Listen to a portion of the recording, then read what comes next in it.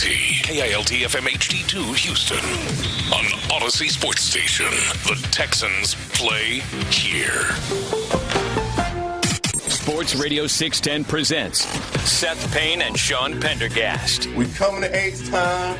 Let's get the work in, man. Let's go. Great day, great day.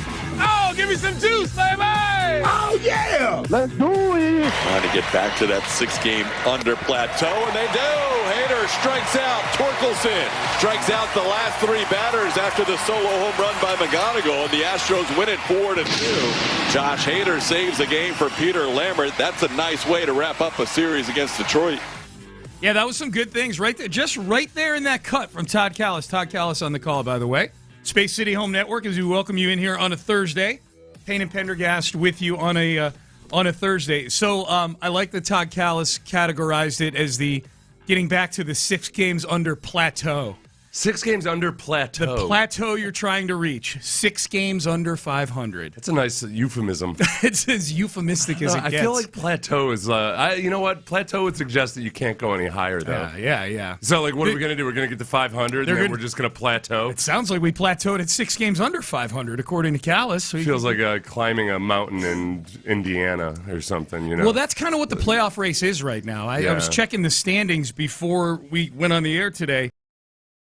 And right under 500 gets you into the dance at the end of the year. Yeah, buddy. Right there. They're 2 games back of the wild card. One thing, listen, kids, this is one thing that you can learn. A lot of valuable lessons to be learned from sports. Yeah. And the one thing the major American sports leagues want you to know is that if you can just get to average, you can go to the championship playoffs in almost any sport. Greg Abbott would in call it. almost any sport. Yes. Kids, what sport do you like? I'm not sure. Do you like baseball? Because you can get there being average. Football? Yes. Dare to dream of being average and then making it into, and especially in a sport like baseball where anybody can do it. And you know what? You're going to keep your job, too. You're going to keep your job. A lot of people would say, hey, maybe I can go win the NFC South someday with a losing record. Yeah. And we say, no, dream bigger than that. Yeah. Dream of winning the AL West. Yes. Where slightly above 500 might get it done. You're just 3.5 back of that right now. Yes, the plateau. And the other thing Callis mentions there, Josh Hader going back-to-back days yesterday. It's a big step. Big step, back-to-back days, and for the team, back-to-back series victories. Yeah, and for the first time in 6 series, they won the final game of the series.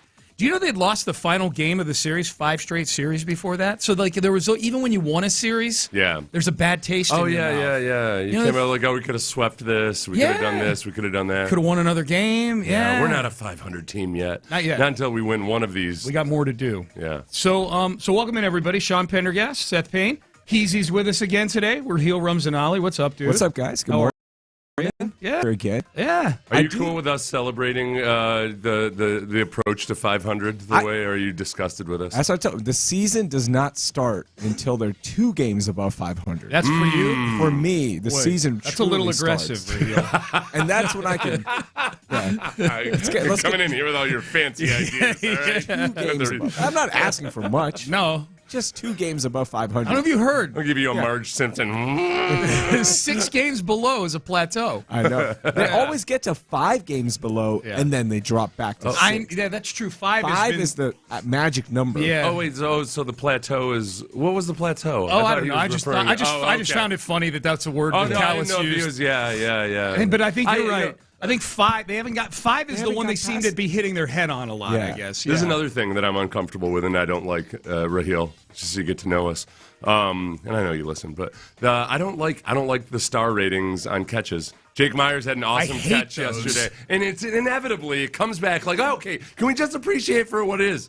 Oh, is it a 4-star or is it a 5-star? It's always a 4-star. I'm 100% with you. It's always a 4-star, and the catch probability is always higher than you would expect. Guy could leapfrog over the other outfielder, catch it, and do a somersault midair. 97% catch chance on that. Yeah, he catches a routine one like, wow, 30% chance. Yeah, it's stupid. I do love that saying. Like, I just want a shot. I just want to get into the big dance. Man. And then from there, you never know. Actually, I kind of know. No. Usually you don't go that far. Usually. That is a good. You never know, but you kind of do. You kind of know. Yeah, you kind of do. You kind of know. It's not going to work Well, out that okay, great. so if this team were to become one of the rare plus 500 teams, And they are rare in the American League Some right now. people would suggest that only about 50% of teams will be in that rarefied air. It does feel more like a baseball team that A, can make a run, and B, is actually capable of hanging in there. Yeah. When you've got Hunter Brown, when you've got Lambert pitching the way he has been pitching. He's been awesome. And then obviously Hader. They will inherently, I mean, if they get back to above 500, it means they'll have gone on some sort of winning streak that'll have us all sitting here feeling great about them in the morning. Yeah. So there's that. Yeah, Lambert was great yesterday. Seth, the Astros are 18-13 now since the Payne and Pendergast reset. Since the magical reset. The May 15th reset, they are on a 94-win pace.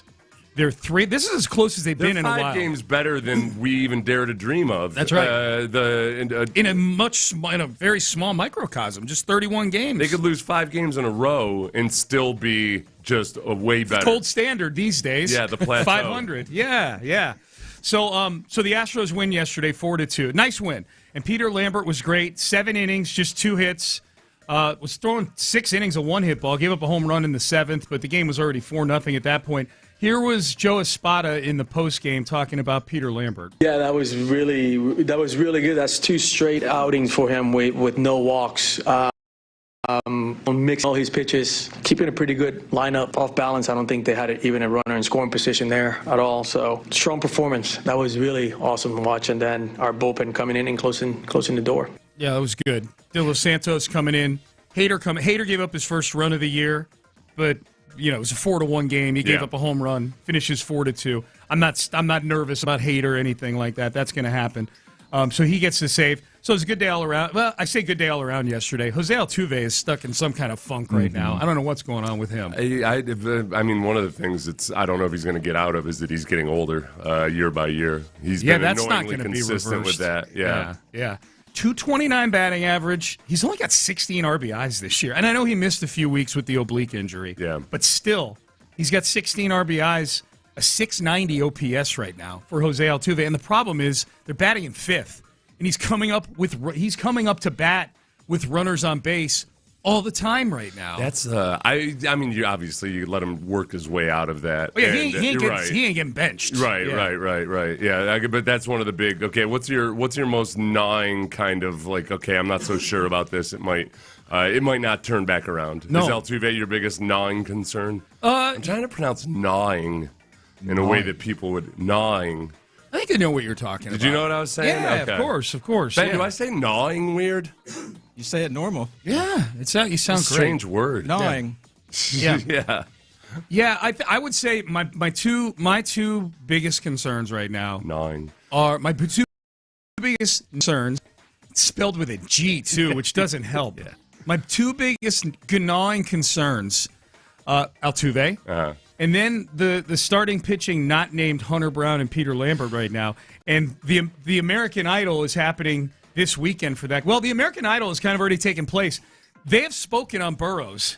The circle of trust that is the Astros the mini circle of trust within the big circle of trust that is the Houston Astros and Raheel. As you know, Seth and I do a segment called the Astros Circle of Trust. It's not regularly scheduled. We do it when we fit. Maybe we'll do one tomorrow since they're off today. Yeah. And Raheel can be our moderator for that. But we do, we occasionally do a segment called the Astros Circle of Trust where we just figure out how many of these guys on the team do we trust to do their job well right now. They have spoken on Mike Burrows. Their circle of trust for the starting rotation, Burrows is out of the circle of trust officially because he is getting skipped over in this Cleveland series. But he's got a chance to work his way back into it. He's probably going to piggyback on Friday, potentially. And if they go to a 6-man, he'll be back in. That's almost like a circle of trust audition if that's what they do on Friday with Imai and Burrows, because neither of those guys are anywhere close to the circle of trust. No. Burrows just says his arm slot has just started dropping. Yeah, I saw that, and I'm like, all right. Which feels like, I'm not interested. You know what? Tell me when it gets better. You know why it caught me is because this time of year I hate watching all the highlights from OTAs and minicamp. Yeah. And Cam Ward had a sidearm pass, and Titans fans are acting like this is it. This is the thing. Was it a Was it a no? No, he was looking. They would have lost their minds. Like it was 1995 or something. They would have lost their minds if it was a no look. People get excited about sidearm throws as if that's the thing that all the great quarterbacks do consistently. Is sidearm throws. Yeah. So that's to answer your question, Seth. That's my other concern is Imai's last. The three guys that are going to be pitching in this Guardians series this weekend. Imai, who pulled an Imai in his last start, which is when you don't get out of the first inning. Arrighetti, who in his last 3 starts has an over 6 ERA and a whip of 1.5. Yeah. And then, how are we pronouncing? Are we pronouncing it Dung now? It's Dung. Okay. I want to make sure people know that we're not throwing shade. When I looked at it, so the pronunciation guides have been saying Tong, but now one pronunciation guide is saying Tung. But I hear people pronouncing it. It's spelled Tang. I know, but so at the very least, tongue makes sense. Yeah. But I swear it sounds like they're saying dung. I want to be really careful about that. I'm going to say tongue. I'm going to meet in the middle and say tongue. I'm with you on that. Because I feel like if we're wrong on that, people are going to think that we're calling him poop. Yeah. I don't want to do that. No. Where do you come out on this? I'm going to go with tongue. Yeah. Tongue. Yeah. Okay. You know what I'll do? I'll find a clip of tongue maybe saying it. Yeah, somewhere in the like in a previous like in some or a Taiwanese baseball thing or something. Yeah, let me see, like if there's a feature or something, and then we can go with get on. He says it. Get on. Do that. Now this is the trouble about Arrighetti scuttling is. Oh, by the way, real quick, Tung's numbers. He's got an ERA of nearly 9. That's so good. Yeah, it's below double digits. 0-3 with a nearly 9 ERA. The thing last 4 starts. The thing about Arrighetti and the fact that he's been struggling is the team is 15-7. When Arrighetti and Lambert start. Yeah. They're 20-34 otherwise. It's been so if Arrighetti keeps you in games. Yeah, if Arrighetti doesn't end up coming out of whatever little funk he's in, it could spell disaster. But also he's going to be just fine. Well, Arrighetti he's had a little bit of bad luck the last couple. Well, look, he had a 1.34 ERA through his first 8 or 9 starts. That was not going to hold up. According to you, it was. You were deeply offended that he wasn't being lauded as the next Nolan Ryan. No, you do this. No, people are going to think this. Hey, when you say that, yeah, they know I'm joking. No, they can hear the sarcasm. I was saying I was upset he wasn't on the odds board at like 100-1 to win the Cy Young. Yeah. He just wasn't on there. Yeah. You're right. People don't. You know what? The real people don't get sarcasm. That's why Sean gets nervous when I do we've learned this on social media. Sometimes you say something so outrageous that you think for sure people understand I'm joking, and then you realize no, they don't. And I want you to know when I point that out, when you say that, I'm not upset that you're saying it. I'm just lamenting the fact that we live in a society where people are going to think. There are people walking around right now that I think Mike Burrows is the second coming. Yeah, because you poke fun at me at that. And I don't mind that you poke fun at me at that. Yeah. I just know that there's people that think I'm pretty stupid about Mike Burrows right now. I've got to live with that. I'll back off on when I pretend you're extremely racist. you do that too. You did that. You get really sensitive. Yeah. The reality is you're like mildly racist, just just a hint of racism. He says I'm going to stop doing that. And then 5 seconds later. All right. No, seriously, for the record. He's like 20%. Sean got excited about Mike Burrows during spring training. I did. I told him to settle down, young fella. Yep. And you're not. That's accurate. Yeah. That's accurate. Yeah. It's when you go to, you know what it is? We had somebody on with us. I forget who it was. And you told the guest, like Sean thought that Mike Burrows was going to win the Cy Young, and like if that guest doesn't know the bit, That's true, yeah. That's all. I'll be nothing but dead serious. I know. I was going to say, like now I feel like I'm taking the starch out of the show. You know what I mean? Raheel, take the wheel. I will say frivolity. If I was a pitcher, I would be Peter Lambert. You would be? Yeah. Here's why. Yeah. All right. So you're paying me. Let's say he got paid $100 yesterday, right? Yeah. Just for fun. Yeah. And he said, "All right, you just paid me $100. I'm going to throw as few pitches as possible." Yeah. I love that. Oh, yeah. Like, I'm going to get my job done quick. Yeah. You're not paying me per pitch. Yeah. I just want to get out of here. It's just like 30, I think it was 32 through 3 innings. Oh, yeah. He was efficient. That was awesome. That's why he went 7. Yeah. Guys don't do that kind of heavy lifting to get to 7 innings these days. Anti-Emai. He's totally the anti-Emai. He might threw 80 in the first inning. Emai's like, I'm just gonna work through this. He's just adjusting to American baseball. Yeah. In Japan, apparently, they throw 300 pitches per game. And Yeah. Yep. So take 2 out of 3. Cleveland coming to town this weekend. So that's 2 games out in the wild card right now. The people are loving Houston right now, man. I'm seeing all the stuff on TV. Boy, people are loving coming here for the World Cup. Yeah. They should. How are we feeling? I already love our city, obviously. I just not just Houston, but America, man. Like, people are coming in and they're talking about how amazing America is. I feel so patriotic watching all these foreign people coming in. That their expectations have been. Their expectations based on what they watch on the news over there not very high. And on the internet is a whole lot of, it's like what you see of any foreign country. Usually you see the big news items, and if it bleeds, it leads. There's a whole lot of the worst possible version of that country you see. So they come over and they realize, like, it's not I can walk around on the street and it's not like there's guns everywhere and all this. But B, it is really as big as advertised. I like watching people be how shocked they are that it's that they have to drive like 8 hours and they can still be in Texas, or drive 2 hours still be in Houston. Be in Houston, yeah. Houston is a different experience for sure. That's the best part. That's why people need to go travel. You got to go see the European countries as well. You got to go see. I don't know. From what I see on social media. Yeah, I'm just joking. That's what they're saying about us. Yeah, I had a friend who had never gone to Pakistan, Karachi, and he went there for work. He came back. He's like, that was awesome. Yeah. You got to go explore. And it's great that we have the World Cup and these are being put on display and they're living up to the hype. But yeah, the best thing is the European mind is they're just trying to comprehend how much bigger things are here. The stadiums, the food. There's a guy who was just blown away by the fact that quesadillas over here are huge. I saw that guy. Yeah. He was my favorite guy in the montage that I saw. Yeah. What the hell is this quesadilla? He holds it up. He goes, this quesadilla is as big as my head. And they gave me, it pans down, and they gave me 3 of them.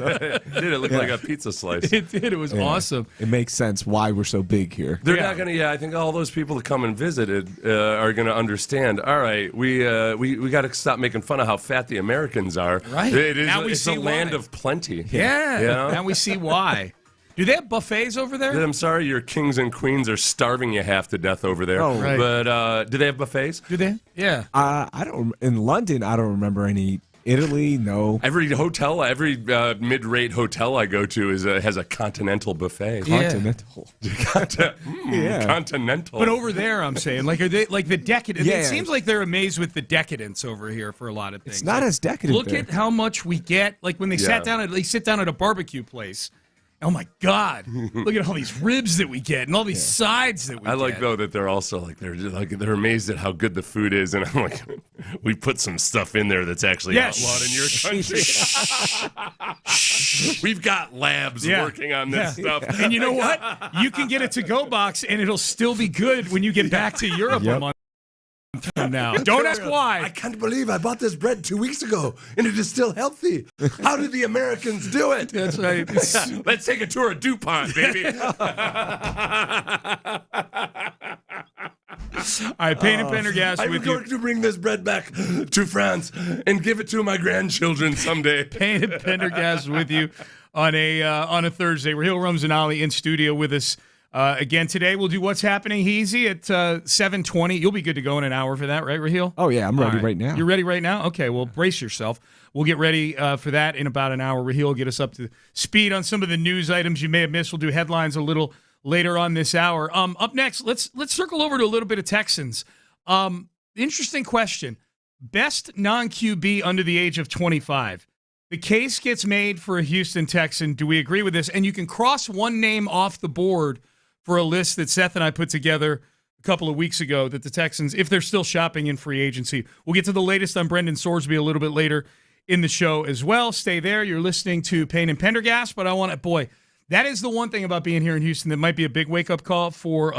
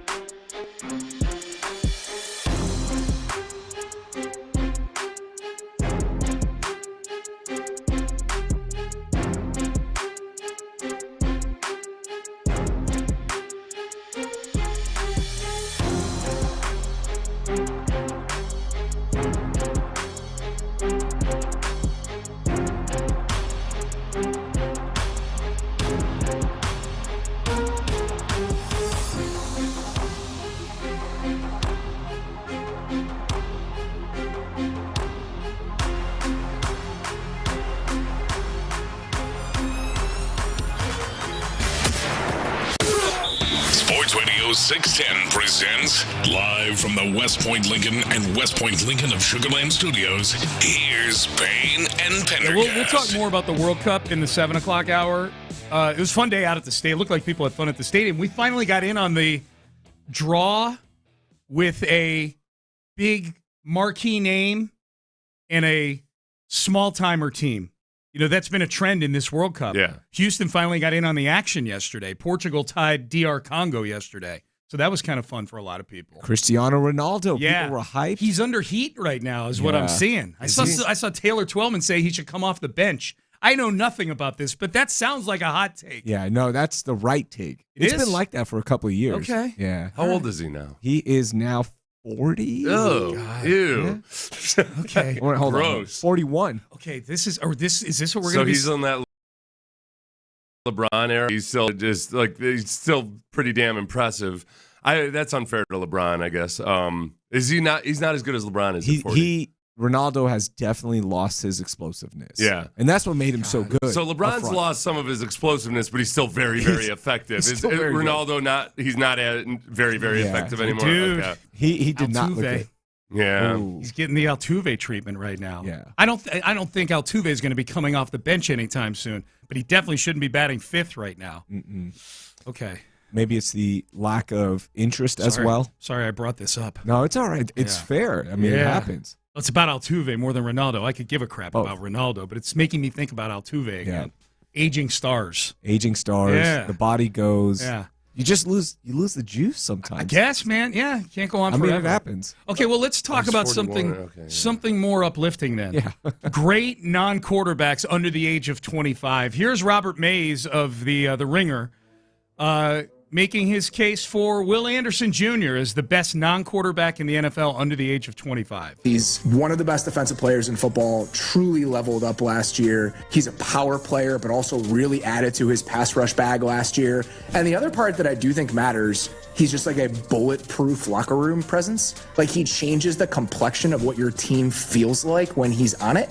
And so if I'm starting a team with any non-quarterback, that's at least 1 point I'm taking into consideration if I'm taking Will Anderson. And I said The Ringer, he's part of the Athletic football show, so Robert Mays is part of the Athletic. It looks like they did one of those drafts that you do where hey, let's draft the best non-quarterbacks under the age of 25. It was him and two of the other experts on there. And it looks to me, according to this graphic, that Will Anderson Jr. was the first overall pick in this draft. Okay. By one Robert Mays. So the other two guys might not have picked Will Anderson Jr. They might not have. The chance. One of them took Puka Nacua, and the other one took Byron Murphy II. Yeah, Byron Murphy II was had a really good year, but it hasn't had the body of work yet that Will Anderson does. Yep. And I think that, for me, it would be between Will Anderson Jr., Puka Nacua, and Jackson Smith-Njigba. Yep.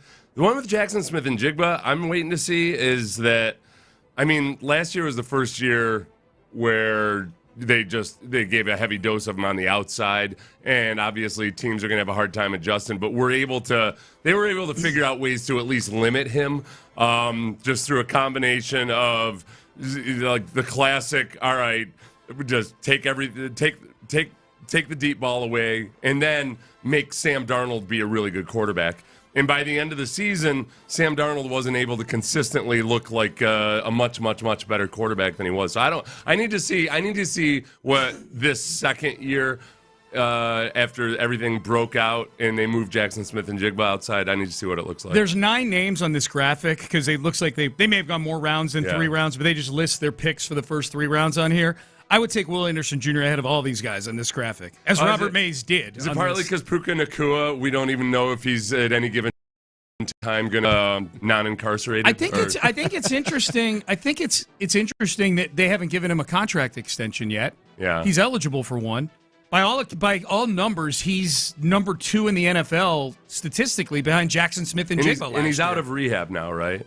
Puka? Yeah. What was he in rehab for? I don't think they were ever really clear, other than that he had some issues with a woman, right? Yeah. Woman. There was the anti-Semitic remarks. Yeah. There's he's had judgment issues. I know that. Judgment issues for sure. That's my favorite thing is waking up and seeing, what did Puka say today? Oh, yeah. No, that was fun for a while.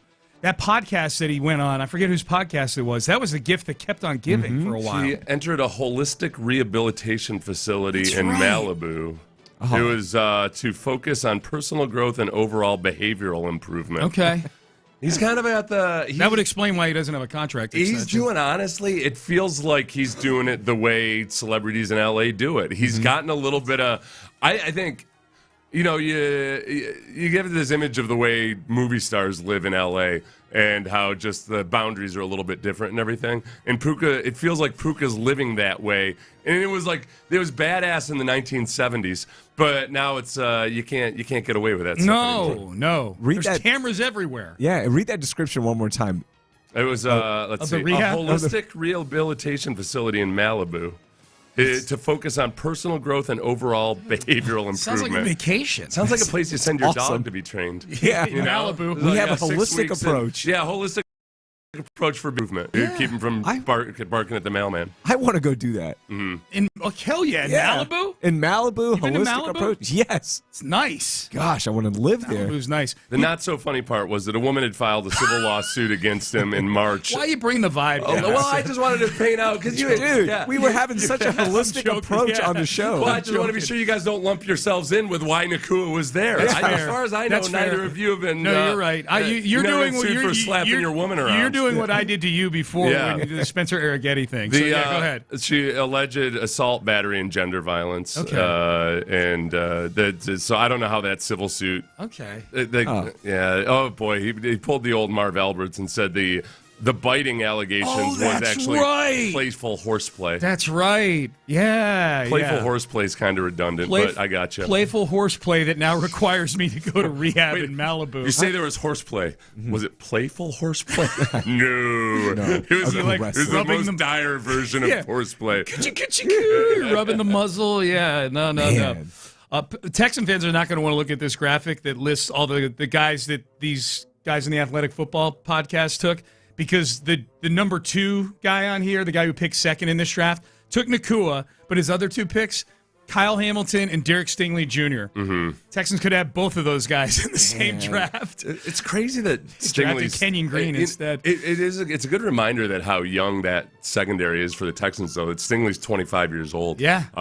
They're very, very young. And he's the old guy. Right. There's in a lot of ways they can continue to get better. I'm not going to say they're going to be the top unit in the league for the next however many years, but some of the things that you can do now that they have a veteran in Reed Blankenship, so all 5 of your guys are veterans, they can do some funkier stuff when they need to. Like against guys like Jackson Smith and Jigba, you want to be able to disguise your coverages, do a little bit of playful horseplay, they might call it, just to keep Sam Darnold from getting a clear picture. Puka's coming to the sidelines. They've got him all flustered. Puka, what's going on out there? All kinds of playful horseplay. It's dead serious horseplay, and I'm only in the playful stuff. Only in it for the playful stuff. All right, Payne and Pendergast with you. Raheel Ramzanali in with us as well. Seth, we can cross one of the names off of the desired Texans defensive end target list. Oh yeah, I know it's a very wordy name for the list. Desired Texans. You and I put a list together a couple weeks ago. The guys that are still out there that might be a fit for the Texans, because you are, and I think a lot of people are, very concerned about the depth at defensive end on this team. Yeah, I guess very concerned only in that I think that they want to see how their younger guys are going to develop, like Dylan Horton and Solomon Byrd and all those guys. But I think that they're probably, at some point, they've had a conversation with probably a couple of these guys that are out there right now. And there's a chance they bring somebody in at some point. The names you and I brought up were Joey Bosa, Jadeveon Clowney, Von Miller, and Cam Jordan. And I would add add Derek Barnett. We were name of guys that weren't a Texan last year. Barnett absolutely should be on their short list.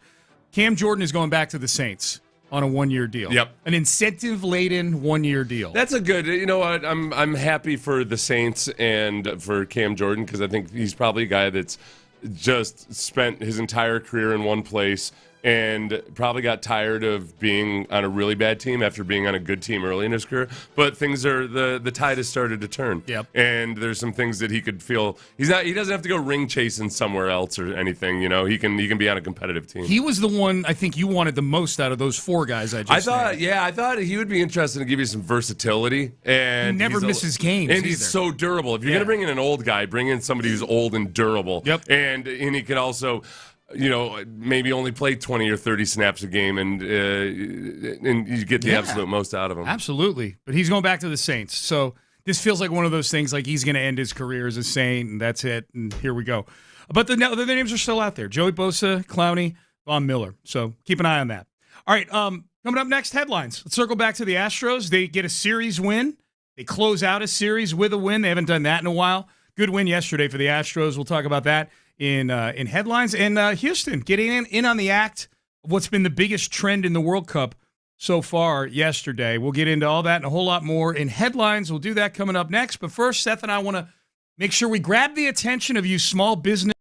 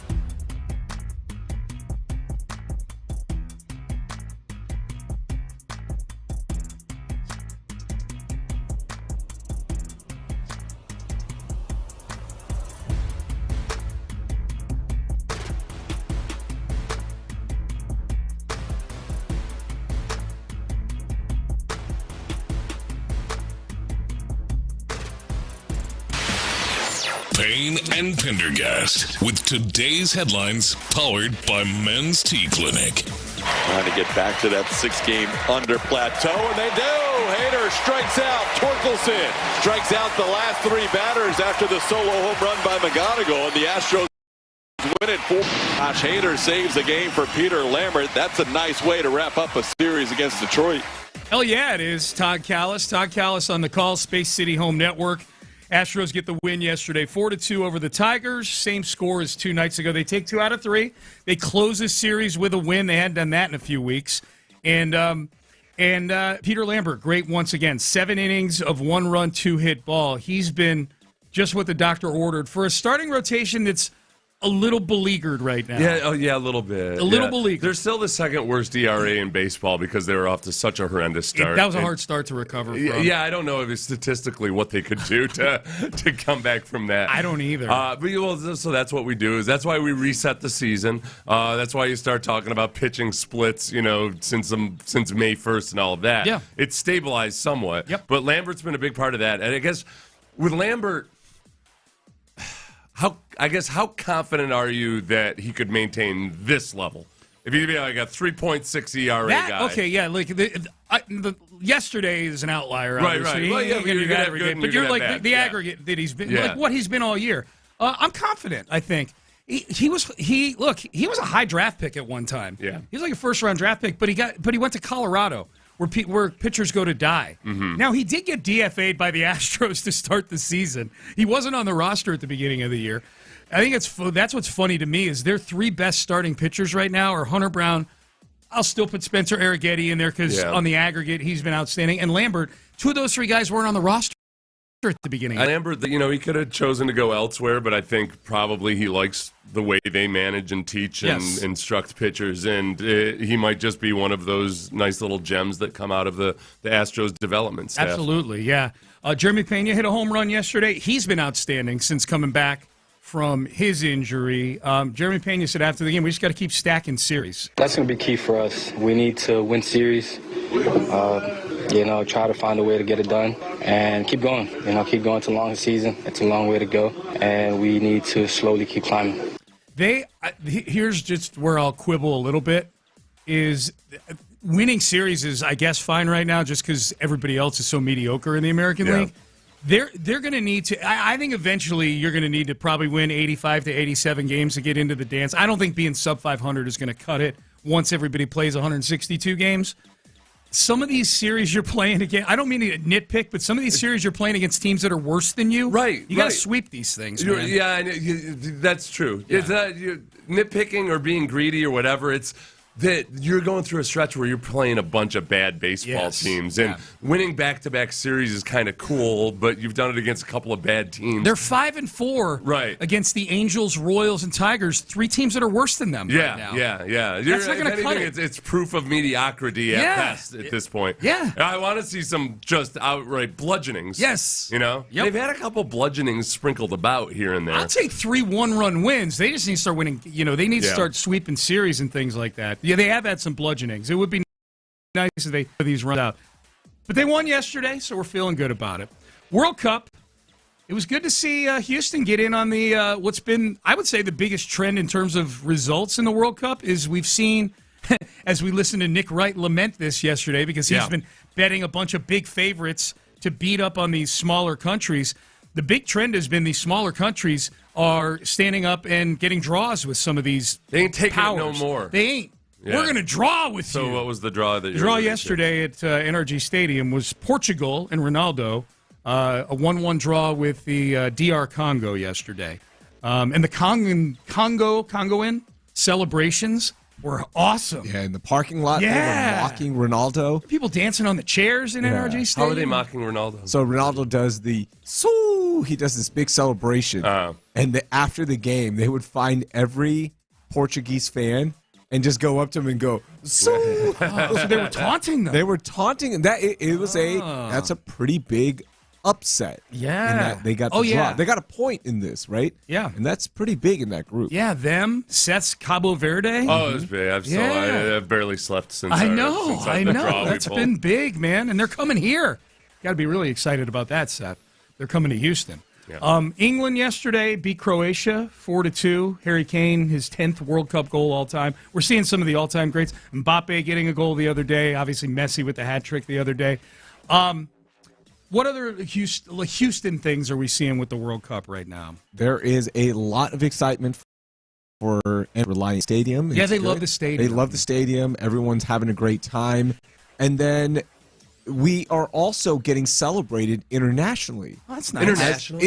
Houston is? Houston is. Oh, and it's about time. You won't guess why.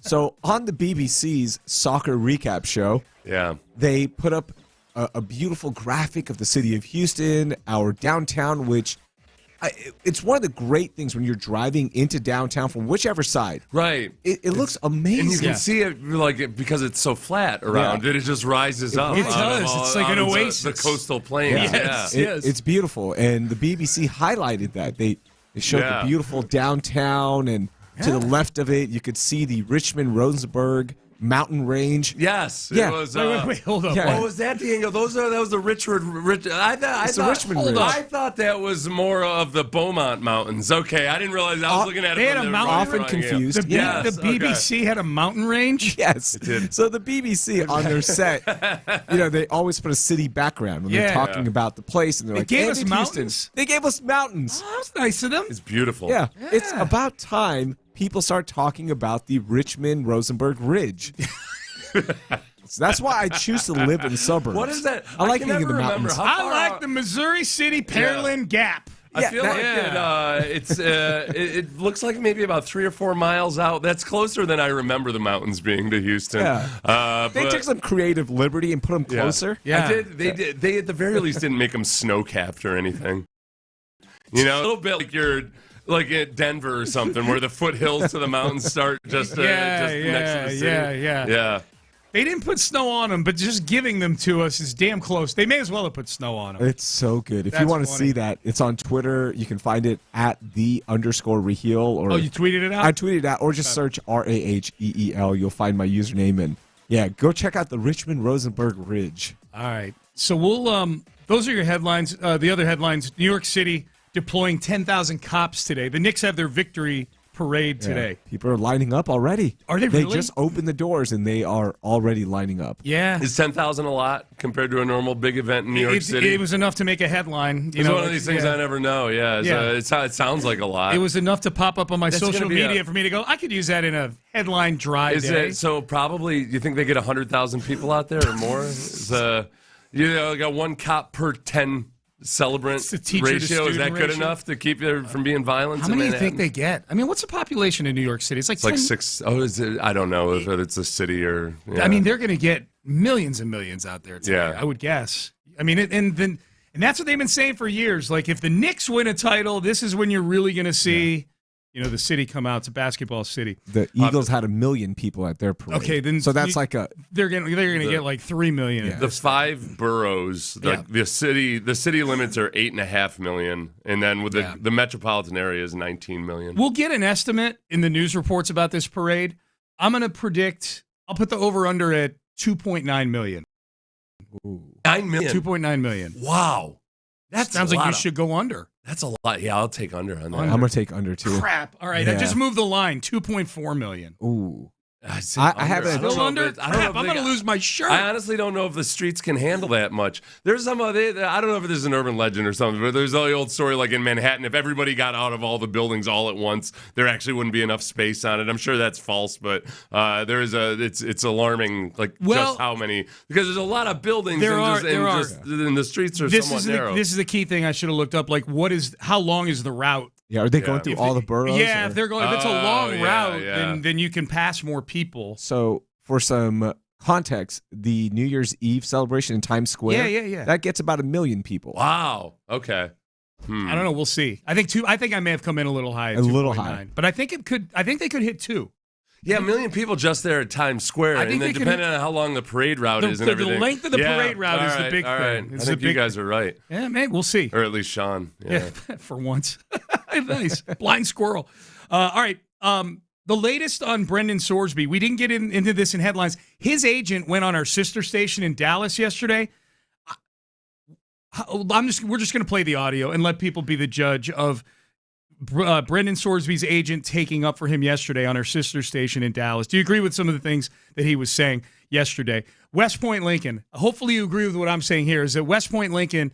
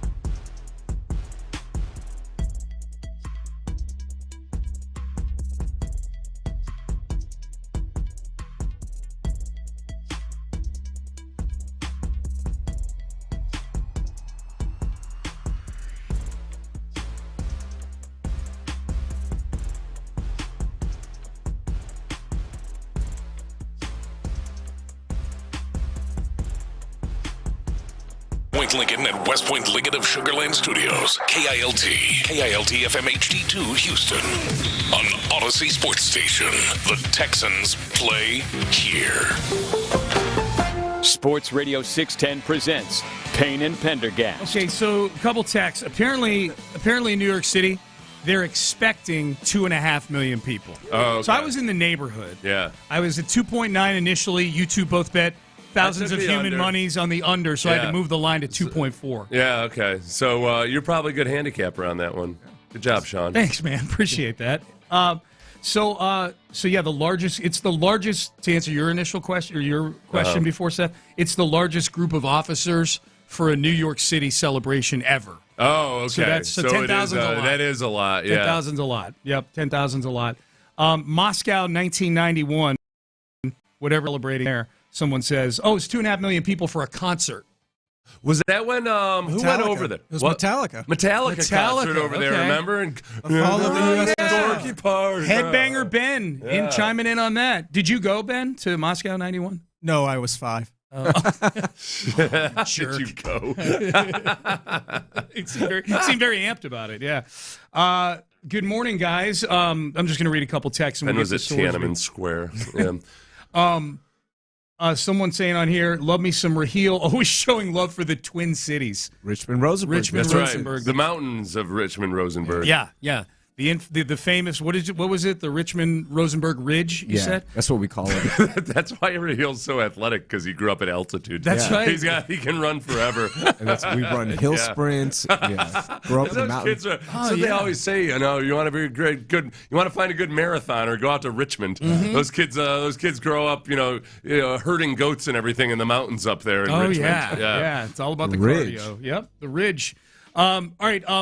So it turns out that we were wondering, Brendan Sorsby, okay, what led to this sort of 180-degree turn of, hey, he's coming back to Texas Tech. He's fighting the good fight. Yeah. He's lawyered up. He got an injunction from the courts in Lubbock. Yeah, he was fighting like hell to be able to play football for Texas Tech. Spending millions in legal fees, literally millions in legal fees, to play for Texas Tech. And then all of a sudden, out of nowhere, on Monday this week, he's going pro. Yeah. It turns out there's some court documents that say, and we'll get to his agent here in just a second, answering that question as well on 105.3, the fan up in Dallas. But it turns out that Texas Tech went to Brendan Sorsby and said, hey, look, you got this deadline coming up of June 22nd where you got to declare for the supplemental draft. Yeah. Your situation is murkier than, hey, you got an injunction and let's go play some fotootball. Yeah. It really felt like Texas Tech kind of went to him and said, look, you probably need to go pro. Because at any given moment here, depending on a judgment or whatever, and that's tough from Texas Tech's standpoint, too. You go into a season with a starting quarterback never knowing exactly when the other shoe's going to drop. Clarity was of more value to Texas Tech than trying to ride it out with Brendan Sorsby and see what the mystery would unveil at the end of this thing. Here was his agent, and I apologize, agent, I don't have your first name. I just put your last name. I think it's Ron Slavin, or his first name begins with an R. His agent's last name is Slavin.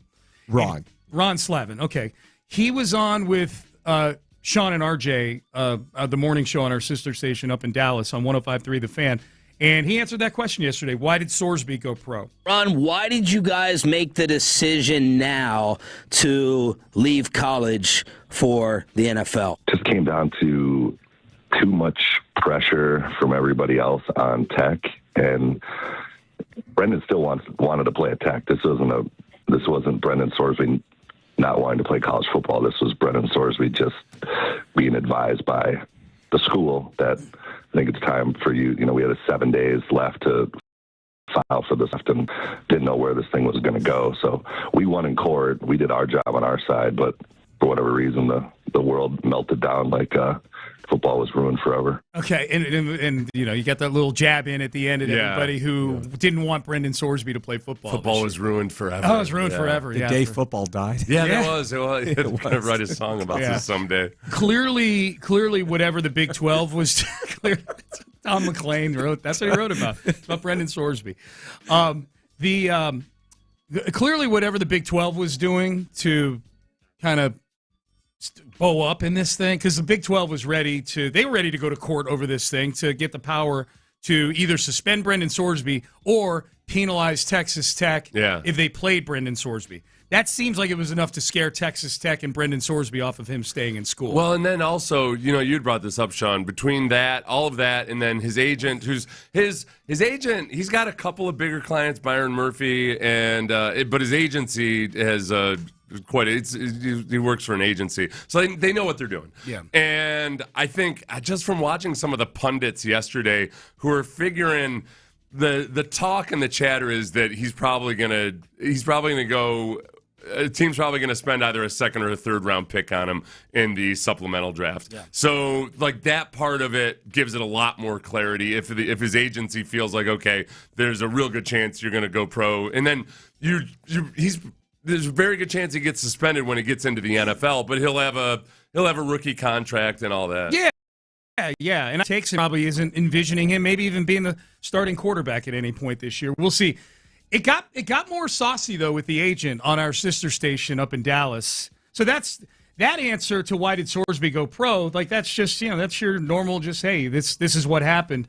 As far as the heat on the schools that Sorsby has played for, look, Texas Tech was getting a lot of grief for trying to ride this out for a while and play Sorsby. Certainly their intentions that they talked about we just want the kid to get some help and we want to be here for him and things like that. People kind of side-eyed that a little bit. No, you want him to be your quarterback, and the sidebar of this is you're going to get him the help he needs for his addiction. Slavin says that Cincinnati, the University of Cincinnati, deserves much more heat than Texas Tech because they knew that he was placing bets, and they still trotted him out there. The people I feel worse for, besides Brendan, is Texas Tech. And I know they might have, I think where they messed up was they talked too much. But nobody knew any of this about Brendan. Nobody knew when he was in the portal this was happening. I mean, Brendan probably should have gone in the draft in January, right, if we would have known, but nobody knew. So the people at Tech have been great, very supportive. Joy McGuire, I think, is one of the best human beings on the planet. He's a lot of head coaches are transactional. He is not. And they didn't do anything wrong here. If anybody should be questioned or be catching heat, it should be Cincinnati, because they knew for 2 years and never said anything and didn't do anything about it. That's the part of the story that gets lost. And again, it's like, this is a 22-year-old kid who doesn't drink, doesn't smoke. He's had 2 girlfriends his entire life. He's at church every Sunday. He's a great human being, and I guess his biggest fault might be he's too giving. Okay, so real quick, maintaining 2 girlfriends for that amount of time is pretty impressive. I would say. God. He had 1 girlfriend, and he had his Gumar. He's had 2 girlfriends his entire life. Been with him since he was 5. I love that. I didn't even think about that. That's funny. 2 girlfriends because he doesn't have time for them. He's betting on Romanian soccer. Right. I know. It's like he doesn't drink. Okay, what's his excuse for his horrible betting record? He goes to church every Sunday. He's at church. With both of his girlfriends. Yeah, they all 3 of them go to church every Sunday together. He wears a big white suit and he's got a cane. Yeah, and he's got his 2 girlfriends on either side. That's of him. it, man. Hey, but just to be clear, Cincinnati is denying that they knew that he was gambling. So that I don't know if people care about that angle to it, but Cincinnati is denying that they knew that Sorsby was gambling while he was a member of the Bearcats. It's weird. Well, even if they did know, it's kind of strange, isn't it, that Sorsby just takes that shot at Cincinnati like that out of the blue? I feel like that was his agent, Slavin. Excuse me, Slavin takes a shot at Cincinnati like that. What's the point? For no really good. It doesn't make Sorsby look any better, I guess, other than maybe that if you try to put the blame on Cincinnati, then he needed help then. Mm-hmm. So he was in a place that wasn't giving him the help. Right. And that's where the issue is. Yeah. I don't know. Yeah. I was at Indiana because it goes back 4 years. It does. So when he was in Indiana, did they betting on Indiana? Yeah. We'll actually hear about that in just a second, but to stay on the Cincinnati point real quickly, what did you want Cincinnati to do? Because he had great numbers at Cincinnati. There's a reason why he was one of the most coveted. Well, they knew he was gambling. You can't put him out there. Yeah, I get it. But and why are you calling light to that right now? Yeah. Because the fact that he was still out there is a reason why he's such a coveted guy in the portal, and why he's going to be such. From the agent's perspective, it's a nice little spot way for him to try to look like the noble one here. Every step along the way, somebody's trying to act noble by profiting off of this kid. Tech's like, we're going to help this kid out, and hopefully he plays really good football for us. And the agent's like, I'll tell you what, the real villain here is Cincinnati. We're going to do right by him, and I'm going to get my 4%. Yep. What's the third cut here, Raheel? You pulled this one. Yeah, you just foreshadowed it there. Yeah, this one. I've been, I think, the most pro Sorsby guy on the show. Like, you're a gung-ho Sorsby. I'm like, hey, whatever, kid did it, move on. Yeah, you're a very laissez-faire I was like, look, it's happening. It's part of it. Yeah. But this clip, Ron Slavin, yeah. Oh my gosh, this one made me hate Sorsby. Okay. How many 18-year-olds make really bad decisions, and the integrity of the game violations? Everybody loves to have an opinion, and I'm so tired of watching people get on TV and blab their mouth when they have no idea what they're talking about. And unfortunately, it's not just in Brendan's situation; it's in most situations. And unless you're Brendan or Brendan's family or myself and my team, nobody really knows what happened. The opinions out there where, you would have thought this kid committed major crimes and did the horrible things. And the reality is as an 18-year-old, he made some bad decisions from his dorm room when he wasn't traveling with the team in Indiana. But besides that, there's just so much more to the story that will come out later, that Brendan wasn't doing anything that was hurting the integrity of the game. He never bet on college football once he got on the roster or once he was on the active travel roster at Indiana, and then he never did it at Cincinnati. So this was something he did at 18 that was really dumb, but it also is something that now he's paid the price at 22 years old. Okay, Slavin earlier said that the only problem with Texas Tech is they talk too much. Yeah. You talk too much, Slavin. He talks way too much. Way too much. You talk too much. Yeah. The whole whenever you pull the old he's only 20. How many 22-year-old kids do stupid stuff, or 18-year-old kids? This is the thing about being a quarterback, especially one perhaps in the NFL or in college football. There are, give or take, about 2 million 22-year-old men in America. Very, very few of them end up actually being starting Division I or drafted in the NFL. It's okay to hold them to a higher standard than, and you know what's more? I feel like he's being a little overly protective of Sorsby, and that maybe I just haven't seen it. I don't think a lot of people, I haven't seen people on TV at least be vicious about him, like say he's a horrible person or anything like that. I haven't seen anybody say that. If anything, they're being kind of careful and saying like he's got an issue here. It's more about, I do think that even the talking heads on television, it's more about the actual dynamic of the conflict of interest and everything else. 100%. I haven't seen people really bash Sorsby personally, other than to say, like, you can't have him in this situation if this is the problem that he has. Yep. Dude, the timing on this couldn't have been worse. This interview that he did, because it looked like we were all just moving on, and it was actually getting pretty positive. You just pointed out that there's a chance that teams are going to give up a second or a third, and this whole thing would have just ended. Yeah. We had all kind of moved on. Everyone had made their peace. They said, hey, this is a bad thing. He should have played. All that stuff was done. And now this is going to be all Sorsby throughout every single show across the nation because of this interview. It's important for an agent to get his own name out there. That's true, and too. Be sure everybody There's marketing sees going how on. noble he is and how much he's protecting his clients. There's marketing going. Here are the two issues that I've got with the cut that we just heard, which is by far the one that agitates me and probably the listeners the most. Yeah. One is the whole notion of the truth will come out at some point. Boy, Sorsby is getting excoriated right now, and But people that really know are Brendan, his family, and me.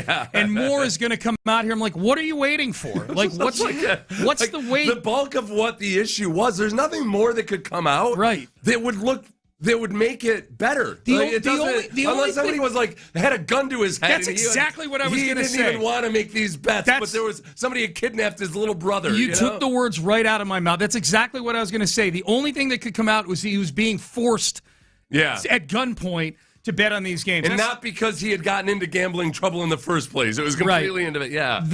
Number two is this whole, he was an 18-year-old kid. He was an 18-year-old kid. This all happened at Indiana. It's all the minimization of the fact that nobody has denied that he was betting at Cincinnati and betting at Texas Tech. He went to rehab. It's been at age 23 or whatever he is. Then if all this stuff happened at 18, and it's just if all the bad stuff happened at 18, it's been 4 or 5 years since then. Then it makes a lot more Water sense. under the bridge. Yeah. Why did he go to rehab? Everybody in this whole thing, from the guys at Texas Tech to now his agent, I get offended. I get offended because they're using arguments that you use on stupid people. Yep. They're like, you're talking to me like I'm an idiot, and you think I'm going to bite, and then you can just slide past all of these little lies and inaccuracies in the way you presented it. Yeah, man. Just let it be. They're also throwing little talking points in there, so when teams are discussing Sorsby, they hope they would say, somebody in the room would go, he was 18, he was a kid when this was happening, true. right? Like just latching onto these little things to talk yourself into Sorsby. I don't think you need to do that anymore.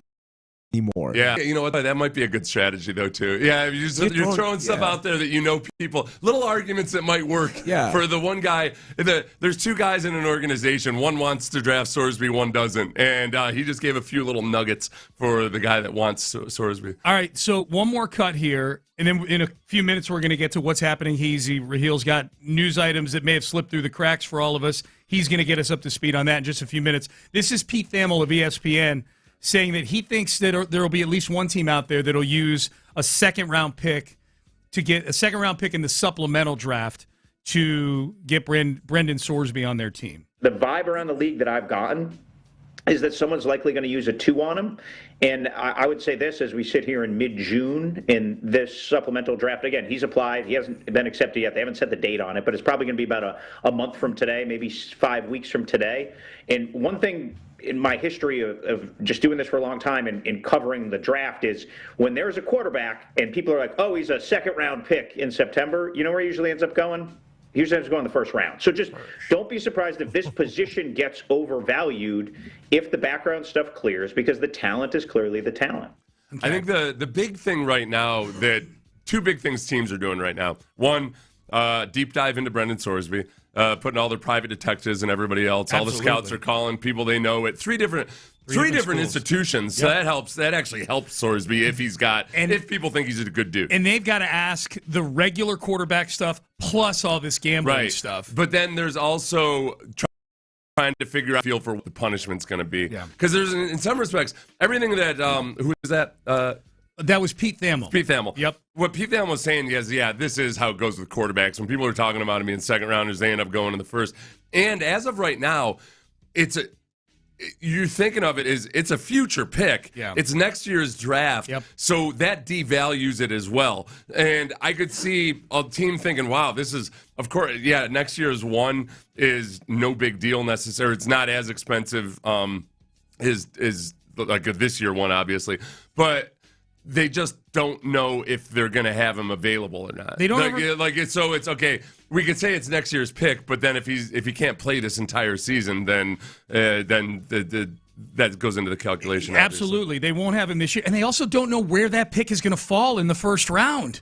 You're just giving up your first-round pick. Right. If you're a bad team, you could be giving up the third pick in the draft. Right, yeah. If you're the Jets or the Dolphins. The further back you go, the more it's just, it's a second round, it's a third round. The first round's a big deal. Yeah. There's a big difference between the third overall pick and the 12th overall pick. For the teams that would be most likely to pick. Yeah, and I think that's a big deal. I think that's why it won't be a first. But that's why it's also, unless, what if it's a team like the Rams, do they have next year's first-round pick? They traded it in the Myles Garrett trade. Yeah. But if it was one of the better teams that think about it, okay, it's next year's first-round pick, which is probably going to be a late with pick. an aging quarterback or something. Like I could see if the Rams hadn't traded their first-round pick and if they hadn't drafted Ty Simpson, I could see the Rams using they know it's going to be a late first-round pick. If they really like him, On the text line 713-572-4610. Somebody says, more details to come out here shortly. Maybe Sorsby's translator took money from Sorsby's bank account and placed bets. That's what people don't understand about this. Yeah. Even though Sorsby is openly admitted to it and everything. Sorsby, yes. Hey, okay, last thing on this, and then we'll get to what's happening, Heezy. Slavin told 105.3 The Fan yesterday that 26 teams have reached out to him about Brendan Sorsby. 26 NFL teams. I 100% think the Texans are one of them. Oh, yeah. Because they'll reach out about anything. It is. They'll reach out, and honestly, it just, from a purely economic standpoint, like how much can you get out of a certain pick? I think there's a lot of teams that might have zero real interest in keeping him around or anything, depending on what their quarterback situation is. But you take a guy that you think is a third-round talent or better at quarterback, especially. Yeah.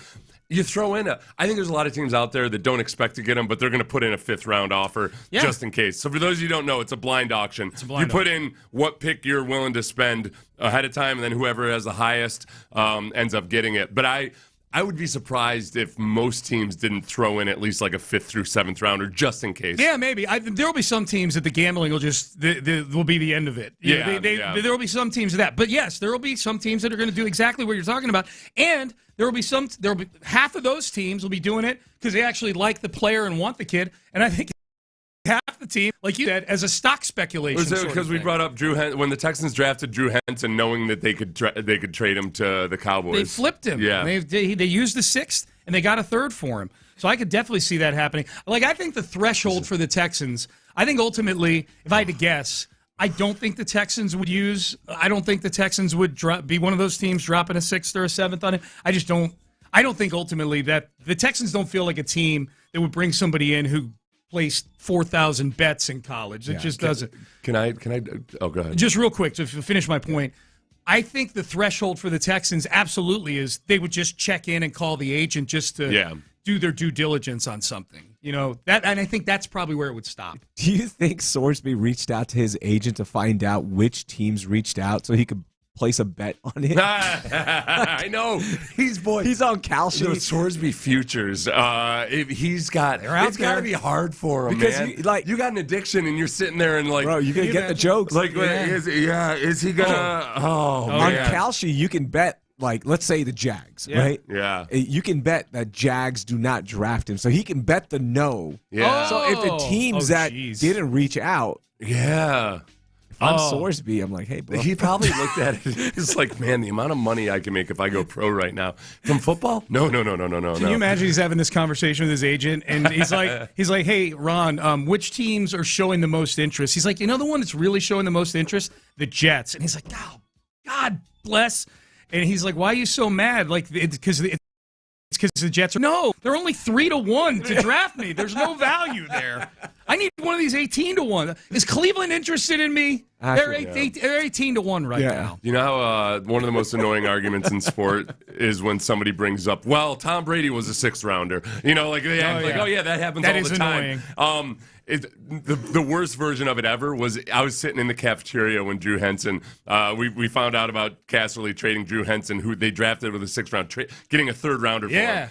And a teammate of mine, this is like, I don't know, man. I don't know if that's a good move. I'm like, what are you talking about? They used a 6th round pick to get a 3rd rounder. And this one you still like, we didn't know what David Carr was or anything at this point. Because this is in the first 2002 or 2003? I think it was 2002. I think it was the first draft. And he's like, Tom Brady was a 6th round pick, man. I'm like, okay. like, you don't have to They just used the 6th to get a 3rd round pick. You don't have to name names, but is this person thriving 25 years later? He actually is. He was actually, yeah. Okay. He was smart. He knew his limitations. Okay. He was like, not in that moment. Just put his, yeah. No, he knew it wasn't going to be a GM poster. There you go. Yeah. There you go. All right, let's get to it. What's happening, Heezy? There's some news items out there. There's stories out there. We don't get to all of them. Some of them slip through the cracks. That's why Raheel is here. All right. Raheel Ramzanali, what's happening, Heezy? Let's do this. I've got 3 stories for you. Number 1, let's just start with a quick PSA. I know it's been wet and wild to start the week, and we've had flooding. We've had guys riding on 4-wheelers, catching snapping turtles, having fun in the floodwaters. Riding around in the filth that is the floodwaters. Yeah. But, hey, the heat index is going to be around 110 degrees. And for the next couple of days, it's going to get really hot. It's going to be really humid. So just be safe out there if you're going to Fan Fest. Stay hydrated. This is just a little PSA to get you started. That's nice of you, a PSA. Hey, Houston, it may have slipped through the cracks. It's really hot outside. It's really hot. Yeah. It's getting hot safety again. first. Yeah. And while you're out there, you're probably going to want to buy some World Cup merchandise. Well, if you are in the market, it's going to be a little bit harder because the U.S. Customs and Border Protection Agency just had a seizure of $6 million worth of counterfeit World Cup items. Oh, that's where I get my items. I really do. So there's a big bust at the Houston port, and we found out that over 12,000 Adidas soccer jerseys were part of the big bust. 4,500 Adidas FIFA soccer balls, 4,400 pairs of shoes, and then also 69 FIFA packages. That featured Apple products. I guess branded products. So but fake Apple branded products? Yeah, it looks like 2,200 fake Apple watches and earbuds with FIFA trademark logos were in those packages. How did you get fake Apple packages? Are they fake, or is it like the stuff that's not actually approved to come into America? It's both. Yeah, okay. I think it's a little So bit some of it was out there, but all of it was just, You can go to Canal Street and get Apple earbuds. Yeah. And they're Apple earbuds. And they were like they're Avery air quoting apples right now. Do they work as well, though, or no? I've never tested them. Yeah. I've never tested. I just buy the real with Apple products. I don't but when it comes to your merch, when it comes to Adidas jerseys, do they have like merch sniffing dogs to figure this stuff out? Oh, dude, that would be a skill. What would it smell different? Like, I don't know. Oh my God. Why is that dog all over? The guy's in an Adidas shirt. What is this? Why is he all over him? Yes. Counterfeit sniffing dogs. The officials who made the bust said that these fake items can pose serious health and safety risks to American consumers. Especially the sneakers, though. I don't want to be buying. I think I'm buying some authentic Adidas, which aren't always the safest on your ankles to begin with. And all of a sudden, I'm getting janky Adidas. I have a high friend. ankle sprain walking up the stairs. There goes that Adidas endorsement you were hoping for. I have a friend who y'all know very well. Yep. And and he's bought like knockoff Nikes, like Kobe's, and other like actual playable shoes. What does he say about how they fit? They're amazing. Really? Okay. They're just like the real thing. They're great. I mean, they just kind of they're in the same factories or whatever. They just find the blueprint for it. Use the same materials and everything. And like he actually plays in them. No issues. That guy doesn't have issues. Is he a baller, that guy? I heard he's a 3-time MVP. He's a in a media tournament. No way. Yeah. Okay. We all know him. Yeah. We all know him. We all know him. Yeah. All right. What's that? What else you got? All right. Also in the news, sorry, I lost my document there. Okay, what are y'all's feelings on robo-taxis? I'm into driverless cars. I have not used one yet. I want to. I'm going to contain me. I may just someday just do a Waymo myself. Why don't you just take one home? Take it to work in the morning, and then take it home. Oh, that's not a bad idea. Yeah, just try it out. The only thing is, I have no history of how reliable they are in picking up. I hate to be late. Yeah, that's okay. See, this is my concern. Before you tell me why I'm wrong, I don't worry about the safety part of it because if anything, like the robots are better. They're safer than humans. They're like way safer. Way better. I do worry about the glitches, and my fear would be that like all of a sudden I'm just stuck in some cul-de-sac going in circles and can't get out or something like that. Or on a train track or something like that. And They the do door have won't issues. unlock. They have issues with the trains and floodwaters. That's a big thing. But Uber is now wanting to get in on the driverless market here in the city of Houston. Oh, boy. They announced that they want a driverless taxi in H-Town by 2027, a fleet of them. And they're going to be using the company Lucid. That's one of the EV companies out there, and the technology company Neuro.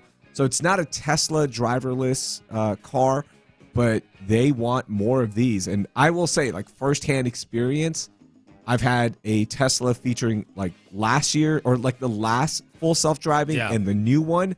Dude, it's amazing. It's so easy. Oh, boy. I tell you what, though, this is why we got to get to work on my idea to have like a TSA for hitchhikers. Yes. So kids can get free rides from people who have been pre-scanned for whether or not the hitchhiker's has a clean record and the driver has a clean record. And you can just go out and be a good dude and pick up hitchhikers. Love it. Came up with a name for it. It's INASK, which it stands for I'm not a serial killer. So INASK, you take your INASK scan. INASK. Yeah. That sounds too close to Oh no, you gotta stress that. You gotta stress that. There'll be a grinder version, and it'll be like so. In ask, I'm not a serial killer. We're gonna be like it'll be one for everybody, right? Oh. You go full Ted Bundy on him. That's exactly right. He just went full Ted Bundy on the segment. No, honey, I meant to download the In Ask app. Yeah. Oh, dude. I don't know what happened. Dude. I was the logos are very similar. Dude, voice to text asking for a ride would get treacherous. No, I didn't mean this ride share. No. Could you imagine somebody's In Ask app? Yeah. History gets leaked, but the grinder version. That's not a bad name. In Ask. Yeah, in Ask. And because of the Ask part, too, is like, I don't need to ask her anything. Yeah. But I think we need to, and it'll be free. Yeah. So instead, like, we can cut off Uber at the knees, and people will actually be able to just bring it back to when people used to help out people. Young people traveling, you could go cross-country by hitchhiking. You didn't have to spend a penny. You know what I wonder about the story you just shared, Raheel, about Uber, kind of beta testing all these things here in Houston. We have a lot of Uber drivers that listen to the show. A lot. I don't want to cuff the Uber drivers. Yeah, and I'm curious I am curious how they feel about this. Yeah. This is not even theoretically. Like, this is something. There's a certain amount of pie for all the rideshare stuff, and now all of a sudden you got a piece of the pie that's going to be slotted for these cars that don't have drivers out there. That's a good point. Yeah.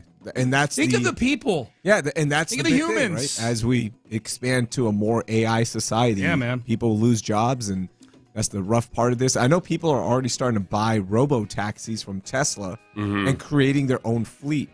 Their own flow. They have their own fleet Seth of robo. owns 8 robo-taxis from Teslas, because that's an actual thing. Tesla is pushing out a thing called the robo-taxi. There's no driver. There's nowhere for you to sit, and it's fully automated to drive by itself. Look, we're going through a transitional phase, and people should be worried about all of this. But just remember, at the end of this, there will come a day when there will be so many jobs working for the robots. Like we'll have our robot overlords tell us exactly what to do. That's why every time you talk about Gemini, like he's an idiot. Yeah. I'm like, careful, man. I might work for him. You someday. might work for an idiot someday. And he's just gonna give me. I'll be cleaning latrines. And he's got all the place. Receipts. Yeah, that's a good point. Just know, you gotta be careful, man.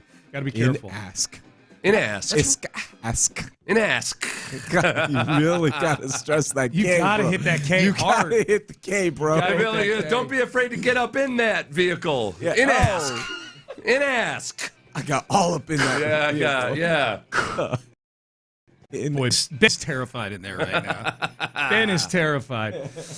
Hey, real quick, text. The Sorsby thing is complex, but boils down for me. Did he bet on a game he played in or not? If he did not, then he can play. If he did, sorry, bro, go play in Canada. That is a hard and fast line right there. So he didn't bet on a game that he played in. That's true. That we know of, but he did bet on his own team. Yeah. While he wasn't on the active travel roster. Right. As his agent, really. Because there's not enough information out there. Slavin got to you. Yeah. Slavin got to Rahil's a Slavin guy now. I've been a pro Sorsby guy from this jump. You have. But now that I know that he didn't bet on his team, especially when he was on the traveling roster, right? I feel better about this. All right, that was good stuff, Raheel. What's happening, Heezy? We've been doing that at about 7:20-ish every day this week. All right, coming up next. We didn't hit the World Cup yet, so let's hit the World Cup.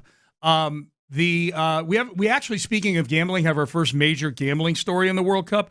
And the funniest, most relatable take that I think a lot of men will have out there about this World Cup and how much it's on television. We will get to that coming up next. So Cardiff, if you're a small business owner, Cardiff. you gotta listen. It can be rough.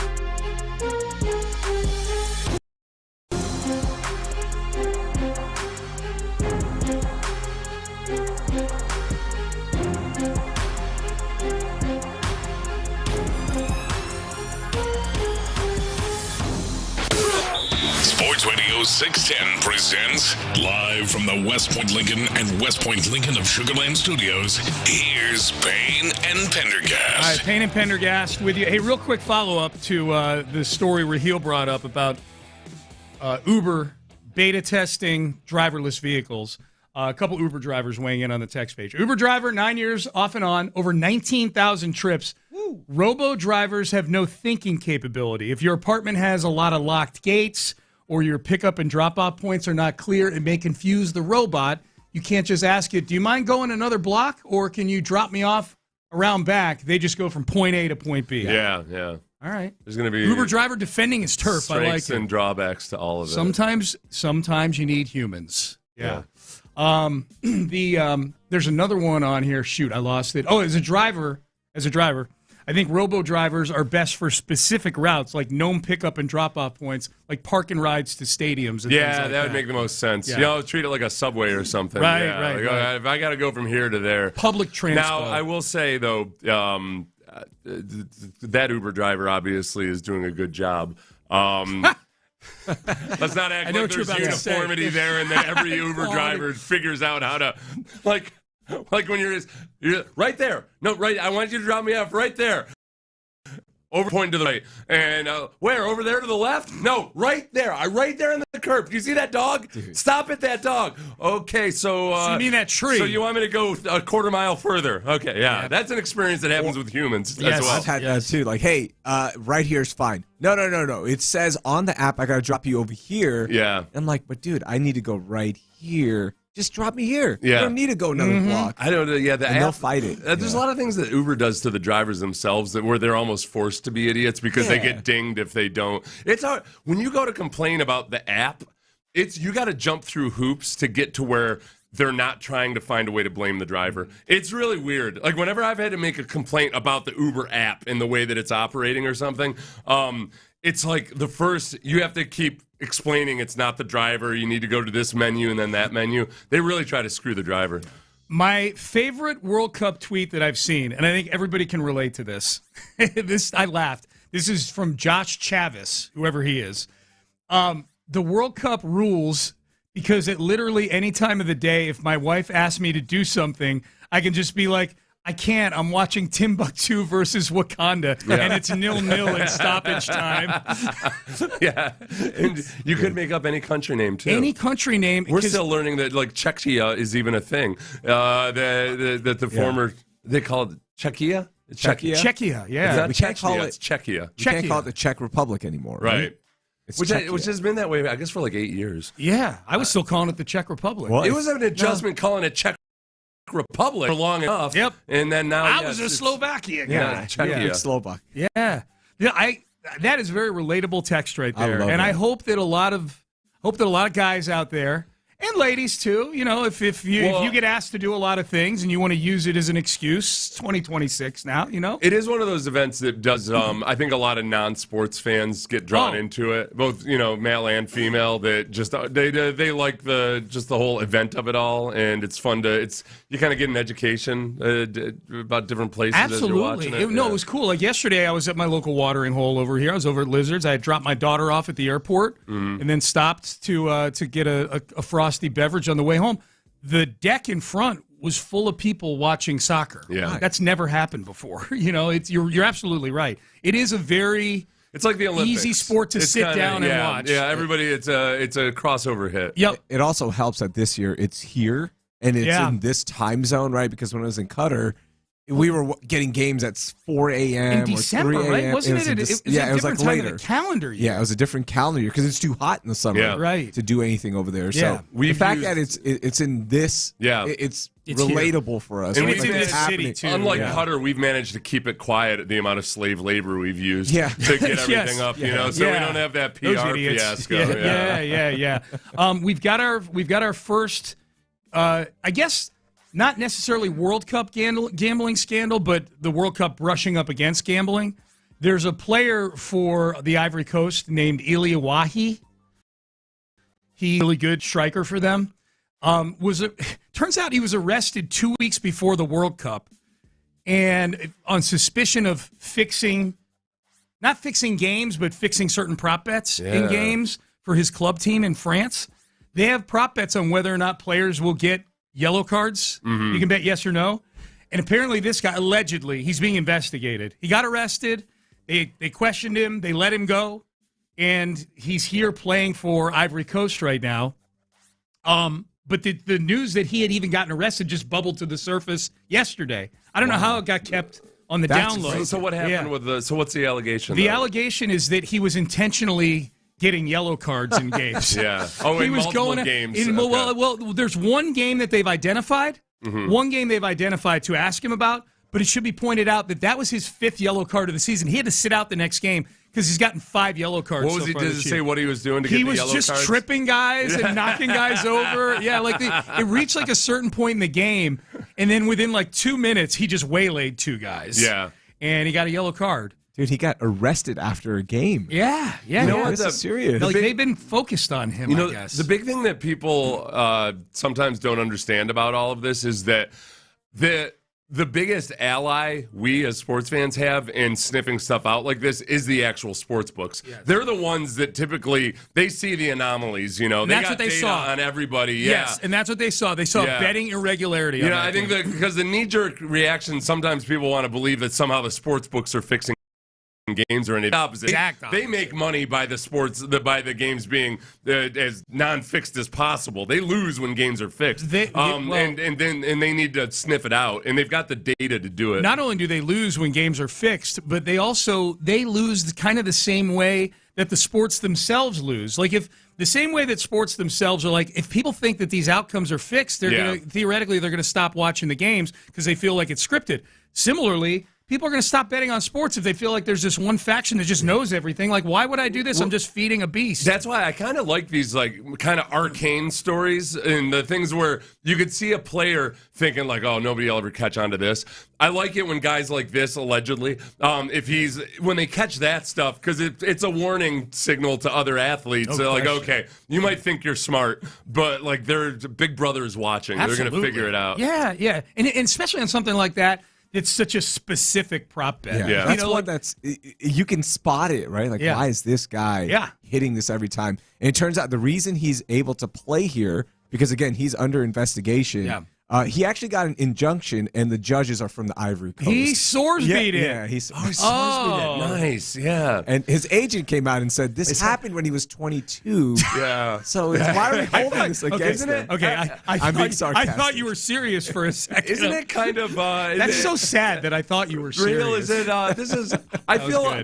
this is a genuine feeling I had, and it's really, really warped. It's that there was something about the whole Sorsby thing where I was like, man, in this rapid environment in college football, there's still one of those old traditional mainstays is find a friendly local judge to get your QB out of trouble. Yeah. Yes, this is what football used to mean. Since time immemorial. Yes, it's an American value of ours. Man, yes. Our traditional values are intact. Grease some palms. Yes, get your local athlete out of trouble with a friendly local judge or cop. Yes. Yeah. And even try to make it look on the up and up by having the local judge recuse himself and bring in a retired judge from somewhere that's, a couple 100 miles down the road. Have a super rich dude who's pulling all the strings to get your star quarterback out of a pickle. It's the most American thing ever. It really is just patriotism. All right, Payne and Pendergast with you. Raheel Ramzanali in studio with us. Let's circle back over to a little NFL. Our friend Dr. Chow had a take on some injuries of another team in the AFC South. This impacts the Texans, especially because the guy he's talking about plays really well against the Texans. So how are we feeling about this? We'll hear from Dr. Chow coming up next. But just drove by Houston Powder Coaters yesterday, going out to the airport. They're right there along the Hardy Toll Road, and I waved as I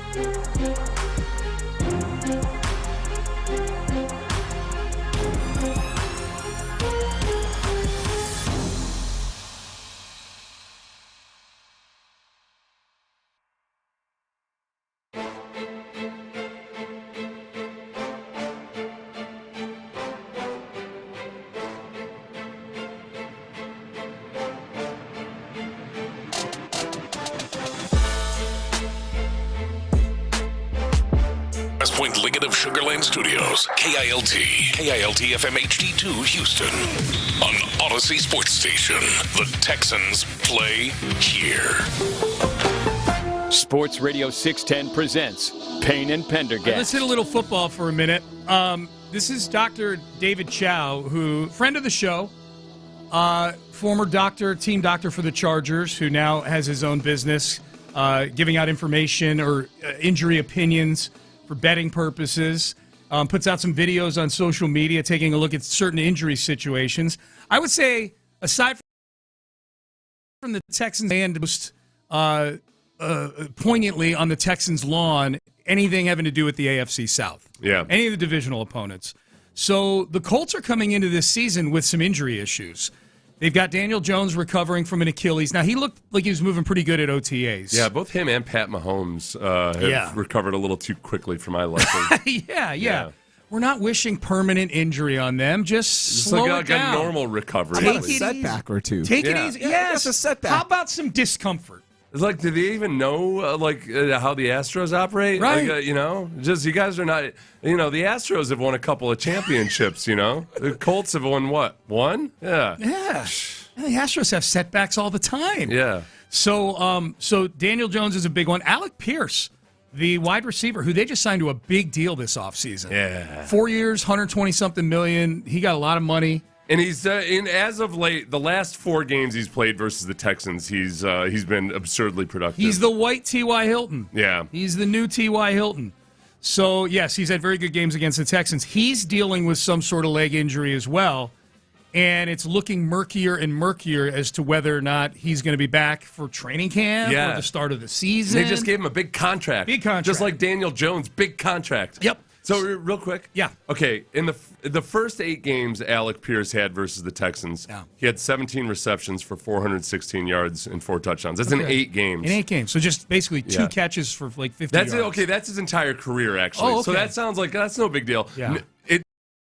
The last games, in the last 4 games, he's had 12 receptions for 346 yards and 4 touchdowns, which still doesn't sound too gaudy. But here's the thing: 28.8 yards per catch. That's the big thing. That's the thing that's been. It's not. None of the actual overall production sounds like this is the new T.Y. Hilton. It's that he's had some deep strikes. Give me the stats again on it was the last 2 games, you said? In the last 4 games. Last 4 games. In the last 4 games, it's 12 receptions for 346 yards and 4 touchdowns. Okay, so 28.8. 1 out of 3 receptions is a touchdown. Yeah. And it's 28.8 yards and per that catch. checks out. Remember that game Anthony Richardson had? Yeah. The season opener in 2024 where he was just, the only thing he did was hit deep shots in that game. And a couple of them were to Alec Pierce. Okay, so if he hadn't overthrown A.D. Mitchell by about 400 yards, then they probably would have won that game. Might have been a different story. You're totally right.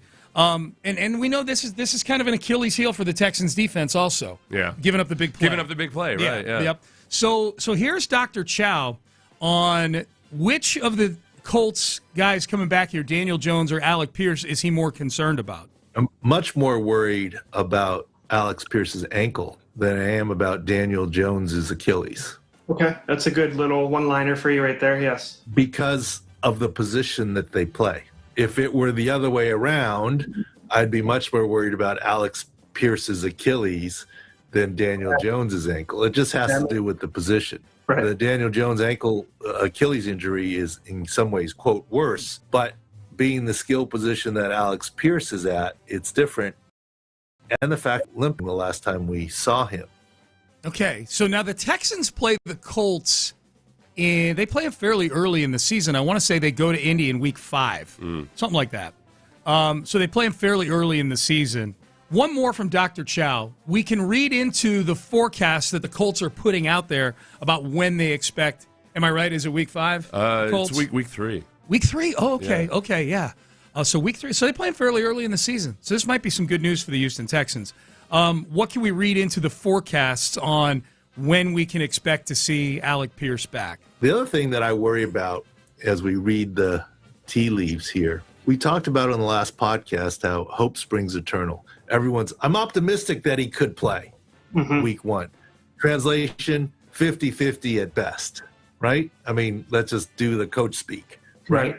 Now we're hearing that Alex Pierce might not be ready for the start of training camp and otherwise, right? We talk about everything that has to be taken with a grain of salt with all this off-season news because everyone stays optimistic all the time.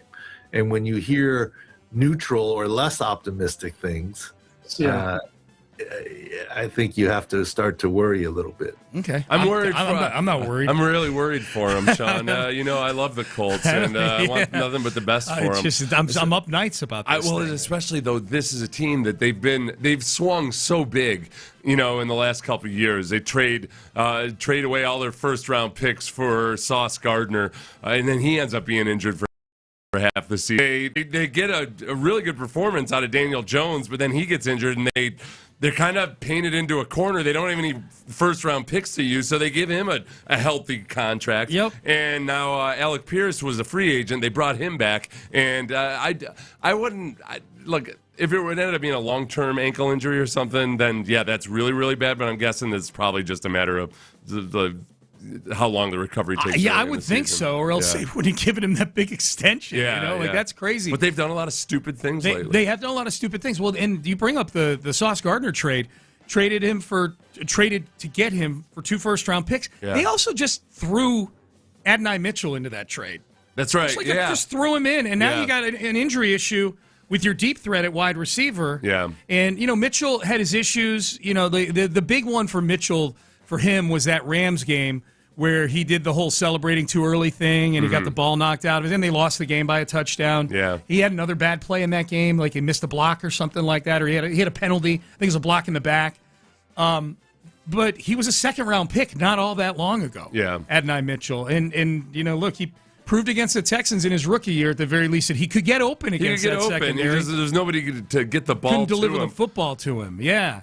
So I think that's kind of lost in the wash of that Sauce Gardner trade. Yeah. Already being expensive that you gave up 2 firsts is you just threw a young receiver in there for no reason. I mean, he had 312 yards receiving in his rookie season. He had 453 yards last year. Yeah.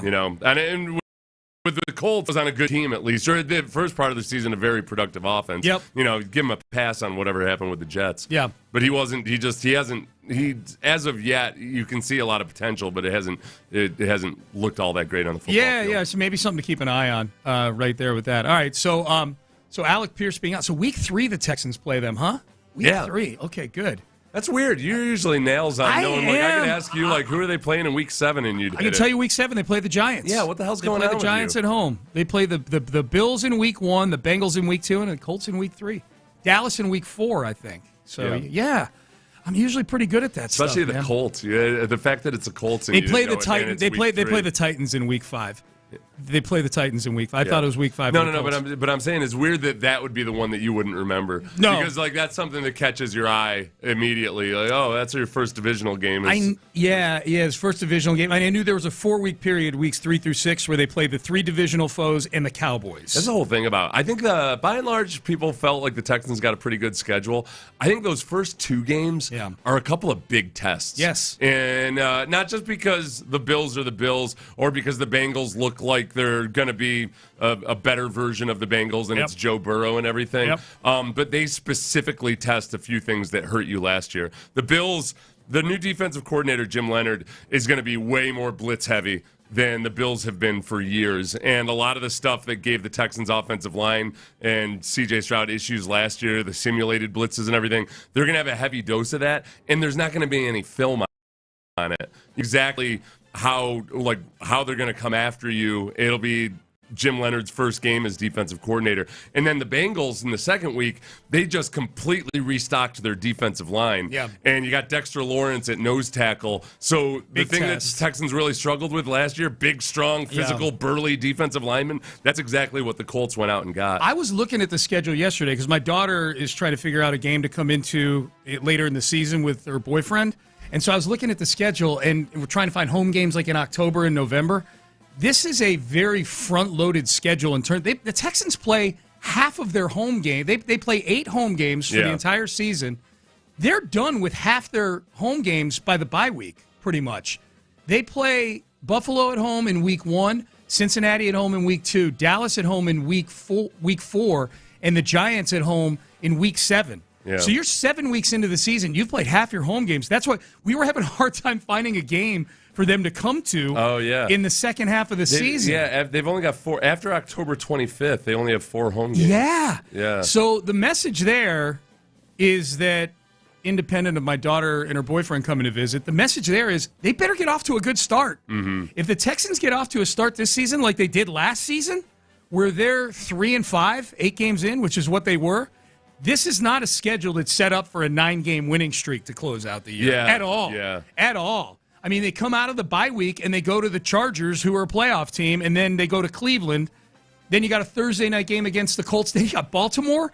Then you've got where they're cold weather for practically the entire month of December and January. That was the part that they need to go like 5-2 at a minimum to start the year. That's the part where, when I looked at the schedule, one of my first big takeaways was, this whole cold weather thing or bad weather, inclement weather. Yeah. Because I think it's more about precipitation than it is temperature with CJ and or the offense. Yep.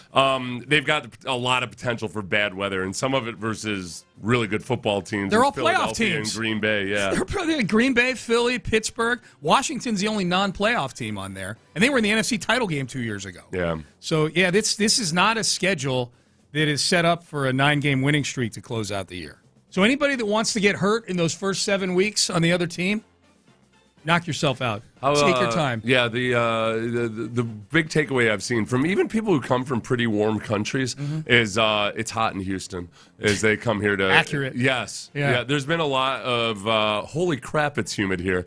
And even if... humidity they've never felt before. Yeah. It's historic humidity. Yeah. Historic humidity. I don't feel like they're gushing about it either. No, that's not one of the things they're not necessarily like. complaining about it yet, but they're not gushing about it. No, to that point, text message, my wife keeps going down a rabbit hole of videos of FIFA people, which we call Fifians on this show, experiencing Texas for the first time. Things like tacos and Buc-ee's. The Buc-ee's videos are probably the most fun ones for Texans. I think the Buc-ee's ones, we could just go to one of the Buc-ee's and still, as people who've seen it, have experienced it, every time you go, there's something new and you hit this place. Like we went to the Bastrop one recently, and I've gone to probably 80% of the Buc-ee's in Texas because I just drive a lot. Yeah. And that Bastrop one, I hadn't gone in probably a year. Where's Bastrop? Bastrop is on the way to Austin on 71. Yeah. And that's one of the big ones. That's I mean, a huge it is one. a huge one. Yeah. and I hadn't been there in probably a year. Yeah. I walked in, I was like, "What is this place?" Well, and then the supermarkets too was because we looked up the numbers yesterday. The average supermarket in America, and especially if you look at the HEBs and everything, is just gigantic compared to the average market or supermarket in most European countries. And there was like a Portuguese guy the other day who was standing in front of the cereal aisle, and he's like, "The cereal aisle is bigger than the market in my hometown." Yeah, and it looked like he was in heaven. This guy looked like he was he was a big time cereal connoisseur. Oh, the yeah. guy was That's a not serial all these killer. people going around talking about the Tex-Mex and everything, but you're going to any American supermarket. Oh yeah, Cinnamon Toast Crunch. Yeah. What's your favorite? Fruity Pebbles. Ooh. Love Fruity Pebbles, except for when you get down to the nitty gritty of it, it's just the milk and a few cereal. You need a chisel to get the dried up ones off the side of the bowl. But they taste so good. So good. The first 5 bites of a bowl of Fruity Pebbles. It's not going to be popular here, but corn checks for me. Corn checks, like with the light sugar coat on it? Or No sugar. Yeah. No sugar I don't at like all. sugary cereals. Yeah. Corn checks with whole milk. Okay. That's something you could eat a couple bowls of that and then trek across Antarctica. You're off the hook that you don't like. If you actually like sugary cereals and your favorite was still corn checks, I'd be like, what are we doing here? I like corn flakes. Yeah. I like any corn type of cereal. Corn flakes heated up is good. Oh, I've never tried that. Tried it. It's almost like a porridge. You know what's grape in nuts. milk? In milk. Put it in the milk, heat it up for about a minute. Okay. It turns it into this beautiful consistency. Do that with grape nuts. A lot of people will be like, grape nuts? What are you trying to bleed me out via the roof of my mouth? No kidding. If you heat it up, softens it a little bit. Yeah, it's nice. What's your favorite? Cinnamon Toast Crunch. Cinnamon Toast Crunch? That's with 2% milk. Every once in a while, I'll just go to town. Yeah, because eat it in like 30 seconds, or it turns into just a sloppy gruel. Yeah. You've got to down it fast. Yeah. To get that good consistency, the crunch. Oh, I do. You know what? I do like frosted. Raheel just gave a chef's kiss on the YouTube. I do like Frosted Flakes though. That's the sweet cereal. That's as I really sugary like. as it gets. Yeah, literal sugar frost. On it. Yeah. But a corn base. The corn base. Yeah. Donuts have eggs in them. Okay, there's eggs. You need eggs to make donuts. My favorite non-Buc-ee's, like non-taco clip that I've seen of a foreign dude, and I think this is this my big thing with all these videos of people not from the United States is, are they fake or are they real? This felt real to me. I don't know why, but this is a British guy sitting in his car. He just gotten his meal at Wendy's. Yeah. He had a Frosty in his hand, chocolate Frosty, OG Frosty, the chocolate, and a thing of fries, and he was dipping his fries. He saw people dipping their fries in the Frosty. He's like, this looks like it shouldn't work, but it works. That shouldn't work. It should not work. Hot French fries in a chocolate milkshake. Well, it's a Frosty. It's a Frosty, but it's basically a chocolate milkshake. That shouldn't work, but that's actually really good. That is actually really good. I'm actually very, very shocked at that. I'll go back for some more, though. It's very, very weird that works. You've never had it before? I would never have thought about mixing fries with a Frosty. Yeah, I didn't know that was a thing. Oh, really? Yeah, I had zero clue that was a thing. Yeah. I don't think it's an egregious thing that you don't know it, but it is. Yeah, it's a thing. No, I thought you would know because you love desserts. Yeah. You like to eat. Yeah. I thought that'd be something. I'm not a big Wendy's guy. I don't like Frosties, I guess. I don't know. You like to eat, but I've not seen you be a big fast food guy. No, I don't. But I never even knew that was a thing that anybody did. The fries and the Frosty. Any ice cream and fries. is so good. Was that guy did he call them fries or did he call them chips? He called them fries, I think. Yeah. But then, of course, he called a Frosty a milkshake and got corrected for that by whoever was in the car. But then still corrected her and was like, no, it's basically a milkshake. But it is a milkshake. It's just a thicker milkshake. Okay. No, Where's the place that they turn it upside down to Dairy show? Queen. That's at Dairy Queen? Dairy Queen. Yeah. It's technically you eat it. The Frosty, the apparatus they give you to eat a Frosty is a spoon. Not a straw. That's the distinction. Okay. Yeah. So it tastes like a milkshake. It's just much thicker. So Dairy Queen, is that the Blizzard? They call it the Blizzard, and they turn it upside. They turn it upside down to show how thick it is. Okay, that's good. Thick it is. That Blizzard's good, man. What goes in the Blizzard? Cookies and cream. I'm a and traditional cream. Okay. Oreos. Just throw that in there. Oh, I love me some M&Ms. I can't do M&Ms with ice cream. M&Ms. The problem is the dental work. Yeah, because an M&M gets hard and you chew into it. It's like you're chewing gravel. Oh, like really? Pebbles, Yeah. little Yeah. pebbles. Oh, yeah. It gets hard, but yeah.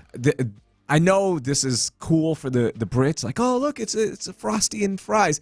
But I'm kind of getting annoyed. Like, these are things that you have back at home. Yeah, they have. I'm getting annoyed at this. Like, that's this is what not I question. that. Yeah. They're going to some places that I know they have elsewhere. Yeah. It's one thing. I don't think In-N-Out is anywhere else internationally yet. No, I don't think it is either. Like that part of it, I don't get or Barely in the understand. United States. Yeah. Like, is there that much of a difference? Only a connoisseur can understand the difference between a McDonald's and. If there's no Wendy's, feels like there, a niche that needs to be filled. They've got ice cream and they've got French fries over there. You could have done this over there. Yeah, I understand the frustration of you two. I like that we're getting credit for it here in America. Yes. We are getting credit. Like, I can't believe these Americans dip the fries in the milkshake. And yeah, you can do that too. But I wonder if they were like, I need to see a video of somebody in a McDonald's being like, hey, the ice cream machine's broken here too. Oh, I wanted to blame on our British manufacturers. It's like, nope, it's broken everywhere. It's so frustrating when you go to McDonald's here and then you go overseas. Like in Rome, they've got a whole dessert aisle in McDonald's that does not feature the ice cream. You've got macaroons, you've got crepes. Yeah, you've got all the good stuff. And McDonald's at McDonald's pricing. Yeah. And beer. And they've got beer at McDonald's over Yes. there? Yeah. Huh. Yeah. Over here. You going to go? Nothing. I'm going to go to Germany just so I can go to a Drink McDonald's, at a McDonald's. with beer. Yeah. As if I couldn't sneak it in myself. Yeah, they have beer here too. That's true. Not McDonald's doesn't, but America does. Yeah. Lots of it. Not as much in Boston. The one, that's right. They got drank out of the city by the Scots up there. It was specifically Boston Lager. Yep. So the Scots go to Boston and they're like, we're gonna partake of the local. And you know the Euros they don't like our lighter beers generally. They want something thicker and heavier. And so they had a run on Boston Lager like they've never seen. They were running out of it. Yep. All right. The NBA Finals are over. We're kind of in that sports dead zone here. Kind of dead. Raheel has travel advice for people. 5 road trips, various lengths within H-Town to kill the time in the months of summer here. We will do that coming up next. Mokaram Injury Lawyers is who you call if you've been injured.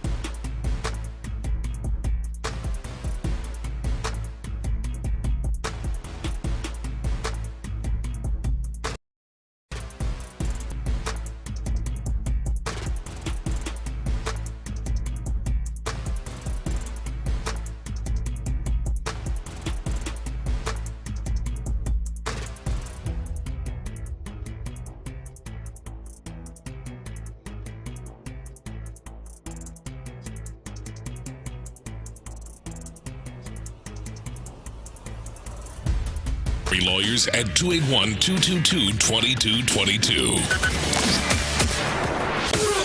Sports Radio 610 presents live from the West Point Lincoln and West Point Lincoln of Sugar Land Studios. Here's Payne and Pendergast. Apparently, I'm being told that there is a Fruity Pebbles shake at Dairy Queen. Raheel asked Raheel Ramzanali in studio with Seth and myself this week.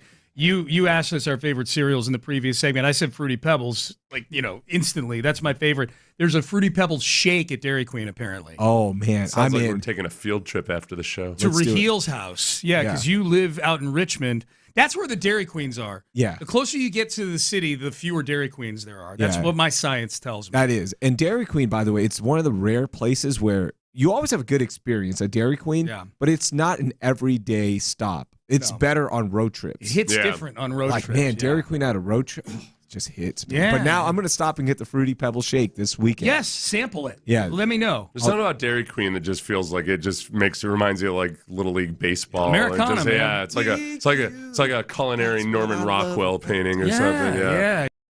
Yeah, it's a Norman Rockwell painting. And I know there's Dairy Queens in other places. Texas. Yeah, but it does get attached to Texas. Yeah, it does. And it's a really nice thing. It is. Yeah, appreciate all the text. Well, we've got some other texts coming in following up. We can't spend the rest of the show on different things you can stick in ice cream. I could. Oh, yes, we could. I'll tell you what you can stick in some ice cream. Are you challenging us? Yeah. We need to say, if this were one of these days where a Bluebell comes up here with a new flavor, that's fun. Those are good times. Speaking of road trips, not necessarily to Richmond to the Dairy Queen, but Raheel, as a public service to not only Houstonians, but I would say this applies to people, too, that are in for the World Cup. Because it's a few days in between games and whatnot. Yeah, you can go to the Fan Fest. That's a whole lot of fun. But maybe you want to take a day off from soccer.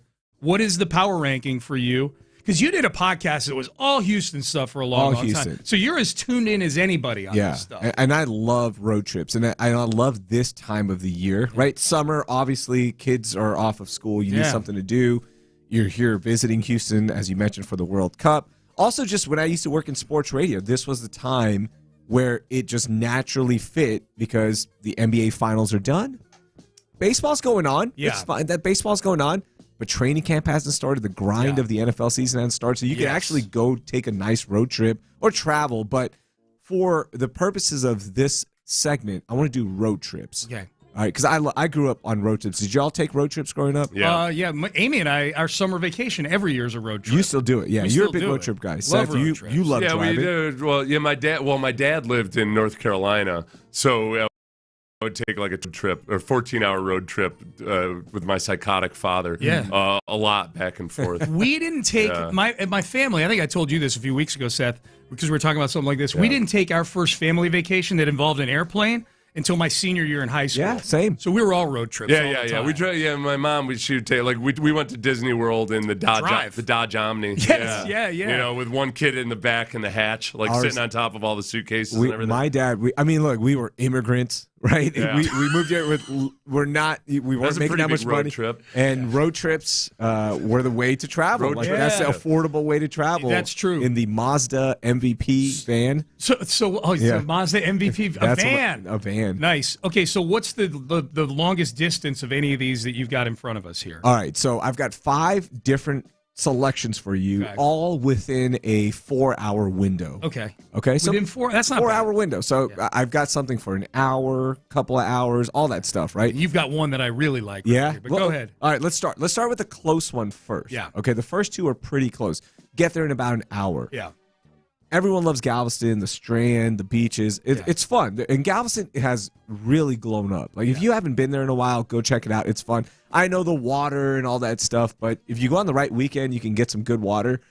But if you want a little bit more adventure, you've got to go to the outlaw cousin of Galveston, Bolivar. Oh, the home that Jackie Goss built. Yes. Our good friend. The Peninsula. He's a legend there. Yeah. He is the mayor of Bolivar.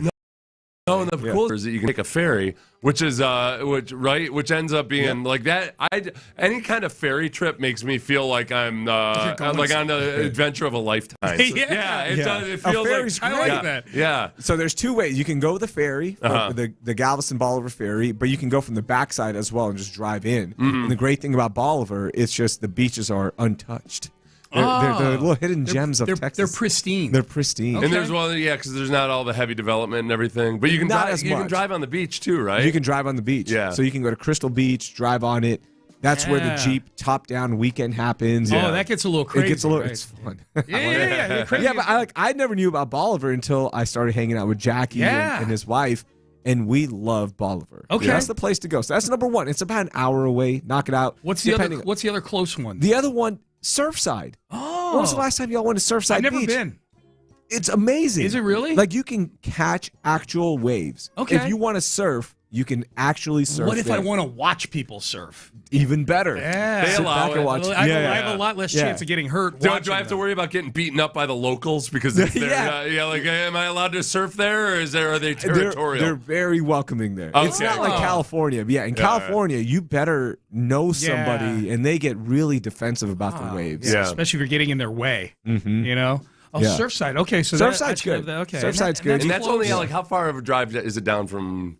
It's not. It's it's an hour. Yeah. About an hour it's like 20 miles south of Galveston, right? Yeah, but it takes if you're going from Galveston to Surfside, it takes a little bit. The Blue Coast Highway, you can't go 75, 80. I remember, we went along, like when we first got here, we kind of were just trying to take in a bunch of Texas and everything. You know, we went up to visit all the Capitol buildings and all that. But then we drove down along the coast and just took our time. And it was like, but I don't think we didn't linger in Surfside. But that is, yeah, because Galveston, people love to bag on Galveston, but at the end of the day, like if you just start driving along the Gulf and you get that breeze and everything, and when you get further south to Surfside and everything, it feels like you're a million miles away from Houston. It's so nice. You can get away. So if you want to go a little bit longer now, like let's go about 2.5, 3 hours. Yeah. You can always go to Corpus Christi. I feel like I'm getting away. Yeah, you want like an actual road trip feel. Yeah. You can always go to Corpus Christi. You can go to Padre Island. Right. But my family, we went to Port Aransas last summer. Okay. And it is so much fun. Is that where Lopez keeps his boat? I'm not sure. I'm trying to remember. Do they have a lot of boats there? Is there fishing? Do I have that wrong? I mean, everywhere. it's a port. No, I know, but you know what I mean. Like, is it a fisher? I don't think it's Port Aransas because it's like 3 hours away. Lopez that would be a trek for just to get out on the water. Okay, I'm trying to remember where Lopez has it. Anyways, so it's really good. Yeah, Port Aransas is good. Well, and okay. So is it one of these places where like you drive golf carts, like it's your vehicle? Yeah. You park at your Airbnb or hotel or wherever you're staying, and then you go rent a golf cart. Oh, nice. Yeah, we didn't do that. Yeah, because I was like, I don't want to be in a golf cart. Are there driving streets around. that are golf cart only? Or no, they just drive on the normal street. They drive on the normal street. Yeah. Oh, and like 15-year-olds driving. She's going to get mad at the golf carts driving in front of her. That was me. Yeah, it's like I can't do this. I like the comfort of the car. You know who needs that? Yeah, our boss Parker. He hates parking. When we were down at spring training, they gave us a big old boat of a Suburban. Yep. And it was like we ended up parking 4 blocks away from anywhere we went because he just hated parking. Seth and I'd be like, hey, Parker, we're going to get out here and go to the ballpark while you take 20 minutes to park this car. He would be in heaven in those golf carts. He would. He'd love that. All right, so Parker, if you're listening, Port Aransas. Yeah. All right, you got 2 more. Yeah, I got 2 more. Okay. But on the text line, somebody just said it is where Lopez keeps his. That's what I thought. Dude, okay. In Port Aransas, that's far. Yeah. Well, he has to drive 3 hours. But he keeps it there. I think. I think it's stationed there. That's where when he goes for a weekend. Yeah, or he's got a slip. He doesn't pull the boat down there every time. Okay. The boat stays there, I think. Okay, gotcha. Yeah.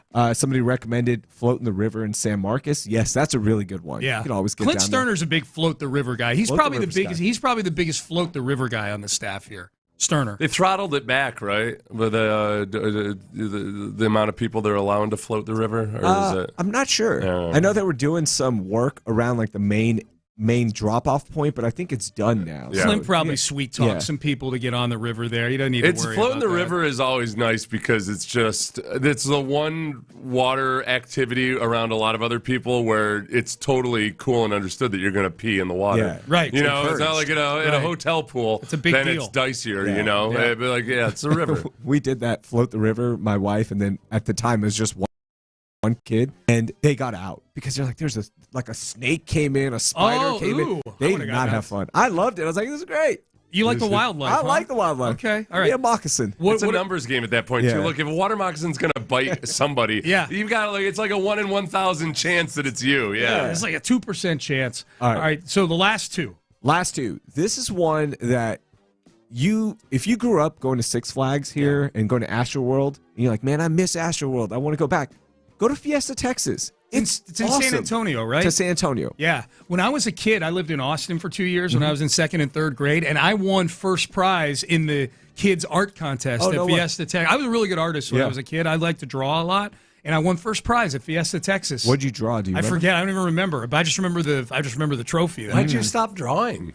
I just lost interest in it. You know what I got into instead? Life, sports. Yeah. Yeah, seriously. But you should start doing, you know what you should do while you're sitting at Lizards 6 hours a day? Yeah. Is draw. Get an easel? Draw little portraits of people on cocktail napkins. Okay. You know, and that'd you be just your practice at it. And if I get good at it, I'll start my own little caricature thing on the deck at Lizards. Yeah. There you go. Sit down, Nick. Wear a Here stupid we go. little beret and everything. Charles, sit down. Yeah. Oh, yeah, I got a palette. Yeah, I'm painting. Mixing paints. Oh, Yeah, You should. It'd be good for you. Especially, you know, you're getting older. It's good for the gray matter. I know. Better than what I'm doing over there right now for the gray matter, for sure. It's not helping. Definitely an improvement. All right, what's the last one? Okay, last one, getting away 6 hours. Okay, this is the longest one, but you can break it up. Yeah. The New Orleans road trip. Oh, okay. I think that's one of the best ones to take with kids. Oh, that's what I got into, Seth. I stopped drawing and I got into gambling. Drinking, and watching sports. Not good for the gray matter. Yep. Yeah, but the classic New Orleans road trip, it's such a good one for kids. You stop in Lake Charles, Baton Rouge, check out LSU, and then you do an little alligator trip. Yeah, so those you are great. Go on the boat and see all the alligators, see a bunch of Cajuns touch them. It's so much fun. That trip is like, when your destination is New Orleans, there's so many cool things to do along the way. Yes, that are just definitely classic road trip type of stuff. In Louisiana, it's incredible. There's something like every 30 miles. Yes, there's a rum distillery at the 40-mile mark. There's the alligator thing. Rain exit like 87 is Frogtown. You know they've got and like every the restaurants. Right. Well, it's kind of like, and it's like, oh, there's a half a trailer that's a restaurant. I bet it's incredible. Dude, you go in and it is. Trust me, I used to eat at all of them when I was married to my ex-wife, and we go to Louisiana all the time. Steamboat Bills, Lake Charles, the little pistolets, the best. Yeah. Man. Oh, good. All right, we're That's hitting good, the road. Raheel. Let's hit the road. Yeah, I know. Good public service again, Raheel. Nice job. All right, coming up next, there's one thing we're nervous about in Sports Talk Radio. It's guests or somebody cursing on the air. We will never book this guy to be a guest ever on this show. That's coming up next. Trajan wealth. That's the one thing people get nervous about. Your future. Our idea.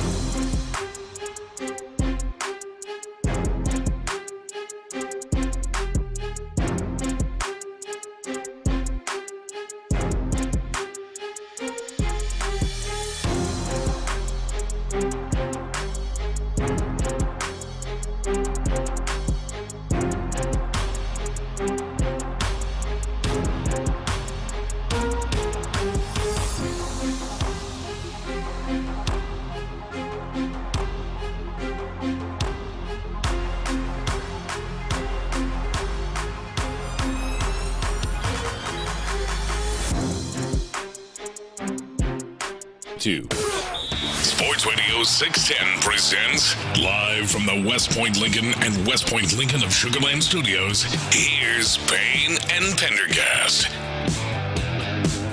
All right, Payne and Pendergast with you. Raheel Ramzanali in studio with us. This bit of audio we're about to play. If you want to text the show, by the way, 572-4610. We've got some texts that we'll circle back to here on the show. People weighing in on the road trips that Raheel just dropped for the benefit of Houstonians and people visiting Houston. So if you missed that, if you miss anything from the show, you got the Odyssey app to rewind with. We're on YouTube and Twitch. You can rewind on there as well. Or just download the Payne and Pendergast podcast and save it for a rainy day. This was a tennis player who I'd never heard of before named Corentin Moutet. And he was playing in some, it's really not important, but just for information's sake, some tennis tournament called the Queens. Not important. What's important is this was his post-match interview that he did. This is... Is it on television? It's on television, okay. Yeah. People often ask, what's the biggest thing you're fearful of in broadcasting and radio? Other than having a job, I would say the biggest in-show thing that I'm fearful of is that I'm going to curse. Yeah. Or somebody on the show is going to curse. And whenever anybody on the show curses, it's always like, where's the button? Where's it? Ben! Dump! This guy will never be invited onto our show. This was the interview that he did after his match. 142 mile an hour second serve. How tough is it to return that? That's so frustrating. When I had the match point, I was on the second serve. Okay, you aim in the middle. Whatever you do, you just put the ball in the court, and then he hates me 142. I was like, I would have to serve, and I would have to. No F-bombs, please. No. Right, Corentin, I'm going to ask you one more question. Apologies, everyone, for the language there. I'm going to ask you one more question, clean, okay? You on the grass last week, unfortunately, didn't go your way. What's it like to get your first victory? Okay. Corentin, we need to improve that for the next round. Apologies, everyone. Corentin Moutet. The sweet opium that is the crowd response. Yeah. That was why he was playing to the crowd. Crowd seemed to like it. They loved it. He couldn't help it. He just couldn't help himself. Yeah. That's such a cheap pop, though. I know. The crowd, we still get excited about F-bombs. Yeah. Yeah. Well, especially when he's kind of sticking it to the man. Yeah. That's true, yeah. Yeah. He's a rebellious one, this Corentin. When I think of rebellion, I think of Corentin Moutet. He's the 36th ranked player in the world. That's pretty good. First in our hearts. Yeah. And then it's so funny, and he did it. And then now the station's paying a $50,000 fine. They just have to lay off the whole digital department because they can't make payroll.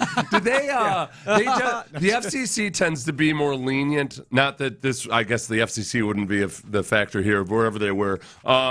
But in America, with the FCC, they've gotten more lenient when it comes to live events and athletes or somebody that you're interviewing. You can only control that so much. It's when a broadcaster herself or himself would say it that they get really PO'd. I think you say that, and I think you're right, but then I think of the NBA Finals, Game 5, and the celebration on the floor and the interviews on the floor, and there were multiple times during the celebration where they just muted the entire sound. Yeah, because there's too much going on. Yeah, so I think know. it's one of the. I think you got to be showing that you're making an honest effort. Yeah, there's some things you just can't make control. it look good. I mean, because we hear it all. I honestly, this is how I know I'm turning into an old man. Because everybody's mic'd up on the field now. Yeah. I mean, there's just too much. You hear it. It's like, come on, there's kids watching. Yeah. I feel like once a weekend, I'll hear a very clear and loud F-bomb at some point. But we were talking about this in the break, Seth, about parents just need to have conversations about with their kids. Don't say that. Yeah. Have more ownership on that. Yeah. So we still watch wrestling. My 11-year-old loves wrestling. So every once in a while, the crowd will start chanting, something, this is awesome, and then this is beeping awesome. Yep. Yeah. And then she'll just look at me, and I'm like, you can say it when we're at the event, but don't say it. That's good. You're a good parent. You know what? Scale there. Yeah. When in Rome. You know what? You're gonna say it. You're gonna start hearing these words out in society. Yeah. Well, do you even remember, back in the day when John McEnroe would be having his meltdowns? Did he ever swear? I'm pretty sure he did. Yeah. I don't know. It's one of those weird. I assumed it, but now that I'm trying to remember like a specific rant or anything. Yeah. I mean, because he would have these meltdowns and he'd be going every after match. He argued all the time. McEnroe's turnaround into like being a lovable guy now is one of the things I never would have predicted. No, you're absolutely right. You know what part of it is? He's really good as an analyst. Yeah, well, yeah, he's excellent. Yeah, at his he's job. not afraid to speak his mind. Yeah, and he's also really intelligent. He's really good. He's also one of these people that's courtside at the Knicks. I think he's legit, though, John He's a McEnroe. legit fan. I think he's legit. He passes the test. Yeah, he passes the test. All right, I guess. I have a 2-year-old that repeats everything I say. Football season is going to be bad. Texter Oh, says. yeah, this will be the first year since your 2-year-old's been not literate, but has been able to speak and everything. That's about the age, right? When they start to pick up on, like, they just repeat activity. It's fun. It's so much fun. Because you have an 11-year-old, but you have a 3-year-old I have a also. 3-year-old as well, who now, she understands humor. Yeah. So we can teach her some stuff and have fun with it. Yeah. We did that with the 11-year-old. You know, she'll say some words that she shouldn't be, but it's fun. As long as she's not, She's not using it on people. Right, It's all right. She right, heard me. right. I was doing a production call because I do play-by-play for the UFC. So we have production calls and we go over the fighters and all that. Yeah. And I put it on speaker because I'm taking notes. And she's at home for the summer. Sure. So as you would imagine, when you're talking MMA, F-bombs are Oh, flying. yeah, like guys start getting into the, yeah. Like, this guy's a bleeping idiot. Oh, they're talking their smack and everything. Yeah, We're all talking. And, we're all going over matchups, and this happens, that happens. So we get in the car, and Hayden, my 11-year-old, goes, Dad, you guys were using some really bad words. I was like, yeah, that's how. And she goes, do you talk like that usually? It's like, I do. Yeah, I do. You're I was honest I was honest with her. Yeah. She's old enough now. Yeah. That's how Dad talks. That's how I make my money. Yeah. Yeah. I was like, you like these clothes you're wearing? Right. Yeah. You want some chicken pot pie tonight? Did you want to eat? Yeah. All right. I turned to her and I was like, stop being a dump. No. Yeah, you stupid little bit. Yeah. On the text page, I bartend at Margaritaville in Bolivar. Let me know if y'all want to skip the pool pass fees. I gotcha. Oh, that's good. If we could have some hookups at some of these places Raheel sends us to. In Bolivar? In Bolivar. That's the place. There's to a have Margaritaville in Bolivar? Yes. Yeah, they just. I think it just. Oh, okay. The best thing about Bolivar is you can do illegal cockfights on the beach, and no one checks. That's the best part. That's the best part. Yeah. How do they create a ring, or is it a human It's circle? a sand pit. Just a sand pit? Yeah. You drop it down? Oh, you don't believe me? What? Here, I've been in one. Hold on, I'll show you. At one, you been mean? at No, one, in You one. fought a rooster? I fought a rooster. Did you win? You're still here. I got DQ'd. Yeah, you got DQ'd. Did you tie the little knives to your claws? No, the rooster did. I didn't. You did not? I You said went no. bare- I don't believe in weapons. You went bare digits. These are the weapons. It's not sporting. Yeah, it's not. Yeah, it's sporting not for me. sporting for you to wear Yeah. the No, wait. blades. Is there any truth to this at all? I'll That's show just you. cockfighting in Bolivar. I'm pulling up the Sounds poster like he's for you. pulling up proof. Hold on. Non-AI generated. Yeah. They are now. I'm seeing somebody that's facing charges for cockfighting. Oh, this is in Oklahoma, though. Yeah, because in Bolivar, there's no charges. Right. Oklahoma, as they like to call it, the G League of cockfighting up in Oklahoma. Yeah. So did you say you won or you lost to the rooster? It was a DQ. It was a DQ? Yeah. Okay. So here you go. This was a real thing. It happened in Bolivar. Friend We have a or post. That's a promotional poster. That's a promo poster. You versus a rooster. You got to tweet that out. That's what's the It was chicken Marciano. Chicken marinara Marciano. Did you put asses in seats? Did people show up? We sold Ass every 18 inches? Jackie and I walked away with a grand total of $15. Really? You But got that's- paid? Yeah, it's $15 that we didn't have. Did you claim it on your taxes? That's the question. Hell no. Okay. It's all in right. Bolivar. What happens? They're in gonna this last 2 minutes is gonna get you in trouble with so many different outlets. Bolivar's probably got like exemption from certain things. There's no jock tax in Bolivar. There's no what? There's no jock Oh tax. yeah. There's no. You don't have to pay your 15, but it was only $13.50. Yeah, oh, that's funny. All right, Payne and Pendergast with you. That other voice you hear is Raheel Ramzanali. Hey, let's circle back to the Astros. They take 2 out of 3 from the Tigers. Also, are we going to have to start looking at the Astros? If they don't get it really going here, are we going to start looking at them through a certain lens? And are they as set up as any team to be looked at favorably through that lens. We will tell you what it is. Also, by listening next hour, you got a chance to win a pair of passes to the live viewing at the Dynamo Soccer Celebration on June 24th at Shell Energy Stadium. Mexico and Czechia going to be facing off on TV there. The celebration is going to be, you'll be able to have a watch party at the game. Couple passes. We're going to give those away in the 9 o'clock hour. What I want to give you right now is great advice, and that advice is to go see Dr. Ben Salento at Texas Sinus and Snoring to get your sleep fixed. Look,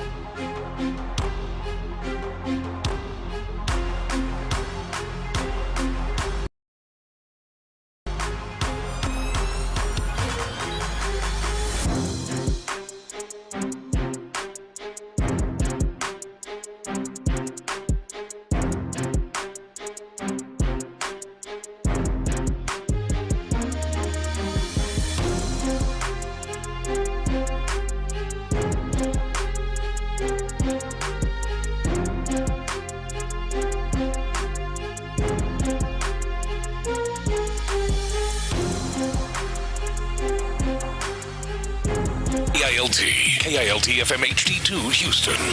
On Odyssey Sports Station, the Texans play here. Sports Radio 610 presents Payne and Pendergast. All right, Payne and Pendergast with you. Into the 9 o'clock hour we go. The Astros win yesterday, 4-2. So if we're looking at the Astros, right, I would say the biggest things that we've under-discussed today and yesterday with the Astros. One, I don't know that we dug into it enough that the Astros never even made an offer to Framber Valdez. That kind of got lost in the actual baseball game of the whole thing. I guess wasn't that one of the things that was just kind of assumed, though? Like reading the tea leaves, in the absence of any reports that there was an offer. But Framber himself confirming it was kind of a big deal. Yeah. You know, and that was hearing him through an interpreter say that they never negotiated with him. Well, you know, remember Adam Spillane had interviewed Dana Brown before that season when we were in spring training there. Yeah. And basically confirmed that they discussed with him recently or whatever. And this was further confirmation that silence continued. The confirmation was probably the absence of information, because if you go back and think, Carlos Correa, we can recite chapter and verse what the final offers were to all these guys. Right, Carlos Correa's final offer, I know he's back here now, but the first time was 5 years, $160 million. Yeah. Bregman's final offer was 6 years, $156. Garrett Cole, I don't know if they ever got into that, because it just appeared, I don't know how much Cole even wanted to be back here at that point. He seemed checked out after Game 7 of the World Series when he wore his Scott Boras ball cap to the media availability. But, you know, and other guys, like I think George Springer, we knew what there was always a final offer for these guys. Yeah. And there never was for Framber Valdez. Yeah, and that's why I felt like the absence of information was almost just that's what we assumed. We just didn't know. Yeah, for me it was Framber saying it was like, oh, okay, so he was, you know, and him saying like I really would have liked to have been here. Yeah. But they never talked to me. So that, and then I would say the news that we got yesterday that Mike Burrows is going to get passed over in this go-round through the rotation. Yeah. He's going to be available out of the bullpen. Sounds like he might be a piggyback situation with Tatsuya Imai, who is going to start in this series coming up here. But I think it's pretty indicative of where the trust level is right now on Mike Burrows. How different is this season if Framber was an Astro right now? I don't know how different it is if he pitches the way he's been pitching for the Tigers. In the end of the day, the Astros did the right thing. Yeah, they did. Like his last outing was probably one of his best. It was one of his best outings this season, and the first really good outing in his last 5 or 6 starts, I think. And it hasn't been a good year for him. It looks like the right decision so far, to answer your question. Money. Yeah, and you're still bad. Yeah, right. You guess where you'd still be? Out of the playoffs. Yeah. You haven't even gotten up to the Callis line. Yeah, the appetite for Framber's performance this year, especially after the meltdown at the end of last year, it would be tough sledding for Framber right now. No doubt. And it might be even worse, because people are always a little bit more patient with you when you go to a new place, within reason. Yeah. But here people had no patience for it. Yep. So the Astros, I am curious what the sort of for lack of a better term, drop dead date is for the Astros if they're going to sell anything at the trade deadline this year. Like, how close do they need to be? They've got to have a number in mind, right? When you're discussing this, it can't just be that they're blindly like, nope, we're going to keep the window open and we're just going to ride. And if you know what, if it doesn't work out this year, we're going to run it back next year. If they're X amount of games out, I don't know what your guys' appetite is for this, like how close they need to be. The trade deadline is August 3rd this year, so it's a little later than normal. It's August. I don't know why, but it's August 3rd this year is the trade deadline. For me, they've got to be at the trade deadline or that week leading up to it, really, because you got to negotiate and make these deals. For me, they've got to be within, I would say, like 5 games of the playoffs. Is sort of like my kind of arbitrary. Yeah. Where if they're more than that on the trade day, if they're like 6-7 games out and they don't make any moves and flip any of these guys that you could at least get something for, and I'm not saying trade Jordan, but I'm saying some of these guys, and we've got a list from ESPN that we'll touch on here in a second. I'll be very upset on August 4th when I come in. They're just rolling with this crew. They're just rolling with them. Yeah. I mean, nobody has an appetite for them. 76 games. I guess that's the other thing. I mean, is there anybody that has any kind of an appetite, even if they're closer than that, for trading away prospects at this point? Oh, like being a buyer. Yeah, like I don't. There's no part of me that wants trading prospects. Yeah, because they're just whatever they could. It just doesn't feel like the ceiling is there this year, and it's not going to get any better the further you deplete the system. Okay, that's a good question. In general, I would say don't go making a Verlander deal. Well, Verlander, they didn't give up as much as you think, but don't go making like a Garrett Cole deal or a Zach Greinke deal is a big one. Yeah. They gave up like 4 pretty good prospects. Don't do that, but if they had an opportunity, like they gave up nothing to get Carlos Correa. Nothing. They gave up a low-level A-ball pitcher who was gone from the Twins organization. Yeah. The big thing there was the money that they were taking on. So I wouldn't blanket say no to it, but your general sentiment, like a notable prospect, or guys one, that you actually like. You know, yeah. I feel like the bar for untouchable needs to be a little bit lower now than in the past when you'd say Kyle Tucker is untouchable. Yeah. Because all the organizations have their rankings of their prospects. That's when those trades get made. They talk about the team that gets the established guy and the team that got all the minor leaguers. That was their 30th, 15th, and 21st best prospect. Like I would draw an arbitrary line at like 20th or something like that. Yeah, you're right. The line, whatever the threshold is, it needs to be lower. It's interesting because people are always skeptical about whether Jim Crane's going to trade away anybody. And ESPN has a list of the top trade candidates. 100. 100 of them. Yeah. And a Houston Astro made the top 3. The first one is Skubal, who's got an 85% chance of being traded, according to Jeff Passan. He's in his walk year. Yeah. So, Byron Buxton with the Twins, who only has a 30% chance of being traded. Okay. Wow, so it went from 85 down to 30. Yeah. So then the third highest ranked is Jeremy Pena.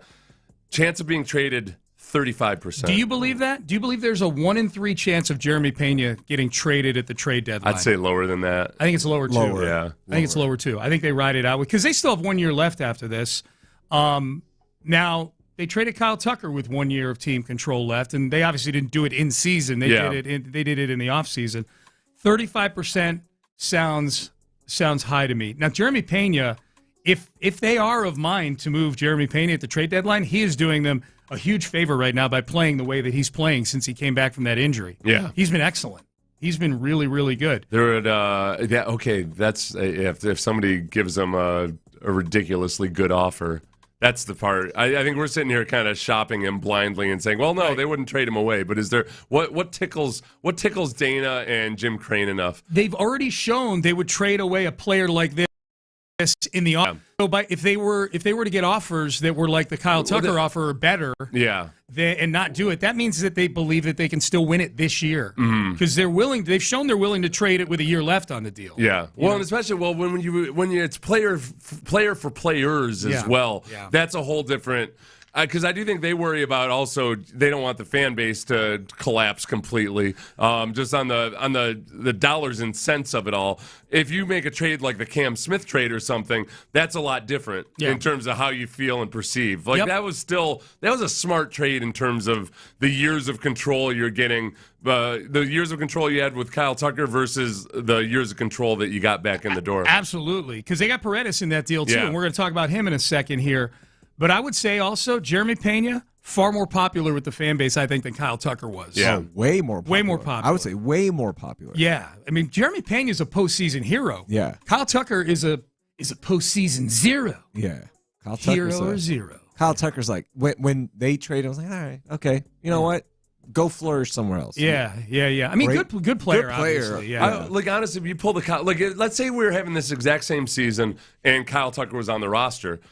And this would be the dicey part. I mean, but if you say, okay, we're trading away Kyle Tucker, but we're getting back Paredes and this Cam Smith kid, let's say he's playing like exactly the way he is right now. He's a plus outfielder and whatever. And Wisniewski, a healthy Wisniewski, I would feel like, oh, okay, well, this might be a different Astros team in the second. Kyle Tucker can only do so much for you. Yeah.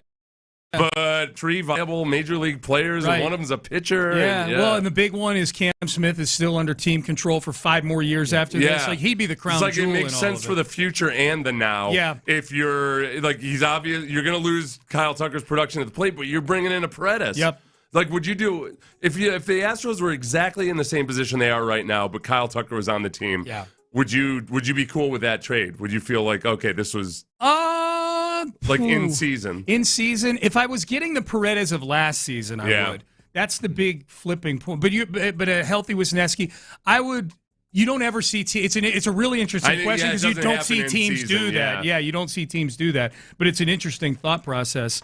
Okay, which of these teams? Because Jeff Passan has the best fits for the players. Because just a spoiler alert, he's got Jeremy Pena number 3. This is the 100 most tradable or potential trade deadline assets to be moved. Pena's 3rd, Christian Walker's 17th, and Isaac Paredes is 30th on this list. Okay, but Paredes doesn't even get a blurb. Doesn't he? No, they don't give him a blurb. Does he stop at like 20 or something like that? Okay. How many blurbs do you want? I want him for all the Astros. They're blurb worthy. That portly Bill fellow would have done a blurb for everybody. What's his name? Bill Barnwell? Yeah. Yep. Portly Bill fella. I know it's funny. You call him a portly Bill fella, or I knew exactly who you were talking about. Well, because of the long blurbs. yeah, the blurbs. Okay, which of these would hurt the worst to see Jeremy Pena in? Which of these uniforms? Because they're best fits for Jeremy Pena. Which of You're these? talking about like roster fit, not the actual fit of the uniform. I'm saying looking at it. He's right. Yeah, it's a nice fit. It's a nice. Again, more Gen Z slang. Yeah, that's what's true. Fit mean? Yeah. What's fit mean? Outfit. Yeah. Those pinstripes just are very slimming. Very slimming. Yeah. But these are the 5 teams. Which would it hurt the most to watch Jeremy Pena? Which team to play for? Braves, Rays, Yankees, Blue Jays, Red Sox. That's not even close. We could all say it on the count of 3. 1, 2, 3. Yankees. Yeah, no, but I can make let me make a case for the others. Okay. Braves I can't make a case for except for the fact that it would be Dubon and Pena going there. Braves go there. That's fine. Go succeed. Rays, here's why the Rays would hurt. You are a seller to a team that has a 0 payroll. Oh. You are the Rays biatch. You're getting prospects from the Rays, a team with a payroll that's like a fourth of yours, and they're doing a better job of constructing a baseball team right now. That would hurt. Yeah. That would hurt to be. That's like being formerly, that's like being a rich person, but now you're going through some financial strife, and you got all these poor people coming to your garage sale and buying your stuff. Yeah. That's what the Rays are. They're the poors. Mm-hmm. Yeah. So there's that. Yankees would hurt. We all agree on the Yankees. Blue Jays would hurt because this would be all of a sudden it'd be Springer and Pena. It's Astros North. Your 2 World Series MVPs, your only 2 World Series titles. The 2 MVPs of those World Series are playing for the Blue Jays. Yeah. That would suck. The Blue Jays, I can't muster up any hate for them. Maybe it's because I'm afraid people are going to label me as like xenophobic or something. Yeah. Oh, you don't hate the Canadians? Right.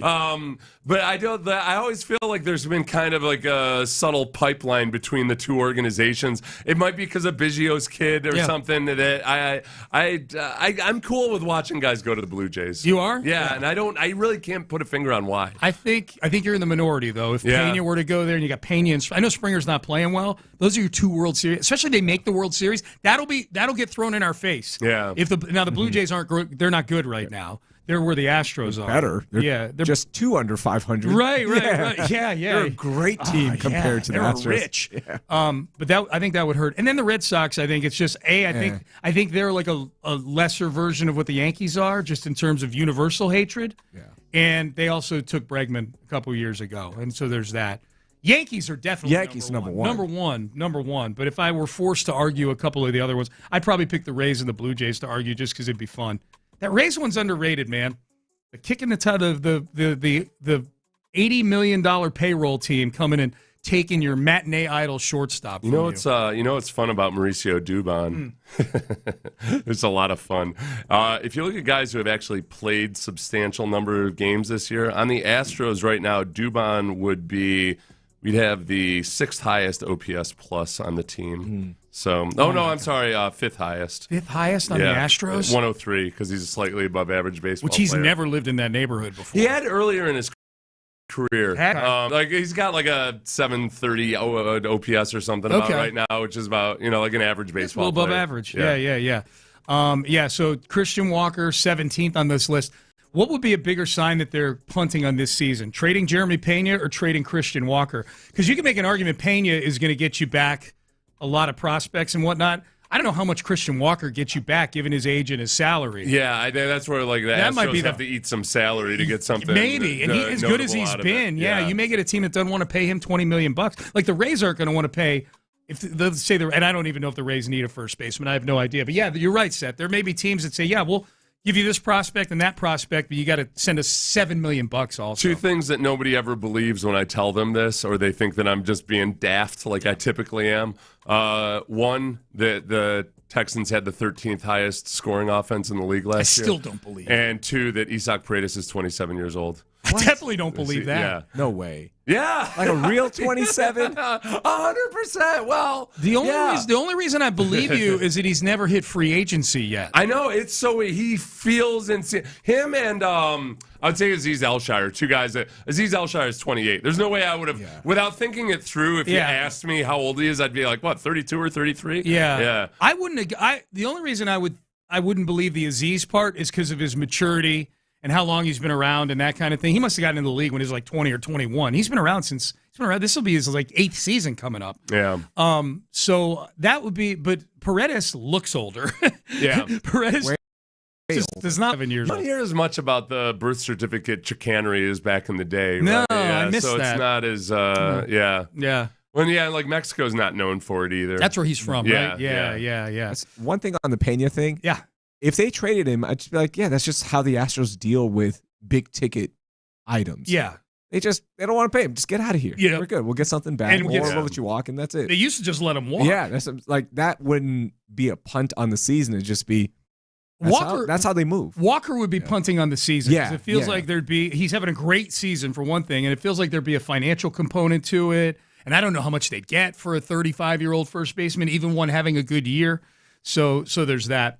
All right, we're into the 9 o'clock hour already. Let's circle back to the Brendan Sorsby stuff. His agent spoke to our sister station up in Dallas, 104 or 103, 105.3 The Fan. Good Lord, Sean. Why did Sorsby go pro? And some of the things that he says, the shade he throws at a school, and what he says about the media coverage. That's coming up next. But first, new vodka. Right after stumbling and bumbling over the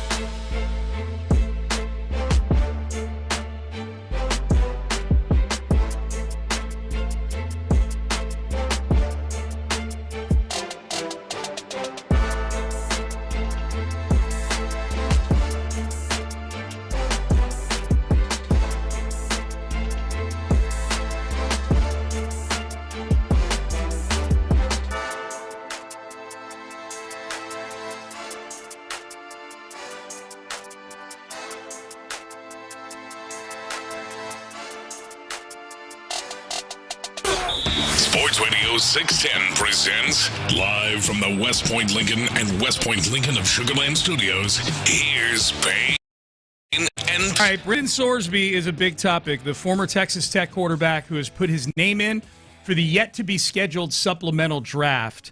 And yet to be, he is yet to be approved for the supplemental draft. Yeah. We should point that out. It's not a slam dunk that the NFL is going to approve it. You're right. You're absolutely right. I think they will, but it's not on the calendar yet. It's not even approved. It's just going to have to go change sports. Yeah. It'd be stupid if they didn't approve it. They should make a TV spectacle around this, like the NFL does. Yeah. This is the biggest story right now in sports, it feels like. I don't think they've ever publicized it all that much. It's just it's done privately. What it is. They just announced, but that would be fun if they made put for TV. Have Sorsby wear a suit and everything, get up there, have a green room, and then sit through the drafts as like first round. They'll announce. So for those of you who don't know, it's a blind auction. Yeah. So teams submit what draft pick they're willing to give up. Yeah. And then the NFL just takes the highest one. But they could do, okay, first round, drum roll, nobody put in a first round selection. No. You start at the bottom and go up.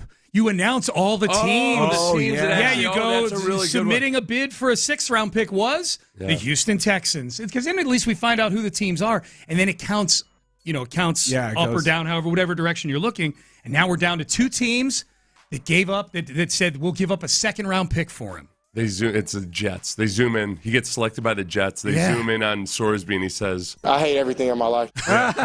Oh, you did it. That would be awesome. We haven't used that drop since we invented it. Yeah. And, What is the NFL doing not making this a spectacle? They make everything. I think they brush up against. This would be a dicey one because of the gambling stuff. Because gambling is so frowned upon. Raheel.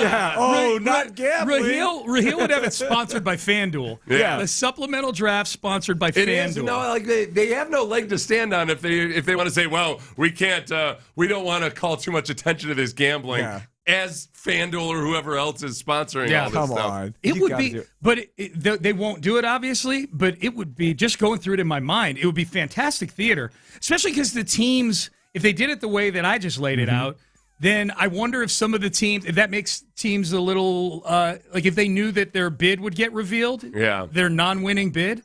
Because you might have a team that has a quarterback already that may feel a little shaky. Like, whoa. They were going to give up a 3rd for Brendan Sorsby. Look at what happened with Matt Ryan after the Falcons went after. They go after Deshaun Watson, and it's like, oh, there's no coming back from this. Yeah. It'd be like if you were like, if you said something to your wife, like, oh my gosh, I really want your sister. Like, there's no coming back from that. Yeah. That's like, all right.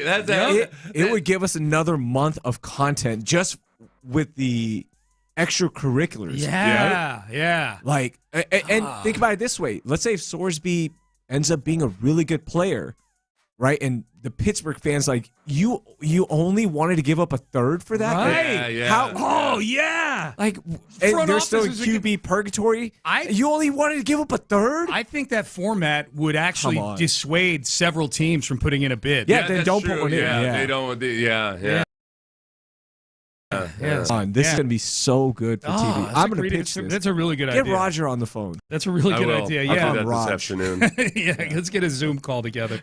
He only accepts calls from a payphone for me. It's weird. Here was Ron Slavin, Brendan Sorsby's agent, on why Sorsby decided to go pro. Ron, why did you guys make the decision now to leave college for the NFL? Just came down to too much pressure from everybody else on Tech, and Brendan still wanted to play at Tech. This wasn't Brendan Sorsby not wanting to play college football. This was Brendan Sorsby just being advised by the school that I think it's time for you. We had 7 days left to file for the supplemental draft and didn't know where this thing was going to go. So we won in court. We did our job on our side, but for whatever reason, the world melted down like football was ruined forever. Yeah, and you'll hear more of a snarky Slavin here in a second. That tells me that this was. I mean, ultimately it's Sorsby's choice. Yeah, but that the school kind of came to him and said, "Hey, man, deadline to get your name in for the supplemental draft is this Sunday. You might want to think about going in the supplemental draft." Yeah, they technically won in court, according to his agent. Yeah, he got the injunction to have the NCAA's ban on him uplifted for the set for the moment. That tells me that whatever saber rattling the Big 12 was doing, because they filed a lawsuit as well. Yeah. And that worked. Well, that worked. And it was right, and it was the sheer when they saw how big the uproar was over it. No matter what, like with each ensuing legal battle that they might have won, they wouldn't have known who's next, who's going to refuse to play us, like all of that. Yep. The sheer volume of tactics that teams and leagues and the NCAA could have used, they probably figured it was just it's going to be too much. Yep, yeah. big distraction. It really is not worth it, right? At that point, you're going to have the whole league mad at you, the Big 12's mad at you, the teams, all that. But I also like that now there is a precedent set in all of this. Like, let's say this happens again, you kind of can assume that kid is not going to play. Yeah, that's interesting, because the injunction from the little podunk court in Lubbock, I always refer to it as that. It's a little disrespectful. I hope I never get in trouble in Lubbock County. No. Aren't you the guy that called us a podunk county on the radio? That still worked. The injunction still worked. Yeah. To get the NCAA still has an issue.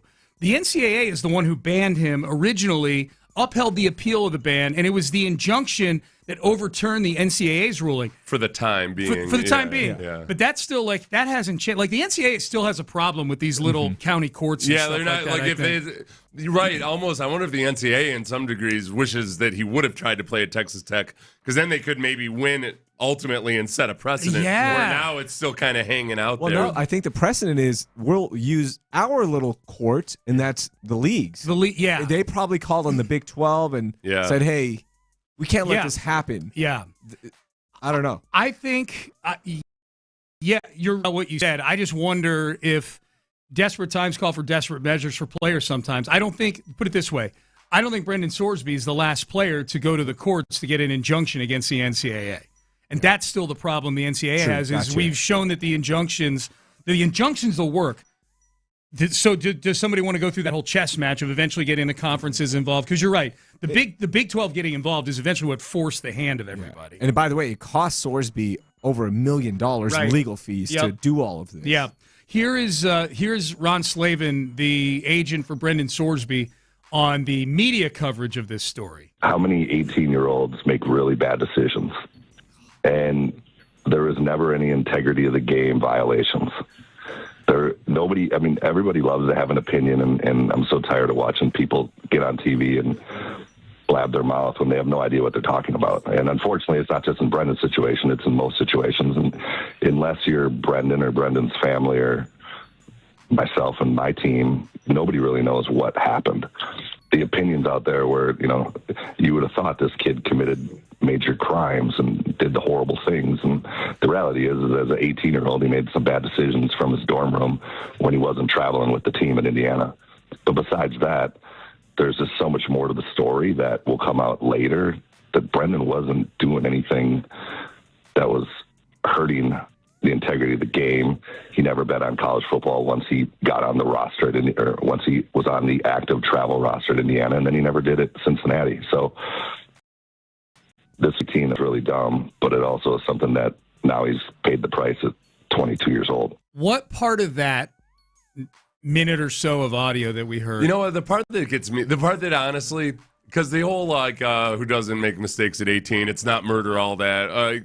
The part that gets me really is more the claiming that there's way more to the story and it'll come out eventually. Nobody ever believes anybody when they say that. Okay, lay it out for me, man. This is the time to let it come out. You're so disgusted. On an interview. You're so disgusted that this information that we're refusing to reveal isn't out there. All right, well then tell me. Don't act like, I've got a plan. You'll find out. We're still waiting for Deshaun Watson's side of the story. Remember that? We were told we were going to learn a lot more. Yeah. Plus, we're still waiting. And the other thing too is I think Sorsby himself has gotten pretty gentle treatment in terms of name calling or anything like that. I don't see him being treated like a villain. There's some really funny jokes about him, but it's more about people are upset about either the precedent of him not getting a hefty suspension or otherwise. It's in terms of how guys get raked over the coals, I feel like he's gotten incredibly light treatment. We've been hearing stories about teams willing to give up second rounders for him, right? Yeah. And that's a positive thing. Hey,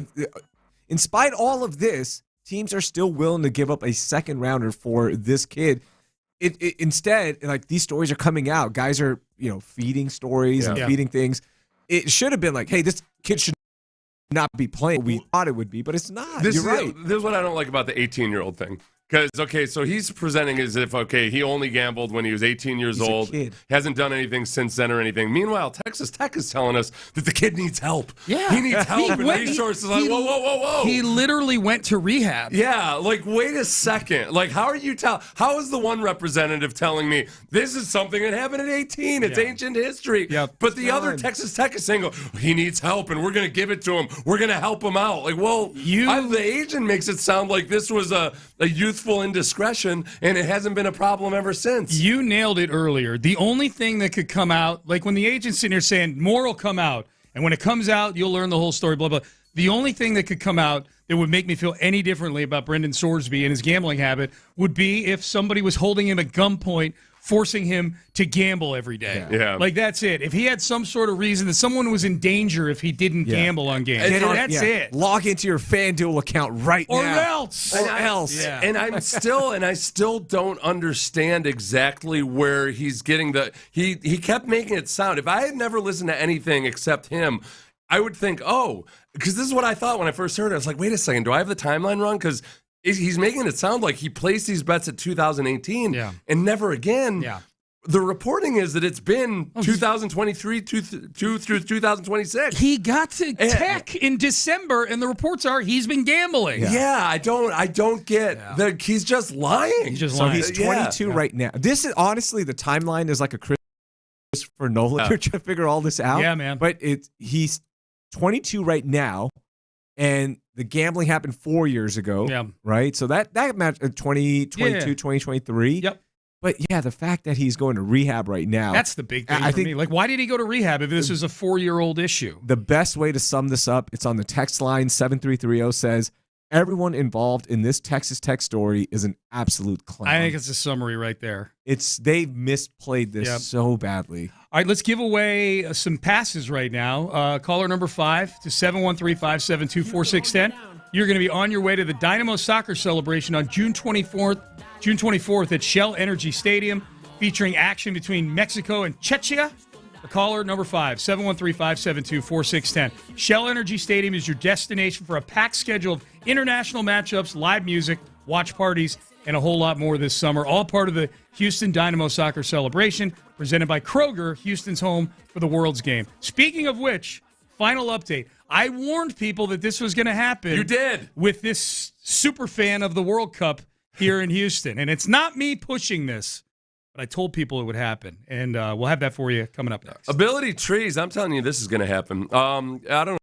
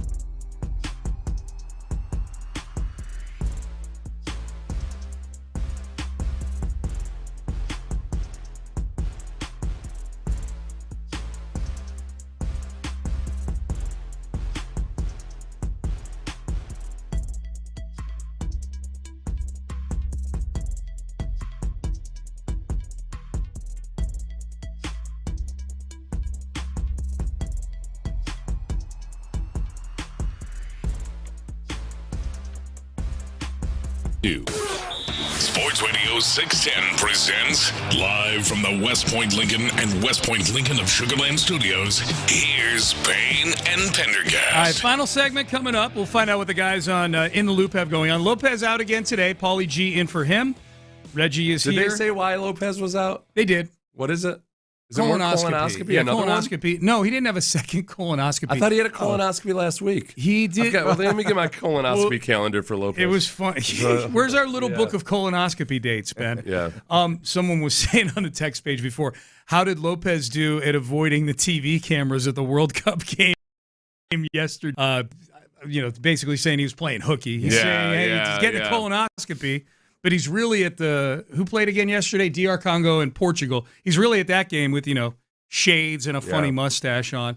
I think it was a legit colonoscopy. So the first one was a prep for colonoscopy like a week or two ago, and then the colonoscopy. Well, I think there was I think there's prep the day before. I think that this has been like a 2-day thing. Right. Yeah. I thought he missed. No, like if you had asked me 2 days ago why was Lopez out last week or something, I would have said a colonoscopy. It's this week. It's this week. Yeah. I know the colonoscopy is this week, but I thought he also missed time. Okay. All right. Yeah, I don't know. He missed time to do some stuff to his boat recently also. Is that what he calls his butt? Yeah. Which could feel like a colonoscopy. No. Okay. All right. So this is the first colonoscopy. Yeah, this is the first colonoscopy. Yeah. Speaking of butt, we've talked way too much about Lopez's colonoscopy in the last 30 seconds. Here's a really good text message coming in from 1099.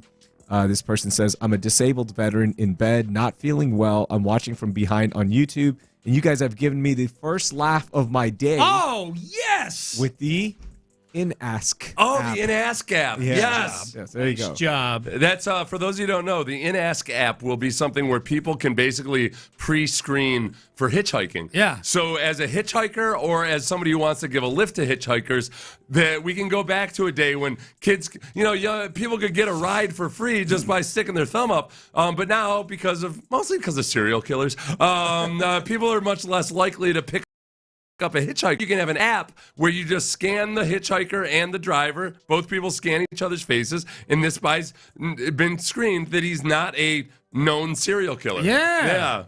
Who does the screening in this? It would be whatever they do for TSA. You kind of do thing? you're going to have to give up some of your privacy, obviously. Right. Oh, so what do you do for a living? Oh, I work at the In-Ask Bureau. Yeah. You know how I know Seth is at least somewhat serious about this idea? Because as we were walking, at some point when we were out at the Astros game the other night, it was me and you, Sammy and Judy, two of my kids, and Amy. I wasn't conversing with you at that point. I may have been conversing with somebody else, but behind me, I heard you pitching it to at least one of my kids. Explaining the In-Ask app. Yeah. It's almost like you were looking for a little venture capital. Well, no, I was more... I can tell you the right kid to ask would be Sammy. Not Judy. No, I was more just doing some market research. Okay. Because you and I grew up in an era where it was like right towards the tail end of when hitchhiking was pretty common. And it was just it was a thing. I feel like kids... I feel like Gen Z might hear about hitchhiking, or probably most millennials might think like hitchhiking sounds like the craziest, dumbest thing you could ever do. Mm-hmm. But it used to be really common. And I think that with the In-Ask app, we could bring it back. It's not a bad idea. I know. The number of people who have told me this is a good idea might be a record for my big book of business ideas. I know. Yeah. This may be the first one that comes to fruition. I'm just going to step in and maybe we rebrand it already. Yeah. As like the Thumbs Up app or Thumbs Out, something like that. Yeah. I just think we're going to run into a lot of because I think I get a lot more press when they find out the acronym stands for I'm not a serial killer. That's true. Free marketing is big. Yeah. But it's also going to be weird when I have to keep telling Out Magazine that, no, it's not that it's kind not of In-Ask. It's In-Ask. Because I thought about it when I was on my long drive this weekend. It was a couple times where there were guys at on-ramps, and it looked like, all right, this looks like a kid that's hitchhiking his way to wherever, and I feel bad that I don't pick him up. And pick him up. You know what's real common was in Kauai, in Kauai, in Hawaii. Yes. We picked up quite a few hitchhikers because there's a lot of like young kids, hippie types. I think it still might be acceptable over there. Like in Kauai, like is way more than here in the continental U.S. And then skier, like up in Colorado too. I think people like backcountry skiers will go down and then kind of rely on somebody give them a ride back. Yeah. And that's easier. Like which serial killer is going to go through the trouble of having skis and everything with them and fancy ski gear? I don't know, man. See, don't let your guard down. Yeah. You know who would? The one that, the guy one who's that's still getting away with it. Yeah, exactly. All right, last thing on this one. Okay. On the text line, 5819 says, you can call the app Thumbs in Ask. Okay. All right, so I warned. Thumbs in. I'm not a serial killer. Yeah. Ben's losing his mind over there. So I had warned of this earlier this week. Freddie, the German fan named Freddie, who's getting the royal treatment here in the United States. Everything from J.J. Watt springing for his hotel room at the Post Oak, providing a bunch of legendary Houston food items there, going to NASA, getting to go to the Orion capsule, Diamond Club tickets at the Astros. Yeah. Tons of offers from everywhere. I mean, he probably has enough offers to fill up a month. You say he's getting the royal treatment. It's even better than that grifter Prince Harry is getting, you know? It is better. Yeah. It is better. So I said the people will turn on this guy at some point. At some point, the person that everybody's happy for, they're getting all this free stuff, there will be a turning on him. Now, I don't know if sentiment at large has turned against Freddie. I'm sure there's still a lot of people that Freddie's very popular with. And I like Freddie because following him and following his stuff has pushed has algorithmed a lot of positive stuff about the United States onto my timeline. Right. So that's been kind of nice, to see that as opposed to a lot of the stuff that you see on the interwebs. This is a person named Bunchu, at Bunchu Betts, who retweets Freddie's trip to NASA.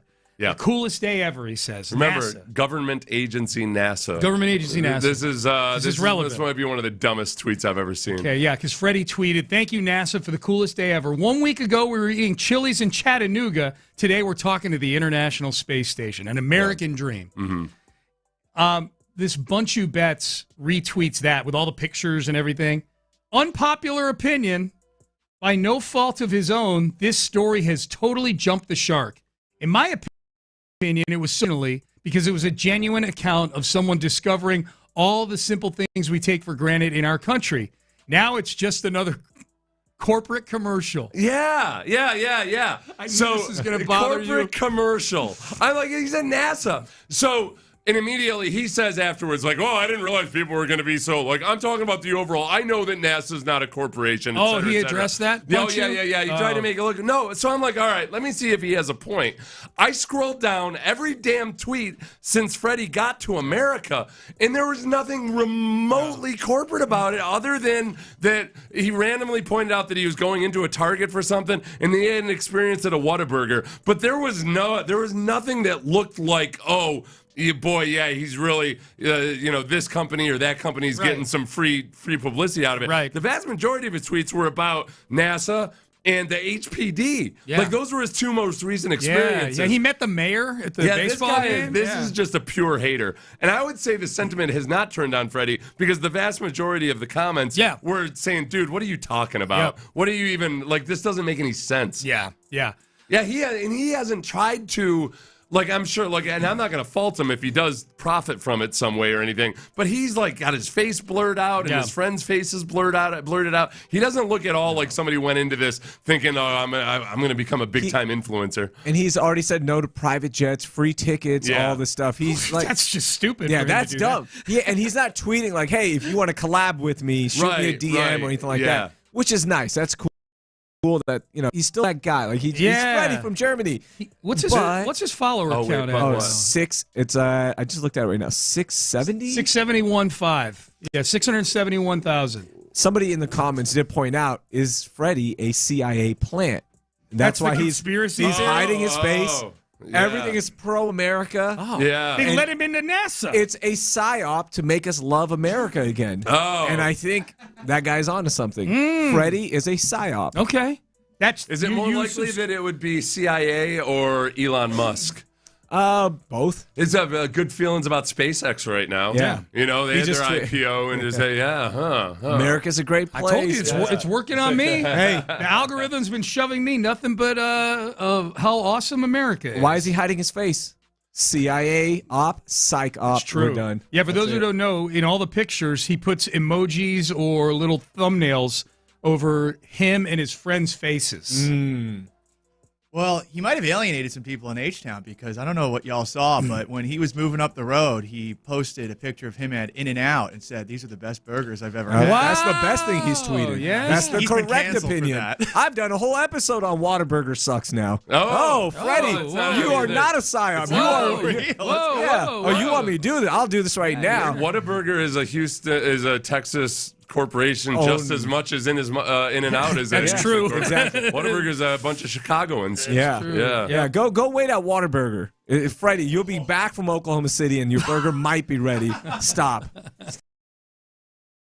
No lettuce, no tomatoes. Better than any burger on the Whataburger menu. I like them both. You should like both. I hate to straddle the line like that on a controversial topic like this. I prefer Whataburger because it's unique. It doesn't. It's like In-N-Out Burger. I just don't get it. Yeah. It feels to me like any other burger. What's unique? Waiting 75 minutes for a burger? No, is that like an bun, adventure for you? The bun is unique. The soggy buns? Yeah, you get all the time. All right, you're doing a lot. I'll let you cook on the idea that Whataburger takes a while. It's a nicer, bigger, thicker patty. You're not going to tell me the buns are soggy. Get the police out of here with that right here. It is a bigger, thicker patty. It is. It is true. That is true. Hey, yo. That's for you, Seth. But also, the fries stink and they don't have bacon. Screw them.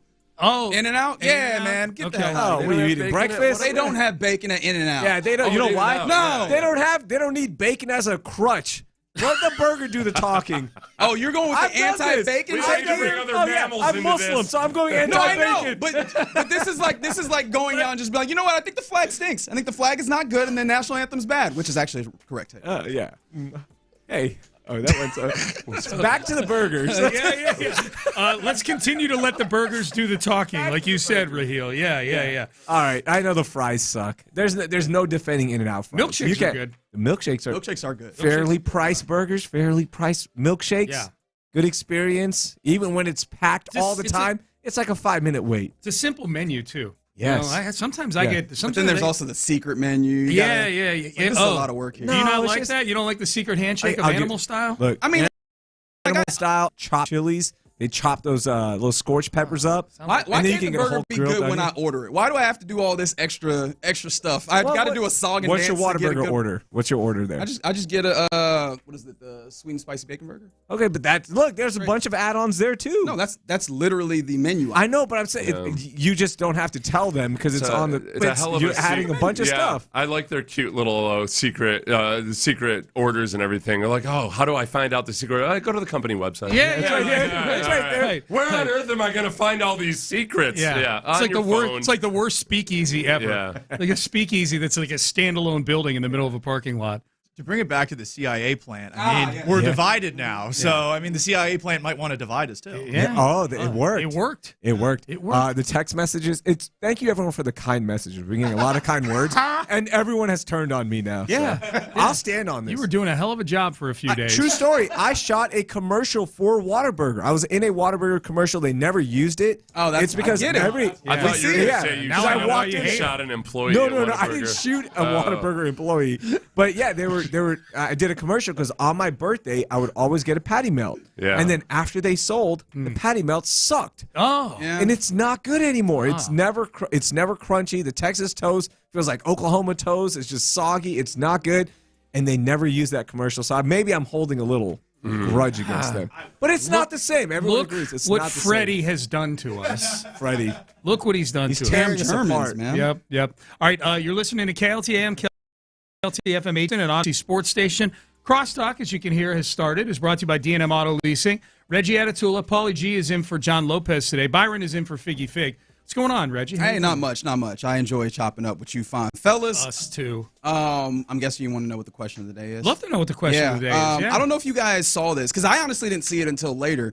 But like, there's somewhere in the internet, I think it might be Facebook, where there's rumors going around that the Rockets have hired Yao Ming as like a specialized coach. Dude, there's nothing true on Facebook anymore. No. All the stories on Facebook are false. Honestly, even it's weirdly positive false stories. Yeah. It's just like it and I didn't find it there because I don't go there, but like it filtered its way elsewhere, and I was just like, where did this come from? Yeah. It spent like 10 minutes, but I was like, hey, I wonder what former athletes would you want to come back to a team? Like Tony Baselli is like the vice president of the Jaguars now. Okay. Or come back to coach. Yeah, just in a specialized coaching role. Oh boy. For the. I mean, the Rockets, like, I never know exactly what Hakeem's doing with the Rockets at any given point. Oh, I think he's still personal. I would like him to, you know what? I would like for Hakeem to become nothing but a Rockets coach. I would bring Hakeem back in any capacity that he has a contract with the Rockets, because then he'd stop coaching Victor Wembanyama. Yeah. That's a good play. Like now you're playing defense with this. I like that. Yeah. I think we could all agree that we wish there was more Clyde Drexler involved in the decision making of the Rockets. In charge of the golf division. Yeah. I don't. People forget Clyde was the coach at U of H for like a month. Yeah, he would be late because he was golfing. Yes, the Astros are the true test because we've had bad luck with some of the involvement of former. You know what greats. I would bring back Marwin Gonzalez and Carlos Beltran to put a little system in place that can help the Astros start winning some ball games again. You're like hook or by crook. Let's do it. Just a system in place. Carlos Beltran, I think that the real shame of it is that when it came to legitimate sign stealing, legal sign stealing, he was known as a really good phenom. You feel like I would love to have that part of it. Yeah, you'd have to monitor his cell phone and everything to be sure that he's not pushing too Carlos to set it up, and then Marwin, because Marwin was the one who it looked like had the most success using it. Used it, led the team in RBIs, and then duped Minnesota a couple years later, and given him $20 million bucks.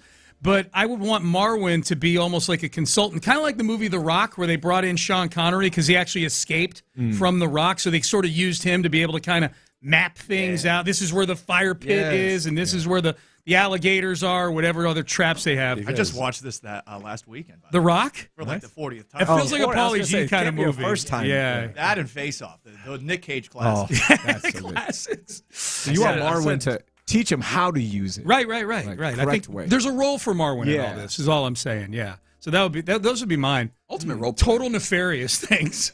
Keeping Hakeem away from Wemby and trying to cheat again in baseball. Those would be mine. That's the creative thinking that we need. Honestly. I think every Texan fan is twisting their mind into a pretzel trying to find some way for J.J. Watt to work. But that's the thing is do you get bang for your buck there? Because it feels like defensive line kind of cooking there. Like I don't know how much And you're taking JJ off the broadcast, which I like. I like JJ on the broadcast. He's very good. Selfishly, I don't want him back. I want him broadcasting. Yeah. There's always this is kind of like when athletes go into politics and everything too.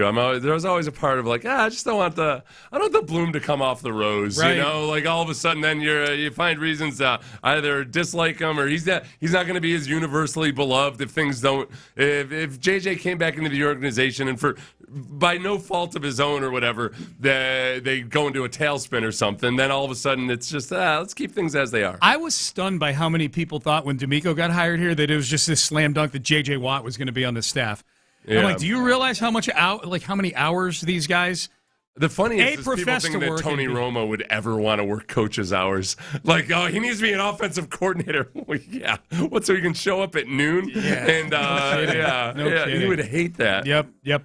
All right, boys, have a great show. Thanks, buddy. Yeah, you bet. Antibodies to you, fellas. Antibodies to you. And I'll tell you what, I said that bring Clyde back. That went over like clubbing a baby seal. That was there was just silence. Nobody wanted to weigh in or anything. No. In what capacity? All right, we're done. We're out of time. Crosstalk brought to you by D&M Auto Leasing. Reggie Atatula, Pauly G in for John Lopez, Byron in for Figgy Fig. They're in the loop. They start now. That's right. You're in the loop right here on Sports Radio 610. And yes, for once again, Pauly G. Hello. What's happening, man? I'm doing all right. How about yourself? I'm doing pretty well. Not going to lie. OG John Lopez. I haven't checked on him now I think about it. Yesterday was the purge. Today is the deal when it comes to the colonoscopy. I don't know how it works, but I would assume this is the day with the drugs.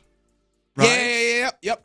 I mean, he might have some takes. Do we want to call him later on? Oh, that's such a good thought process. Ask him, hey, man, well, I mean, if thoughts. If the drugs are happening, he's not going to be able to talk on the phone. Like, he's out of there, right? This is anesthesia, right? We just need somebody to put the phone in front of him. Just a Sports Radio 610 agent slides the phone in front of him, and then we start asking him the most difficult questions we possibly can. Like really controversial ones that could lead to the kind of war that we just saw moments ago over Whataburger versus In-N-Out? Honestly, can I be honest?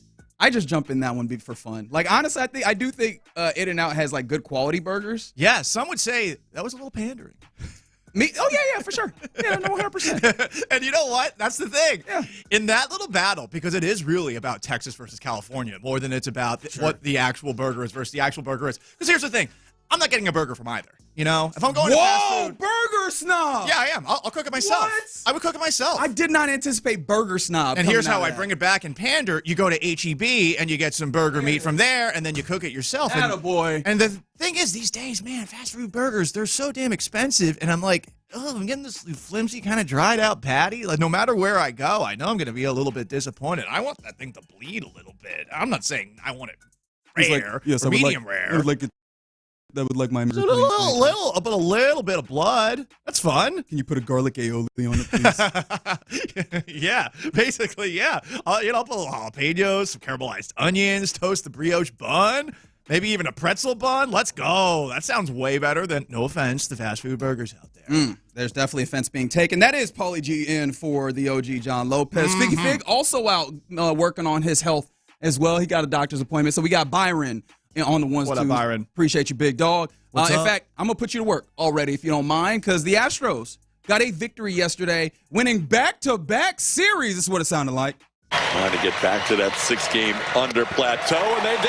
Hader strikes out. Torkelson strikes out the last 3 batters after the solo home run by McGonigal, and the Astros win it 4-2. Josh Hader saves the game for Peter Lambert. That's a nice way to wrap up a series against Detroit. It is indeed, Todd. It is indeed. That's what it sounded like on Space City Home Network. And you heard the man. 6 games back. You feeling it? I mean, okay, all right. I want to feel it. And if you keep on stacking series wins, I will feel it.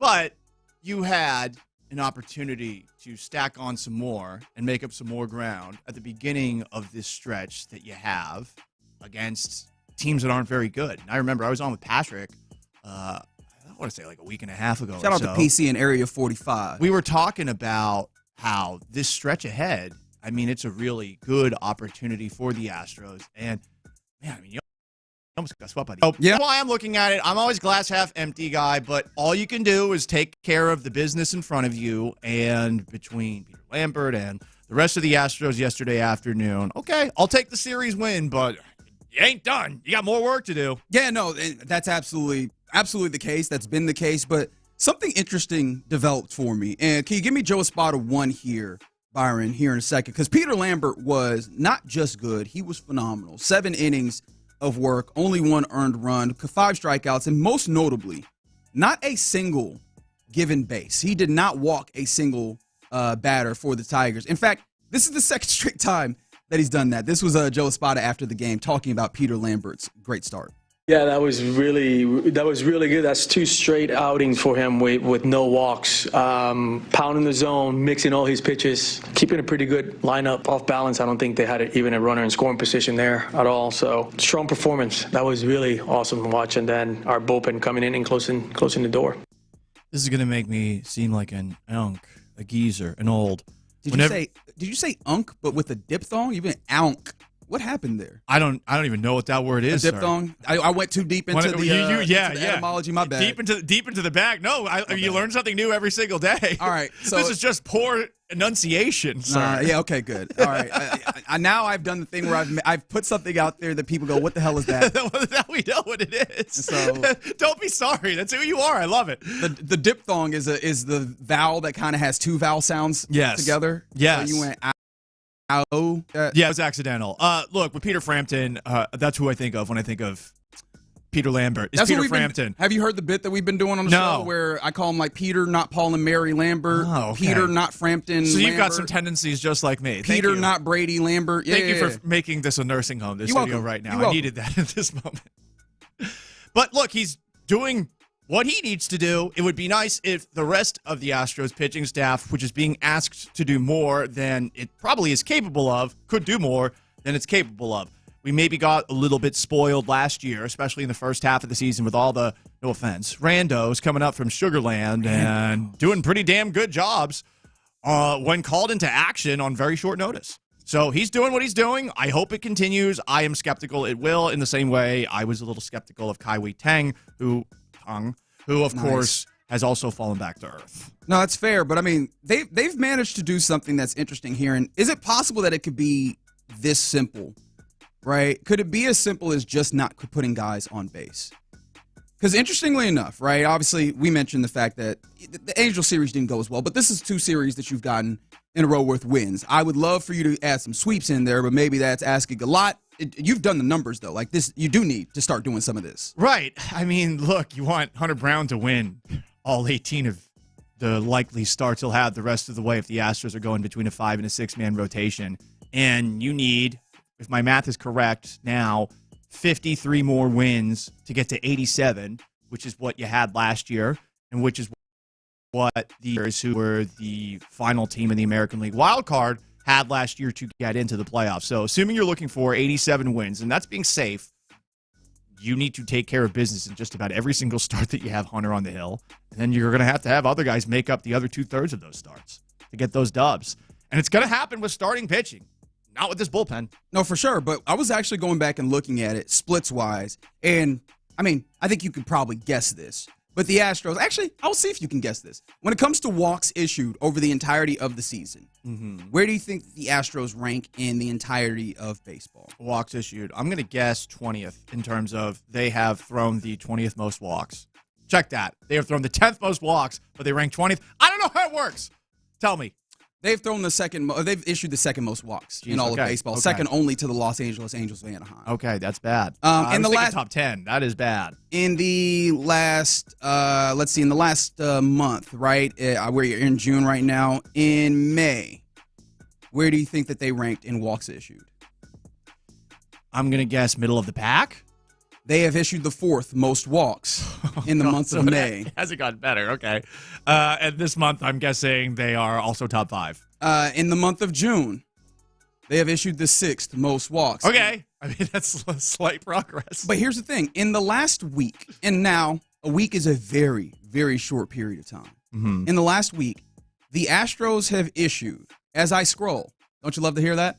The 22nd most walks. Oh, they're back.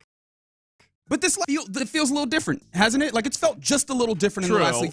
It's a week of baseball. And it's 6 on innings 162. Hunter Brown is one of those. Peter Lambert's one of those, right? I'm not here to tell you that this is something that is like wildly different. However, could it be, is that question I'm asking. Yes, I become Silverline and Reggie. I get it. But could it be as simple as, hey, stop putting guys on base and you give yourself an opportunity to win, especially when you look at when the top of the lineup is raking the way that they did last night. The bottom of the lineup is holding serve in the way that they need to. If those guys, and it feels capable of that. You have Jordan, you have Jeremy Payne, you have Jose Altuve. And even just with what we're talking about, I know that we're looking at this rotation and we don't love it past 2-3 guys maybe. But can you just not issue walks and you can get through this? Because in a week's time, which again, small sample, you've played some pretty good baseball. This is the problem, though, because a lot of ifs along the way there, and I appreciate the optimism, but I mean, you're asking for a very simple thing that the Astros have not been capable of doing this year, which is to, hey, can you throw strikes and don't throw balls? That would be nice. Right. And then one of the guys who's throwing strikes is throwing meatballs. Hey, it's me, Brian Abreu. Here's a meatball here. Honestly, I thought you were going to go with Mike Burrows. I'm going to throw some meatballs too. To me, I'm Mike Burrows. They're all Italian now because they're throwing meatballs. You know what that made me think of? What? It's something very off topic. Anti-Italian discrimination quote from Sopranos? Oh. No, but it's along those lines, which is, are Italians the only folks that we're allowed to just slightly stereotypical, No, they're cool with it. I mean, and listen, I'm mostly Irish, and I totally understand that a lot of people think that we're drunks. Look at me. And on top of that we have a obsession with potatoes. Potatoes from the home country. It took the second time for you saying that for it to hit me. But I'm like, most accents, be real careful about it. The Italians, let it fly for some reason. They got thick skin. Maybe that's the case. That's the case. But yeah, no. Not the Sopranos, though. They did not have thick skin in that show. You're right, but here's the thing. Like, is Mike Burrows more palatable with his couple of home runs that he'll give up every time around and his earned runs? No. If he's not also issuing walks. So maybe that these home runs are solo shots as opposed to 2-run, 3-run shots. He's not palatable because I thought I was getting something else. You know, I thought I was getting something else. It's a different bill of goods. Right. Like at this point now we're trying to make it work for the sake of making it work. It's like ordering something online. For example, my dryer, it broke. So I ordered some parts online to try to fix the dryer by hand. And that has, as you would probably imagine, gone absolutely horribly. Wait, why did you even do that in the first place? Because I don't want to buy a new dryer. So I bought parts for $60. So I'm trying to make it work with these new parts. They don't work, and I'm still trying to make it work with these parts. But I know it's not going to work. I could have told you you would be here. You know what? Whatever, okay? I'm trying to be a man. But, yeah, that's not going so well, and that's how I feel about Mike Burrows. You know, it's like the $70 that I gave to Ben's Appliances to get the new arm and belt for my dryer, which was squeaking and then clanking and now dead. Shout out to Hater, back appearances. It's fun to know that the door can get closed. Yeah, like you have some great pitchers. But that's what's frustrating about this. That's also part of it for me is like if you can, as a starter, just not be nearly as bad as they have been, especially with issuing walks. You can get it to the place where we can close the door. But again, you're like, just don't be bad. Well, don't be as bad, right? Because that's the thing. I'm not saying like be kind of bad. Because here's the funny thing, right? In this week that I'm talking about, where they have significantly lowered the amount of walks that they've given, or relative to the rest of the league, their ERA has actually been higher. Like it was like a 4.87 prior. I think it's a 5.04. I mean, you could check me on that if you 1-0. You get the point, right? Like it's a higher ERA, and yet the results are looking different because they've drastically stopped the amount of dudes, free walks that they're giving. Like I think that is significant in my mind, where it feels like, guys, here's proof of concept. Just do this. You should go into the clubhouse, and look, if they let me, I will. As a motivational guy, I'd be like, hey guys, listen, just don't walk anybody. Yeah, man. Don't do that. That's right. It's bad. Yeah. I don't like it when you do that. I don't know if nobody's told you this. Do the good thing. I have a feeling that nobody has given you this information. I've been doing real hard study. Walks are not good. They don't help you win baseball games. I enjoy it when you throw strikes. Also, no meatballs. No meatballs. The meatball subs are good. But this is the funny thing about sports. Sometimes the answer can be as simple as that. I'm not saying that is absolutely, but sometimes the answer is something so simple that you go, damn, how can he not see it when we can see it? It does make me wonder about the catching situation just a little bit. Yeah. Because catchers are important, framing a pitch, disguising whether or not a pitch was a strike. And I like to do this as a joke. What's Martin Maldonado doing? All right. I actually think Christian Vázquez has been great in that regard, especially in this time where he's been had the opportunity to catch a whole bunch. Maybe. And then also he's been great at challenges. What was the game like 3 days ago, where he was like 4 for 4 on challenges, whether it was behind the plate or as a batter. Nice. Yeah. Like those are the types of things. Those are the margins that happen. And this is ultimately the point. You're a marginal team right now. Yeah, you're maybe beyond marginal. You're a 4th place team. Right. I would say that's semi beyond marginal. You're just in a division where everyone's playing with their food. So something like this makes a big difference, I think. I'm glad that you think that, and I hope that it continues. Oh, no, I believe that. The problem is, can they actually do it? Right. Because this is a week, again. It's a week. And they're coming up on the 13 games in 13 days where now we're having Joe Espada has a penchant for, when I'm up against it, I'm stretching my pitchers further than they need to go. I'm working my pen a little bit harder. And we've seen the ways that that's fallen for you at times.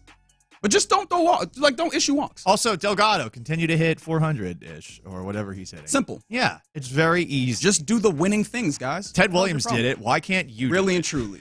For an entire year. As my mother would say, he didn't have 2 heads. No. He only had 1 head just like you. Get it done. All right. Both human. Radio on Sports Radio 610. From the absurdity that was. But to something else that maybe you feel viewed as absurd, but I'm very interested to hear. 713-572-4610. Another client of CJ's agent had some very interesting comments in the middle of a contract negotiation. Does this worry you at all? Let's talk about it next on Sports Radio 610. The Drive with Stoerner.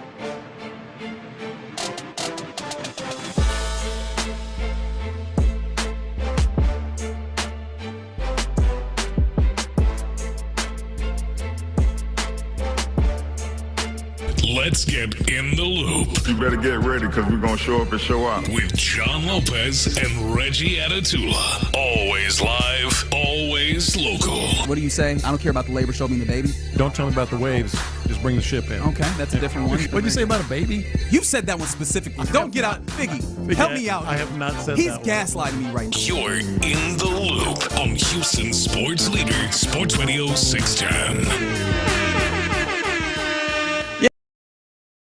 Yeah, you're in the loop. 10. Happy Thursday to you. I'm Reginald Atatula alongside Paul Gallant. Oi! And for the OG, John Lopez. Today is colonoscopy day. We've talked a lot about colonoscopies recently. And Happy colonoscopy day. That's right. Happy colonoscopy day to all who celebrate. Really and truly, I understand that people are just like, why are you talking about booties all day? And in this way in particular, the reason why I keep doing it, one, because it's funny to me, but two, because I really do hope that this reminds folks, hey, man, take care of your health. Like, I know that this, it's a little PSA, it's a little PBS, I understand. But I really do think, hey, why don't we take this opportunity to remind folks? Go ahead and get that checked. Or at the very least, do your well check. Get your one time a year. Make sure you go see your primary care physician if you have the capability to. And make sure you're on the up and up. Big doctor here. It's me, Reg. I'm just speaking up for Big Doctor. Get those copays in. I mean, really big health outcome. Like that's really, I would like our listenership to stay well. No, just be in If you don't denial. listen to the station though, I don't go to the doctor. I really do hope that it goes poorly for you. But if you're listening to the station, I want you to live as long as possible. Really and You truly. know what? That's a good point. That's right. Didn't That's think right. about that. See, look. I don't think about much, though. Fair enough. We're getting ready to start a little soccer for the day, World Cup. All the teams have gotten their first match in, so we're at that stage, and then we circle back around and the round robin continues, and the matches start coming at 11 here in about 30 minutes. I believe Czechia and South Africa get us going. We'll keep you up to date with that. But just, scrolling around the interwebs, I happened to catch what was happening in Dallas, because CJ Stroud, we know, is in this circumstance where we're trying to figure out how much the Texans like him, how much they want to pay him, if they can get a deal done, and it doesn't feel like this offseason is the time to do it. But if you're unfamiliar, his agent is someone who I think you could qualify as a super agent now in David Mulgeta. At least when it comes to football. I tried to make the argument that he might becoming the Scott Boras of football, and J-Lo was like, maybe not quite that, because Boras kind of runs baseball in a way. I think it's fair to argue that he has more influence than several owners in the league.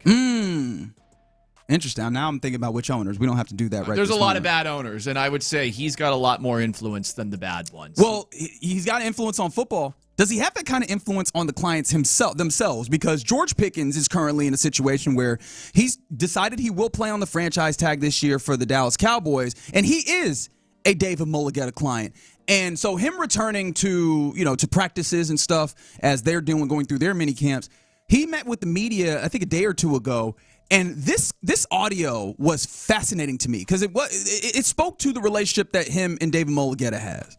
Thought of coming in for the voluntary stuff from you? Like I said, my agent. So I was just listening to my agent. So whatever he was saying, go, don't go. So all I was doing. Did you ever want to give him pushback and come back sooner than what he wanted you to? Nah, no pushback at all. Like I said, just more of a genuine thing. Like I said, whatever he's doing, if he told me to come back the first day, I would. You see what I mean? So whatever people are telling me to do, that's in control. That's what I'm trying to do to the best of my ability. Why do you trust him to what he says at the time? Just because he's in control. So he's like your boss. So there's no trust or anything there. He controls what you do. So whether you trust him or not, you know what I mean? That is very candid. He controls what you do. He's like your boss. You're his boss. Does this concern you at all? Especially as it relates to coming home, CJ Stroud is under the maybe control, depending on how George Pickens characterizes the relationship between him and his agent. Does that at all concern you when it comes to the negotiation circumstances here in Houston? Yeah, because I'm sure David Mulgeta has his own idea of the best way to get the maximum amount of money for CJ. And we have seen quarterbacks associated with David Mulgeta, Deshaun Watson, in the past, take a hard line stance to get out of town before bleep hit the fan with all those massage therapists. I actually asked someone who would be in the know about, hey, back in the day, was that something that David had advised Deshaun Watson to do? And he told me Deshaun was getting deeply unhappy and was getting mad about all kinds of stuff. David privately followed his client's wishes to get off the field. The off the field delayed the ultimate goal. And then, of course, he ends up going to Cleveland and getting paid. That's interesting. At least in that situation, it seems like that was more Deshaun's decision than it was a David Mulugeta decision. But we're talking about something that was, 5 years ago? 6 years ago? Shoot, is it 7 now? God. It's been a while. Yeah. People get more power. Right. Has David Mulugeta lost any power in the years since can't say this? that at all. No, can't say that at all. It is a play. It would be a play, though, and I'd tell CJ this to his face. This would go horribly for you if you care about what people think about you, and I wonder where CJ's headspace is at this moment in time. One, just about the Will Anderson contract. He hasn't gotten one yet. He's twiddling his thumbs, waiting. The last performance he had was awful. The performance before that was also pretty bad, but everyone seems to think that was okay. I wonder. Wait, are you talking about Pittsburgh? I think most everybody is like, yeah, man, they won the game, but that was in spite of C.J. Stroud's play that day. There was a Q&A I saw in the Houston Chronicle. I think it was Jonathan Alexander, and I remember. I think that he. I don't know. I got to go find that quote. I just remember seeing that, and I was like, what? He sucked in that game. He was terrible. Like, that interception that he threw in the red zone was terrible. Whatever. Bringing it back to this. This would go very poorly from a PR perspective for CJ, who is already about as low as it gets. And I wonder if he would be able to handle more backlash than he's already getting right now. Because, to be perfectly honest, I feel like he's not, at this moment in time, the most mentally tough person in the National Football League. Well, yeah, if you're going to put it at that level. But I understand just what you're getting to. Just to be nice, you know? I understand where you're getting to. Like, he's guarded at the press conference in a way where he said, I needed to get away from football. Like, I do wonder where his headspace is. It's great that he's back with the team. They're practicing, yada, yada, yada. But this would, if you think, hey, David Mulugeta tells me to hold out, it would not work well and for him. That's the thing. What's interesting here is that the move that happened here is that David Mulugeta is sending George Pickens to work, to practice here, to like go and tap in with the Cowboys. And so this is not a holdout. And this, again, George Pickens is saying, I go where he tells me to jump, I ask how high, basically. And I imagine that's because of the outcomes that David Mulugeta has been able to render for his clients fairly consistently. The question I had, because I don't know that this is about like C.J. Stroud will hold out or anything. In fact, this would be the time where I would imagine this one might happen. It's just the idea that this could be just a Mulugeta joint exclusively where the C.J. Stroud and what he might want and the ideas that he might bring to this are completely out of this. I do wonder also how impactful this would be. One, I guess the first thing I think about is how much of this is George Pickens himself. We know that George Pickens can be a little bit viewed as a knucklehead. I don't even want to go too deep into this, right? How much of this is just, as a dude, we're taking out the possibility of any foul play, any nonsense happening. Let David handle all this, right? Maybe that's the case, and maybe that does not apply here. And then I also think, too, how much the Texans have shown themselves to be willing to just pay the little extra, right? We're not going to quibble too much on the finer details that are helping get a deal across the line. And I do wonder if that's what David Mulugeta is doing in some of these circumstances, is those final details. And so I do wonder if maybe this is less of a concern in the circumstance here. But also, doesn't it feel like the Texans are maybe making a little bit of a stand here in a way that they haven't on any of their other deals with the CJ thing? Yeah. Am I reading too much that maybe hasn't gone that far? I mean, this is unique because it's a quarterback, and maybe we have to separate it from all the other deals just because of that. And I imagine the Texans are looking at something similar to what they have been doing, which is a 3-year deal, which works out well for them because if something, say, ages poorly, gets injured, you're spending a little extra money, but you can get out of that contract a little bit earlier. And for the player, it works out because that player can get a raise if they want to raise Nico Collins before the end of that contract. I'm imagining that would be the play by the Texans if there are any, at this moment in time, offers on the table that were given to a David Mulugeta. I truly don't know. I think that Adam Schefter being asked about whether or not an extension would happen for CJ and then just kind of throwing out speculation and what you would maybe say when you're asked a question on the spot and you don't really have a firm answer. People are taking like, hey, what he's wondering about, what he's thinking aloud about, as if he is doing a report in that moment in time. So a lot of people took that and run with it. But I am fascinated to know what those conversations between the Texans and C.J. Stroud's agent, David Mulugheta, are like. And I'm also curious about what those conversations between Mulugheta and Stroud are. And Reginald, if you go back to the last question that was asked of C.J. Stroud at OTA's minicamp, I forget which it was, where he was asked about his contract situation. And, a lot of people, specifically me, focused on the part where he said, I've held up my end of the bargain. What does that mean? But the other part of it was, I let my agent handle it. Yeah, that's true. How far does that go? What does letting your agent handle negotiation entail? Does that mean that he might tell you to do something that's also involved in this? Or is he saying, you stay away from all this, I'll take care of it, you go do your business, that's all you can control? Yeah, and I think it's an interesting thought process to undergo. I found it fascinating, just the extent to which George Pickens completely removed himself from those circumstances. But maybe that ultimately helps, right? Because again, in this circumstance, I kind of don't want CJ thinking about his contract. I want CJ focusing on being the best quarterback that he can be. And maybe this ends up being a good thing if this is the way that it operates, where CJ Stroud is like, I'm not even thinking about what I want this to look like. I am just leaving it to a dude who has shown himself capable of making these deals happen, and I will just focus on being a football player, which it seems like, at least to me in listening to CJ Stroud in that circumstance you were talking about, I thought that holding up my end of the bargain was, hey, make sure you're becoming a better player, and I'm doing that. And I want him to be focused entirely on that, because ultimately all this stuff is the conversation about contract. It's one thing. We're all focused on this is a team that feels like it's capable of winning a Super Bowl, go and make it happen. And so focusing all your energy on that would be, objective number 1, maybe 2, maybe also 3. It should be. And, he'll be in a better headspace, and he will have a lot more leverage as well. Correct. Everything wins that way. If he plays well this season. So I'm hoping he stays off the internet, that he tries to avoid anything that might make him feel more down than he has to already feel after what went down against the Patriots. All right, you're in the loop here on Sports Radio 610. Coming up next, let's get to our question of the day. Inspired by a weird rumor that was going around that is not true, you want to turn with a specialized coaching role to one of your Houston sports teams. 713-572-4610 is the number to text. Text in and we'll talk about it next. The Drive with Stoerner and Hughley.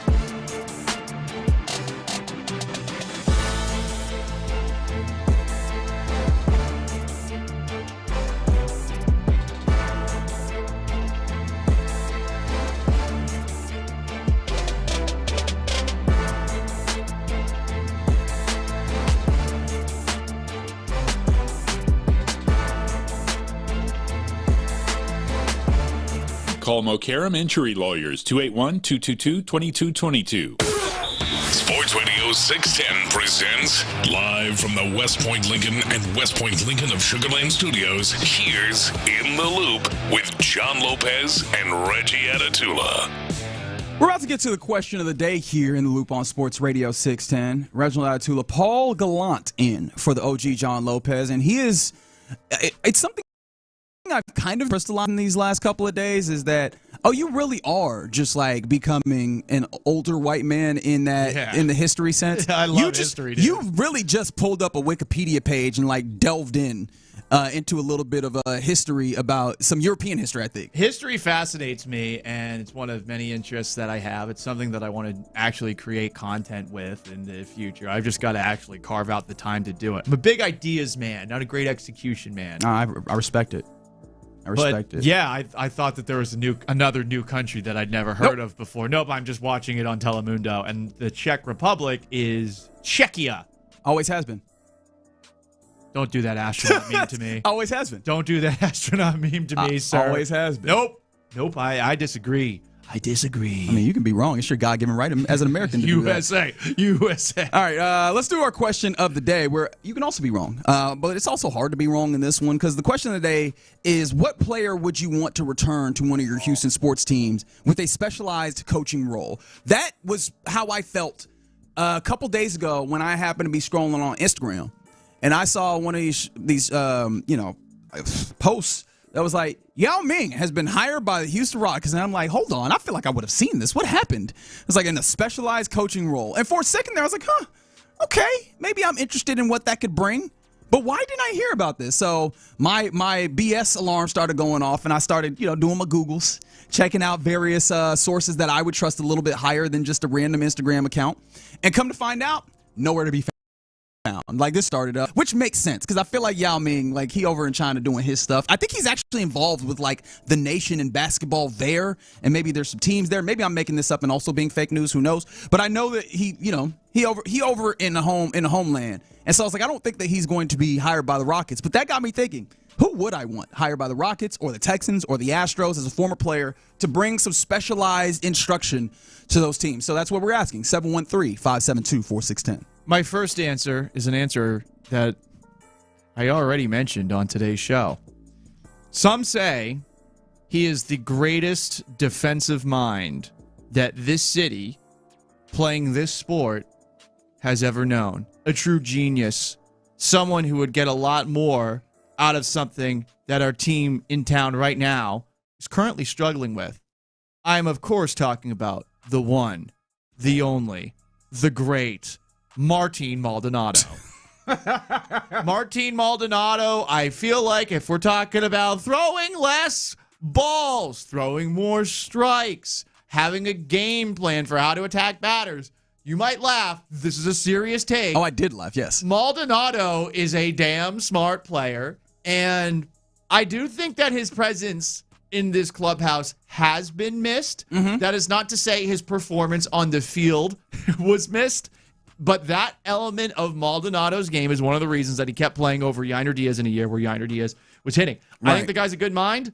I think he's clearly fits in with this Astros clubhouse. So I would say right now, I don't know what Martin Maldonado is doing off the top of my head. I think he is making that transition in coaching, actually. Yeah. And I'm kind of surprised that it's not with the Astros, to be perfectly honest, just given the rapport that he had here. But that would be one that is immediately right out of the game, still familiar with everything that's going on. Nothing is too newfangled for him. He hasn't become an unk, at least relative to other baseball players. I think that would be a great one right now.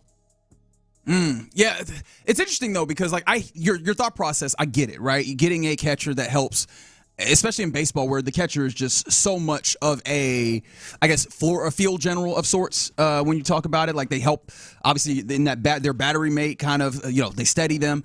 I do wonder how much Christian Vasquez being here is supposed to be some facsimile of that, and if you get the bang for the buck in the Martin Maldonado here, right? Like, Christian Vasquez does seem like he has helped improve some of that circumstance. He ain't no Maldi. Okay, all right. So he doesn't dye his hair orange for the playoffs. So that is the qualification. My bad. There's morale involved. Well, he's also the greatest baseball mind ever, at least per some. during the great Astros catchers wars of 2022 and 3. That is the question, though, that you kind of alluded to. Do you feel like he gives you, like, he actually makes your pitchers that much better, or is that more actually consultant? do feel that way. Because that's one of those things that I'm interested in. Do you go for a pitcher who might be able to speak to that, or like is that catcher being able to do what you're thinking about in that same way? That's the question. Like, this is the old the whole Alex Bregman of it, where it's like, hey man, you are a third baseman, but why are all the pitchers think help here? You know what I mean? Like, why is that going that way? Yeah, right. I appreciate that coming through. Some other ones that have come up. I like this one from the 832 on the text line. Chris Myers coaching center. Oh, I love Chris Myers. Like, I would love now, and Cole Popovich is seemingly doing a fantastic job with the offensive line. We'll see what yet another year shows in the raise of the floor and technical ability and some of the technique. But this one feels very particular in, can we get Keelan Rutledge up to speed on the center of this all, the between the ears portion of this, because the physicality is the thing that he has in spades and that you don't have in the other places, right? Jake Andrews ain't whooping him when it comes to being big and nasty and physical. But center is so much. In fact, oftentimes centers give a little bit on physicality because it's more about, can you diagnose? Can you figure out what's happening? Can you ID calls? And that's the thing that I'm not going to lie, I'm kind of curious about how quickly Keelan Rutledge can get up to speed on that and how good he could be on that even if they're putting him on the field early. First off, I love Chris. I hope he's doing well up in New Jersey, he and his family. Second, I think he would be good if they were still running the Bobby Slowick system. If he was still running something that's Kubiak, Shanahan adjacent. Right. Because that is a complex scheme, and I feel like he would be able to explain that. I don't know if what the Texans are doing now is, and I'm not an offensive line expert, Chris would definitely be able to tell me, but I don't know if what they're trying to do right now is the same as what Chris and the zone blocking scheme of what the Texans used to do back during the glory days of what their offensive line was. 2011, the best offensive line they've ever had. It's different. But I like Chris, and so if he were to come back to Houston, I mean, that's a win-win right there. Other ones that brought up, some ex-Texans. Arian Foster was brought up. Bro, Arian Foster doesn't want that. Arian Foster is so sick of football. And that is true. Yeah. Someone also said the late Jacoby Jones, RIP, to be special teams coach. Listen, Jacoby, wonderful guy. Jacoby, when he was a Texan, a little bit of a knucklehead. Like that was one of those things where our knucklehead. He was our knucklehead. I don't know if I want that guy as a coach. But he has missed that kick return that he had for the Ravens. A very cool way to make up for the muff punt that he had the year before with the Texans against the Ravens in the playoffs.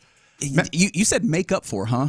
Oh, well, dude, he lost in the game. That didn't feel like making up for because you did it for them over there. Yeah. Right? Like that one hurt for him, though. But for him, he made it up. That one hurt me so bad because it felt like, the circumstance where, you got yourself a little girlfriend. She's cool. She leaves. She goes somewhere else, and she's badder over there. It's like, no. I was supposed to get that.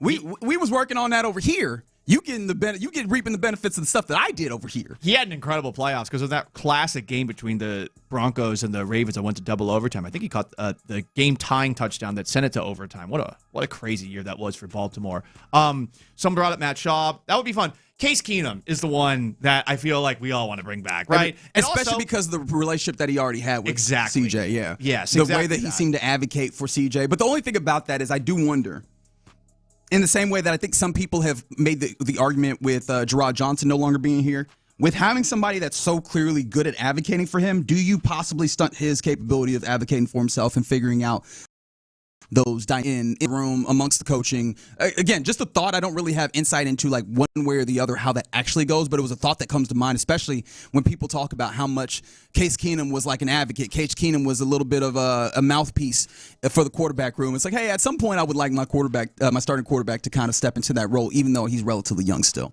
A great one that comes up. How about the Rafer Alston? Right, like the skip to my Lou. Again, the creation, the point guard type situation is clearly something that is needed on this team. Is Rafer Alston the one that you would go to if you start going to Rockets that you would like to maybe put in there? Like I know Steve Francis is Shane Battier. That's a pretty good one. And he didn't get to the point guard stuff, but he does get to the 3 and D, which it does feel like we need some more. You got some guys that are defensively inclined. Can we get them to knock down 3-point shots more consistently? Maybe Battier is good in that regard. Some more that are coming in. Yeah, you mentioned obviously Shane Battier. Hakeem, can Hakeem stop giving his services out to non-Houston athletes? I know he's getting paid handsomely for his services, but can we put him on retainer? or something like that. Like John Lucas? Yeah. Can we put him on retainer? He's the dream. It's one thing if he's working with Giannis, okay? Because I like Giannis, but it's another thing when he's working with Wemby. It's just another. I don't like I think it's the same thing, honestly. No, it's different because I like Giannis, and I am not the biggest fan of Wemby. But I do enjoy watching him play. I'm starting to sour on Wemby, though, much like everybody else. Yeah, I think you're in lockstep with most folks. Somebody said, see, this is the thing, because nobody on the text line mentioned J.J. Watt, and I found that interesting. And someone just mentioned Brian Cushing in the weight room. and already happened. Show them how to actually crash out. And I was like, hey, I don't know if we actually want them to cross that line. I think the Texans have done a great job of being physical, but They're staying already swarmy enough. Toe the line. I feel like Brian Cushing will have them out here, like, they will really all think that everybody's Aziz, right? Like, the way that they think about Aziz, they'll be like, all y'all jokers are crazy, huh? I do wonder if you were doing this, right, in this hypothetical situation I put up here. Do you want anybody on defense? Because it feels like defense they've got down pat. Like offense is probably more where you want guys, where you need some of that help. How about this as an alternative? I'm seeing some more ex-Rockets, Kenny Smith, Tracy McGrady. How about a guy who's actually an assistant coach right now with a pretty damn good organization? Sam Cassell, point guard. You nailed it. I honestly, Sam Cassell is in that place where I'm just like, why is nobody giving him a head coaching job? Like, this is the thing. If it goes poorly this year, and don't think that I'm, like, hoping that it goes poorly this year, but if it goes poorly this year, I think you have to consider where you are with Ime Udoka. And I'm not going to lie, Sam Cassell is a dude that I could get behind. Just because it feels like he's got so much experience as an assistant, and he has not yet been given the opportunity to be a head coach. I'd be very intrigued in that.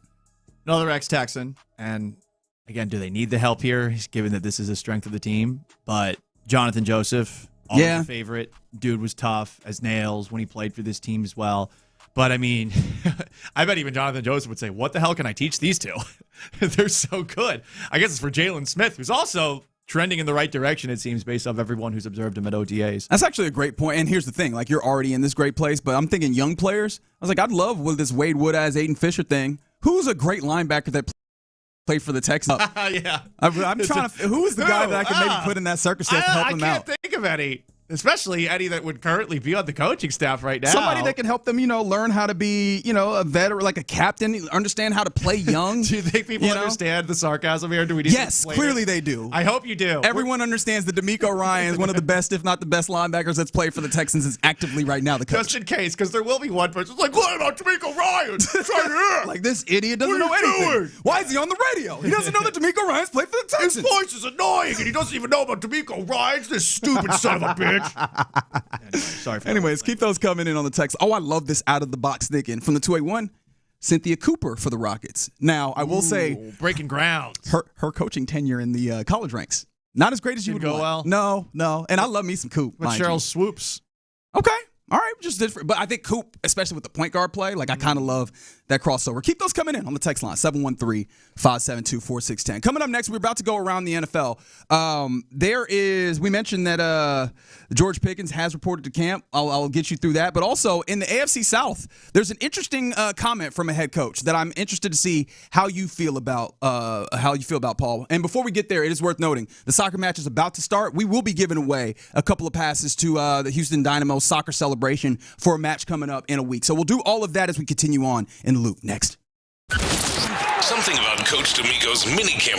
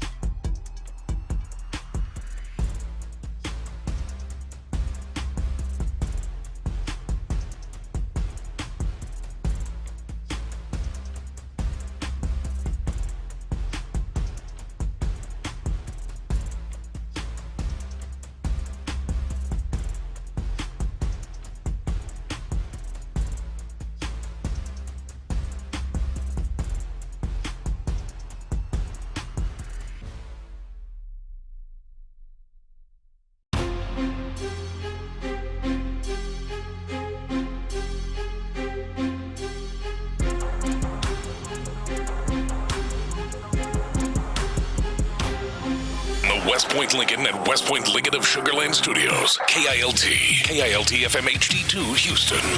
On Odyssey Sports Station. The Texans play here. Let's go around the NFL in the loop style. Why are you smiling? Because I love football.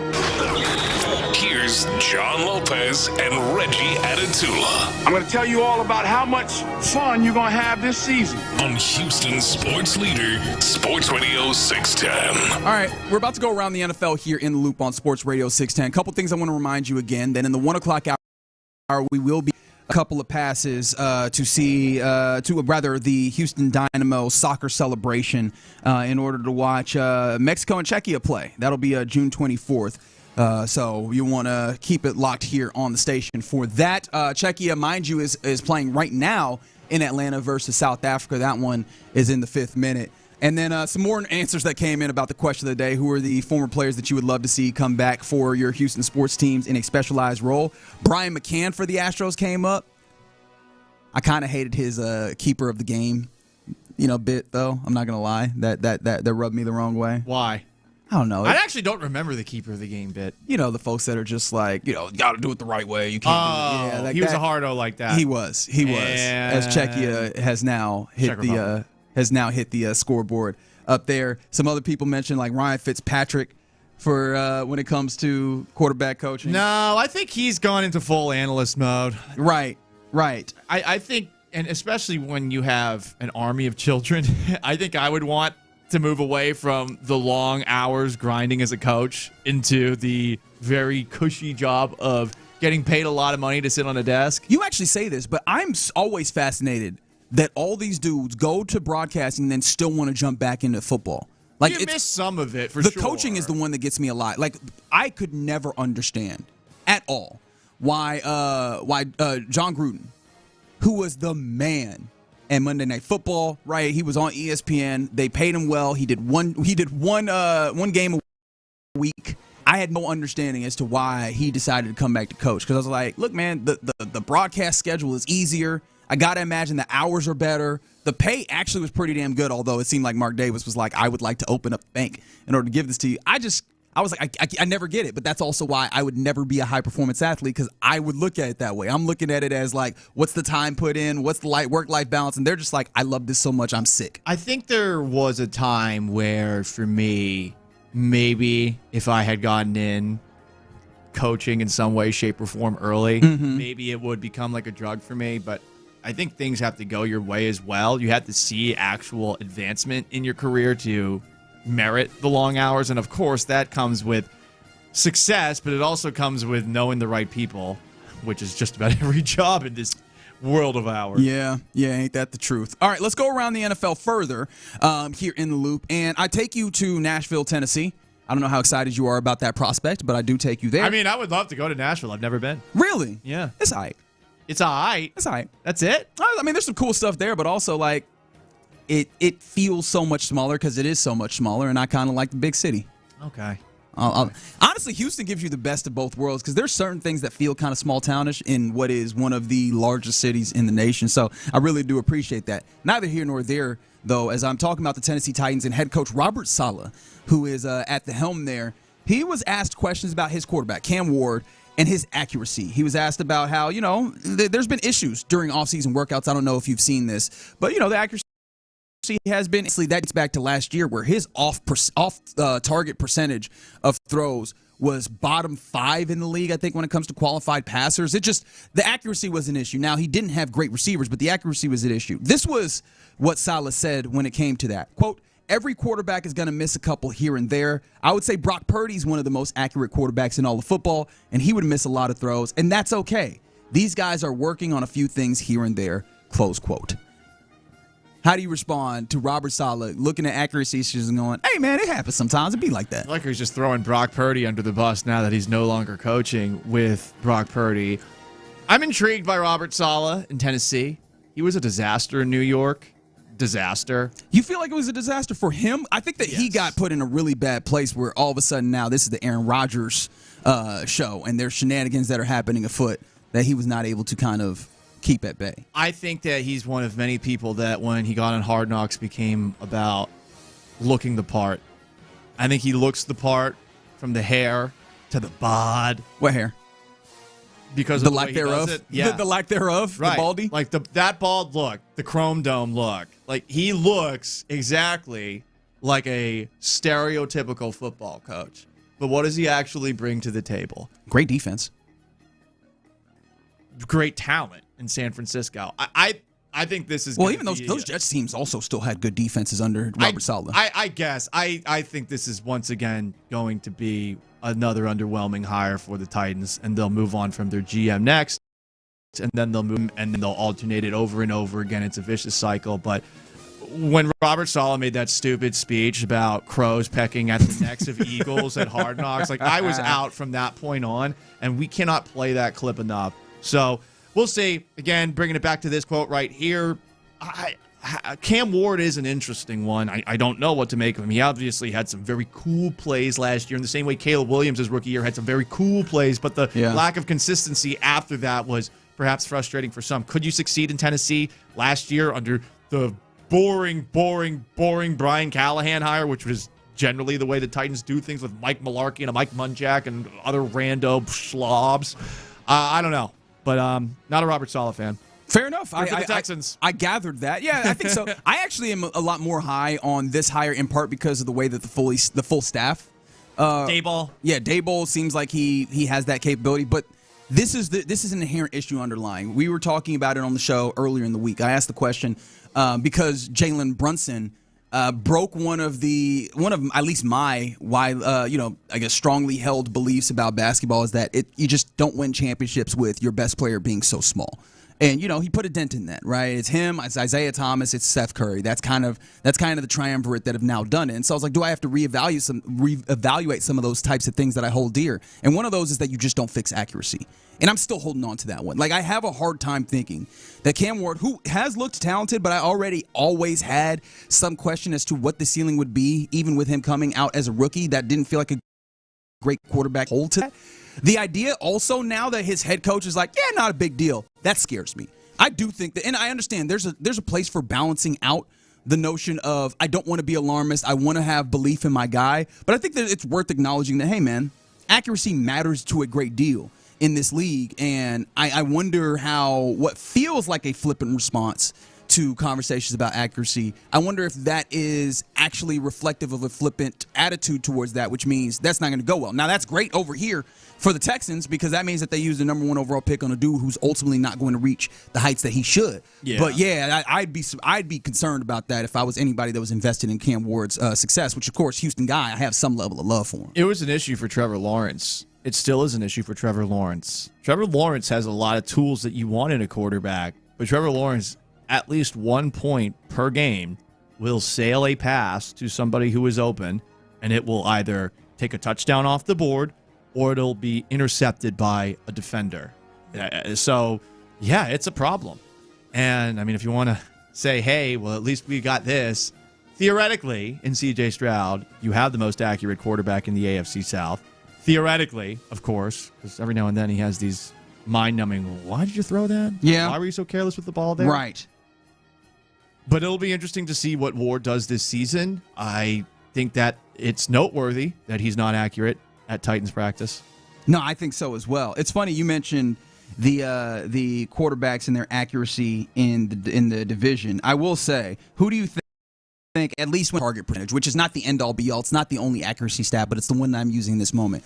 Who do you think in the division had the best of that percentage or of that statistic this past season? Was it Daniel Jones? It was Daniel Jones. It was. But obviously that makes sense. C.J. Stroud was second, though. Trevor Lawrence was 23rd of 33 qualified passers. Daniel Jones 7th. C.J. Stroud 18th. Cam Ward 29th. Woof. You know one thing that's interesting, though, as I'm looking at this, and I was looking at this again last night. You know who the worst was? It was 9. It was J.J. McCarthy. The second worst on-target percentage? Yeah, that one was obvious. I just didn't even give you a chance to answer. Forgot he existed. And you should. You really should. Like, I hate that I'm this hard on him, but also, No, y'all you shouldn't. y'all seen it, right? It's one thing. It's one thing to not be good. It's another thing to be an insufferable hardo. Seems like a nice while kid. Sucking. Seems like a nice kid. I don't know if he does seem like Seems a nice all right. kid. He did go to Michigan, though, and sometimes, with all due respect, I know that there's a lot of Go Blues out here. Second worst on-target percentage last year, Caleb Williams. Yeah, that sounds right. Like, Caleb Williams, he's getting a lot of shine this offseason off of that last year. There's enough things in the statistics where you go, hey, guys, should we be jumping out the gym yet? Caleb is a fun watch. Yeah. He's inconsistent. Yeah, the fun is carrying a lot of Cam this. Ward, from that perspective, you will see Cam Ward do stuff that you think to yourself, holy crap, did he really pull that off? Like that one touchdown he threw where he rolls all the way to the left and threw it across the entire Correct. field into the end zone? Like Ward does that. Caleb Williams does that. There are a lot of quarterbacks who do that, and then you'll have these glazing children online who are like, tell me that Cam Ward isn't him. It'll be some terrible, awful rap song from the 2020s in the background. Okay. Showing how he threw one nice pass in slow motion. Like that's the low bar that these stupid kids now have for appreciating an athlete online so they can stand and glaze some more. This is an old man yelling at a cloud. While also using relatively new language with standing and glazing and unk. I suppose, though, at this point that would make me an unk because there's probably some new term 100%. that I don't know Without about question. Yet. Without question. Here around the NFL, we continue on. How do you feel about this one? Apparently the San Francisco 49ers are, quote, nuclear hot in pursuit of Raiders edge rusher Max Crosby. This is according to, and of course I've forgotten who has gotten this, longtime Raiders insider Hondo Carpenter. Incredible name, Hondo. But he said that he's telling you that there's a lot of interest in Max Crosby. Two teams specifically are nuclear hot, the Philadelphia Eagles and the San Francisco 49ers. Which of those I know they're both in the NFC, so they're not of immediate concern to the Texans, but which of those would be more concerning if they did acquire the services of Max Crosby? It feels like this is going to be the year the Eagles fall apart, which is funny because the last time I felt that way, they won the Super Bowl. That's right. The 49ers, I think, need to add a little wind in their sails going into this year. I do wonder how things would have gone against the Seattle Seahawks if they were a little more healthy. That game was over. Let's open it off. I think the 49ers get better with that. And I just got to say, because of the coaching staff that they have, Kyle Shanahan's a little overrated, but I just trust the operation in San Francisco right now more than I do in Philadelphia. I'm the same way. And selfishly, I would love to see the NFC West just be a heavyweight fight all year long between the Rams, the Seahawks, the Niners, and then the Cardinals would just be over there. But you get what I'm saying? Like, just those three teams in the round robin would like be rock, paper, scissors with those three. It seems like one team owns the other. It's always been fun. But that would then also I scare enjoyed covering it when I was up there. Really, truly. But then that would also scare me is like, again, if the Texans do what we expect them to do and be a Super Bowl caliber team, I would hate to be like, oh, there's the San Francisco 49ers with Shanahan calling the offense and then the Bosa boy and Crosby coming off the edge. It's like, please, I don't want it. I don't like that at all. But that's apparently something that's happening out there. And one more to go here. We did mention this earlier. George Pickens apparently reported for mandatory minicamp earlier on in the week after kind of being in this holdout situation. He said, what's important to me is winning. Like he said from the beginning, I always want to bring a Super Bowl to a group of guys that never had that feeling. That's really the most important part for me, which, I mean, what a kind man, just deciding to bring Super Bowls to guys that have not had it yet. I am very fascinated, though, with him like clearly being locked in for the season. I do think Dallas is a very interesting team now, though. Yeah, I mean, Dak Prescott continues to put up numbers. You could argue with CD and George Pickens that this is the top receiver tandem in the league. The question about George Pickens is, holy crap, he was so good until December. And while he did have a good game against the Chargers in December, something happened and he wasn't the same at the end of the year. And the Cowboys did lose 4 of 5 to wrap up the season. Yeah. So what was that about? And he's doing all the right things. You know, we were playing the clip earlier where he's talking about how his agent is his boss. Seems like he's locked in. But he is so damn mercurial, you never really know what you're going to get out of him. I wonder what the season will be for him. I doubt it will be as good as it was this past year, where he had, despite a rough last quarter of the year, 93 catches for 1,429 yards and 9 touchdowns. I mean, the offense seems to work for him. It's a contract year, which tends to work, at least in the NFL, tends to get guys in their best behavior. I'm very intrigued, one, if this looks like the way that I think it'll look, what does the offseason then hold for him? Because if he holds together, that'll be 2 years where it's just no real problems, no issues for George Pickens. Great play.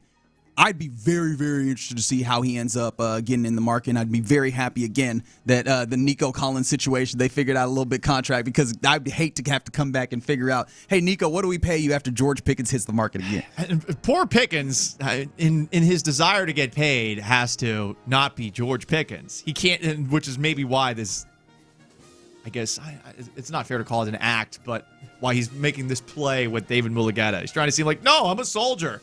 I'm bought in. I'm not a crazy wide receiver like we've seen a million of over time playing the NFL. Just one time for me. Just what is it? Week 4? Is it week 4? Just one time for me, George. That's all.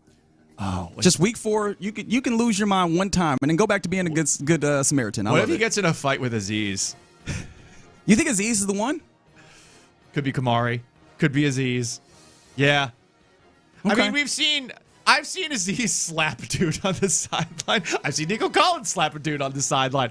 It'll be interesting. Yeah, that's right. With the Swarm, you never know where it pops up. The Swarm, they'll pop you. It does deliver. All right, you're in the loop right here on Sports Radio 610. Coming up next, The Ringer has put together, and they really have updated, because they always have, their NBA top 100, the 100 best players in the NBA. How many Rockets are there? And maybe more importantly, does that actually matter at all? 713-572-4610. We discuss it next. Area 45 with Bijani and Creighton.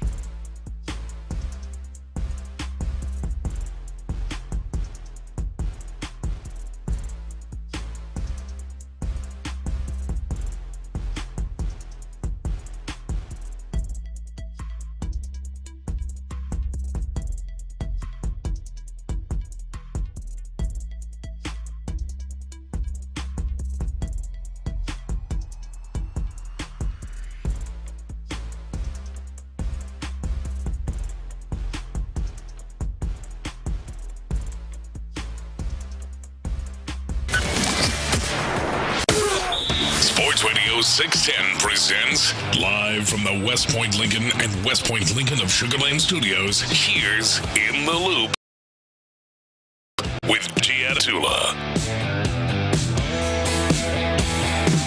You're in the loop here on Sports Radio 610. Happy Thursday to you. Reginald Atatula, Paul Gallant in for the OG John Lopez, who somebody was like, nah, I don't take 2 days to get a colonoscopy. Yesterday was the purge. Today is the colonoscopy. Oh, the purge. There's not really a great way for me to say it. People have called it prep, but I feel like people don't understand if I say prep. They're like, what you prepping for? They're purging. It might be worse than the very violent series of movies, this purge. Ooh, I don't know. I'm very, very much not a fan of horror films. I don't do recreational fear. But, yeah, just thinking about, hey. Isn't it a thriller? I don't know. Is it considered a thriller? A slasher, maybe? Is a slasher? A slasher's in the horror genre. A horror film? film? Slashers in horror. Okay. Thriller is just outside in my mind. I think thriller's slasher, like on the border of action and horror. Okay. I think it can be closer to a slasher, thriller, than horror. Okay. But if you have the jump scares, which is what all these movies are these days, says the young. But, yeah. I haven't You seen really horror like movie in a while. as a word, don't you? I'm just hijacking it so that the children have to think of something else.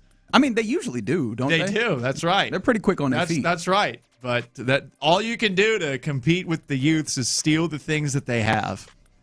So theft is the answer, is what you're Right, doing. exactly. Okay, It's a generation to generation thing. Excellent. All right, The Ringer, a publication, and really it's like a podcast house at this point more than anything, but they put together or keep a ranking of the NBA's top 100 players. Ooh, okay. And so it's been updated for this offseason now that the 2025-26 season is wrapped. We look towards the 26-27 season.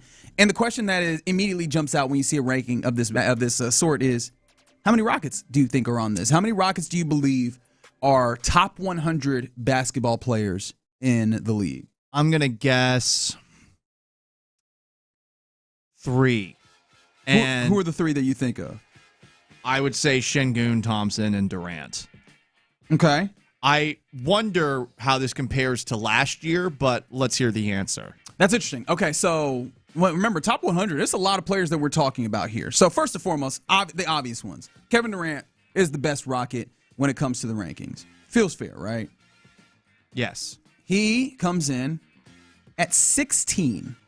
Best pure scorer of his generation, looking for one last title run is how they talk about him. They give a little analysis of what the playoffs were and whatever. Can't be an offense into himself, though. At this point, right. I don't think that he can be that. The interesting question that they throw up is this all that there is? Talking about how Houston seemed like the best possible place, probably still is, and yet you look around like we all have and go, is it capable to reach that level where Kevin Durant's been looking for the opportunity to find somewhere that validates all of this? Yeah. I mean, he was awesome last year, and he played in just about every single game except for the playoffs. Except for the playoffs where he only played one game. That one feels evident. Now, I'm interested in how you feel about these next ones. You ready? Mm-hmm. Alperen Şengün at 30th. Yeah, I think that's fair. So you feel the drop-off from 16 to KD. Alperen Şengün is 30th, and just to give you an idea what the neighborhood is, here are the comps on the houses that we're talking about, right? Directly ahead of Alperen Şengün, Paolo Banchero. Oof. Directly below Alperen Şengün, you said oof. You say you used that in the wrong place. You ready? 31st, James Harden.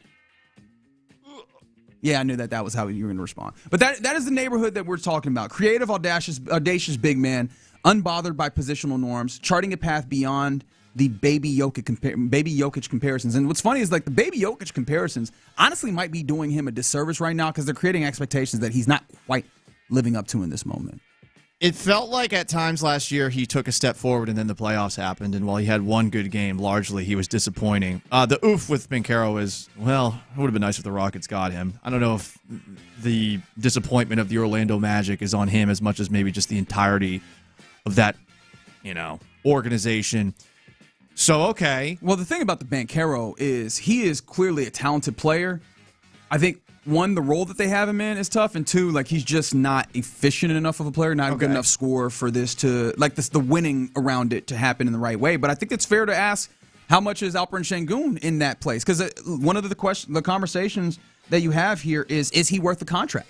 Yeah. Right? Like you gave him one of those kind of solid contracts, and early on it felt like it. I mean, he's been an all-star type player a couple years, but he's on a $185 million extension. They spent a lot of money, Orlando. I don't know that it's necessarily. I'm not even talking about Orlando. That's the Alperen Sengun contract. I thought for some reason you were talking about Ben Carroll. Well, I switched in there and I didn't make it clear, so that's on me. But yeah, that's the conversation. Is it felt like the contract was one that you got done in a place where you go, he's definitely going to continue to grow past that. Is he going to be able to do that? I think is a conversation. And then you're right. It is only 3 players. Wow. Okay. For the Houston Rockets in the top 100. And the third is Amen Thompson, who's at 36. Okay. Yeah, I think that's appropriate. I mean, 36. The lack of a shot. It's huge. It is, right? He's very viscerally exciting, two-way player, human highlight reel, all that. But there's still a lot of upside, but he needs to tap into that. And obviously, the circumstance of last year didn't do that. From 36 to 100, they do not have another Houston Rockets. Yeah, that's not surprising. Now, I would wonder what last year's list had if Tari Eason was in the top 100. I feel like he might have been, actually. And he was a massive disappointment this season from start to finish. Sorry, Tari's mom. The momster. I think with Amen Thompson, it's a matter of where is the next level of your game coming from, because you can't always do it on athleticism. And he's clearly not a point guard, even though the Rockets tried to make that a thing. Yeah. So I think it's finding a consistent jumper, and it doesn't even have to be a three-point jumper, but something with a little bit of distance where someone can, where teams can't just pack it in on you, where you have force teams to actually expand out, defend you in a way where you're not just over there yourself. We can't help off of you to go and make it more difficult on Kevin Durant or Alperen Sengun or whatever. Like, we have to consider you in the fullness of who you are. That's one of the next steps, I think. But the question that I have that I think is more interesting than anything, and maybe you could tell me if I'm right or wrong here. Does it matter that the Rockets only have 3 in the top 100 when it comes down to it? Because one of the things that I found interesting in these rankings is that you'll even see players that you go, he's not a star player, kind of littered in the same space as guys you think about as individuals, right? Like the New York Knicks just won a championship. In fact, their championship parade is today. Happening right now. They are in New York. People are mad because at 7:30 they stopped letting people go to the parade route. That many folks. Like, how many people can you fit on this island is also part of the question. But LeBron James, who, again, not the same level of player, but still, he's 20th. OG Anunoby, who's super role player, right? Like, I don't think anybody looks at OG Anunoby as, like, individual player that you go, I need him as any level centerpiece or anything. He's 21st. So you have role players highly regarded and, right next to guys that you view with some level of star power. Jamal Murray is 19th, right, to give you some idea. And so the conversation and the question that I'm asking really is, does it matter in the way of, I think the Knicks just won a championship based off of pieces fitting together and less about like, hey, this dude individually is talented this way. This dude individually is talented this way. It's just the pieces fit together really well. So it doesn't matter to you that you don't have Jabari Smith Jr. as like, hey, he's a top 100 player. You don't have Tari Eason as a top 100 player. You don't have Fred VanVleet, who I know didn't play last year and probably didn't help his factor. But you get what I'm saying. All these other part of what you do, not ranked highly, it doesn't matter if it's just you could find the ways to quilt them together into something that works much better than what it has previously. I mean, it could be that, but still, it is about talent. I'm not going to go so far as Daryl Morey used to, which is I'm just going to get stars, figure it out. Right. Roll the ball out, we'll see what happens, but talent is all that matters. At the same time, I'm looking at the rest of this team and, the two words that I hate hearing, the young core. And I'm just wondering where there's significant improvement coming from for these pieces that will have been playing together for now back-to-back seasons. There's not going to be a lot of turnover this offseason with the way the Rockets are talking about it. You're not getting rid of Dylan Brooks. You're not getting rid of Jalen Green. You're rolling it back, and you're hoping that the healthy guys are going to make you more like the Knicks, and I don't know, that doesn't put you in the same realm as the Spurs and the Thunder. And, something you got to acknowledge with the Knicks, this Eastern Conference that they went through is very open because there is really no one that is dominant. I would say Boston should be, but Boston has these games where they miss all of their shots. And then after that, Cleveland, Philadelphia, get out of here. So New York was very fortunate on that front. And unfortunately for the Rockets, since they don't have really that kind of talent, the lack of top 100 talent is a problem because I would imagine the Spurs and Thunder have many guys on this list. Oh yeah, actually that's worth checking. Give me 1 second because Oklahoma City has 1, 2, 3, 4, 5, 6 players. 6 on this list. You ready for the Spurs? God. That's more than can fit on the court. How many Spurs? Victor Wembanyama is clearly number 2, but 1, 2, 3, 4, 5, 6, 7. Jeez, top 100 players. 7? Yeah.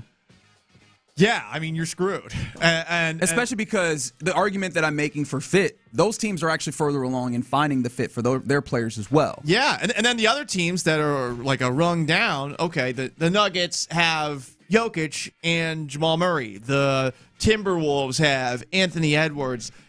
Every team that's in the same tier or above you has either a multitude of really talented players that make you look very shallow, or they have a guy at the top that long-term and short-term you look at and say, oh, this guy can definitively win me a game. I don't know that Durant wins you playoff games anymore. You know, and obviously it sucks that we didn't get to see him this year, so we could put that to test, but you know, just based off of the way that he fit in this offense, I think he could have stretches where he was great. Well, you say fit in this offense. He was the offense. Yeah, that was also problematic, right? Right, yeah. I made the argument for fit. I do think also there's going to have to be some moves around the edges. And the weird thing about it is if I'm using kind of this list as some level of barometer, which, again, maybe not the best way to do this, I wonder if they can move off of the contracts of Clint Capella and Dorian Finney-Smith. Clear misses. Finney-Smith was supposed to be the type of player that he's like a 60, 70 type player, right? If we're talking about the top 100. Borderline right? top 100 at least. Like he's supposed to be in one of those places. I wonder if they can move off of those contracts and find some players, relative minimums, or use their exceptions, not to get into the deep end of the machinations, where you get like a Tim Hardaway Jr. as a shooter that helps spacing and gives you one of those players that's in that low rung, because those are also the players that help you stitch together a Kevin Durant, what he does, Alper Sengun, what he does, and make all of these things kind of come together. That's what it felt like was missing because they were expecting the likes of Tari East and Jabari Smith to do that, and they weren't quite that in this past season. You're in a tough spot. I also just feel maybe it's the Rockets trying to play coy so that they have the most leverage they possibly can to make some sort of trade, but I think they're in a really tough spot in terms of improving from where they are now to even giving themselves a leg up on Denver and Minnesota. No, you're right. And so, again, it makes it even more clear what you're up against and what the stakes are for Rafael Stone and the Rockets. And let alone the Lakers, who, I mean, beat you and they didn't have Luka. Jeez. Yeah, no, that's do the Lakers have more players than the Rockets? With obviously LeBron, Luka. Is Austin Reeves on this list? Of course. What do you mean, is Austin Reeves on this list? I'm just asking the question. He's 34th. They have a single solitary more player, and just barely. You want to know why? Rui Hachimura comes in at 100. Otherwise, they would look very much actually like what the Rockets look like. So I mean, you could make the case based off of this list that the Rockets are the 6th best team in the Western Conference. You could try to. But again, not on the idea of a level of growth, which is possible. I don't know that depending on it as the way that you go and returning dudes from injury. Do you to bring it back to your original question about fit, maybe trumping talent, scheme, and everything put together working the right way? Because with the Knicks, it is wild. Like they seem to have main character energy in that whenever they're down 20, the dramatic comeback that happens in every cliche sports movie is going to happen. I guess, relative to them, do you feel like there are pieces that could fit that actually makes this trending towards, if they were in the Eastern Conference, they could be the Knicks? I think if you find shooting that helps you space, it allows the greatness that is Amen Thompson to get downhill. Also, honestly, I don't think you're crazy far off from Jabari being a better shooter that gives you some of that feeling. I don't think you're crazy far off from Tari Eason being more consistent and a better shooter that gives you that. But I think that all those things need to happen simultaneously, and you need to have the piece in Fred VanVleet helping, organize it. All of this has to hit, right? And we were talking about this with the Texans in the offseason. It's a lot of question marks that you're hoping go the right way in order to make this go. Rafael Stone has his offseason cut out for him. All right, you're in the loop here on Sports Radio 610. Coming up next, let's get into what's popping, including, hey man, Sorsby circumstances continue to we continue to get more about this, and it continues to get spicier. Plus, a rule in baseball is changing, and Houston has mountains. We'll talk about it next. Payne and Pendergast. We are into the no excuse.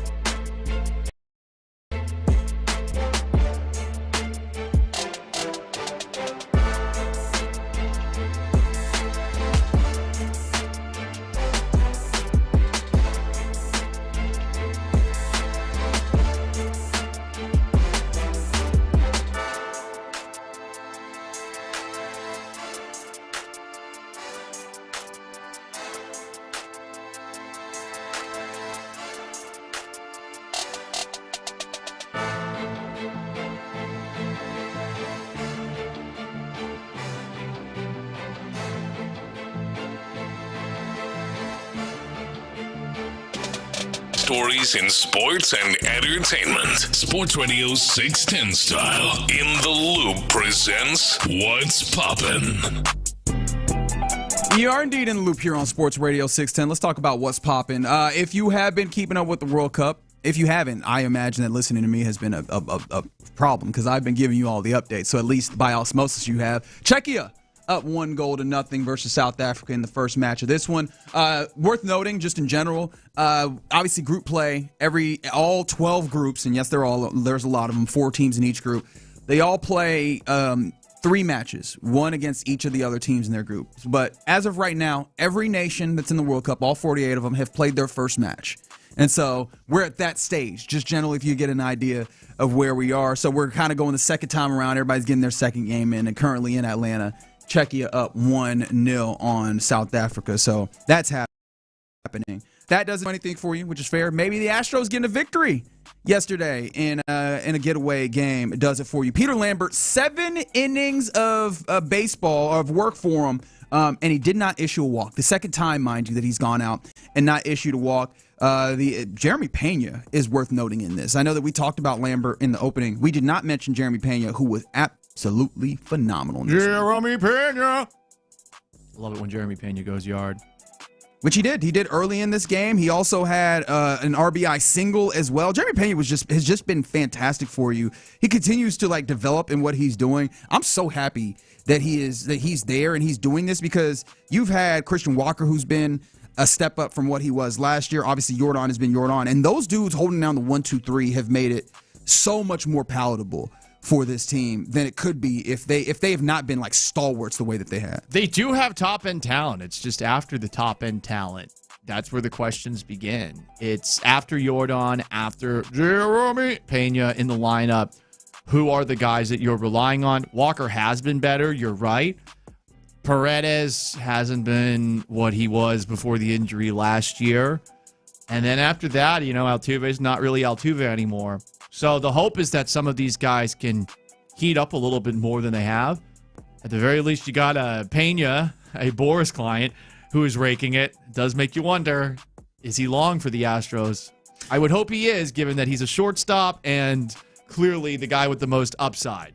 You would think so, but you never know, especially when it comes, you get further and further down the controllable years, right? And when you start getting to the point where you need to start talking contract, then we start bringing up old Jim Crane's rules for next contracts. No more than 6 years. That's right. it. And so it does feel like we're on a collision course for that, and I hate that has to be the thought. A 4-2 victory, nonetheless, gets you yet another series win, 2 series in a row, before you head into an interesting point in time where you've got 13 games in 13 days. Shout out to Peter Lambert one more time, though, for going 7, because, remember, Joe Espada let us know that Mike Burrows was available to be used out of the pen. I love that we did not have to go there at all. Yeah. And so I will be very intrigued to see, once we head into this weekend, next week, right, and then that 13-game stretch, a 2-week stretch, do they keep him in the pen or do they actually bring him back out? I understand that the circumstance was, hey, we're helping him get a rest or whatever. Are they actually going to have him miss a start? Is he going to just come back and be a starter again? What does this actually look like? I'm glad that we can put that off for just a little bit. I will be at Saturday's game. That ought to be pretty interesting. Do you know where you're sitting? Probably pretty nice seats.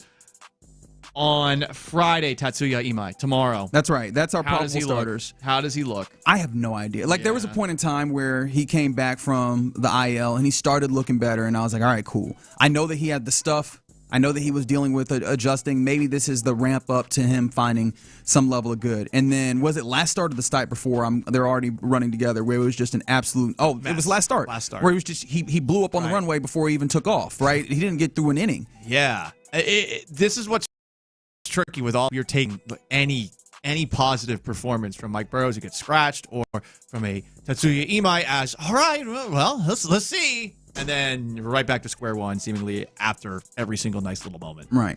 Speaking of baseball, though, how did you feel about this? I'm very intrigued because I don't know where you are with the home run derby and the rules that come with it. As you know, we're moving towards the Midsummer Classic, that is the All-Star game and an All-Star break, and included in that, maybe the most exciting of the weekend, at least at certain points in history, has been the home run derby. They went to the clock situation to kind of try and create more excitement. I hate it. You hate it. So maybe you would like the idea that MLB has decided to ditch the clock and reverse to the swing-based system, where you get certain numbers of swings to try and get home runs. It was a tough watch on TV. I'm sure if you're in the ballpark, it's pretty cool because it's boom, boom, boom, boom, boom.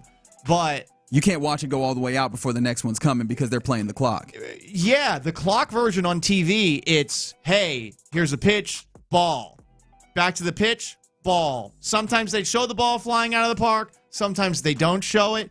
It made every single one of these swings feel a little less meaningful and more like you're playing Pop-A-Shot at an arcade. So I like that they went back to it. Yeah, last time that they did the home run derby without the clock was 2014. It's crazy to think that it has been this long with the clock.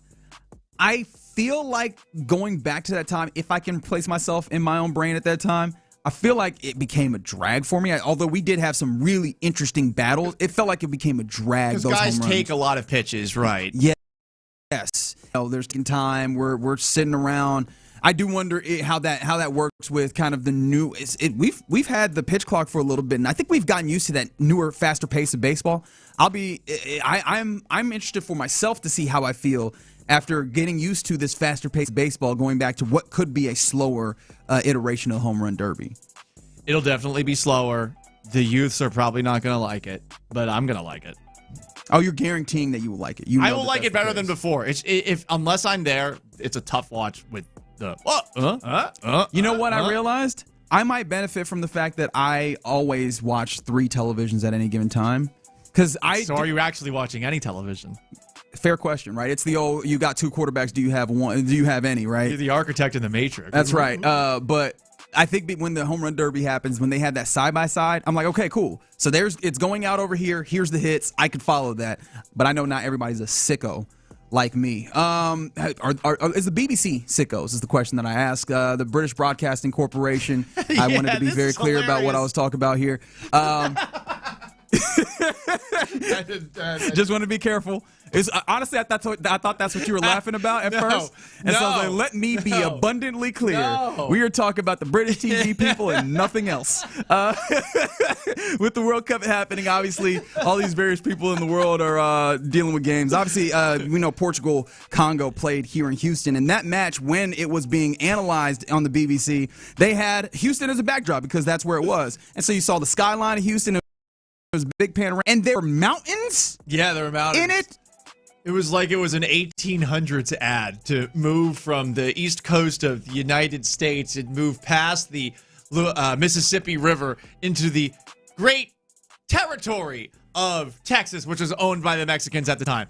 Yeah, that was weird. I don't know why they did that. Maybe they were trying to do us a solid. Maybe they're like, oh my God, it is not the prettiest area around Houston. But that's the thing, it's not true though. Like there's stuff if you wanted to like do things that are relatively geographically but not accurate from a skyline perspective. So they added a little something to it. I think the BBC did us a solid there. You think so? I would have appreciated if they put like kind of the East Texas, trees and stuff in there. At least it'd have been more geographically accurate, and it's gorgeous. True. Have you driven through like East Texas through the trees and stuff? Yeah, absolutely gorgeous. Yeah, and I get that, but that's tough. You're like, I'm not trying to hear that, man. Well, listen, you're trying to put a backdrop on TV that shows the skyline. It's weird that they just Photoshop mountains in, but in my opinion, I feel like they're doing Houston a solid here. They're making it look like, oh wow, this place is pretty. Let's be honest, Houston's not pretty. It's not. It's not. It's a giant, spread out bunch of strip malls everywhere, and the parking is still impossible to find, even though there's so many parking lots everywhere. And That's right. It's always mandatory valet. Yeah, it's our place. It's not the prettiest. And the BBC's like, you know what? Let's give them some mountains. Tourism up. Way to patronize us, England. They was just like, what sweet else? Baby. We need to pretty this up for you. What else would they do, those limeys? I mean, they're already here. They were an absolute There's no menace. water featured in this, mind you. Like, we can't turn this the other way and try and make this like, look at the Gulf. Yeah, because we're an right? hour away from the Gulf. Right, like there's nothing to show here. We don't have a river. We don't have a Gulf. We have bayous. How are you showing bayous here? The English are going to look at that and be like, oh, they live in a swamp, innit? Hey, they don't walk here. I didn't walk them out here. It looks like Shrek and Donkey.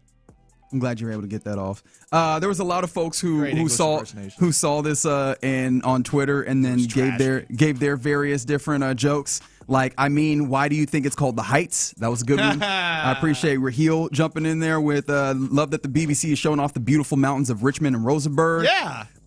People don't go out there enough. You don't even know. If you stay in the loop. I'd honestly forgot that there's a road called East Mount Houston Road, and somebody was like, oh, so that's what that's about, right? I mean, is the highest point in Houston that's not a building that part of 6'10" that goes over 59? That is correct. It is 100%, without question. Gotta be. The highest non-building point in the greater Houston area is on 100% an overpass or an over exchange. Yeah, one of the without overpasses, question. either the Beltway or the one that's 6'10" and 59. Without question, that's one of the highest places. You will have a view of miles and miles and miles forever. I thought it was funny, and hopefully this helps our tourism. Now, people are going to be mad when they get here, though. They don't see any mountains. I don't know if the mountains themselves will help. Just the World Cup itself. So you can't see it because of the humidity. Houston's coming out pretty good on the way that this World Cup is going. Yeah, we have won the World Cup to this point. Now, hopefully continue. We can handle the amount of people that are going to be here for this weekend's games. I'm curious. It's handled it okay to this point. I wouldn't say great, but I definitely wouldn't say bad. I mean, the German traveling fans, that's going to leave a lot, but I would imagine this weekend it'll be tested. When we get the Swedes and the Dutch. Yeah, they're Dutch, amenable people. The Dutch travel well. They'll be all right. I imagine they brought their own bus. They understand what time it is. They'll know how to get around. Orange bus. Look at us. We're so cool.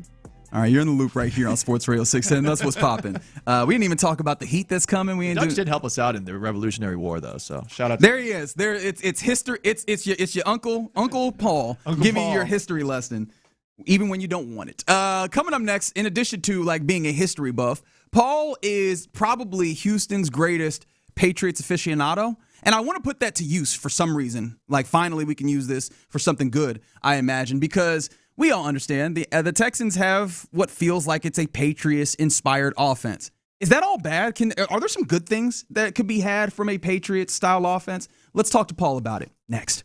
The Drive with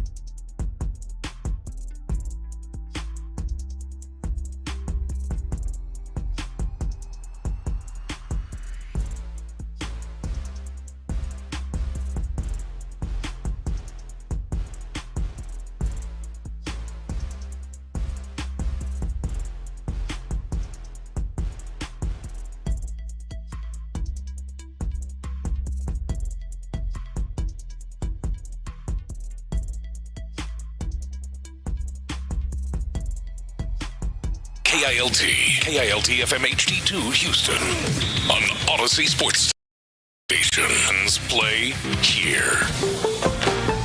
Sports Radio 610 presents In the Loop with John Lopez and Reggie Atatula. Oh boy, you're in the loop right here on Sports Radio 610. I'm getting a personal show myself. Oh yeah, in the studio here with Paul Gallant. Paul, and for the OG John Lopez. Talking about the glory days of flag football and getting mad about not being on the field for celebrity all-star games and flag football. And you know what? You found what is maybe the only sympathetic ear that you will ever have on such a topic. Yeah. Really and truly. I don't think anybody else would have put up with that conversation that we just had. It doesn't matter if you put up with it. It's just going to happen, and you're going to listen, damn it. You're going to be my therapist. All right, I can deal with that. Sorry about that. No, don't worry about it. It's cool, man. I enjoyed it. It's a problem. I need to stop talking about flag football. Now I don't do it on the air. Now I just do it to anyone else. Exactly, and that's why I'm like, I will take this so that everybody else doesn't have to hear that. Now, I can't say that about this next thing, which you probably should talk less about as well, which is the New England Patriots. I try my best, especially with them having been in the Super Bowl this past year. Damn it! How did I walk him into that? What? It did happen. That's technically correct. I'm not flexing about it. I mean, I'm at the point now where, even though I grew up a Patriots fan, I want to see the Texans win because I'm here. Look at God. I want to cover a Super Bowl. You see that, Byron? Look at God. You see, he can change hearts and minds. I want to cover a Super Bowl. Is that so hard? Is that so wrong? I mean, me too. Is it a little selfish? Yes, it is. And I want you guys to be happy second. But first off, I want to cover It is second, though. Don't get me wrong. Yeah. There's a lot of things that he could want in life, and that's number 2, guys. Yes. Okay. I cannot tell a lie. Some people have called me George Washington. Speaking of George Washington. Isn't that Honest Abe? He was a Patriot. Oh, no, that was the tree. I'm with you. Honest Abe was honest. I don't know how honest George Washington was. Damn it, now we're in the history thing. So, listen. A lot of people, you hear about Patriots Association with the Texans and you're sick of it, and I get it. We talked about this a little bit yesterday when we were talking about how Woody Marks maybe will have a role that better suits him this coming season. And I thought to myself, it does remind me of some of the successes the Patriots have had in the past. So, listen, I get everyone's sick of it, and if you want to push back, have at it on the text line. 713-572-4610. YouTube, Twitch, etc., etc. I'm just going to tell you about some of the good things that maybe could come out of the Patriot influence with the Texans right now. First off, I'm a fan of Cole Popovich. Cole Popovich came over from New England. Cole Popovich used to work under the Patriots offensive line coach Dante Scarnecchia. Is he good? If you've never heard his name before, he is an offensive line coach whose name has been mentioned a lot over the last 30 years because the guy had been coaching forever, specifically in New England. He's a big part of the reason that they were able to be as successful as they were during the Tom Brady era. A guy who worked underneath him, I like it. Does it mean it will work out? Good question. And we've obviously seen a lot of Bill Belichick coaches flame out when they get an opportunity away from the nest. That's interesting because I'm glad that you mentioned that, right? The seeming lack of a tree that happens with one of, if not the greatest coaches that we've ever seen in football.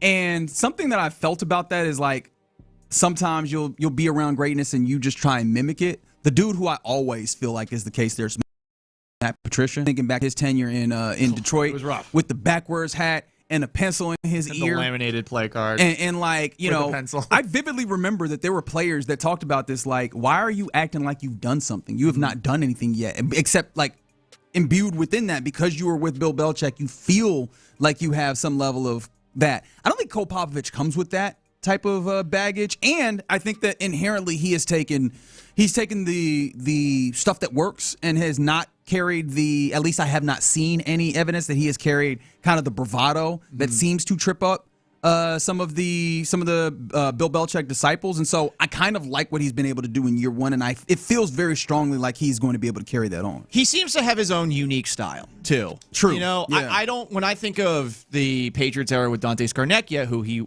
worked underneath, I don't think about maulers and bruisers and bullies, which is what they are trying to establish as a mentality. But he has a plan, and I like it. And we always talk about, hey, how does a coach do underneath a head coach? Well, how do coaches do if they have had a really good assistant coach that they have worked under? So that's one thing that I'm intrigued by.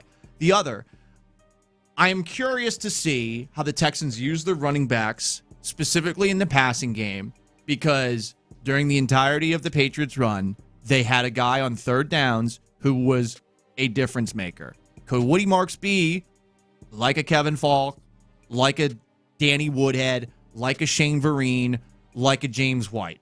All of those guys, incredibly clutch players in the biggest moments. Marks is going into season. It's going to be really interesting to see how he does it. But I think if he is away from being in getting the ball every single down at a necessity role, I think he can actually really thrive because his skill set coming out of college, that's what we heard about. This guy seems to be a really good third down back. When we talk about, I'm glad you mentioned this because I think back to last year. When we talk about targets out of the backfield for the year, Woody Marks is going to be the highest of the running backs. But how high do you think he is when we talk about, number of targets in the NFL? That is a really good question.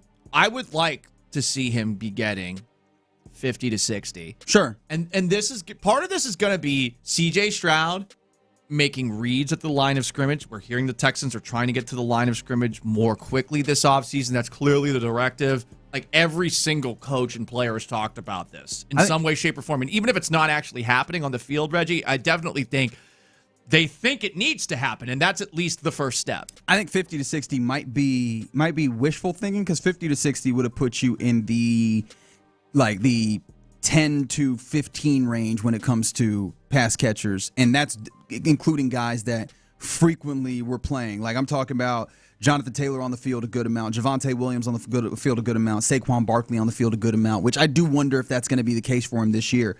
Last year, as kind of de facto the number one back, at the very least he was sharing time for like the first half of the season, and he was the number one back. He was 33rd in targets with 36 targets last year, Woody Marks. Yeah. And some of those targets were really nasty ones. Like quality targets also needs to shift. And that's the other trick because you want to have a really good screen game. I think if you got this bully offensive line, well, what would that also be fantastic with? Letting a bunch of defensive linemen go by and then trying to maul the second and third level of the field. This team has been so bad at screens for a long time. For a very long time. It's been bad. The receiver screens get them out of the playbook altogether. But what's funny is like those are the types of things that you need in some of the games where teams are just sitting on the middle of the field and some of the things that you've been using as your bread and butter. Those are the things that in theory you can use to, break free and force defenses to stretch a little bit more and stretch not just their physical location, but their attention. They have to look at what's happening in the flats because they're actually being hurt from it, except that's not been the case. So, I think quantitatively you're right. Like Woody Marks, I would like to see him get the ball with some of these targets more. But I think even the quality of these looks, because I went back and because of what Danny Barrett, running back coach for this team, said about Woody Marks, I went back and I was looking at some of his pass catching reps, and I'm seeing some of these players where I'm like, this is a nasty pass to him. Like you did not give him an opportunity to succeed in all reality. Yes, you threw the ball to him in a circumstance, but you did not give him a real opportunity in the way that you saw it unfolding for him to make a play. That also needs to change. So it's not even just go from 36 up to hopefully 50 targets as you're talking about, but it's also those 50 targets need to look a lot different than they did last year. Yeah. And I think that's one thing that the Patriots did really well. It wasn't just that there were targets. It was that you would get James White in space and there was an opportunity for him to gash you. And sometimes that happens improv. And you know what? If we CJ Stroud in this offense get to the line of scrimmage more quickly, he's going to have more time to make reads. He's going to have more time to make communications. And if we are thinking that CJ Stroud is going to take more ownership in this offense, that's the best way to do it. And it is a quarterback thing. We blame coordinators a lot for this, but I say this as someone who used to cover Russell Wilson in Seattle. I don't think it was on Brian Schottenheimer, who was then the offensive coordinator of the Seahawks when I was up there, or on Pete Carroll, who every now and then you're like, all right, he's a little bit too loosey-goosey.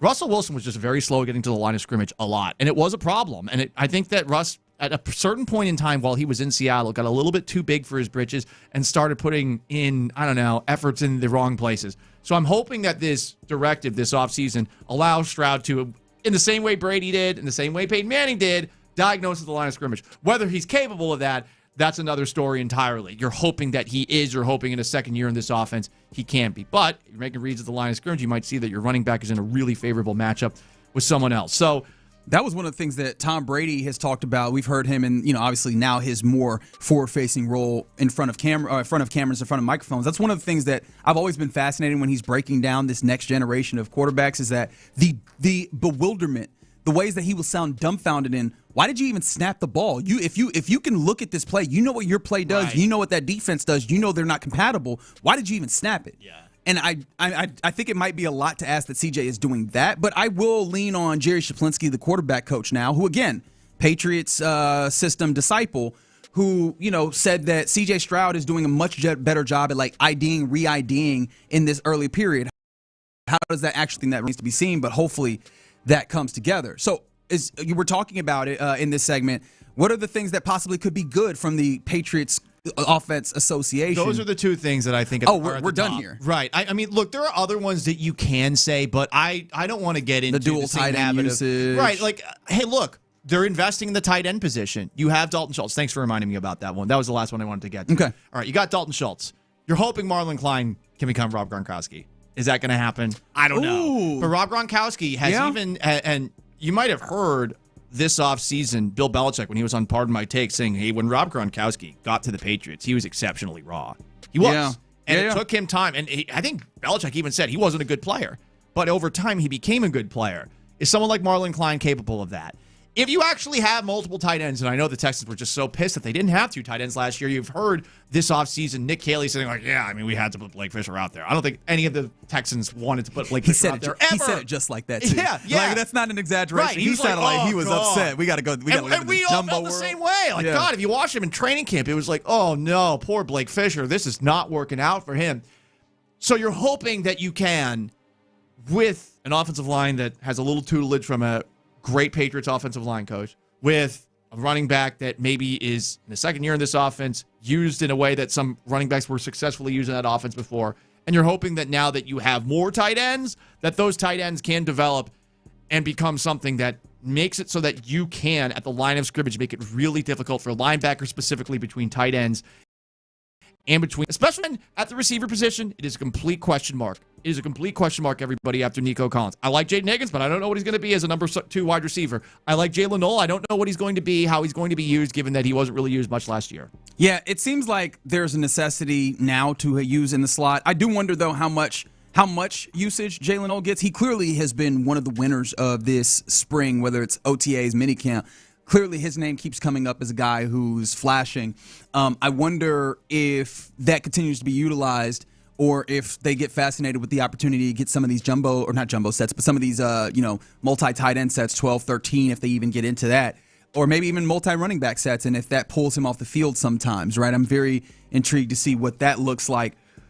Yeah, man, I'm very interested in what you said about Gronkowski. You invoke that name, and that gets me going. I very much feel like that's the greatest tight end that we've seen in NFL history. Yeah, I think all around. Yeah, the explosiveness. There's certainly arguments to be made for Kelsey. I think Gronk was an all around. They're totally different players, and Gronk all around, because of the blocking that he brought to the table, was really good. But like, don't get it twisted. Gronk drafted by the Patriots. Like, even Patriots fans were like, all right, well, let's see. He's dealt with back issues before. This isn't like when you're drafting, remember when everyone thought Kyle Pitts was going to be the guy in year one, and it didn't happen, and maybe it's starting to happen now? That wasn't what Gronkowski's entrance into the NFL was. And that's exactly where I was going to go, because not only is it that, I feel like what we've seen from the likes of Colston Loveland and even Brock Bowers was not quite this. I'm trying to think, who are the other tight ends that we saw drop in a guy? Tyler Warren to some degree. The conventional wisdom has been that tight ends have a steep learning curve in the NFL. Like, you're learning 2 positions that are not the easiest, right? You're learning to be a pass catcher, and you kind of need to be an offensive lineman in some ways. Yeah. And so with the rawness and that portion of it, and you also liken him to Rob Gronkowski, that does bring me to a place of how much expectation should we be putting on Marlon Klein early? Not much early. It feels like it's a real uphill battle for him to be any facsimile of what the ideal is for him early. I keep using. I'm sorry. It's good. No, don't be sorry. Any semblance, and that's not even any better. But like anything like what you expect, the high watermark for him to be, it feels like he's going to be far off from that in year one. By the end of year one, does he make a difference? And in year 2, does he make a difference? Because it was 2011 really where Gronk started to jump off the screen. Like the 2010 season for the Patriots, where they did win a lot of games, that was a year where like it was Deion Branch and a bunch of other weird stuff that was happening. You're like, what? Hey, don't say Deion Branch like that. Listen, they brought him back. I don't like that. I loved Deion Branch. It didn't sound like it. Louisville legend. Yeah. So yeah. Anyway, I have a secondary question that flows off of this. Maybe we circle back around to that at some point. But yeah, I appreciate you bringing some of the positives. We've talked about them necessarily. We've talked about them in the past, but last year, it didn't feel like we got enough of them. Right. And so if you're going to do this, bring the goods with it. I don't want just the bads with it, So hopefully that helps the offense look much better in year 2 under Nick Caley. All right, you're in the loop right here on Sports Radio 610. Coming up next, it's that time, typically our lunchtime confessions, and we will do that on Sports Radio 610. The Drive with Stoerner and Hughley.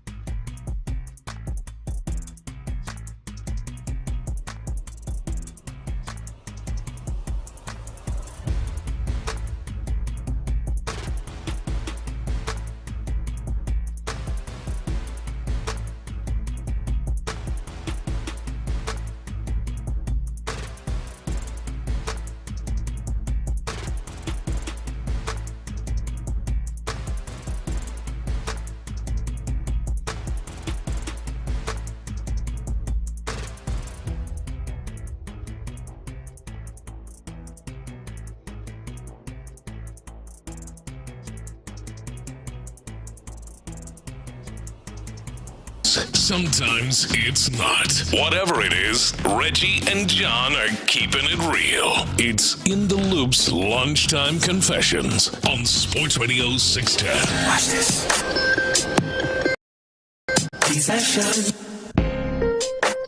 I think that I've become TV pilled, Paul. TV pilled? What does that mean? That's right. I will explain. I realized before I even get there, I've used pilled in a lot of different ways. I like that. Because you know where this has come from. You're on the internet, right? Like the idea of being red pilled or whatever. Oh, yeah. So I use it for all sorts of different things. But in this case, I do think that I've become TV pilled. In the same way that, we kind of understand the desire to watch a football game from home sometimes, instead of like maybe if you got the highest rung of seats at Reliant Stadium or NRG Stadium or Houston Stadium, whichever one of those you want, you can have. You sometimes like, hey, is this seat better than me being at home and watching on TV and getting the broadcast and getting the different angles, the cameras? I have had the thought pop up in other places, like a championship parade. It will come up later in the show, but I was going back watching footage of championship parades here in Houston because the Knicks, they have their championship parade. They've been doing it today, and I'm just like, I feel like I might actually want to be at home and see like the various different TV broadcasts of being out there. And that's like the thought passed my mind, and I was like, oh, you sound insane. Like, this is the thing everybody hopes for. This is the thing that everybody waits for, and then you want to be out there to feel the vibes. And I'm like, yeah, but I'd miss all the things that are happening over there. I would not want to be with those savages. Oh, you're anti being at the parade, especially that parade. Knicks, sure, yeah, but even then, no, I want to be out there.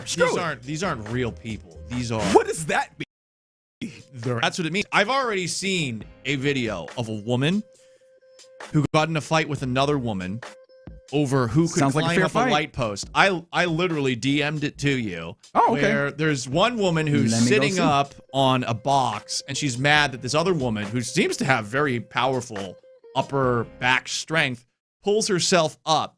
Oh, she doing the splits on the pole. That's crazy. Well, it gets worse because there's a certain moment in this video where she decides to climb down a little bit, grab the person beneath her, throw her to the side like a rag doll, and then climbs up. And this woman who's been thrown to the side and no longer has a position on the light pole, in front of a child, might I add, decides, I'm going to try to pull her off, starts hitting her from the back, starts trying to pull her pants off, and in pulling her pants off, I believe exposes the greater area to her butt.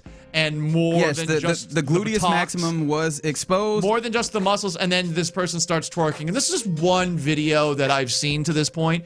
These people are animals, and it's bad that they won a championship. May God have mercy on New York City. We hope it survives the night. It'll be fine. But I wouldn't want to be there. I did, though, wish I was at either of the Astros parades in the moment. I went to the second one towards the end, but it was already done. We were doing a show down the street from a lot of the actual parade. I think we were at, how am I forgetting it? Oh, he's going to be so mad at me when I forget it, too. Anyway. Remember it later. No, we were downtown, and I don't remember much of that night after the show was done. Which, again, that's the appeal, right? That is the end goal, is that your team's going to win, and you're just going to go and wild out amongst the people. And at least for a thought, my brain was, yeah, but I want to see all of the parade. I want to see all the things that are happening. I want to see the camera go around. I'm like, that's insane. But I think that's because I've become TV pilled. I think that is what I realized about myself, and I'm not proud of it. Yeah, I feel you on that. These are my confessions. I will eventually remember that place that I used to go to. Kobo's cute. Damn it. Sorry, Raul. Oh, I was at Kobo's this weekend. Yeah, Raul rules. My confession. This is an embarrassing one. And good. We came to it in the middle of yesterday's show. I legitimately thought that Cole Popovich was Greg Popovich's son. Really? I legitimately thought that. Not even like... Yes, I told you this. I told you this yesterday. No, you said you thought they were related. No. You thought they... I was going with it, and no one ever challenged me on it, and I was like, all right, I guess I'm right. I legitimately thought that Cole Popovich was Greg Popovich's son. And I was rolling with that. And I was telling other people that. So was this just based off of the name? Point blank period, no, just the name? I swear to God, I saw somewhere, at least my mind thinks I saw it somewhere. Maybe this is a sign I'm going crazy and need to be put in a straitjacket. But I could have sworn that at some place and in some moment in time, that I saw that he was legitimately his son. And I was like, yeah, like father, like son. Oh, this guy's got some coaching acumen. And I leaned into it. And I think people think I'm being sarcastic so often and joking around. Correct. I think they believe that I was messing around here. Nope, this is me just being an idiot. This is a complete, total. One, agree. However, two, I am doing the thing where you put these two photos side to side. And I feel like if you squint, you know what I mean? Like if they decided that they wanted to become in cahoots and to perpetrate this lie, they might be able to make a walk. Cole said there is relation, but it's distant, and I don't think that they've ever met one another. Like if they got together and were like, we would like for the general public to believe that we are much more closely related, even maybe being a part of the same nuclear family, they might be able to make a walk. Like they look like at the very worst TV family, where it's like, I know y'all aren't related, but y'all kind of did okay here. Like I could see it. You know what I mean? I could. So thank you for this heavy lifting to make it seem like I'm not an idiot. Oh no, I do all that to say no. That there's no way that you should have thought that. Why did your brain allow you to do that? I don't know. No one challenged me on it. I guess this is a case of America in 2026. You say something confidently and loudly enough that people aren't going to look it up, and they have the ability to check you immediately. Everyone's got a phone. Everyone can Google you. They can use AI to cross-reference. Wait, is this guy full of it? And the answer is yes. Me, Paul Gallant, I'm full of it. That is unbelievable. It's not unbelievable. It's very on brand for me. How does this happen in your life? How does it happen in my life? I'm getting older. You know, a little CTE from the glory days of high school football at Shorecrest Preparatory School, being a safety who speared people all the time. Like it's just the way the cookie crumbles. And now you're talking about the preparatory school, and I'm just like, there's no way that people getting CTE at the preparatory school. You should see my helmet. I was using my head for things I probably... It's going over the air now. You can hear all of it. Oh, the craziness in my brain. That's okay. He's frightened of me now. I am quite frightened of you. I'm not gonna lie. Hey, can you help me with a little audio here, Byron, for my next one? So my next confession has to do with a something I saw on the internets. Oh, Mike Grella, who I don't think you'll know. It might be Graham, but I'm not putting all the stank on it. But he is a former defender in soccer defender. And so he was talking about, what was he talking about in specific? Oh, the life of a defender, right? When you are a defender, it's kind of hard. And I've got to admit, this might be the single best kind of explanation to get his point across. I think he might rival Seth with some of his comparisons. This is what he compared living the life of a defender, especially when you're guarding someone like Kylian Mbappe, one of the greatest scorers in the world. It's like us. You pick up the kids, you make them a sandwich, you make dinner, you make money, you go to work. At night, you've done everything right. You fart in bed, and your wife wants to kill you. You make one mistake, that's it. The whole day goes to waste. And that's the life of a defender. Come on. Are you okay? I'm all right. I'm good. I was right there with him immediately. I ain't got no wife neither. But I understand the pain of, man, I was really trying to be good, man. I did all the stuff. And a minor inconvenience that I might have created means that all of that is goes to the trash. So she's not a fan of being hotboxed. Okay. Just ask questions. The important. Is your lady a fan of being hotboxed? No, I've never done. Yeah, I was like, what lady have you been with that's been like, you know what? Appreciate the scent that you just gave me here. No, I've now. That's why I was like, why did you even need to say that? That one was understood. I'm not gonna lie. Hey, yesterday she made a suggestion for something, and I said, oh, that's interesting. How about this? And I tuned it. We laughed. What? It's a year in. We're allowed to toot around. Nah, each man, other. I'm glad that y'all feel that way. I just in the moment realized you are a lot more John Lopez than you realize. Really? That felt like a story that John Lopez would 100% tell. I learned from Uncle Lopez very well. That's right. It's Uncle Lopez, Uncle Paul, right out here in the loop on Sports Radio 610. You don't have another confession on you, do you? At this you don't have to. I'm not telling you have to. I'm just want to make sure that I'm not cutting you off here. No. I guess. Listen, here's just a confession right now. If I wasn't aware that right now this is South Africa who's playing, I could have very easily been convinced that I'm watching either Jamaica or Brazil, given the kits, as they say. The green and yellow. That they are wearing. And I would love it if somebody, say they gets a card from South Africa they go up to the referee and say, well, words of Lethal Weapon 2, diplomatic immunity. But they gave that to one of the Chechen players, whatever you called it, Czech Republican. The Czech Republican guy. I actually don't know what the demonym is there. I have no idea what they call themselves. Well, I'm Czech, but I like to call them a Czech Republican. Okay, yeah, they would be just the Czechs, I guess. That's a way to call it. Now, I know what I'm going to do in the break, do the weird thing of going and searching demonyms. But those are your lunchtime confessions here in the Loop on Sports Radio 610. All right, coming up next, it is a Thursday on this program, and Lopez here or not, we do a little buy or sell. Are you buying what these folks in sports are trying to sell you? 713-572-4610. Let's try that next. Something about Coach D'Amico's minicamp comments really stood out.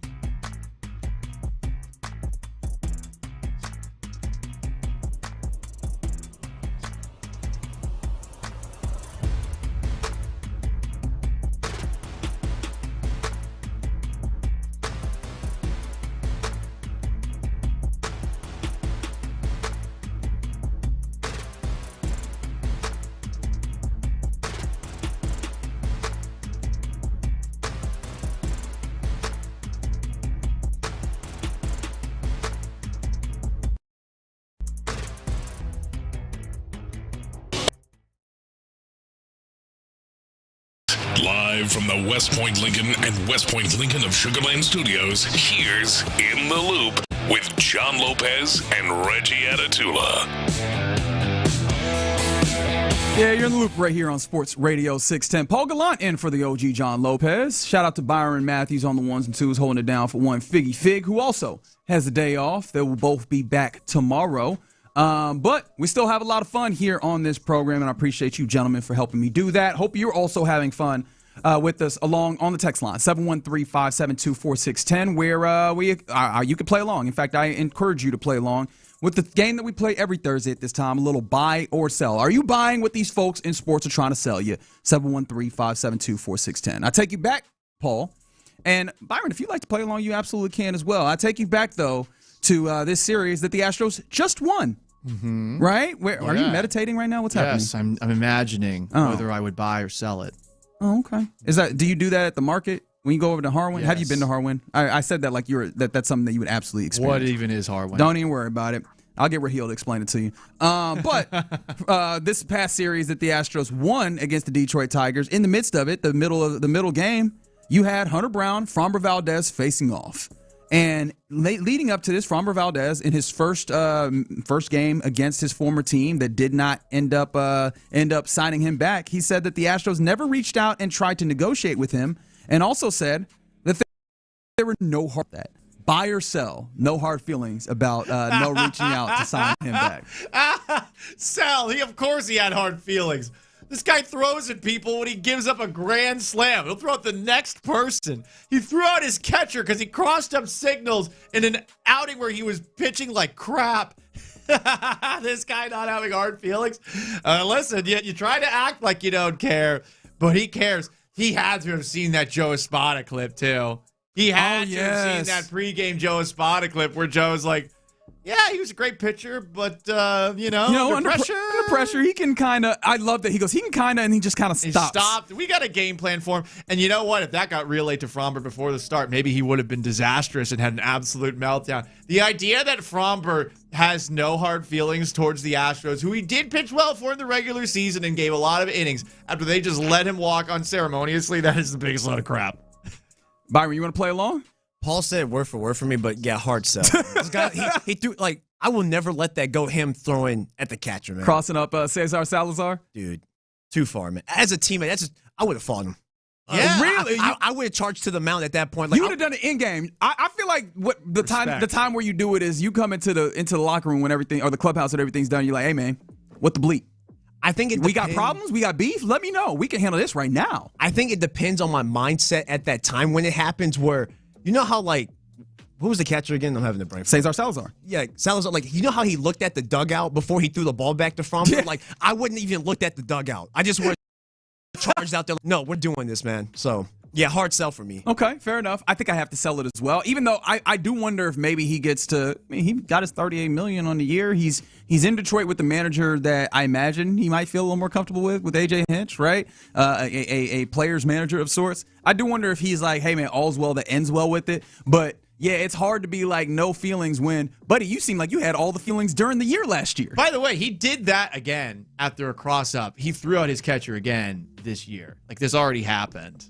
Yeah, you're just a feelings dude. And again, I am not one of those people that's like, I use feelings as some level of pejorative. Man, people have feelings like that. But you are a feelings dude, I think. I don't think that there's no hard feelings He here. had sports psychologists.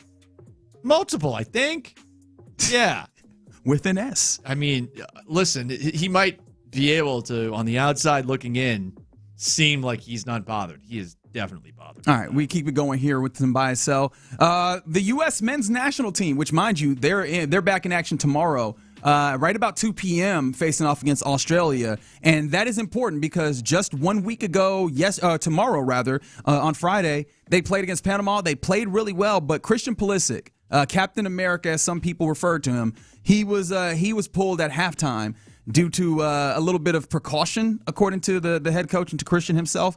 Now, the midfielder Tyler Adams was asked about Christian Pulisic, and he said, quote, Christian will be ready, everyone.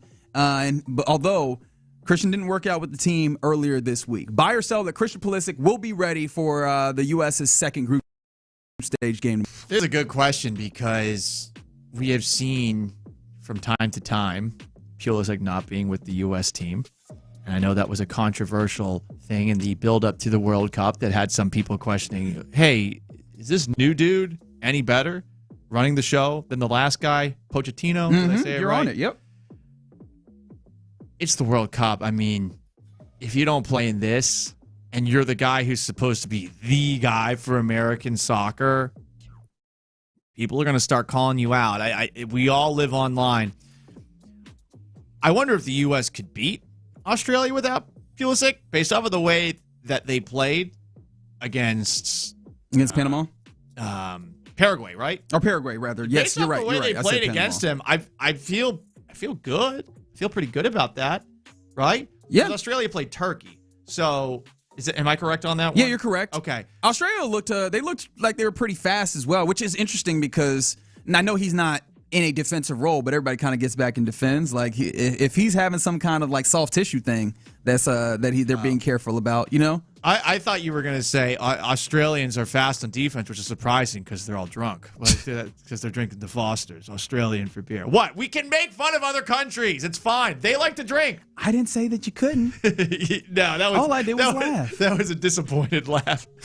That was a disappointed That is technically laugh. correct. That is technically correct. I was a little disappointed. But yeah, I think I'm with it. I think he's going to play. You make the big case, man. This is what you play for, at least on the international level. And they did take him out at half this week. You got to imagine that some of that was, let's make sure that he can go. And worst case scenario, they let him give it a go. And then if it doesn't look good, then they go to the bench. But you're right. They want to make sure that they give it a shot. So yeah, I think he will be ready. All right. How about this? Cody Campbell, the money bags for Texas Tech when it came to, ultimately parting ways with Brendan Sorsby, the would-be Texas Tech quarterback who is now applying to go into the supplemental draft in the NFL. Cody Campbell said, quote, there is no practical way to resolve the various pending legal disputes and ensure his eligibility prior to this date. This is the only viable and fair path forward, the splitting of ways with Brendan Sorsby Barso. A lawyer wrote that for him, so I'm selling that he wrote that. That is the most lawyerese that I've heard in a statement in quite some time. It is surprising that they back down after all of the backlash. In fact, I think it's kind of soft of Texas Tech. Wow. You did all this and then, all right, people are mad at us. I mean, were people really not going to play them? Were Revenue Sports going to not play a game entirely because of this?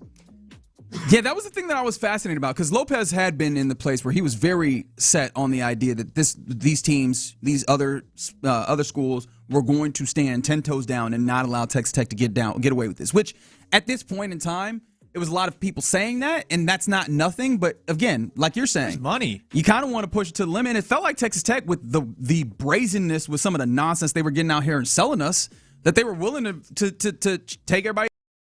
Check everybody. It felt they were us against the world. And if you're bringing the Texas Attorney General in the mix for like 5 minutes, come on, go a little further with this. Show some fight. I imagine if you're a Tech fan, you're kind of disappointed because it felt like, oh, it's us against the world, and now it's not going to be that this year. That's a very fun feeling to have, as we've all here experienced with the Astros, being us against the world, being considered the villain, and then like trying to explain why you're not actually the villain to anyone who will listen. It's actually a very fun thing to experience as a sports fan. I've experienced it multiple times. I'm disappointed in Texas Tech. Wow. So you're selling this. You think that there was another viable path? I think Campbell probably wanted to fight through this himself. Wait, so if you think Campbell wanted to, who do you think stopped him then? There must have been somebody that's weighing in that was not on the money side of things and not on the football side of things. I'm wondering if somebody from academia, school president. The problem is the president got out here saying the nonsense. Like he was out here in the 22-minute video, also on the company. That was the one that surprised me the most because usually, you're right. He was in that. You're right. Right. I think you're kind of alluding to it. Typically in the college football space. Usually it's the ADs and the coaches that are willing to go to certain places, and it's usually like the institution that's like, hey guys, we understand we're giving you all our money to be the front porch of the institution, but also we still feel like this is like there's something else happening except the football. We can't jeopardize all of this because y'all want to do something. They got out there and they were doing it with them, right? The school president, which is why I will also sell this.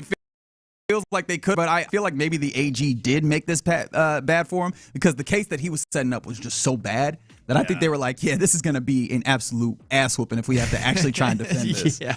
All right, let's get into maybe one or two more here as we play a little buy or sell. This is an audio edition. How about that? Are you familiar with one Randy Moss? The greatest wide receiver of all time, yes. Ooh, I like what you're doing there. That is a bit that I like doing. It's not right. Jerry Rice absolutely is, but I like doing that as well. If Randy actually cared, how much better would he have been than Jerry Rice? I think Randy cared, but maybe that actually factors into He was this. aloof every now and then. Hit me. Maybe your belief in Randy Moss gets you here. The Catching 10 podcast is one that I've kind of enjoyed with Randy Moss, where he just out here fishing with people. In fact, he had an episode relatively recently. Will Anderson and Daniil Hunter, right? That's right. And so that's actually where this comes from, where Randy Moss has an assertion about something he could do right now at his big age.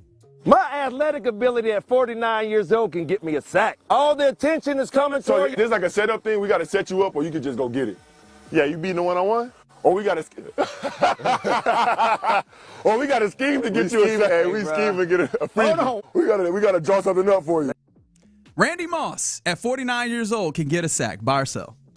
I don't know about getting a sack because for Randy is a straight line speed. No one is keeping up. That is right.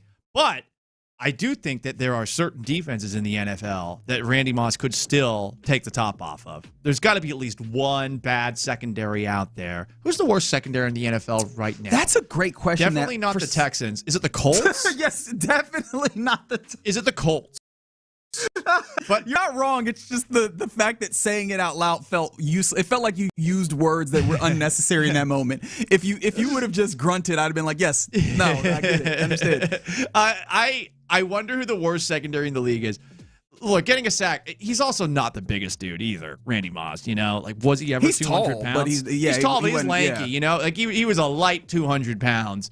Back during his heyday. I don't buy that he could get a sack because I've never thought of him as like one of those guys who's going to put on the brakes and do the quick little movements that can actually get to the pass rusher. You don't even think he could like just speed rush, try and bend the corner and get around? Hey, man, it's so hard to bend Strip the corner. sack? Yeah, it really is, yeah. With the way he runs with that long stride of his, I don't know about that, but I do think Randy Moss could still run past an entire defense, and 2007 was so fun.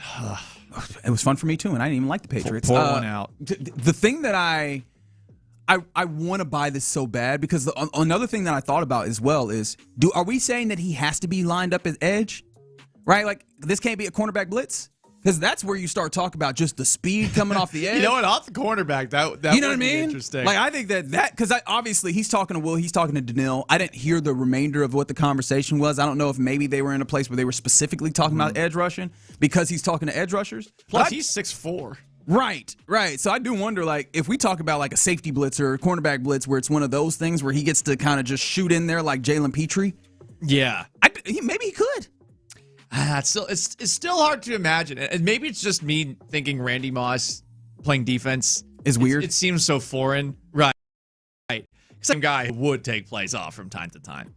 And I just wonder what Randy's career numbers would have been had he played with somebody like Tom Brady his entire career instead of like a couple of years with Dante Culpepper as the other great years he had. He had Rich Gannon back in the day in Oakland for a second. Yeah, but it was like the end of Rich Gannon, I think, at that moment in time.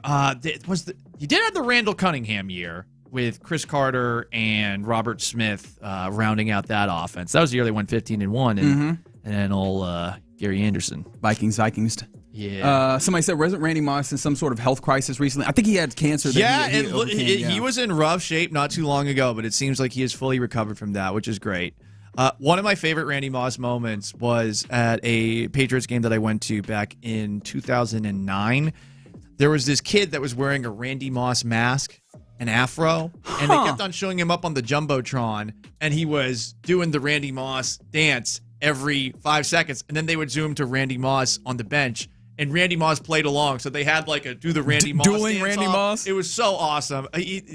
Randy seems like a wonderful dude and a fun person to hang out with, and I'm very jealous of Daniil Hunter and Will Anderson getting to do that, to go fishing with them. Right, that feels like that you get the most Randy with him on a boat. You know what I mean? So I will sell this. However, that it's just fun that you got that out of Randy. Mind you, selling it too. Knowing that you are a Randy Moss fan in the way that you apparently are. I had a jersey for a while. I've got some reading for you because I think this past draft season, The Athletic wrote a piece about like Randy Moss and like the pre-draft situation, of a freak that he is and was. And so that's why I was trying so hard to see, like, maybe he could do it, because I just know he was a freak, an absolute freak of nature. All right, that's a little buy or sell here in the Loop on Sports Radio 610. Appreciate you going through that with me, Paul, here on Sports Radio 610. But coming up next, we were actually talking about the offense, the Patriots of it all, and Patriotsness of it all and everything. But something else got me to a question about this offense that I would like to parse out with you, if you don't mind.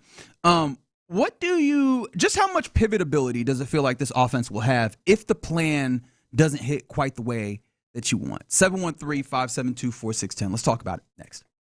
Area 45 with Bijani.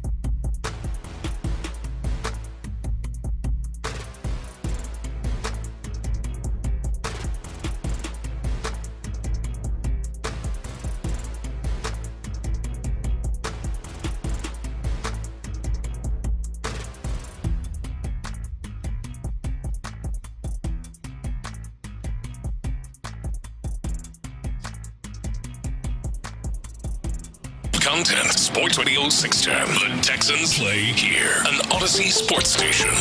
Sports Radio 610 presents In the Loop with John Lopez and Reggie Atatula. You're in the loop right here on Sports Radio 610 as myself and Paul Gallant go through some existential conversations in the break. That and soccer wrapping up. Those two things go together really nicely. Another draw. We've gotten a lot of these in the World Cup recently. This one, maybe not as entertaining to me personally. I don't know if maybe that's also because I'm at work, but South Africa and Czechia do draw for the first match of the day.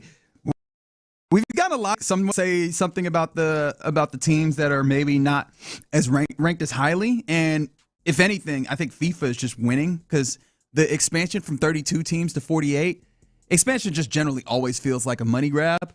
It's kind of worked out in a way where they are having the last laugh in the moment. And so shout out to FIFA, I guess, which feels like a dirty thing to say. However, that's where we are. It makes me feel better, all these ties about the U.S. performance against Paraguay. Yes, dude. If you want to rationalize it, and again, you know far more about soccer than I ever will, but ever, I feel like that's an effort proposition. You know more than I do. You played it at a level. You know more than I do. I'm a very casual observer. This is the time of year where I get excited about it. It's why the way that you framed it yesterday. How was it again? It's June Madness? Yes, June Madness is the way that I've come to it. Yeah, I mean, I'm excited about it now, where before that first game, I was like, all right, we'll see. Not feeling good about it. But now I'm looking at that group and I'm like, oh, we should be able to beat Australia and Turkey. Hell yeah, brother. So American exceptionalism. Let's get it. Yeah. Let's do it. Yeah. How dare you think you're better than the U.S. at anything? USA. That's right. Go ahead and chant. I'm a little jealous that the match is at 2 because I'm going to have to get off the air and find somewhere immediately to go watch it. Oh, yeah, that's tough. Yeah. But anyways, I'm not similarly excited about this Texans offense. I'm cautiously optimistic is the way that this has gone. They've clearly, and to Nick Caserio, they've clearly been very intentional about the way that they build it in this offseason. You see it. We've talked about this a number of times. We're going to run the football, something that was said on night 1 of the NFL draft. He said it explicitly, which I was like, oh, okay. If we ever needed to know, if a dude is saying that explicitly when he drafts a center or a guard, then we know. They got big offensive linemen. All these things are the case, right? Like, we know that from last year and moving into this year, they want to use tight ends. They want to get big. They want to be able to get the ball out relatively quickly. And then also the Patriots' influence that we talked about this. All these things are there, and we can start to get a much better feeling than we did a year ago today about what this offense is supposed to look like and what they want from it. And especially after last year where they clearly couldn't get to the place that they want, what they want from it is becoming a little bit more clear. But a question that came to me as I was actually, listening to a podcast about other football teams and other offenses that are doing well. One of the things that, and it was actually Nate Tice of Yahoo Sports that was making the point, talking about, I think, the Rams and how, if this doesn't work, because I think the offensive line has some places where they could be better or they might need to. But it's like, yeah, they could pivot. And I go, when it comes to the Texans, what they want to do, we've talked about it. They want to run the football. They want to probably use some play action off of it. They want to get big with some of these tight ends. They want to get the ball to some of these younger wide receivers. If what they want to do doesn't quite hit the way you want to, how much pivot ability do they have? That's a good question. It's tough to pivot away from an offense in the middle of the season. Personal example, my high school offense went from the wing tee to a totally different offense in the middle of a year. This is at the lowest level if you're going to adapt on the fly. But we were the worst offense. We were just absolutely awful, Stone Age. At an NFL level, moving away from what you have right now, where it seems like this is a very complicated offense and you don't really have anybody else on this staff that would perhaps have a different way of operating this offense. Right. That makes it almost impossible. So it better work, to quote Grand Moff Tarkin after Darth Vader let the homing beacon on the Millennium Falcon go back to Yavin 4 so that they could try to nuke the Rebel base. I've got to be honest.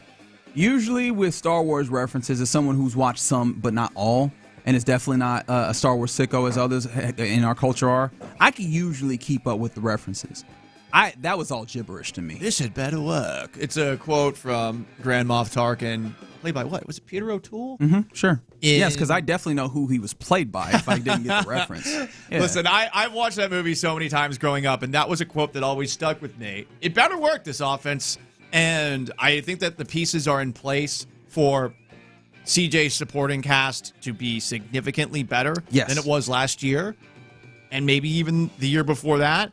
But, I mean, this is all in principle. It's not in execution, and this is what sucks. We got to continue to wait. Right. Even through post-training camp and probably into October. No, and I'm glad you mentioned just the personnel, well, not the personnel, but like the staff, because last year probably was the circumstance that if it didn't work, you had some level of pivot. Now, of course, would you have pivoted is the question that was still there. But you had Gerard Johnson being viewed as possibly a offensive play caller, an offensive coordinator, and who has different, I guess, influences when it comes to coming up. You don't have that currently. Like assuming, and of course, I don't think that you get to this place that feels more reactionary rather than this Texans team would want to be. But let's say absolute worst case scenario, knock on wood. Nick Caley is just, we can't do it, man. We got to move this somewhere else. Who would be the play caller? Is it Jerry Shaplinsky, who again is the only person that he brought with him to this job? Is it Ben McDaniels, who has some level of comfortability with it? Like, where would you go? I don't think that there is one that particularly feels like an interesting change. And so there's that. But then you mentioned something else that I found to be interesting, because one of the things that they're hinging on is Jaden Higgins, right? And we heard D'Amico Ryans come in with a lot of love for what Jaden Higgins, like the speed and the power that he seems to demonstrate and display headed into year 2. But we've also seen the CJ Stroud continued, I guess, awkwardness with the connection there. If that doesn't hit, what is the pivot there? Because clearly we've talked about this wide receiver room, and Tank Dell, we're not sure exactly where and what he will be. We're hopeful. Like, what is the pivot if the Jaden Higgins connection doesn't come along, or is it just figure it out, young fellas? Do we put them in the big oversized shirt and make them come to spend time together and get it together? It's a good question. I don't think it's a matter of are these two on the same wavelength. I think it's more for whatever reason. I would say based off of last year and based off of observations that I've observed from camp and OTAs, Stroud, I think, believes Jaden Higgins is bigger than he actually is. Always feels like he's putting the ball a little bit higher and a little bit further than he needs to with him. So they do have to work on that. You have a guy in Higgins who has been compared to Nico Collins in terms of like the structure of his bod and the overall versatility of his skill set.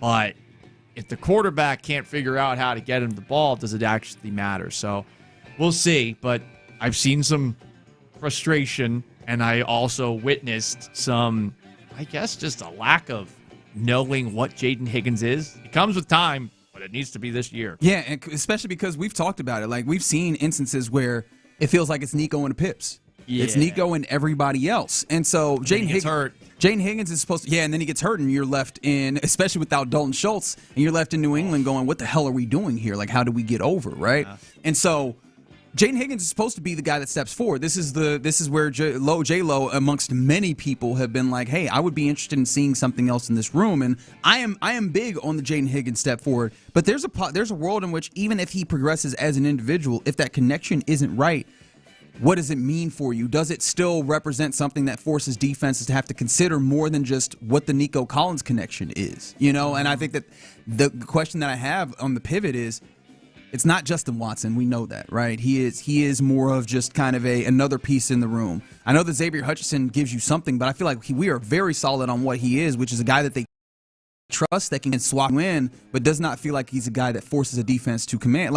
And Jalen Noel seems like he's very squarely a slot guy. I don't know how I feel about him outside in a different way than Tank Dell is more of an outside guy that you can move around, I guess. I don't know that Jalen Noel is an inside guy that you could put outside per se. Right. We'll see how they use him. Noel is a real unknown because of how little we saw him in the offense last year. And because we've seen the speed he has, but how do the Texans best use it? I don't know. And the biggest question on the pivot ability is everything, and I do mean everything on this offense, is predicated on they are going to be able to run the football. Yeah, that's true too. They have made that the whole identity. And they were bottom 5 when it comes to efficiency running the football last year, even seems high. Even once they figured, 27th, right? Even once they figured out, right, once they settled, into an offensive line that, again, last year was still relatively big. It wasn't like as big and beefy as they're getting now, but it was relatively big. They still couldn't make it happen. Now, of course, I don't mean to try and knock down Wyatt Teller and whoever ends up playing at center and, whatever you have with more continuity and more intentionality compared to just falling into it midway through last year. But what happens? Because I asked this question as they were building this offensive line. And again, I want to be clear. I'm excited about this, and I actually do like the way that they built this. But how much improvement can we expect year over year? What happens if they take the step and they're like, hey, this is the 20th best running like run block win rate offensive line, and everything is built off of that, where we want to be efficient running the football, and then we want to use that in the place we throw on them. What happens if it's only just good enough to where defenses go, that's fine? You're cooked. That's what happens. So because again, like, where's the pivot? There's no pivot. It really has to be a better running game.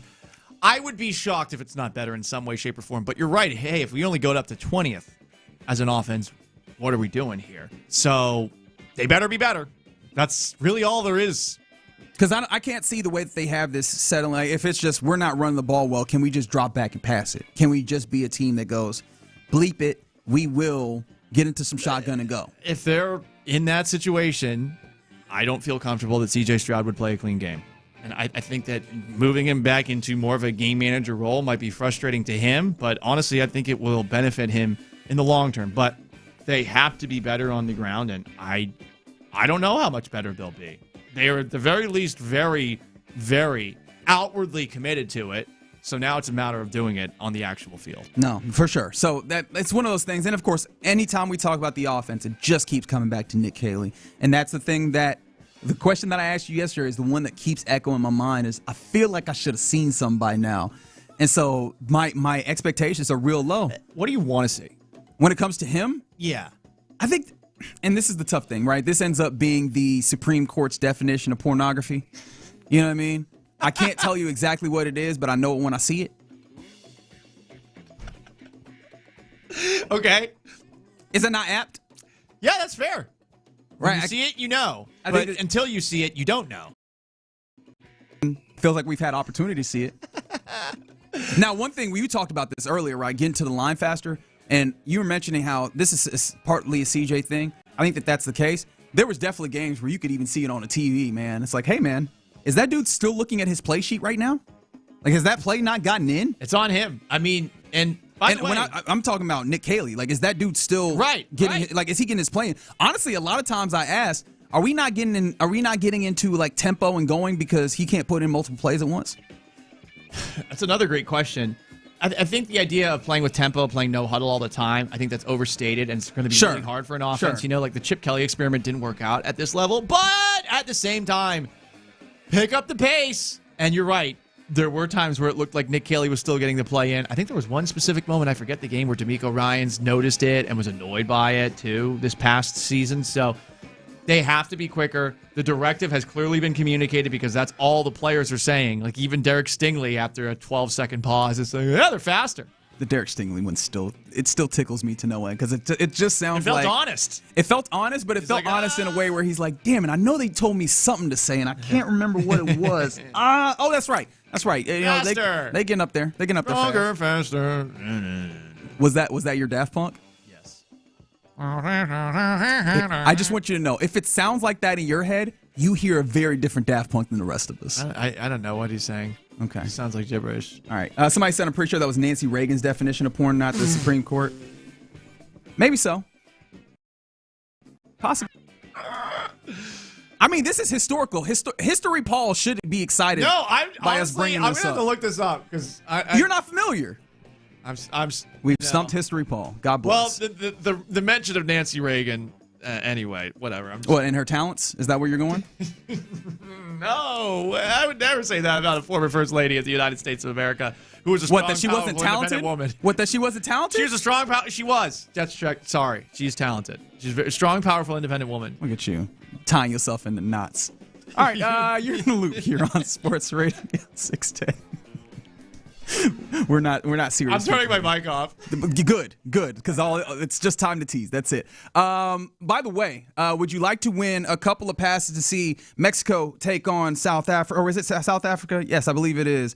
In a little bit of June Madness. Well, you can do that by being caller number 7 right now, 713-572-4610. We'll win a couple of passes to see that particular game with the Dynamo Soccer Celebration that continues to happen this summer. Shell Energy Stadium has been your destination. It continues to be your destination for a packed schedule of international matchups, live music, watch parties, and more, all part of the Houston Dynamo Soccer Celebration, which is presented by Kroger, Houston's home for the world's game. Again, 2 passes to the viewing party, June 24th, Czechia and Mexico. You get an opportunity to watch that if you're caller number 7, 713-572-4610. All right, coming up next is typically the time where we hand things over to Figgy Fig for the mixtape. He's out today. I'll be handling the duties. And today is an important day in the world of the NBA. New York Knicks, the NBA champions, are having their parade. But that made me feel like, man, I just want to reminisce on parade moments. So what's your favorite parade moment? Because we've had a few of them in the last 30 years. I want to relive some of them next.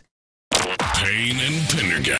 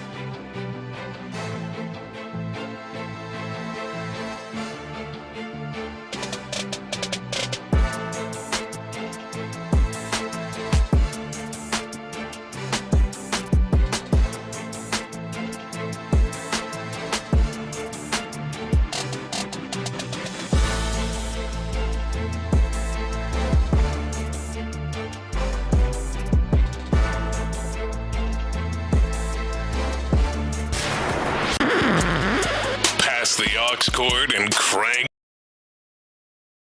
Biggs in the driver's seat. Sit back, relax, and Figgy's Mixtape on Sports Radio 610. Yes, indeed. It is the mixtape here in the Loop on Sports Radio 610 on a Thursday. Happy Thursday to you. I'm not Figgy Fig. Reginald Atatula still rolling with you. Paul Gallant in for the OG John Lopez. Shout out to Byron Matthews on the ones and twos. As Figgy Fig has the day off, doing a little bit of taking care of his health, a little doctor's appointment. He'll be back tomorrow, as should John Lopez. I did mention that I was handling Figgy's duties with this particular mixtape, and somebody on the text line reminded me that today's all about duties with John Lopez going to get a colonoscopy. And you know what? How could I begrudge him a duty joke? We in have this been moment? in the gutter this hour. That's right. That's right. I sound like an adult sometimes, but I'm very much not.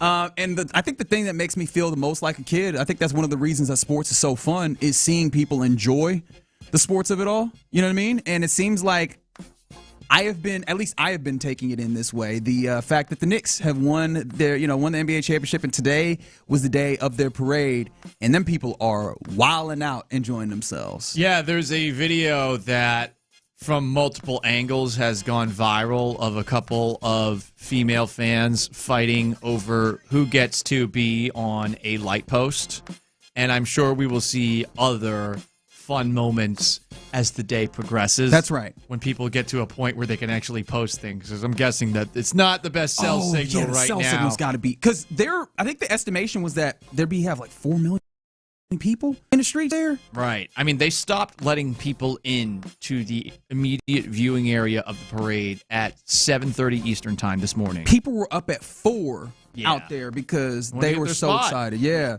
And so, like, they clearly did it big, and I can give them their credit in that.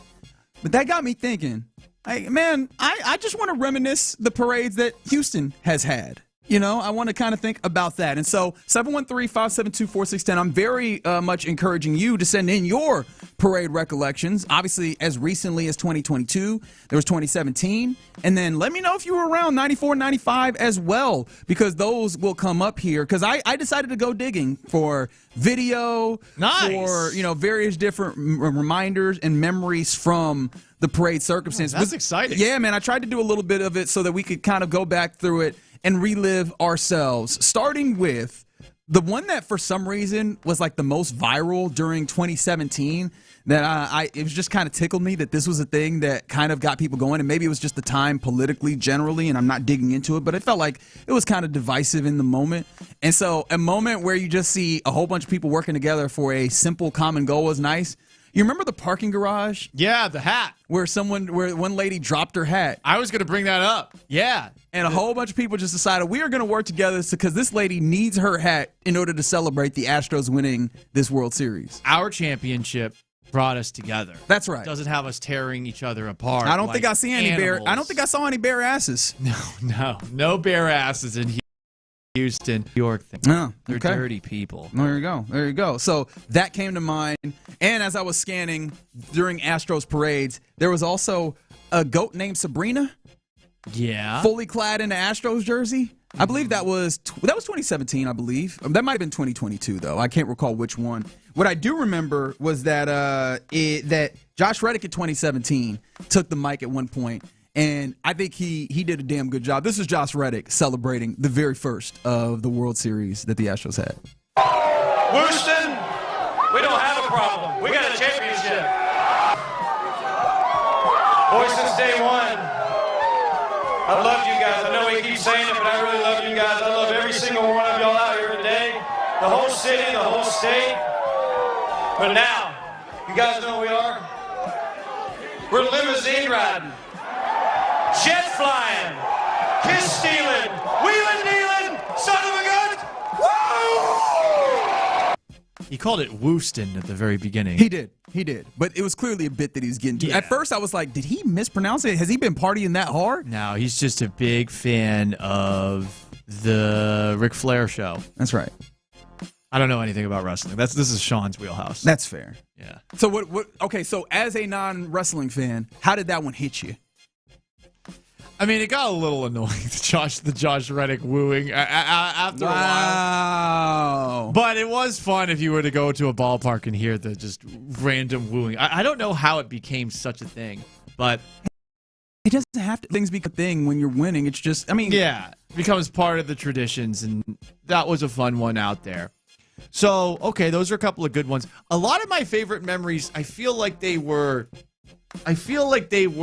in the immediacy after the World Series was one. Just in Edo or whatever. Well, like Lance McCullers' speech in the clubhouse afterwards, or that one dude on the street that Shelby Rose from Fox 26 interviewed. Why did I grab that audio? What do you have to say about all the people who said the Astros are cheaters? Whoever that guy is, I love you. Bleep him. He goes, bleep y'all. Yeah. Looking into the camera as he said it, and then Shelby, poor Shelby, who I think got chewed out about over this over at Fox, just says, well, all right. Like a professional, just moves on. Let it breathe. That is the greatest random clip of a fan that I can remember in over 15 years of covering Houston sports. I think that's a similar thing happened in New York recently. I wish I would have pulled this, so I apologize for not doing this, where the woman, the reporter, after the cuss word happens, she tries to cover old boy's mouth and like chastise him in the moment. I'm like, that's not how any of this works. You're not going to physically stop him from speaking, and the words already went through the magnification of the microphone. We're already there. So that was some of the stuff that I was thinking about with the Astros. But I also wanted to go back to like the Rockets in 94 and 95. And so I take you back to 95, where ABC 13 had some really good coverage. This is where my confession came from, where I'm watching this and I'm like, hey, I feel like I kind of would have liked to watch the TV versus being one person in one of these corners. And I would like to start with like one of the most Houston Rockets of all Houston Rockets, which is in 95. Again, this is the repeat year. You've got Calvin Murphy just twirling a baton, and then he is stopped to be interviewed on TV. This is what it sounded like. Our vantage point now. And there's Calvin and his baton. You know, the night after. Interesting moves. Let's go to Tim Meldon. The greatest feeling in the world, being part of the greatest team in the world, the Houston Rockets. You were down here causing chaos last year. How's this compare? Oh, this is better. Nobody expected us to be here this year, and we're here leading off again. Keep going. Calvin twirling a baton and coming with crazy. They didn't ask him a question. That he just start. Can you start that from the start again? Just here, Calvin Murphy comes in with pure, unadulterated energy right off the bat. From coffee. Yes, sure, coffee. Without any questions. You know, the night after. Interesting moves. Let's go to Tim Meldon. The greatest feeling in the world, being part of the greatest team in the world, the Houston Rockets. You were down here causing chaos last year. How's this compare? Oh, this is better. Nobody expected us to be here this year, and we're here leading off again. Keep going. Was he wearing one of his trademark jackets? No, he was. I was actually disappointed. He looked very regular in a way that I was actually very upset about. I felt like this is the moment. But if you didn't know that, yeah, Calvin Murphy is a baton twirling legend. He was an award-winning baton twirler, I believe, from way back in the day. I've seen him do it in person. It's pretty crazy how good he is with it still. Right. Yeah, absolutely. So I mean, if for Rockets need to win another championship soon, so he can remedy the situation of not having one of them jackets on. Please send me that clip so I can watch it, because hearing it, I want to see what his face looked like. Yes. No, it's exactly what you wanted. A couple more fun things that I got through scrolling through 40 minutes of 1995 Rockets championship. Now, first and foremost, Hakeem Olajuwon, just humble. They were like, was this better than last year? He's like, yeah, I think so. Of course, Hakeem being humble. Now, Mario Elie, he gets thrown a microphone on top of a fire engine, mind you, and he is just the coolest guy ever. Put the two fingers to his mouth to win. Bye. Celebration. I'm having the ball, and I know my teammates are having the ball. The turnout's great, and we're having a fun time here. Hopefully we can get a new one next year and have the same party, but I'm going to savor this one for the rest of my life. I'm going to have a great summer. And Channel 13, y'all been great supporting us all year, and I hope y'all have a nice summer. I'm going to enjoy this parade. Later. Just the coolest dude, man. Like in the midst of parade and everything, compare that with Calvin Murphy and the energy he brought, Josh Reddick, and obviously like kind of performing for the situation. He's like, I just won a championship. Number 2, cool as hell, man. Was that the first championship as It was the well? second. Oh, that was the second. It was the second. It was I the bet second. he was like, yeah, we'll go win another one. Because that even adds more coolness. A little less, well, we'll see if we can win another one next year. Going for the three-peat. Unfortunately, not the way it went, but I mean, cool as hell. Got And the then stupid pajama uniforms, which have aged well, but like back-to-back titles, and you The drop ketchup the mustard look until now, and you have like this knockoff version of the old look. Whatever, it's fine. Sounds like you're not very happy with the ketchup and mustard. I love the ketchup and mustard. They should have never left it. That's Fair enough. Okay. Yeah, Fair change the enough. logo. Oh, when you say pajama, you mean the pinstripes. The pin with Got the you, rocket. They got should have you. made that rocket their actual logo. I hate that the logo is now an R, but the pinstripe. Yeah, right. Yeah, not so great. Fair enough. One more thing that I caught from the broadcast before we move it along here in the mixtape. This was ABC 13, and I just thought that this was the most hilarious line. Tell me, was I just like delirious when I was watching this, or is this as funny as I found it to be? There's Turbo. You know, it's really great. As the Rockets come by in the truck, they're looking down in the crowd. They're actually making eye contact with people, and they're recognizing people along the parade route. I mean, you can't get any more hometown team than that. Can't get any more hometown team than actually looking at the people in the parade. What a patronizing way to frame that. They're actually looking into the eyes of these people that they make millions of dollars more than a year. I mean, They're people too. What in a the eyes of these privilege! players. What a privilege to view the rest of us and actually see us. I wonder if this person that was doing this was not a basketball fan and was annoyed that they were in the midst of covering this instead of celebrating. No, she seemed to be enjoying it. She just thought this was a novel point to make. Like, look at how humble they are, looking at people and recognizing them. What a beautiful day this is. What a weird quote. But you know what's great? That's the type of thing that goes over because it doesn't matter. You just won a championship, And so, salute to the Knicks. And I just thought about, I'm excited. Well, you don't have to. That's fair. I'm excited for the next time, hopefully soon, that this happens because I think the expectation or the estimate in 2022 when the Astros won was that there was 2 million in Houston. What happens when the Texans win it? That's a great question.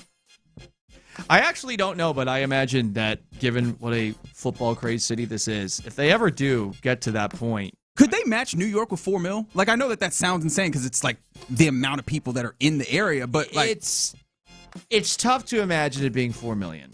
But I'm like, I don't think it's 2 mil. I think it's somehow more. I think it'll be more than what the Astros got for both of their parades. But man, that's asking for a lot, especially with what the city is, how sprawled out it is, getting all these people in here, taking a day off of work. We'll see, though. Hopefully, we'll see someday. I would love to. It's a great problem to have for all those fine folks who would potentially see them kick the damn door in. I guess one last parade moment to bring up. Please. When the Oilers lost to the Steelers, all right, that was a parade. I mean, they welcomed them back into the Astrodome. It was completely full. Yeah. It's a weird parade, but it was a cool moment by all of the old Love You Blue Oilers fans. Yeah, and so, Houston needs that. Houston needs the football moment, really and truly. That's the last one, honestly. That's it. The basketball moments were fun as hell. The baseball moments, incredible. We need the football moments. Yeah, because it's like after losing the AFC Championship game to the Steelers, it's bum Phillips. It's not a bad bum. It's more Wade than bum, definitely. Fair enough. Shout out to Wade. Fair enough. Yeah, absolutely. Always shout out to Wade. And there you go. That's the mixtape here in the Loop on Sports Radio 610. Fig will be back doing what he does tomorrow, but it's 1:20 p.m. every weekday. If you see something mixtape worthy, hit him up at the Figgy Fig on social media. He'll shout you out, make you famous. All right, coming up next, we get ready to hand things off to the fellas of the drive, but also the broadcasters with the World Cup. There's a little bit of broadcaster beef. That got me thinking about something, a big question when it comes to ESPN. How long are they still going to be the tastemaker? We'll talk about it next. The Drive with Stoerner.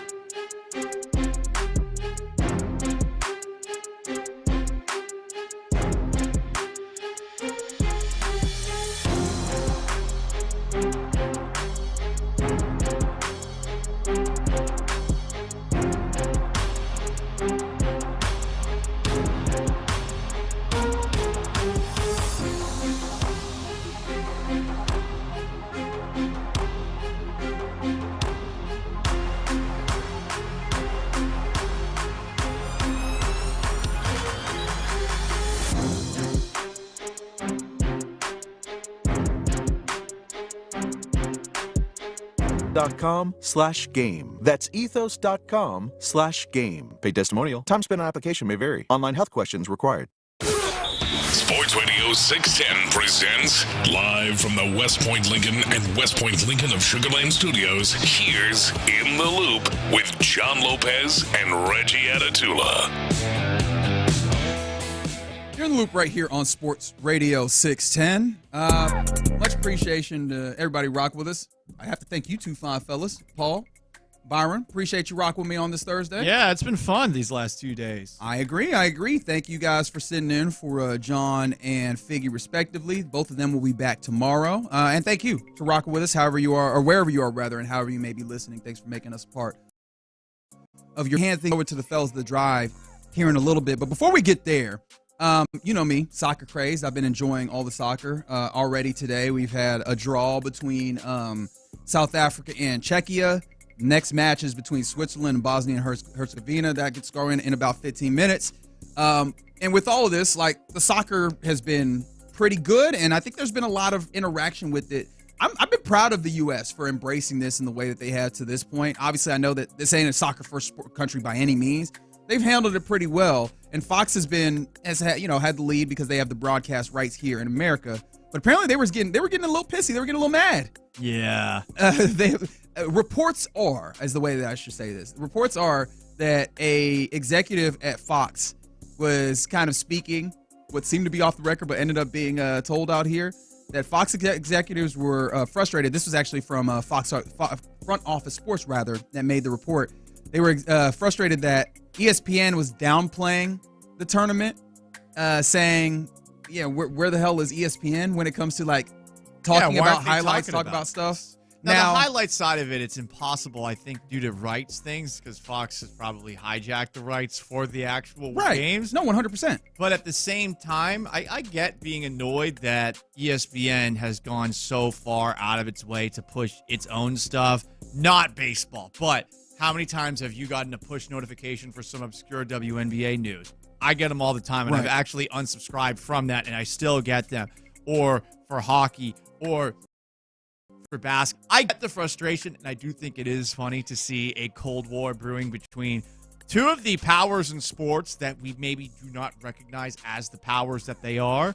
But just take a look at college football. You will eventually have a college football league where one conference is Disney and the other is Fox. It does feel like that could be the case, maybe a little bit longer term, but I see where you're going. The SEC and the Big Ten are already those in the making. But you say two powers, and one is clearly not like the other, because Fox is over here like, we have a thing that is doing well. Why isn't ESPN talking about it? And the reason why is because ESPN is still the tastemaker, right? People kind of jab them about the worldwide leader moniker, but it's been that way because it's the case. Now, I think that you could talk about their products maybe going down in quality or whatever. We could do that, but I don't think here's the moment. The question I largely have, though, is at what point does ESPN stop being a tastemaker? Because it feels like we're in a place where so much is ever present, whether it's social media, where you should not need like ESPN setting the table for you to mean that this is important. But here you go with their main competitor still looking over at them being like, well, at least reportedly, because they are denying it, but looking over at ESPN and going, damn, maybe almost as if to say, this would be going better if the worldwide leader was talking about it. And so at what point does ESPN stop being the tastemaker is a question that I have. I think a lot of people have already said, yeah, that's already the case. But liberal ESPN. But it's not, though. Like, as much as I understand those takes, ESPN still dictates so much of, like, where our in sports. That's true, but I would say for a lot of these speak for your pizza TV shows that are out there, the sports debate shows, I would say largely they're on mute at the gym or wherever you are walking by a television, you'll see it.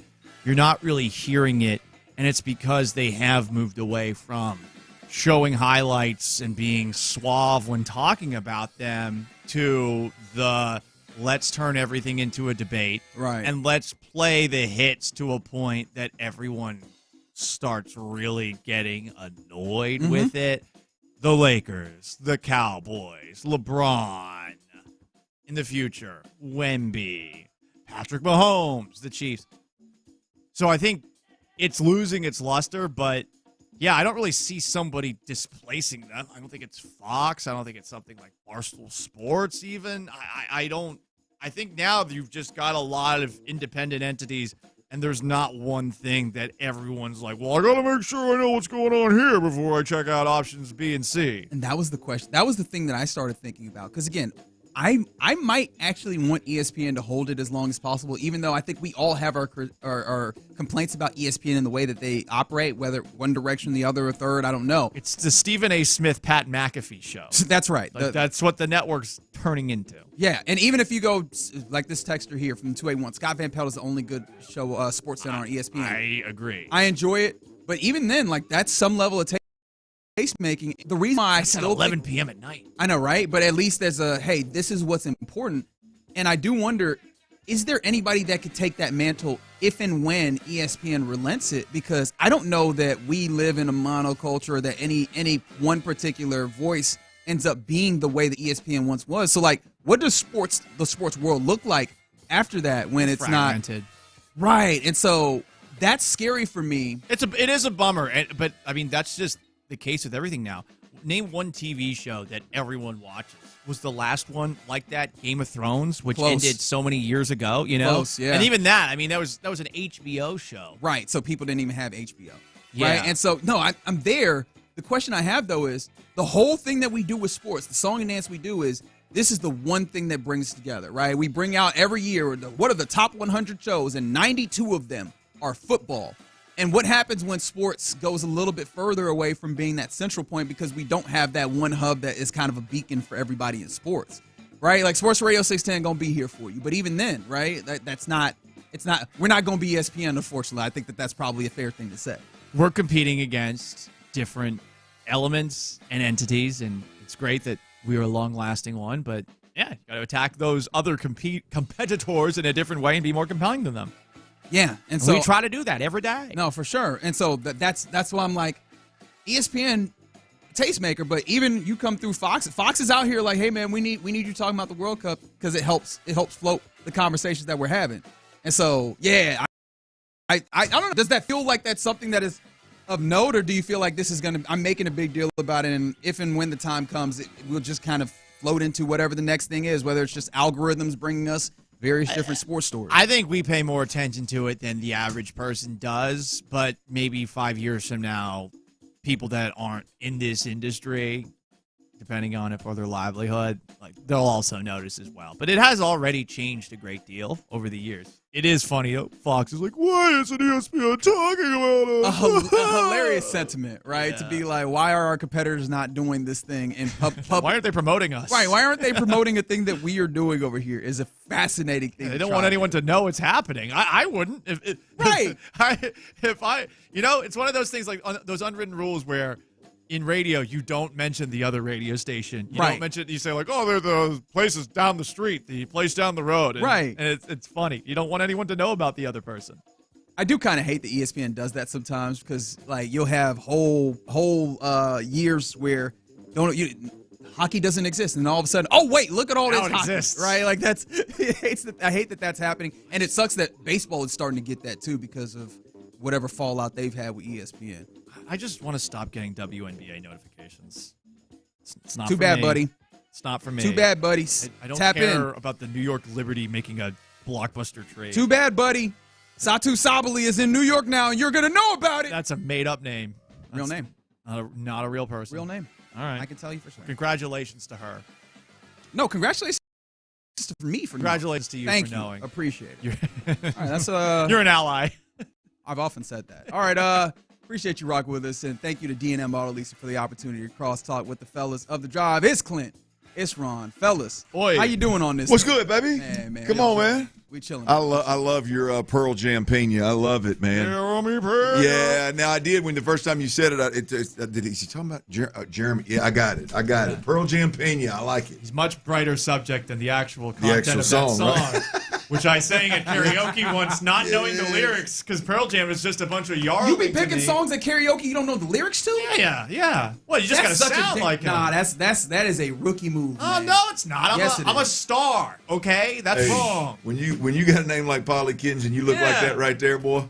You get up there and you you just get the chorus is all you need. But that's baby. how you get into a bad place. This is the thing that I always look say. at that guy. He's been in many bad places. He knows how to get out. The key is he's an escape artist. He's an escape artist. I heard Like a this. cat. I heard this week that he is what 2-4 in fights. 2-4 lifetime career fights. 2-4 lifetime career. Yeah, don't fight people who are bigger than you. It doesn't go well. No, That's not a terrible. That's not number. bad. I was telling him. That's not bad at all. Just don't get in fights. How about that? Good advice for the kids. Wait, you know your good record? advice for the kids. I do not know my record. I know I lost my very first one, and I learned a very hard lesson. The hardest lesson. I don't think I've lost one since. I mean, I don't. I mean, I'm not counting like my brother and stuff. Right, of course. No, that don't count. No, I got one punched one time. I turned my back on old fella, and when I went to turn around, he was dropping the hammer on me. It was, I learned that. My dad said, "Son, what'd you learn?" I said, probably not to drink and fight. He said, no. I said, well, probably not. He's like, no, that one tracks. Yeah, probably not good. to mess with old buddy's girlfriend. He said, no, that ain't either. He said, if you're real serious about fighting, just go on and hit that sonbuck first. Yep.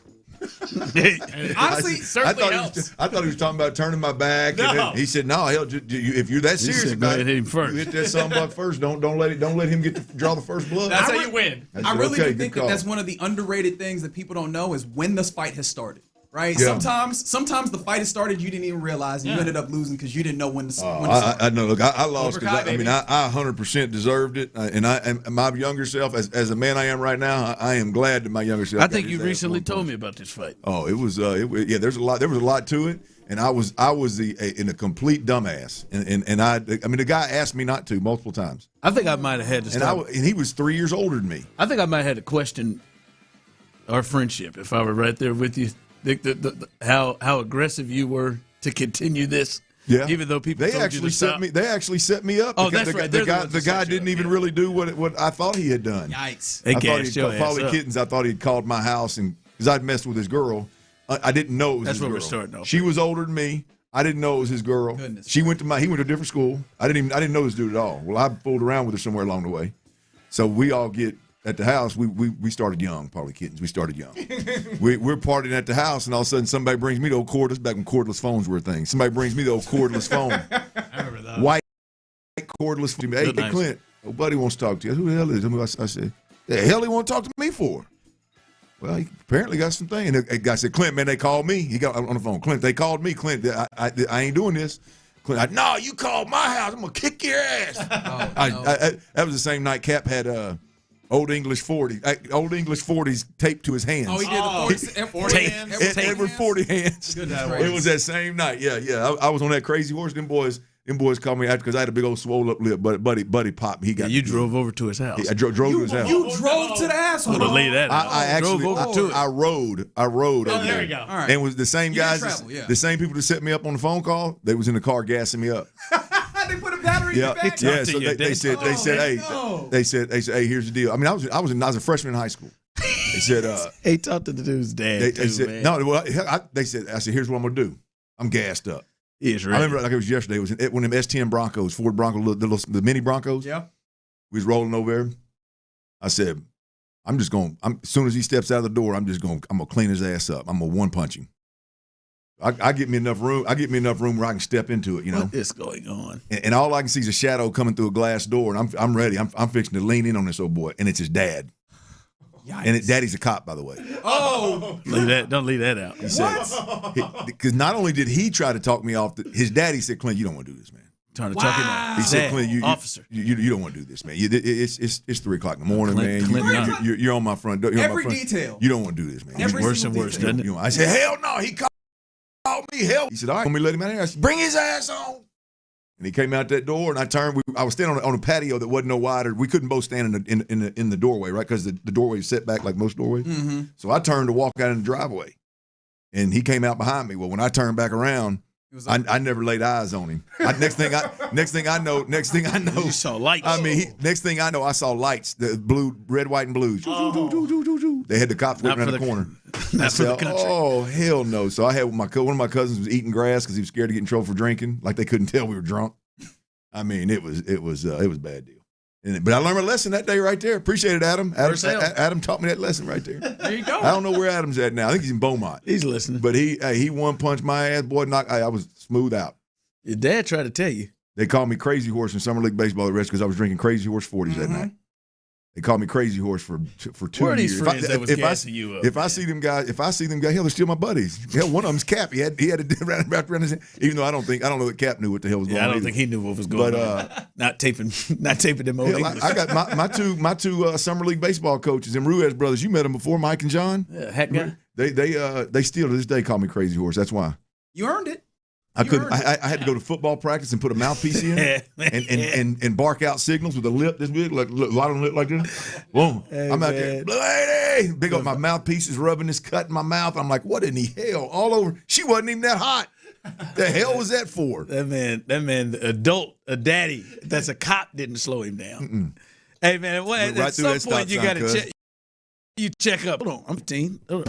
Let me take a deep breath. 15. Oh, yes, sir, at 15. I'm going to tell you, Park Street back in the day, at 2 o'clock, 3 o'clock in the morning, you felt like you was 10 feet tall and bulletproof, boy. I'm going to tell you,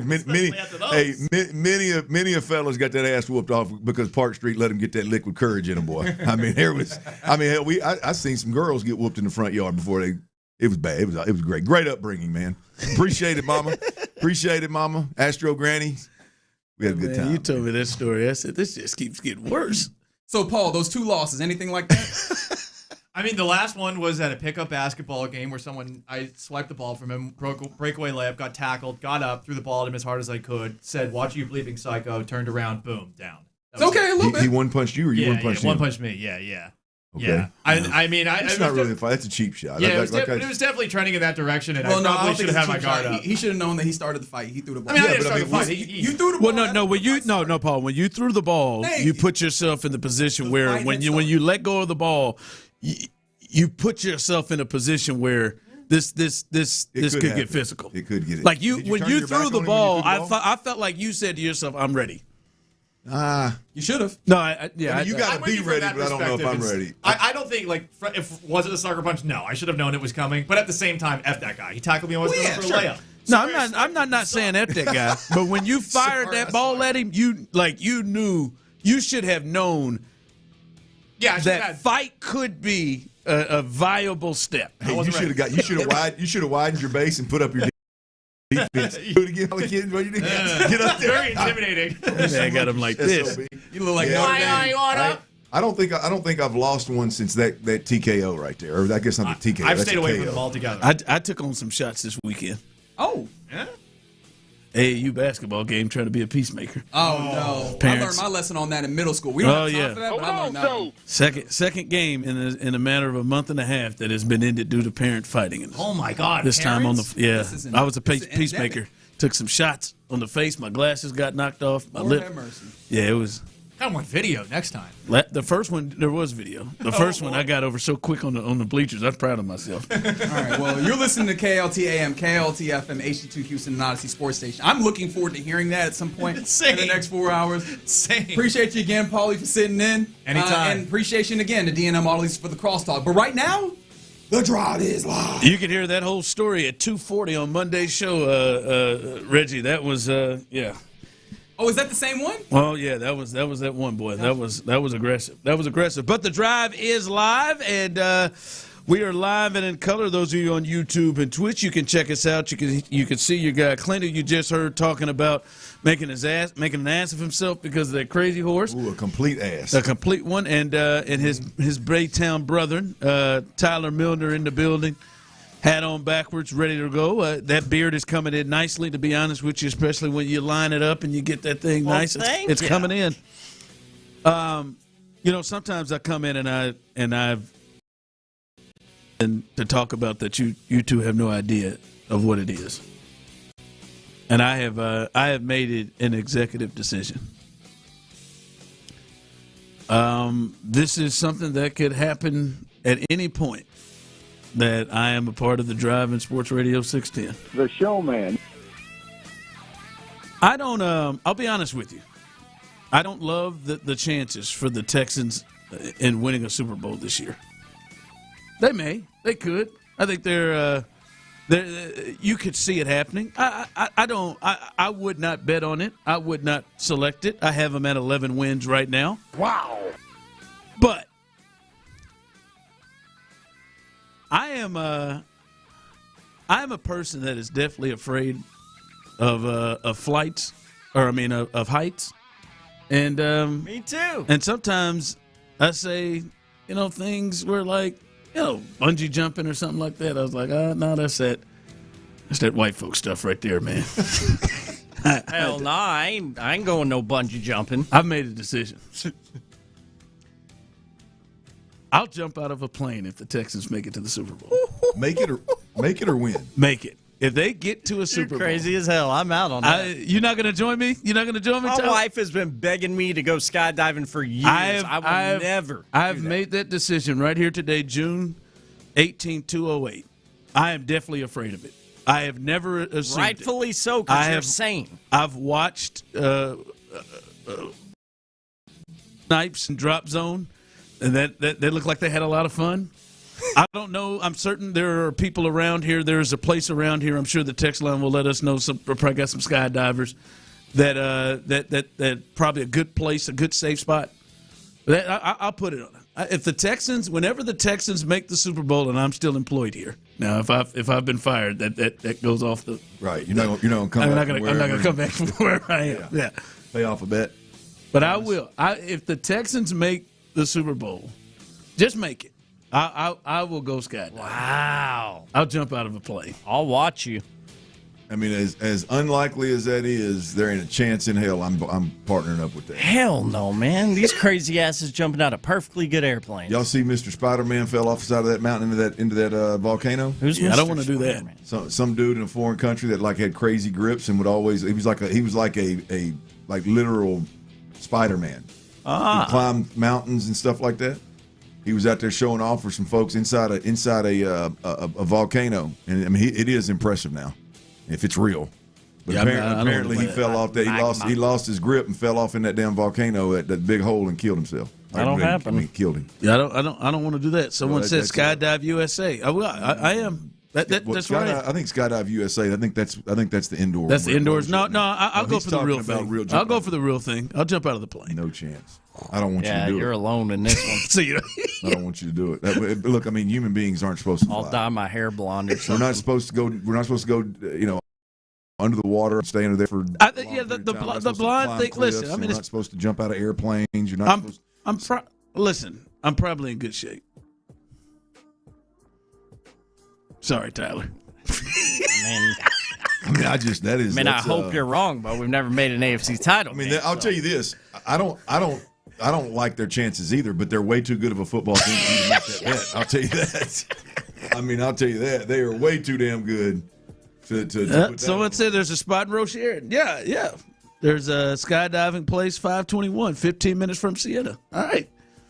You'll be there to watch, won't you? Absolutely. If it happens. Yes. Oh yeah, I'll be there for support, yelling from the ground. When your little ankles hit that ground, I'm gonna be there to see it. Absolutely. My ankles are not little, man. Could you see Ron when them little feet hit that ground? Them little feet work. I'm gonna piss myself. That's what I'm gonna do. I am, but it's all right. That's where I am. I'm not going indoor. Some people keep testing in indoor. I'm not doing indoor. Ron's going to hit the ground with two big old wet spots under his arm and one big old wet spot in his zipper. I'm telling you, man. Hughley has came in the game. The damn Pitten's back, and he done pissed his britches. What happened? I'm putting my mouth on it. Put my money where the mouth. Whoa. Put my drop. mouth. That's gonna be a drop. I put my mouth on it. I will. I bet you if Nick Caserio didn't want it more, he is. I mean, that right there. If he gets wind of this, you hear me, Hannah? You hear me, Cal? You could be there too. I bet Hannah would jump with me. Hold on. I bet she'd jump with me. But yeah, there it is. Yeah, I am. They get to a Super Bowl, I feel like I'm in good shape. But they get to a Super Bowl, I will jump out of the plane. Yeah. I mean, I'd rather you not do it. Somebody just said on the text line here that some folks died in a plane crash skydiving this weekend up in Missouri somewhere. Okay. Yeah, thanks, guys. But I didn't have much to do with the actual jumping out of the plane. I mean, you're going to have to. Here's the deal, man. I mean, this is kind of like carnivals, boys. I mean, you ever seen them? Place you should never go. I mean, you ever seen them carnival cat? Them what do they call them? Those rides are not supposed to be built that fast, people. What are they? Carnies. Carnies, yeah. Them old boys that put them things together. You ever been out there? You ever been out there and watch that? No. You gonna put your life in the hands of them fellas? I mean, look, I want everybody to have a good time. I'm just telling you, I ain't putting my. I mean, that's where the felons go to get some work. I feel like skydiving, like the upkeep on that plane and everything is probably based on how many skydivers they had last month. You know what I mean? Like they got to buy. They're gonna buy fuel and they're gonna go. Hey, we got to. Now, how are we gonna get this plane up? That's kind of an afterthought. Now listen. I'm not going to skimp on this one. You're not going to bargain on the skydive. This one, smart man. Yeah, text line coming in. You other guys are a bunch of wussies. So call me what you want. Listen, I definitely am too. I just felt it. You can change the first letter on that. I'll be one of them all day long. Twice on Sunday. You bet. Oh God, yeah. I'm gonna hit it right there. Somebody said you got to weigh 220 skydive. Well, hell, that might take me out of it then if that is the case. I don't know if that's accurate. I don't know if that's true. Somebody said you got to do a tandem skydive. Yeah, there will be another fella strapped to your back. There is a weight limit, so you're going to have to lose some lbs. Yeah, somebody said that. No, I want I need the person strapped to me. No, I need that. I need that person strapped to me. And I find that hard to believe that there's that kind of weight limit. No, I mean, and listen, I feel like I'm in it. I'm not 400 pounds. I mean, I'm not. I'm not Trent Brown that you got to strap up to. Well, if they limited their client pool or their potential client pool to 225, I believe they. I mean, I guess I don't know. Do big folks typically? I'm talking about big human beings. Do they typically 220? Yeah, 225. I mean, man, that takes. So you mean Daniil Hunter can't jump? Hell, I can't jump. You can't jump. I mean, I got to lose 25 pounds just to jump. Oh man, we'll see. I'm good to go, but I'm not going to do it. We'll see. I mean, listen, hey, I mean, if it's anything like history, but I mean, somebody's got to do it. That's not true. Nobody has to do it. I've decided. Yeah, this is an executive decision. It's an executive decision. Executive decision. By the way, the Astros off today. They will face the Guardians over the weekend, and that starts tomorrow. Here was Jeremy Pena. The shortstop who homered yesterday. By the way, if they can get him going back to the way he played last year at the All-Star level, that absolutely changes a lot. Yesterday, talking about the series win over the Tigers and how this leads to what they've got to keep doing. That's going to be key for us. We need to win series, try to find a way to get it done and keep going. Keep going. It's a long season. It's a long way to go, and we need to slowly keep climbing. All right, they got to stack them up. They've stacked 2 in a row, and they've got to slowly keep climbing. And I would pose this to you and the people. 713-572-4610, YouTube and Twitch. The Astros currently are 35-41 through 76 games. They're 3.5 back of the Mariners in the West, 2 back in the wild card. They're as healthy as they have been. Hunter Brown is back. Josh Hader is back. Altuve, Yainer Diaz is back. And Christian Javier has one more start, and he's probably back next week to really jumpstart this pitching rotation. So they're as healthy as they have been. Do you actually believe that the Astros can pull this off? Can pull this off and get themselves back into the playoffs? Do you think they can do it? Absolutely. Absolutely, without a doubt, they can do it. I mean, as I've mentioned before, yes, you've got. So you believe? Huh? Yeah, you got 3 against Cleveland, but then you got another run against. You got Detroit again. You got another run of about 10 ball games where you should be able to win 7 or 8 of them ball games, and that should put you in a really good spot. You're in a terrible ass division. The wild card's not going to run away from you, and so as you just mentioned, you are as healthy as you've been since the beginning of the season. So yeah, I absolutely believe they can do it. I mean, Yordan Alvarez and Christian Walker are both. I mean, they're in the top 3 or 4 in the league in RBIs. I mean, and that tells you folks are getting on base, and that tells you that they're driving them in. So. Yeah, absolutely. I believe this team. Yeah, I don't into the playoffs. Hell yeah. I don't know how well they've actually done to put themselves in a place, because we kept talking about this. They have got to put themselves in a position in which it matters when Hader and Brown and Javier and the rest of the crew get back. Now, I don't know how great they've played, Clint, but the division and the American League have been in a space in which they are in it, right? They're 3.5 games back, and we're not even at the All-Star break. They're 2 games back in the wild card. We're not in the All-Star break. And so now if I'd have told you, hey, Hunter Brown and Hader come back, they're going to be 3.5 out of the division and 2 out, you'd be like, all right, they've put themselves in that position, and it is just now June 18th. So as crazy as this is, although, Clint, and I hate to say this to some Astros fans who are checking in, who believe, some saying they believe they can, and another person says no, and I kind of agree with this. Like, Joe's going to miss. Joe's going to do something. Joe's going to do something where they go on a stretch where he does. Joe ain't going to do nothing that he ain't already doing. No matter what the record is, no matter what's going on, Joe's going to load manage his ass off the rest of the way. That ain't good enough. That Joe ain't going to change, and he's going to, no matter which direction the season goes, he's going to go to that mic and say, "I believe in my guy." It's a long season, y'all. That right there too. That's going to hit too. There's going to be a lot of that, boys, and so Joe ain't. As I said before, the last. So you time, think they could do it in spite of Joseph? Absolutely, you can do it in spite of. Just like Spencer Arrighetti is in the starting 5 right now in the starting rotation, and the second best pitcher in the starting rotation. That wasn't Joe's call. Joe's call was when he left his ass off the opening day roster. Right? Pete Lambert's your third best starter. That wasn't Joe's call. It happened because everybody got hurt. That's how Spencer got up there too. Come on, man. I mean, like that. That's not. I mean, come on. It ain't. I mean, and you look around the board. I guess you can say Joe's stuck with Cam, at least playing him. Yo-yoed his ass up and down the line. If he gets hot or something, I guess you may be able to give him. But that ain't Joe's call. I mean, hell, this is literally all just stay positive. You can jack around 6 through 9 hitter. You can jack around with it all you want, and then just pitch who you got. Yeah. All right, Clint believes that they can still make a run. Some of you on the text line do as well, YouTube and Twitch. I see you jumping in. Also, all right, we're just now getting started. The biggest story, one of the biggest stories in the sports world over the last week, should the Texans be involved in it? We'll discuss that coming up next. There ain't no power outage in the middle of that lineup.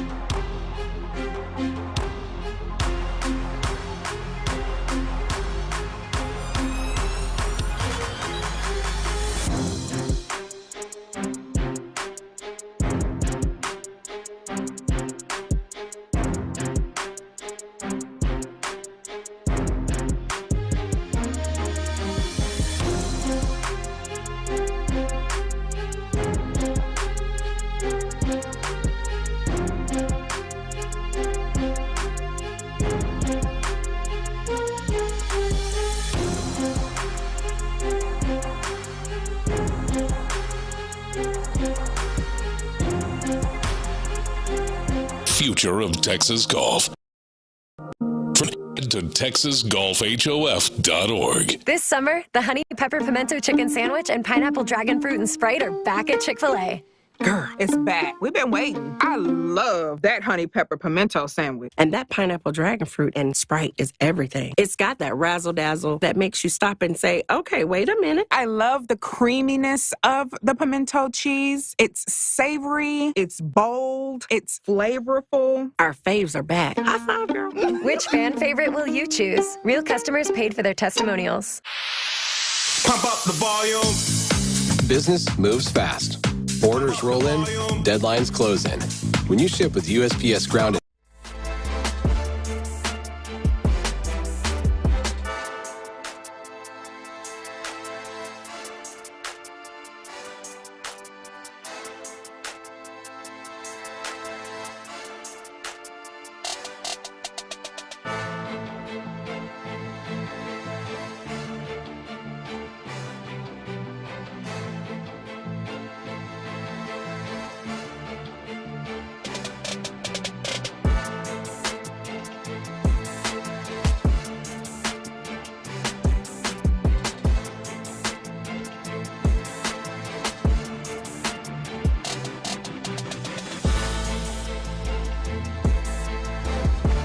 Sports Radio 610. The Drive is powered by Mokaram Injury Lawyers. Heard in an accident? Call Injury Lawyers at 281-222-2222. It's your primitive and yet them. Sports Radio 610 presents The Drive with Stoerner and Hughley.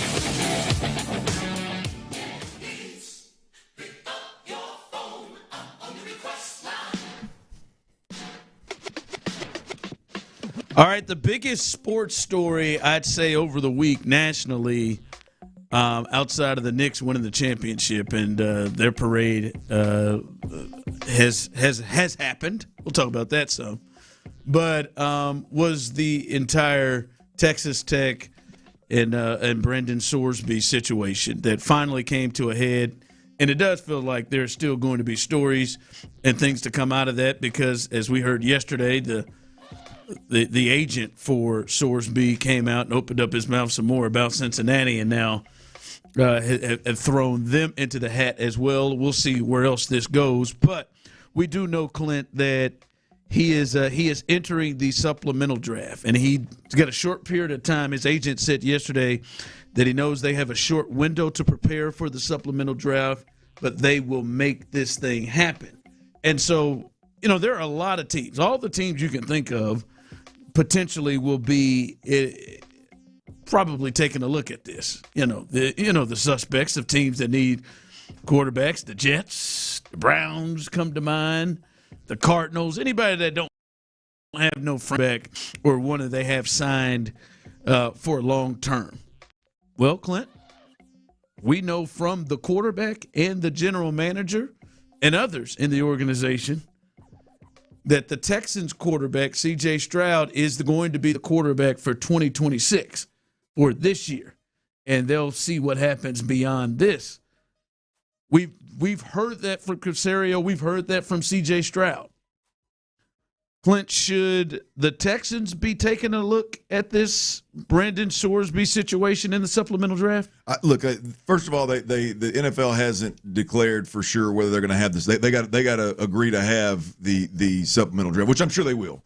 But there's not a date set yet. So according to the agent, talking about it's a short. We don't even know exactly when it's going to be, yet. But obviously, it has to be before training camp. I would say yes. I think you're not doing your due diligence if you're not at least checking in on this. This kid is viewed to have been a first-round draft pick. And you got to assume he would have played fairly well and it got gained notoriety, if you will. At least more people would have seen him at Texas Tech, considering they are a college football playoff team playing in the Big 12, where they're one of the better teams in that conference. So this kid, any way you slice it, I think would have been viewed as a first-round draft pick. With having not played that senior year and having whatever mental health issues he has, whatever gambling he did, that's going to take a hit too. So if your squad isn't, if they're not, which they're not convinced that they need to pay C.J. Stroud. That's not me talking. That's clearly what's happening. They hadn't given him an extension yet. So they're not convinced that C.J. Stroud's their future. If you have a chance to get a guy that is a first-round talent, if you have a chance to get him with a future second or third-round pick, and you don't at least entertain it, given your current quarterback situation, I think you're making a major mistake. So, yes, I think the Texans should, at the very least, flip stones and see what's going on with this Brendan Sorsby supplemental draft thing. This may be hard to hear for C.J. Stroud supporters. I am one of them. But there's clearly some space that they don't believe in him yet from a we want him for the future space right now. Yeah. Something, because they would have where signed. they're at right now. They would have signed them. They would have made it a point to keep him. So clearly they are up in the air on him being the guy past this season. And I think C.J. Stroud deserves a contract, and I think C.J. Stroud is good enough to earn one. But that's not how they are seeing it right now, Clint. And if that's not how they're seeing it right now, they've got to use every avenue, every reach there could be in terms of just putting themselves in position to see what the quarterback market looks like. Now, CJ may come out and have the type of year I think CJ will have, and they'll feel like, all right, well, we got our dude here, and we want to go ahead and keep him. But if you don't feel connected and confident in him for the future, like the Bills feel about their quarterback, like the Jags feel about their quarterback, then you most definitely should be involved in this. Any team should be involved in this. And that's why, even though I believe C.J. Stroud should be the quarterback of the future for the Texans, where they're doing in their actions show they definitely should be at least checking in on this. Yeah, look, I mean, Ron, we're talking about Marlon Klein. We're talking about Juice Scruggs. You know what I mean? And they have the Texans have hit on some second and third round picks. Obviously, hell, they hit on a third or fourth with Nico. I'm not saying that the pick isn't worth anything, but you're talking about that second. Everybody talking about second round picks and third round picks, right? Of like, oh my gosh, so there's just no way, you just can't do it. You just can't move. Look, man. I mean, you got about a 50% hit rate on those guys, and the Texans literally just drafted a developmental tight end with a second round pick. Right? I mean, so that's what and you got a chance to potentially get a first-round talent quarterback. Even if you used it, even if you paid C.J. Stroud. For trade. Yeah, hell yeah. Now you got a potential first-round draft pick, and you used it a second-round pick to get it. And he can sit behind and watch for a couple of years. And if he does have to play and he plays well, you got trade, you get trade potential moving forward. I mean, given that they're not sold on their quarterback right now that they have, I think absolutely they should entertain him. I don't know about. The only thing with that is if you look at it that way of like, oh man, we're just gonna pick this cat up just because, hey man, it just makes sense from that step. But I do wonder how CJ feels about that. If CJ is the future. The future guy. They clearly don't give a shit about CJ. No, I don't think they do. I mean, let's be honest. If I'm CJ, I'm less worried about you picking up a quarterback in a supplemental draft and more worried about the comments that we ain't building around anybody. Yeah. But I just think, to me, the feeling and how and what they have said and what they have done with their quarterback situation, maybe they ain't as desperate as the Browns or the Jets or some of these other teams, but they damn sure should be taking a look at this. Without you look at how they look again. If you're not going to pay C.J. Stroud, you clearly are going to invest that money, probably more of it on the defensive side of the football than the offense. There's no better way to do that than to have another rookie quarterback that you can play. Yeah. All right, coming up as we continue right here live on The Drive. Speaking of the Texans and competition, should we still be talking about this one team?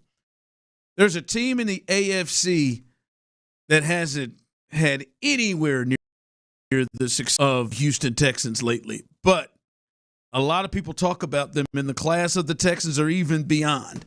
Should we still be talking about this team, or are they just overhyped? We'll discuss that coming up. I don't know, Ron. I know what we need to be talking about is them folks out there that got them breathing problems, right? You got them allergy, sinus, and or sleep problems. Maybe you're snoring like a freight train. Maybe it's your significant other that's snoring like a freight train. You need to be talking about that for damn sure, right? I'm telling you, the answer is Dr. Maturin. I've been over to his office. He is absolutely tremendous. Easy to talk to, y'all. Easy to explain your problems to, and great dude. The staff is tremendous. The office has all the bells and whistles. If you're having any kind of issues from the neck up, I'm telling you, Dr. Maturin is where you need to go. He takes a holistic approach to your treatment. He specializes in them quick in-office visits. He's going to get you back to sleeping your best nights. Ultimately means you're going to be able to live.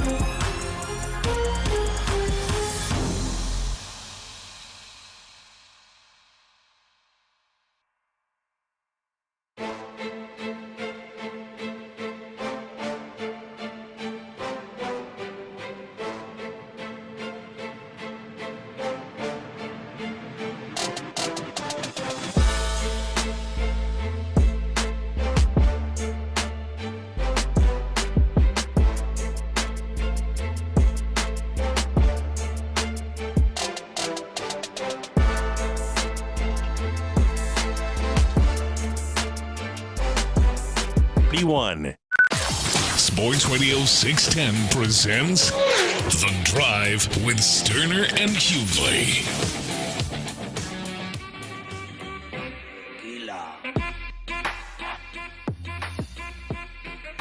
I wouldn't mind some tequila right now. A little salt on the rim. I'm trying to watch it. And watch your salt intake? Yeah. I saw Framber the other day. Salt's actually good. Chill Himalayan salt. The pink salt? Little pinch of that pink Himalayan. I like that pink salt, yeah. It's good for you. Oh, it is. I bet it is. Get you stay hydrated now. What do you all think of this? 713-572-4610, YouTube and Twitch, Tyler, Clint. What do you think about the Cincinnati Bengals? Are they overhyped?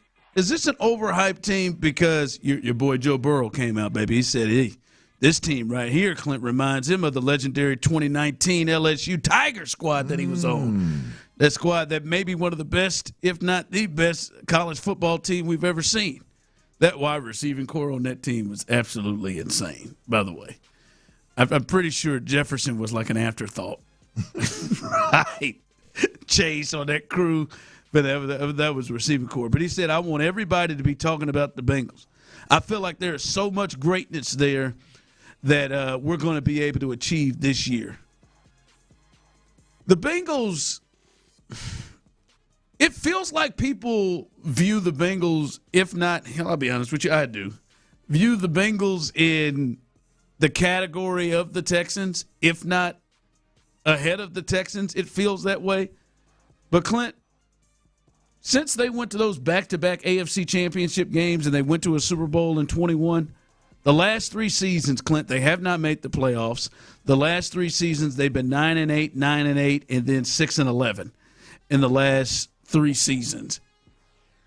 Do you still the Bengals and look at the Bengals, and should we look at the Bengals like a contender, like a team that's in the same space as the Texans, even though the last 3 years they have not been anywhere near where the Texans are? I think you have to. They're not just named? No, you think no. they're more? I mean, I hear you. I'm not mad at the question. But I think you've got to take them serious, Ron. That's. I mean, at the end of the day, when Joe Burrow's out there, they could go out there and throw up 30+ against anybody in the league. When he's healthy, and when he's got Zach Taylor calling plays, and when he's got Jamar Chase healthy, and Higgins, and the whole crew, you know, they got. It's likely that they run the scoreboard up more so than most teams in the league. I mean, who's got an offense capable of that? Maybe obviously the Bears are really good with Ben Johnson. Obviously the Rams are really good.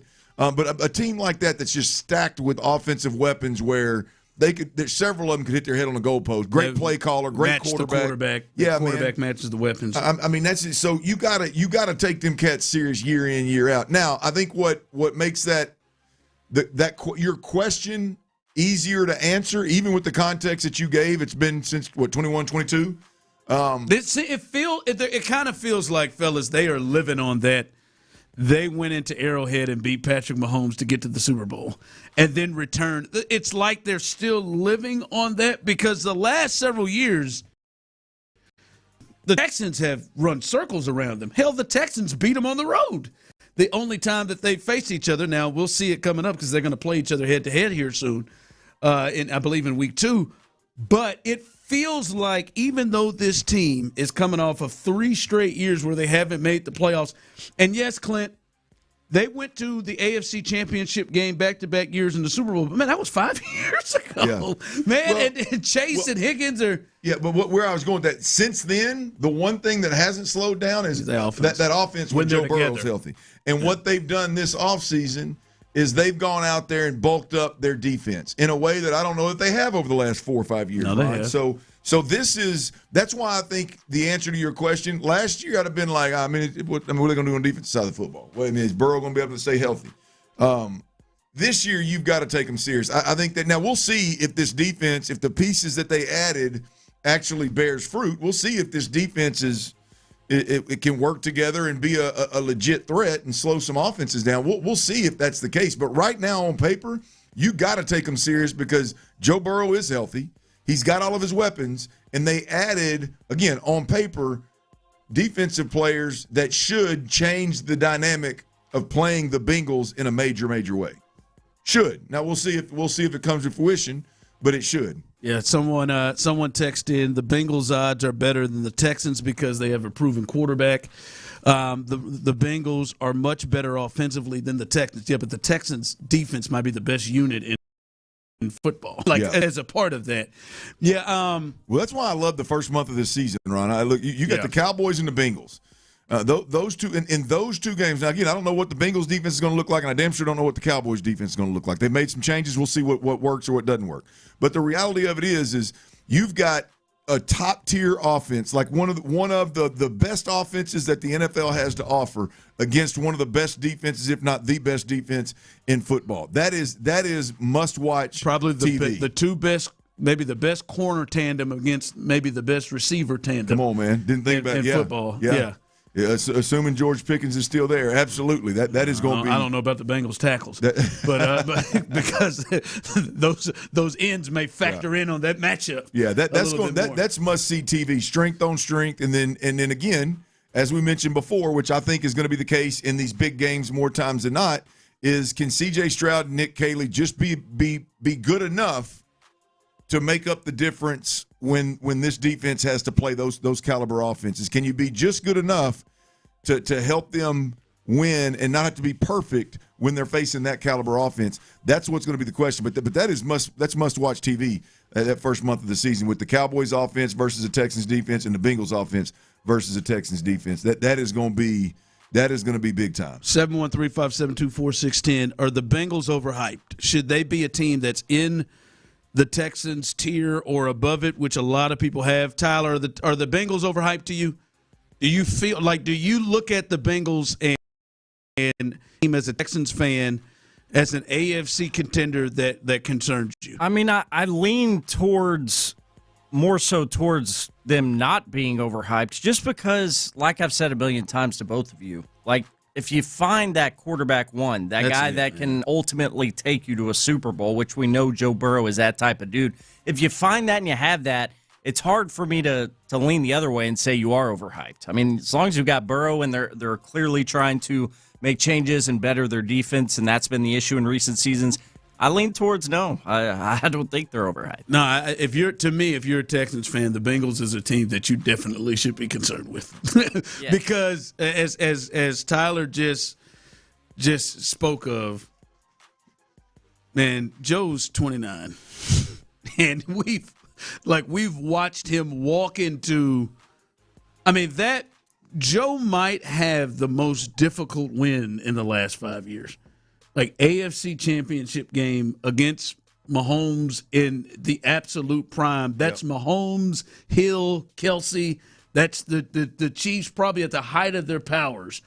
And walked in there and were down. They were down like 21-3 in the game. And then got them back the next year and almost won that game too. So that one, even though it's 5 years ago or 4 or 5 years ago, it is still fresh enough to me to where I look at Joe and I believe like Joe can drag this team. And you said they're better. Yeah.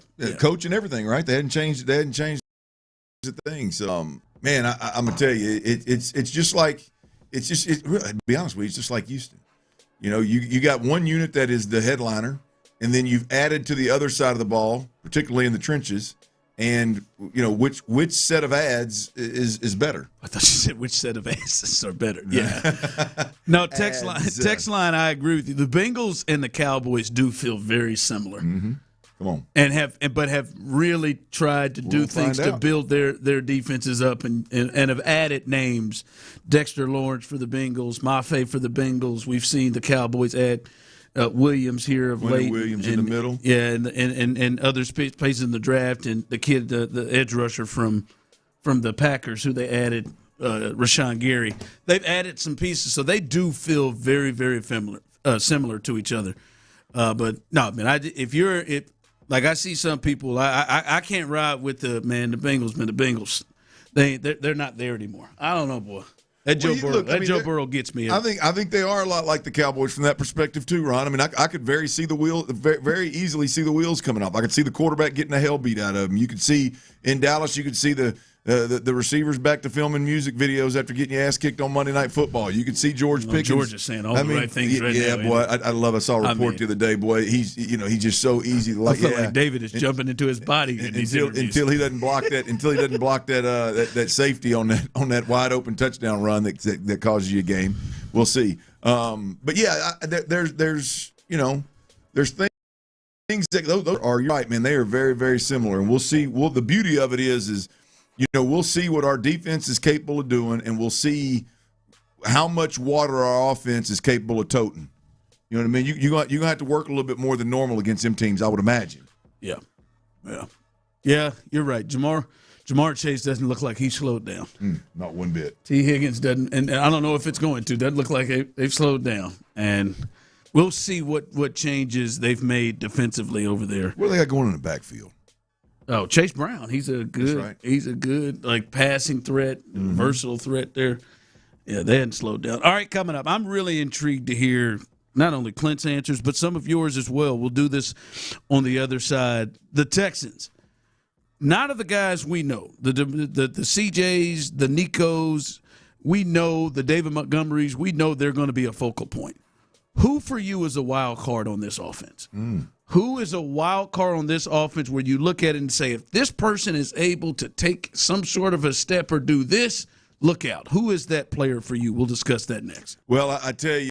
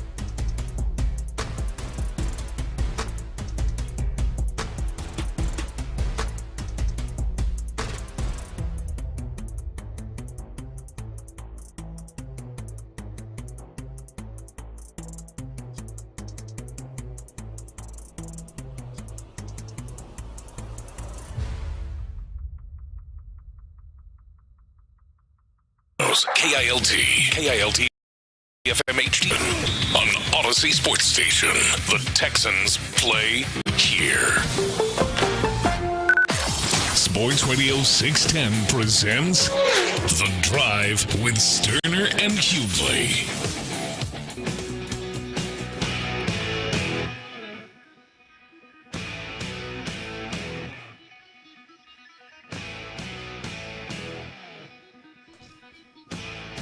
All right, 1 hour down as we are live here on a Thursday here on The Drive. All of the fellas are here today. We appreciate you jumping in. You can always be a part of the show. YouTube and Twitch, as well as the text line, 713-572-4610. I already see some people chiming in on the next conversation, which is, who is it? Who is it that's going to be the offensive wild card for this Houston Texans team in 2026? And I don't mean, man, that Nico Collins ain't a wild card. He's a focal point. David Montgomery is probably going to be the number one focal point. C.J. Stroud, also the same thing. But who are those guys that stick out to you? By the way, to pass this across to you, it pays to listen to The Drive and to listen to Sports Radio 610, 5 o'clock hour. You got a chance, an opportunity to win 2 passes to the Dynamo's soccer celebration live viewing on Wednesday, June 24th. You could be there. Mexico was rolling. Let's see if they can win again today as they're on their home soil. But Mexico and the Czechs, they will get going coming up June 24th. Your chance to win a pair of passes to the Dynamo's soccer celebration live viewing party. That's coming up in the 5 o'clock hour, so make sure you're listening to The Drive at that point for your chance to win a pair of those passes coming up in the 5 o'clock hour. All right, Clint, let's hear yours. I see some people on the text line. I see you jumping in there. I see you on YouTube, Twitch, with your thoughts. Who is it? The wild card. And again, I want to stress this. When I say the wild card, man, this is somebody right now that isn't a focal point member on the offense. Someone texted in, does Dalton Schultz count as that? I don't know if I would say Dalton Schultz is a wild card. This is a guy who had 80-plus catches last year. I'd take David Montgomery, Nico Collins, and Dalton out of there. And Dalton out of the mix. And CJ. And CJ. And CJ. So, those guys aren't wild cards. You know the players we're talking about. These are guys that if this person steps out of the shadows, Clint, and becomes one of the focal points, they've got a real chance to kind of get rolling. Who would you say fits the bill for you as a wild card? I think it's Jaden Higgins by a mile. Ooh, by a mile. Here's why I'm explaining, right, is obviously 6'4", 215 pounds. I mean, you're talking about a dude that if he comes into his own, you're not talking about being a good player. You're talking about being the next Nico Collins type deal. You're talking about a T. Higgins opposite Jamar Chase. So you just the caliber receiver we're talking about him turning into. Now let's transition to having 6'4", 225 on the left side and 6'4", 220 on the right side. You're hard to handle. You're physically hard to handle in the pass game. The red zone is going to be an absolute monster.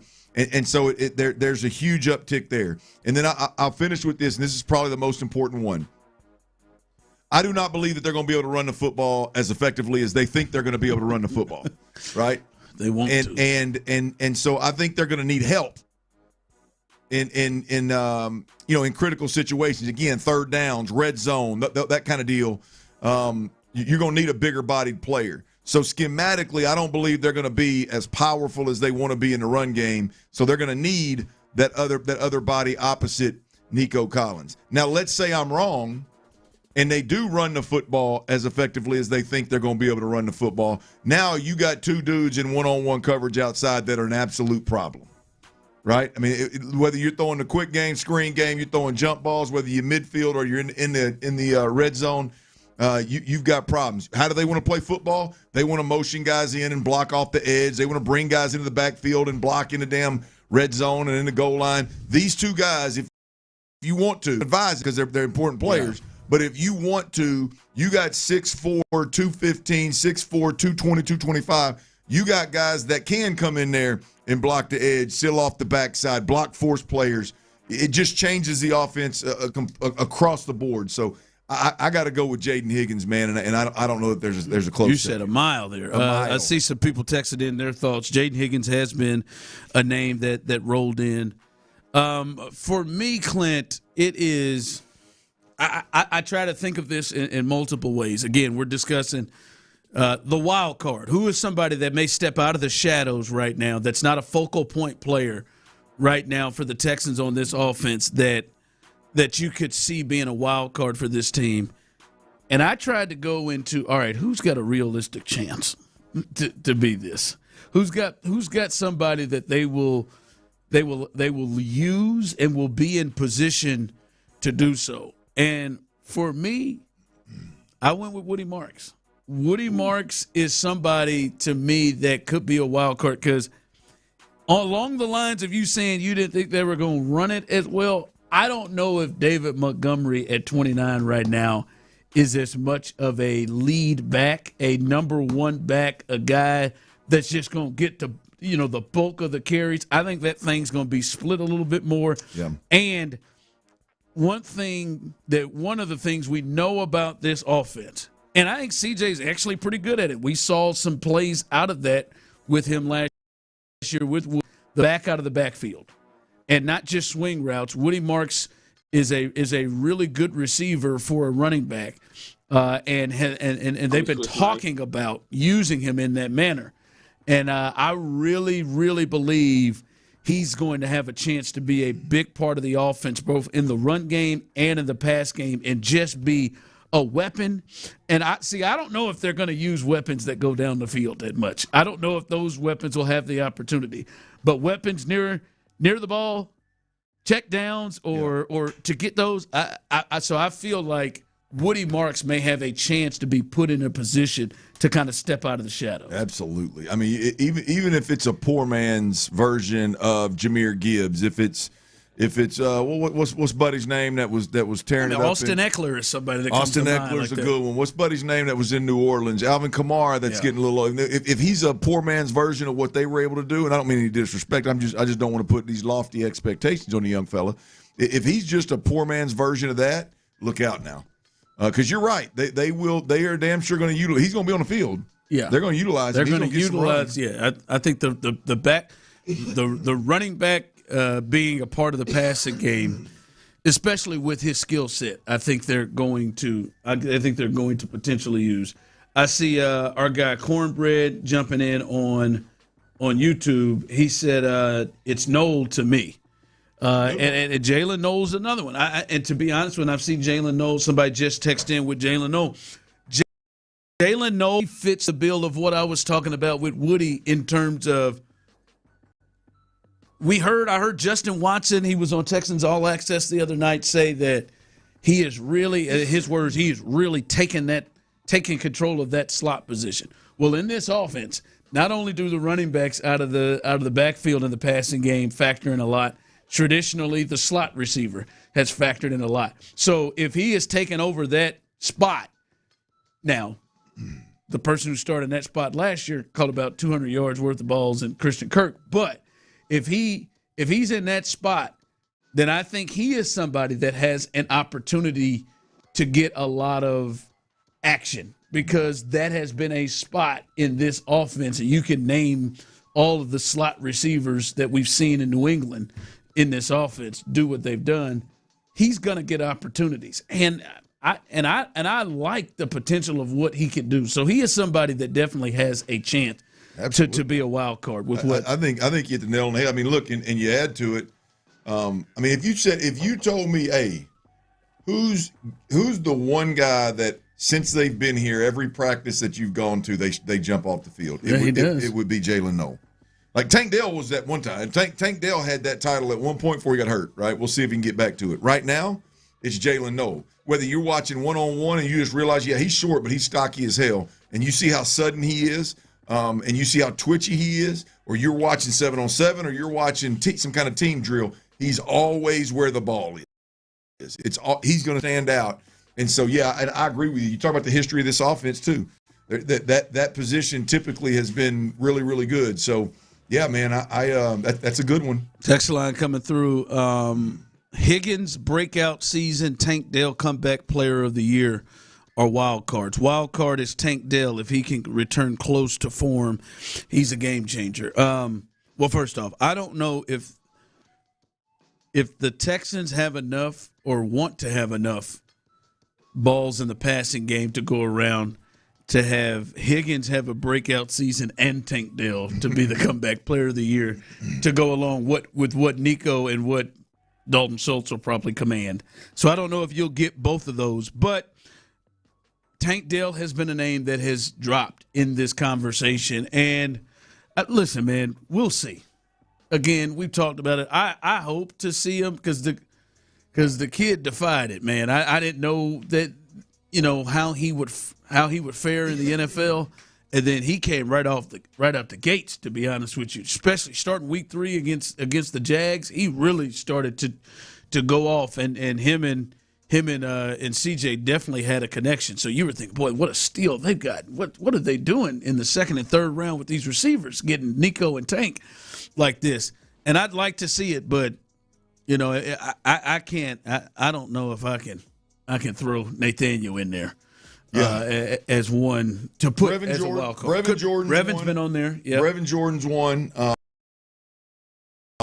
You know, say Coach Cade Stover the way you was looking at him. Well, no, I mean, I would. I'm not afraid to. I believe my eyes. I can't wait for you to see it. I would like to some confirmation or some go to hell from you. But Caden McDonald's one of them.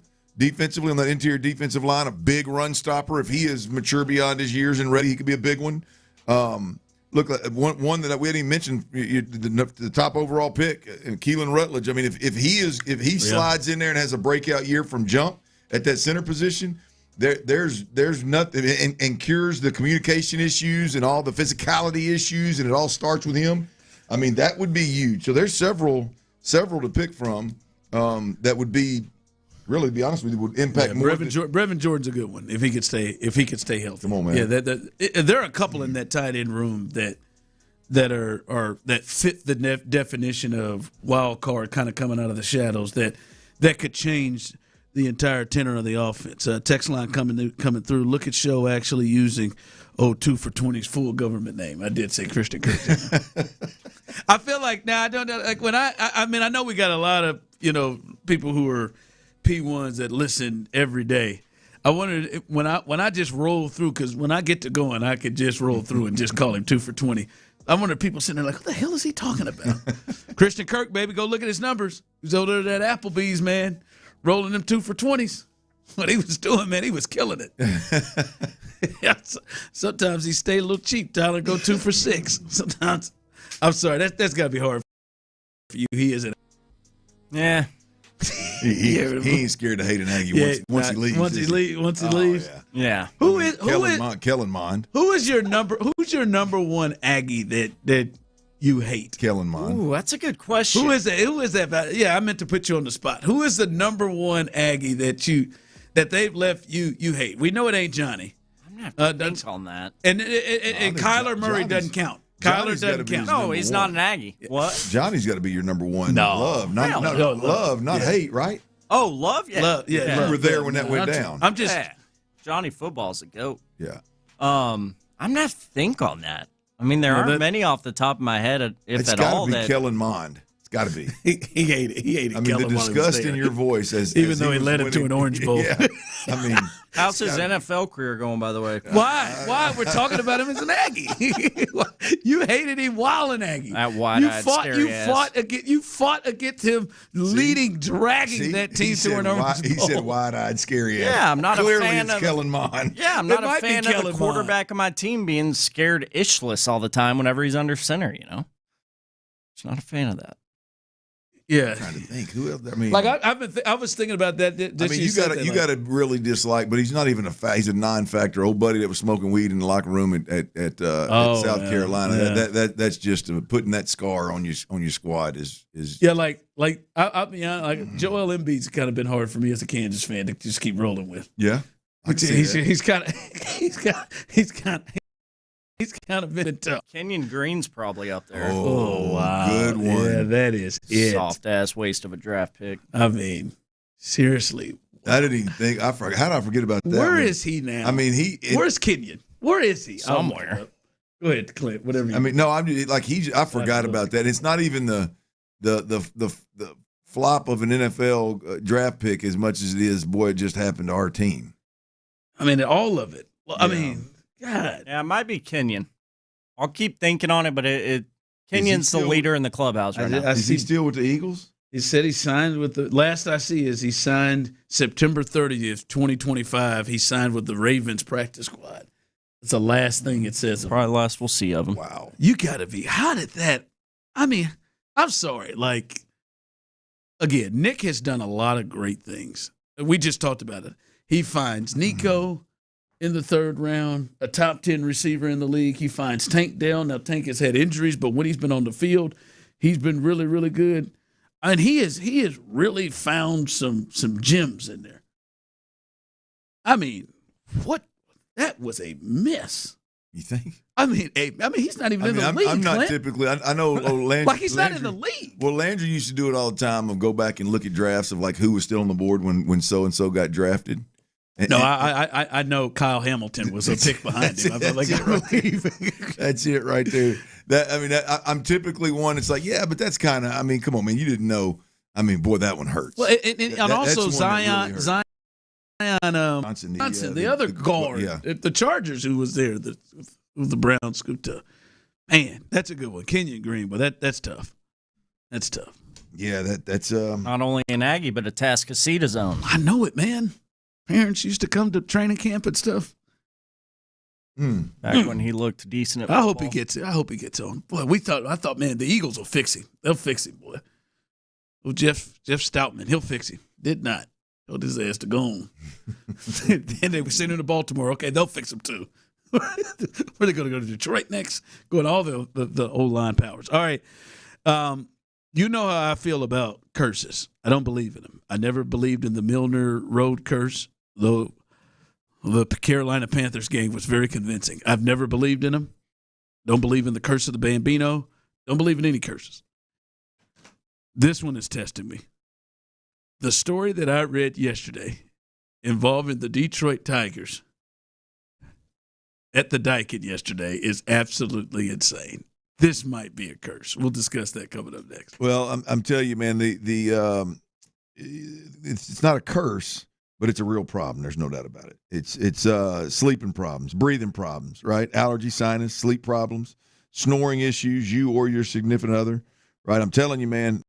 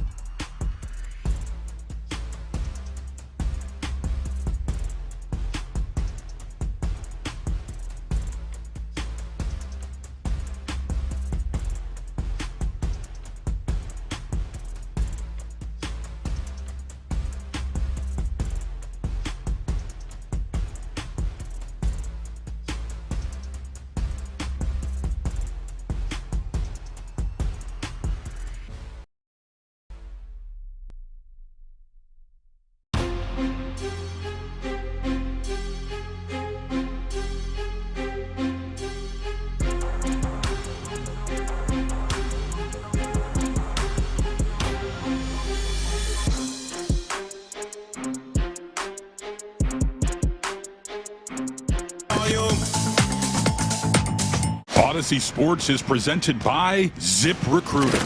Find out why 4 out of 5 employers who post on ZipRecruiter get a quality candidate within the first day. Try it free at ZipRecruiter.com/team. What's up? It's Draymond Green. I'm back for my 14th NBA season, and my podcast, The Draymond Green Show, is back too. This season, I'm breaking down games, reacting to the biggest NBA stories, and sitting down with teammates, rivals, and culture shapers. And trust me, I'm not holding back, on the court or on the mic. 2 new episodes every week, new segments, big conversations, real basketball talk for the real hoop heads. Listen to and follow The Draymond Green Show wherever you get your podcasts.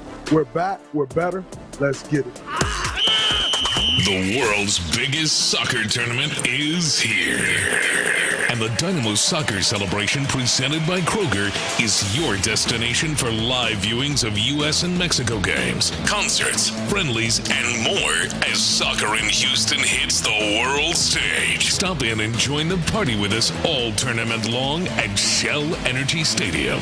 Houston's sports leader. Sports Radio 610. The Drive is powered by Mokaram Injury Lawyers. Heard in an accident? Call Mokaram Injury Lawyers at 281-222-2222. Sports Radio 610 presents The Drive with Stoerner and Hughley.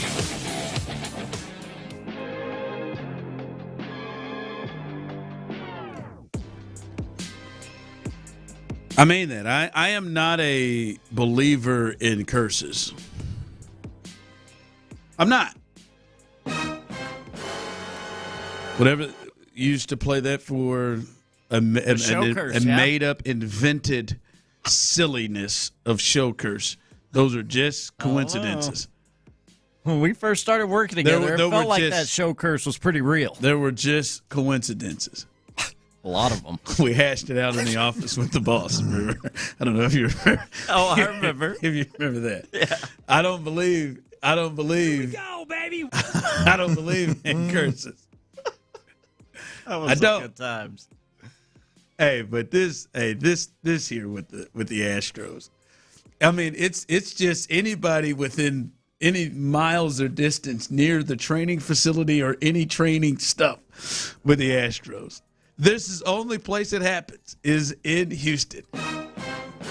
Deep in the bowels of the Daikin, Wenzel Perez injured his face in a training room incident. That happened.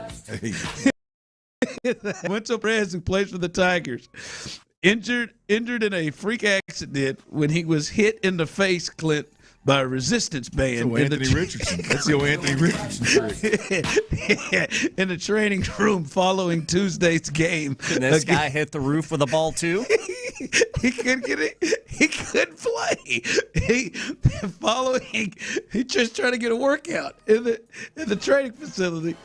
And against the Astros, he was working with the therapy band, and it snapped off and hooked. Where it was connected, it hit him right below the left eye. AJ Hinch said, the manager of the Tigers. Oh, we have a battery of tests to check out his face, his eye. We're pretty concerned about it. That's it. Look here, when this happens, and I'm not laughing at him and the injury, but it's like, damn, man. Hey, keep your dot away from wherever that training facility is. When they end their thought, when the manager says we're pretty concerned about it, a day later, oh my God, it's the eyeball. It'd be tough. Tough for a baseball. What's happening around here? I'm telling you, there's got to be some power plant or something near Minute Maid we don't know about. How far away is this training facility from that specific California power plant? No. How far is it away from that? I want to know the specific or the batting Atlantic cage that Carlos Correa was in which that's a good thought. How far away from it? It's got to be in the same range. If they got to shut it down. No, it's not but he was in a training facility. You know what? He could have been doing it in the cage. I think he was. Oh my gosh, you might be on something. What is going on dark around spirits here, man? lingering around that batting cage. What is going on around this place, man? There's WD-40 on the plate, We clearly know that because did that happen at home? Yes, that happened to Jordan at home. Slippery when wet. Jordan looked like he stepped on the plate. There was a bat on the plate that he rolled his ankle in that took him out for the rest of the season. Banana peel. Is this the same training facility where, God rest his baseball Astros soul, Chas McCormick didn't he have some sort of a back injury doing deadlifts? Yeah. Yes. Yeah, he did. Yeah, he did. You're doing some great investigative journalism right What now. is going on, man? I mean, This there's is the same one where old Phil Mayton hurt his hand? Was that home? That was an accident. That dumbass punched. Sorry, Phil, but that was a dumbass move. Maybe Phil's not a dumbass, but that was a dumbass move. He's a dumbass. He doesn't get the excuse of the curse whenever. Well, how do you're we know punching Los Correa phones. wasn't jacking around in there? And I think he was just swinging a bat. doing jumping jacks or horse assing around. And even if you're doing jumping jacks, Clint, that still should not result into some season-ending ankle injury. Somebody said it may be the same room where Correa had his massage injury. Does it go all the way back that far? Correa was at his house when that happened. Yeah, that was. That's different. Well, I need That's one different. of those. Not a You want an massage. injury? You want to get injured? Just a massage. I don't want the injury. You want somebody to take you as far as just about get you injured? No, that is. We need him or something. There needs to be. Can we do that? What? Can we do that? Parker, can we do that? Can we go down there? What was it that Kyrie Irving did when he went back to Boston? Burning sage. He burned in sage. Can we go just around the entire facility and really just 40 of us stand in the training room, wherever the training people are? Needs to be done. Can we just say something's going on? And maybe also ask those folks a couple of questions about their background in healthcare. I don't want to. I don't want to go that far. I know you would like to, but can we burn sage in there? What the hell's going on? By the way, what do you think Winslow looks like today?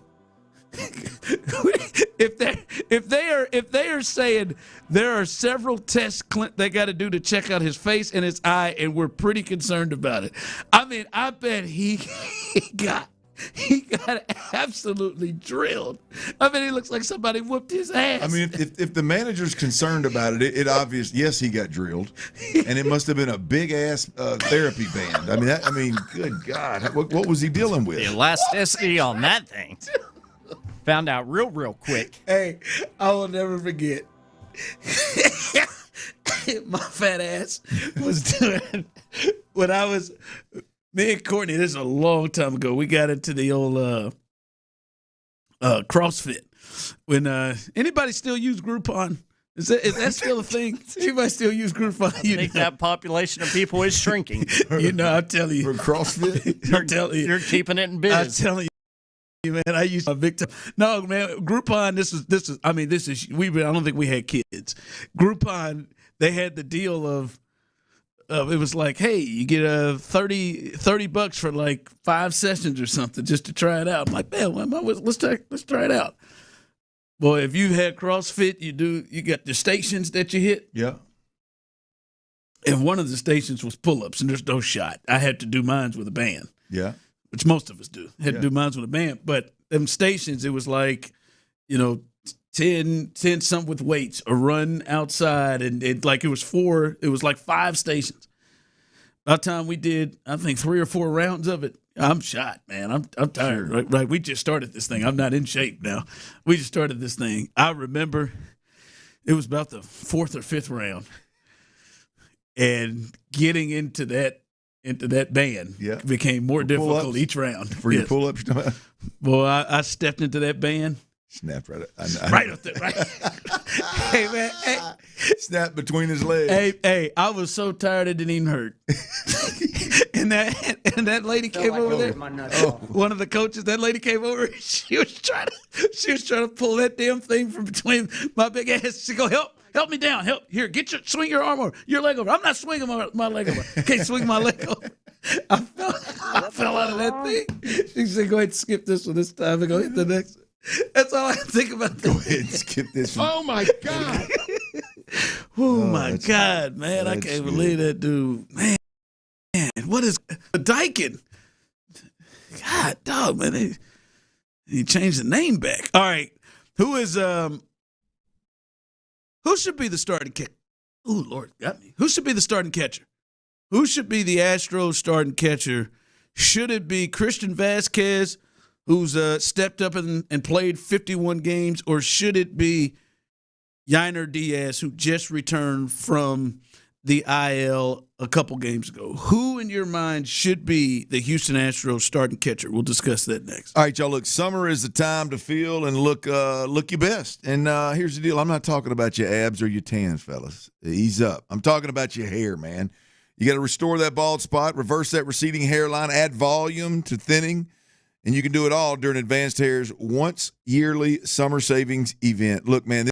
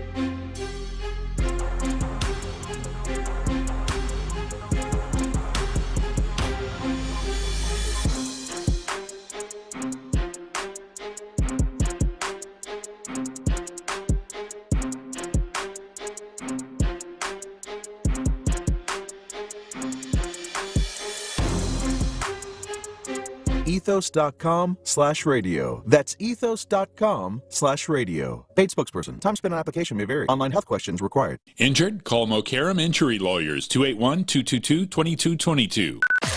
Sports Radio 610 presents The Drive with Stoerner and Hughley.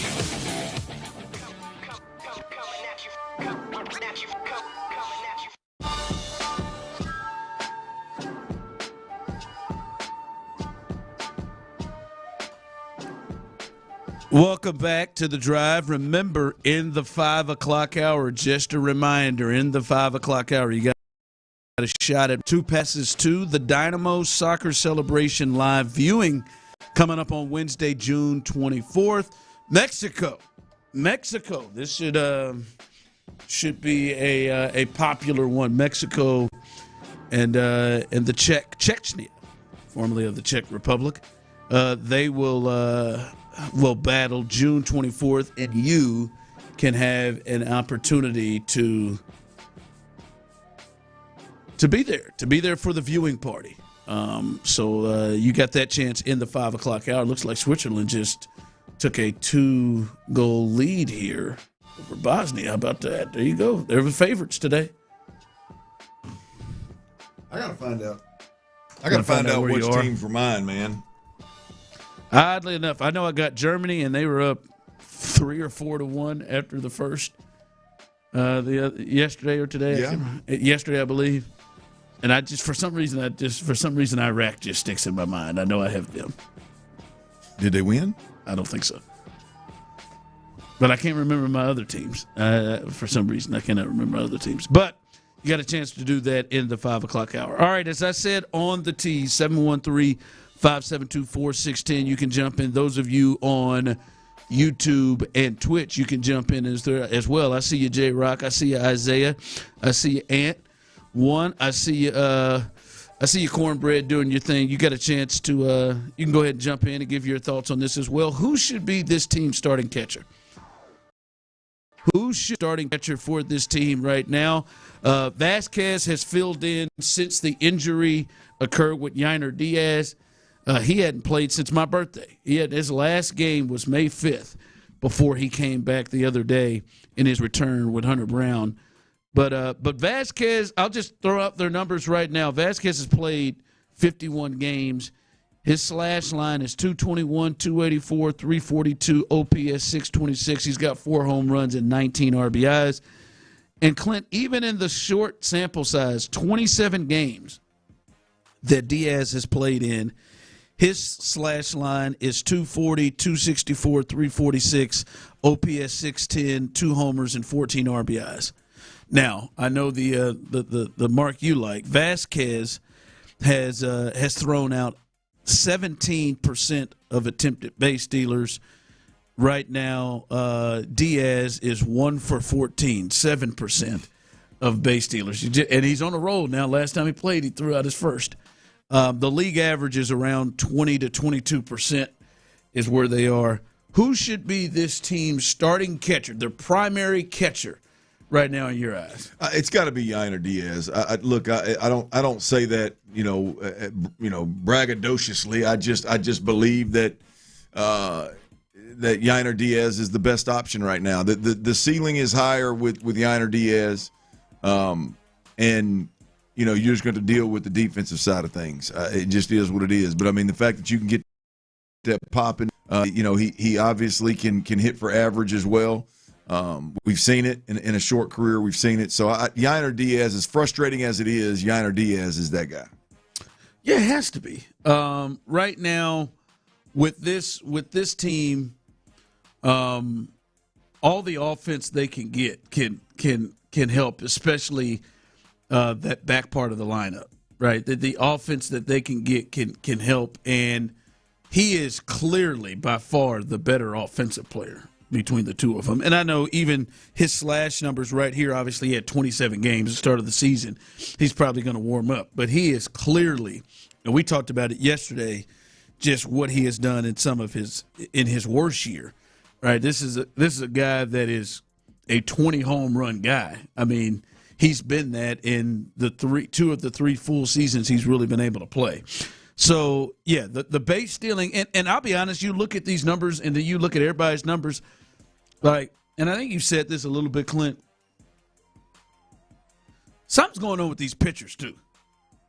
Like, it's like, listen, I think Yiner, sometimes they're so late on the throws where it's clearly, this ain't just pop-up time. Well, there's something. There's no way that Major League Baseball catchers are that bad. Yes. Look, I understand, and look, the job or the ability for pitchers to hold runners closer to the bat, dropped significantly when you limited the times that they could throw over there. Now runners know that if you do it again and don't work, you're giving up a base. So it's I understand why it is what it is, but when you watch it happen over and over again, yes, it falls in the catcher's lap, no question about it, right? It's a stat for him. But at the end of the day, there is zero doubt about it that the rule change, along with pitchers' inability to hold them on, whether that's by the rule or just sheer inability, that plays a big part of this as well. And the Astros pitching staff is simply not that good. They got to be a part of it. Yes. Yeah, like you said, it can't just it's not like you know. Yiner's bad. I was about to take somebody out. It's not like Jake's back there with that arm. Right. Like Yiner's got that arm back there. He can throw. Well, Yiner's. I'm not saying Yiner's one of the better defensive catchers. I'm not saying he's one of the bigger arms. He's not 14 plus points below average. Yeah. And league average 22%. He's below Vasquez. Yeah, no, that just. Well, the whole thing, they're terrible at. You fellas remember the game? I think they were in Cincinnati, and I think it was Salazar came up and ready to fire down third base, and Paredes didn't even cover, and he almost threw the ball in the outfield on a steal attempt. Like they are just terrible all the way around. When it goes, a great point. There's a lot of not being prepared some of the time. Yes, getting caught off guard, which at this point you should never get caught off guard if you're an Astros catcher. With De La Cruz for the Reds is on second base, who led the National League at the time and stolen bases. Yeah, man, he didn't move. He wasn't even over there. Well, it shouldn't surprise any of these guys that runners, whether average or above average speed, it shouldn't surprise any of them that guys are going to take off on them, given what we've watched this year. Yeah. So no, I'm with you. I'm firmly in the Yiner Diaz camp. Some texting coming in. Someone said Vasquez, it's not even close. Vasquez has too many pass balls. Diaz threw out a runner trying to steal second the other day. I think what Clint said, Russell in Hampstead said Vasquez hands down on YouTube. Our guy Isaiah said Vasquez makes less mistakes, so I guess him. They're both ass, is what he initially said. I think what you said, Clint, really, really tracks. I think they got to go with the higher upside. And neither one of them are great at the defensive side of the ball. Like we saw Vasquez let a ball get away from him that led to a run the other day that should not have. But one of them has the ability to be a really productive offensive. And I think you have to go with that piece, with that part. I agree. Yeah. All right. They'll get at it tomorrow as they are off. They are off. They will face the Cleveland Guardians, and they will get back at this thing tomorrow as the Astros. We'll see who's catching. We'll see, because since he's come back, it was Diaz one day and then Vasquez the next day. We'll see who it is. Or maybe they just have a straight split. You don't really see that a ton. I would not like that. I would not like for them to treat it the way they've treated the center field situation at times, Clint, where I think you got to if it's going to be Diaz needs to get reps and get himself a routine and comfortable and getting at bats, to swing the bat. So I hope it is not a feel type of thing. All right, as we sit here, Clint, coming up here, little Dirty's Daily, what you got coming up? Well, Ron, it's there's a couple things. Oh, boy. Act of kindness at the College World Series. It's a beautiful story. You're going to love to hear about it. And I about had enough. I'll call it disrespect. I about had enough disrespect for a couple of guys in this Astros lineup, man. There's two of them. One of them's the GOAT, and one of them's a Seawalk. I'm telling you. We got to we got to check this disrespect at the door, man. We'll talk about that next right here on Sports Radio 610. Before we do that, though, power outages, y'all, they're going to happen around these parts. You better believe it. Extreme heat, extreme cold, hurricane season.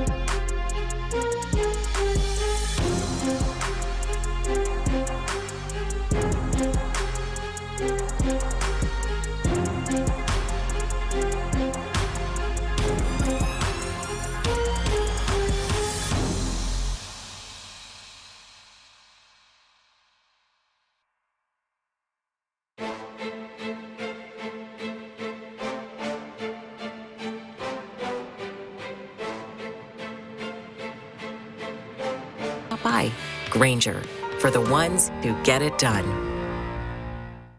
If Twisted Tea was your best friend, they'd start a dance party in the supermarket that turns into a pool party at your place, and you don't even own a pool. Twisted Tea is smooth, refreshing, and always fun. Twisted Tea Hard Iced Tea. Keep it twisted. Twisted Tea Brewing Company, Cincinnati, Ohio. Drink responsibly.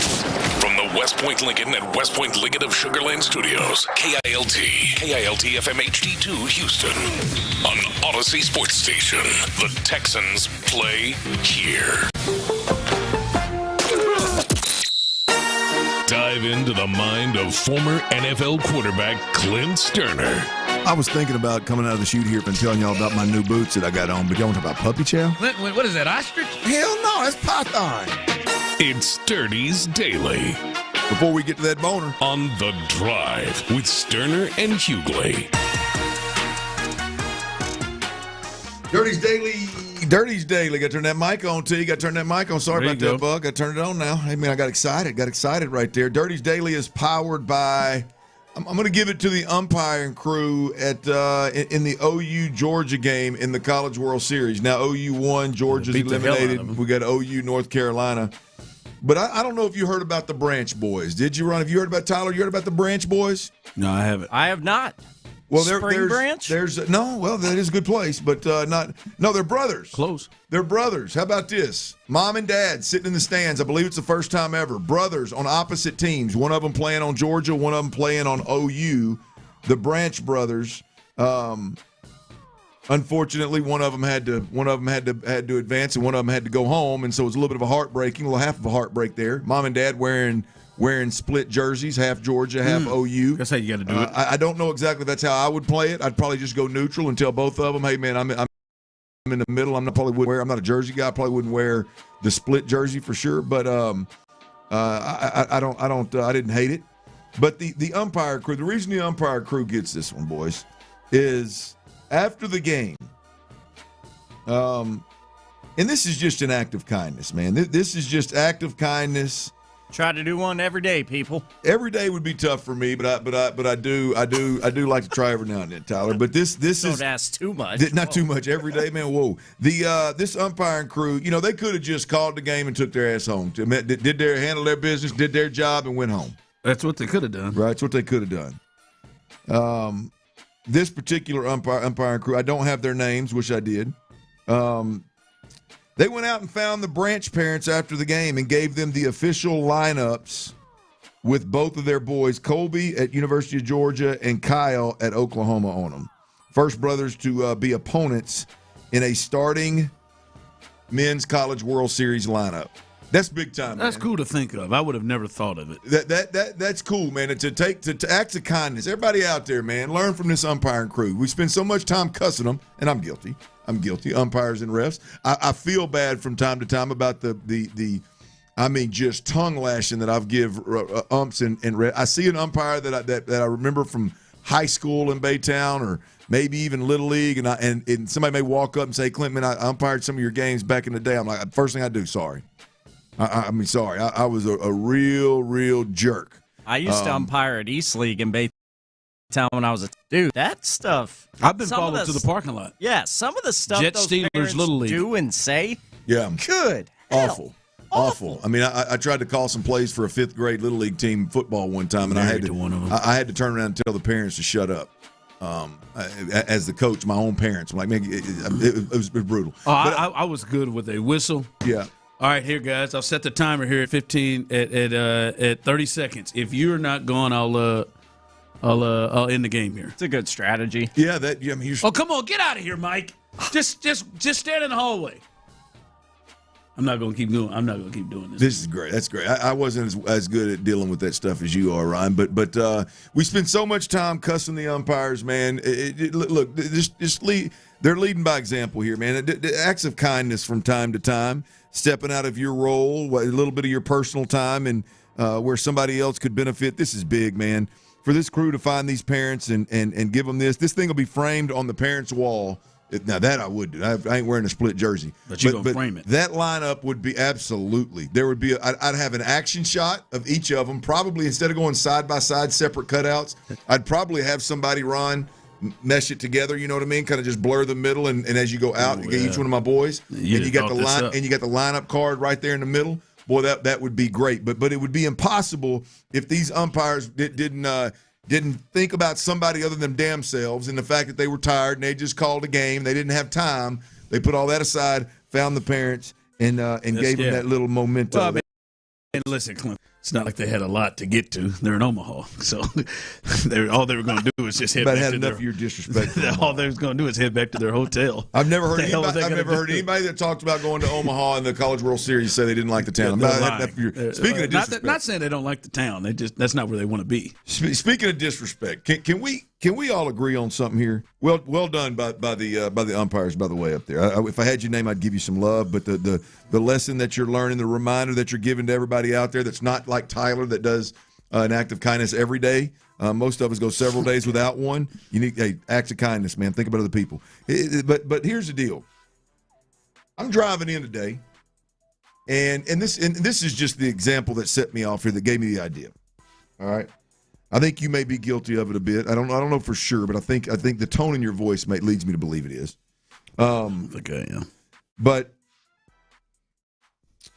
we got to get a couple things straight, man. The disrespect that seems to be consistently rolling around here for the Strogoat, Jose Altuve. I think I've had enough of it. Oh, I'm driving in this morning. I was going to say define disrespect. Well, here's the deal. Really I'm not going to sit here and tell you that Altuve is who he once was. I don't know what's going to happen the rest of the year. I know he's missed a lot of this year with injuries, kind of been up and down, and he's got some work to do to get the numbers right. But this whole conversation or just, and it's got so casual, I think, is what hurt me today. But the conversation talking about the Astros lineup and whether they're capable, which they are plenty capable of offensively being a playoff team and a playoff team that can make some noise, but just the casual Altuve disrespect. I think I feel comfortable saying that. The casual Altuve of like, yeah, well, Altuve's getting old, or yeah, Father Time's jumping on Altuve's back, or yeah, then you've got Altuve in the 5-hole. It's just the disrespect just has to stop. I mean, Altuve, he may not be the leadoff hitter that he once was. He's obviously not a guy that's going to hit in the 2-hole where Yordan Alvarez is. But Altuve, we are lucky to have Altuve in the 5-hole. We are lucky to have Altuve in the top 5 bats in our lineup. This is not Father Time has jumped on Altuve's back and he isn't worthy of being a really, really good 5-hole hitter and can help this team make a run that could potentially get them into playoffs, make them come back from where they are right now, get in the playoffs and make some noise in the playoffs. The casual just like, oh, yeah, then you got Altuve. That's got to stop. Well, I think if anybody is saying that Altuve is washed or something like that. No, I'll be clear. The in-the-loop guys didn't do that. It wasn't that. But anybody that would go that far, I think that's too far. But I do think I think the Astros, and I think we had a conversation about this before. I think the Astros, I don't think they should view him like he has been the last several years. I think he has taken this year, and it's clear some of it's the injury, but he's not I don't know that he is one of your best 3 hitters right now. That's where I would go, and maybe best 4, which is probably why he's hitting 5th. Right? He's not somebody that can carry the lineup for a week anymore. I don't think. But yeah, he is still going to be a quality major league. Well, he's not going to give you quality major league at bats all the times, but he is going to give you. He never gave you quality. Yeah, but he is still going to be an above average player. That, as I'm sure Tyler would say, if they ever run into clutch situations, that you still feel good about him with the bat in his hands. Look, he was in his prime an 800 to 900 OPS hitter. I mean, obviously he's not that guy anymore. The last 3 years, 790 in 153 games, 771 the next year in 155 games, and this year he's at 690. The numbers have dipped, obviously.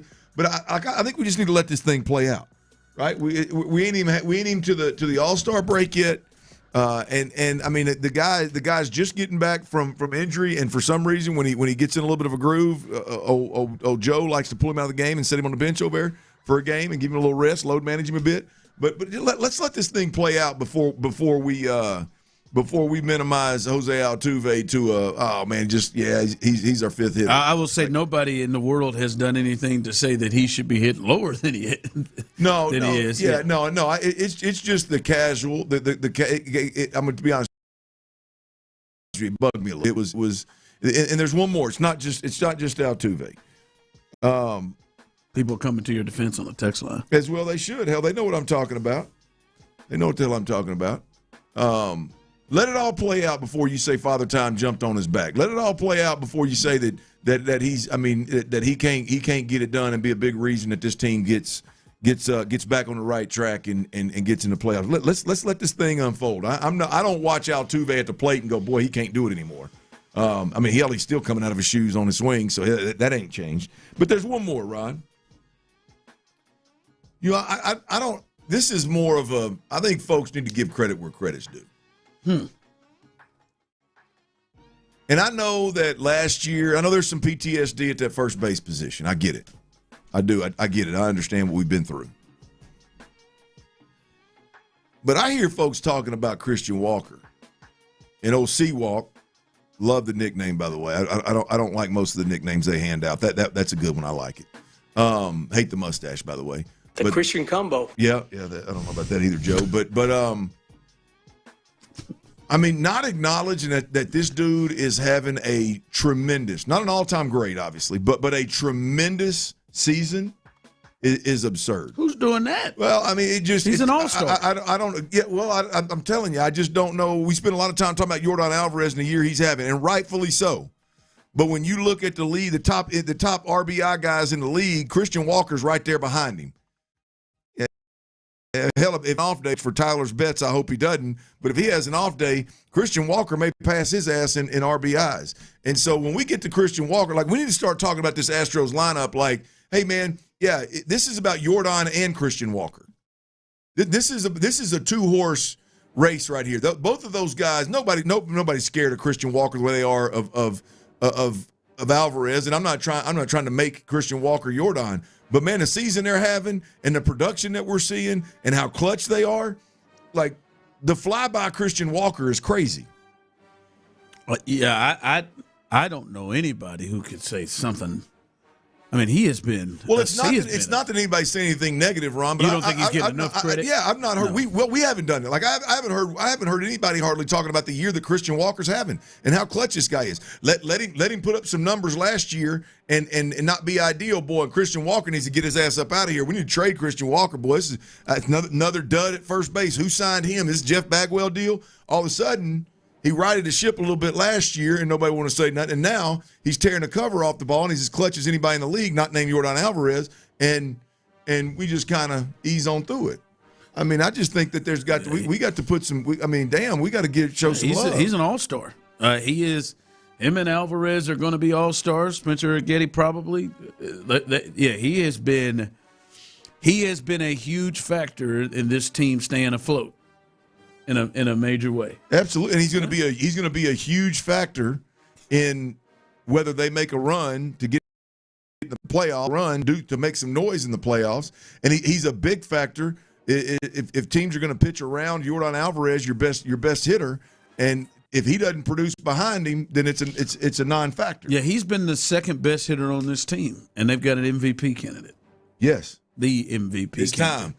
Hey, I just ran through the leaders in the American League in the MVP. We're just in all the categories, okay, and the leader's face is the one that you see in every category. You just keep seeing Yordan's face.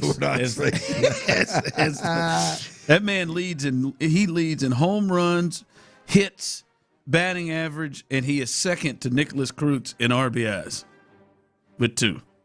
Mike Trout somehow, Tyler, leads in runs scored. For now, yeah. Any day now, we're going to see that fella at the old when do the Angels do here? He better stay away from the damn training facility. That is somebody that could. Oh, he's got he'll be to stay hurt away. by the Astros Him, series, yeah. Joey Bosa. Who else gets injured all the time? All those guys that get injured all the time. They better roll. Well, Tyler will let him have it. You boys see what the home run derbies see what the home run derby's doing. I have not. We still haven't been at your house though for that home run derby party, and I guess we won't be able to since home run derby. What are you talking about home run derby party? You remember that bet, Tyler? That one and a more recent one where we were supposed to have dinner over there. Yeah. The party that after new crib. Yeah. Oh, now I had O'Neal Cruz. I forgot about that. Why didn't you bring it up? I didn't want to bring up inviting. I thought you meant I was supposed to have like a home run derby watch party. Inviting 6 or 7 people over to your house. I come with a crew of 5. I didn't want to invite that. I thought you was going to do that. You brought it up a couple times. You said let's let this weather. I come with 5 too. You're not bringing it. Here's the deal. Yeah, them dogs are off limits. But here's the deal. Here's the deal. When I invite you to my party, you don't need to bring nothing to drink. You don't bring no food. You can bring your people. Now, I appreciate if you didn't take advantage of that, but you can bring your people. Your in-laws in town, bring them. Sounds nice. Brother-in-law, bring them. Yeah. Hey, Teresa in town, bring them. I'm good with it. You want to bring Sterling and his crew? Come on, man. I'm not going to make it. The more the merrier. Can't bring my bitches though. That's messed up. No, you live in four-legged, hairy thing. Like I'm not going to make it as a you have to bring something to drink. But I mean, if you. No, I got you. I would say, hey, if you want to bring a bottle, Tyler, you don't need to. I know Tyler wouldn't show up empty-handed, and I know you wouldn't. You don't need to because I know what you drink, but I would just simply say, man, what y'all drinking? What y'all want? Yeah, I got options. I got options for you. You want Crown? I got Crown. You want Yellow Rose? I got Yellow Rose. You want at end of the night when it's about time. Courtney's over there telling you, hey, it's time to go, bro. It's time to go. Hey, you want to have one more? Let's hit this Eagle Rare real quick. Let's hit this Eagle Rare one time, right?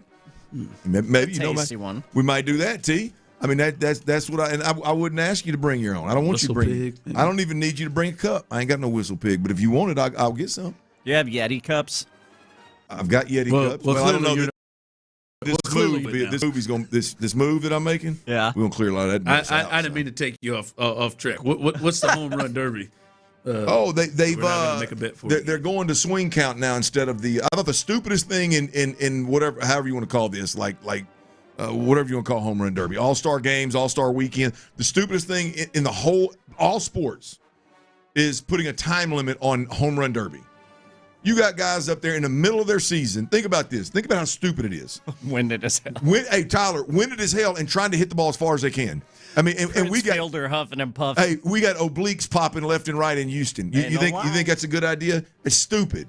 I mean, get up there, count their swings, let them catch their breath, take their time. Maybe if any of them have a little bit of a personality, we can catch a little bit of that between swings. Instead, you got a 90-year-old BP pitcher up there that can't. I mean, he's out of breath. You got a hitter that's out of breath, and this is stupid. The player's dad's on the mound, out of breath, throwing the pitches. Having a great moment. Yeah, no, great. But now we don't have a clock on it. You can have the great moment as long as you'd like. They took the clock, at least I think they are. They're taking the clock away, and it's going to be a swing. Going back to the out system, yeah. Yes. Mm-hmm. Yeah, I think it's a swing. Is it swings or outs? Oh, I'm not sure about the verbiage. I think it's a number of swings. I think you get like 20 cuts in the first round and 15 in the second round or something like that. Okay. So but either way though, Tyler, whether it's outs or cuts, doesn't matter. The point is how stupid the clock ever was. It's gone.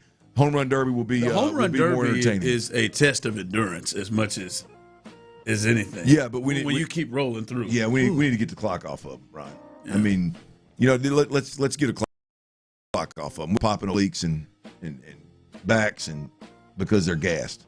Nowhere in baseball and during the season do they swing a bat when they're that winded. Nowhere. Brent in the Heights, Clint, why do you think Show brought up that party? He's clearly fishing for free food and drinks. I'm just saying, man, you brought up home run derbies. First thing I thought of. Yeah, I forgot. I'd be honest with you, I forgot all about it. We'll make it happen. I'll make it happen. Yeah, new house. Absolutely. New house. Kids were really fired up about getting in Clint's pool. We'll have a new pool. Clint's got a pool. We'll have a new pool. It's got to be built first, we'll right? Pool. Yeah, it's gonna be a while. Okay, just make sure. see if we all survive he it. Said it's gonna be a while. All right, coming up, Brandon Sorsby is hopefully for his sake going to be in the supplemental draft, and the NFL puts it on. But if that occurs, do you think the Texans should be involved in that? We'll discuss that coming up next. But before.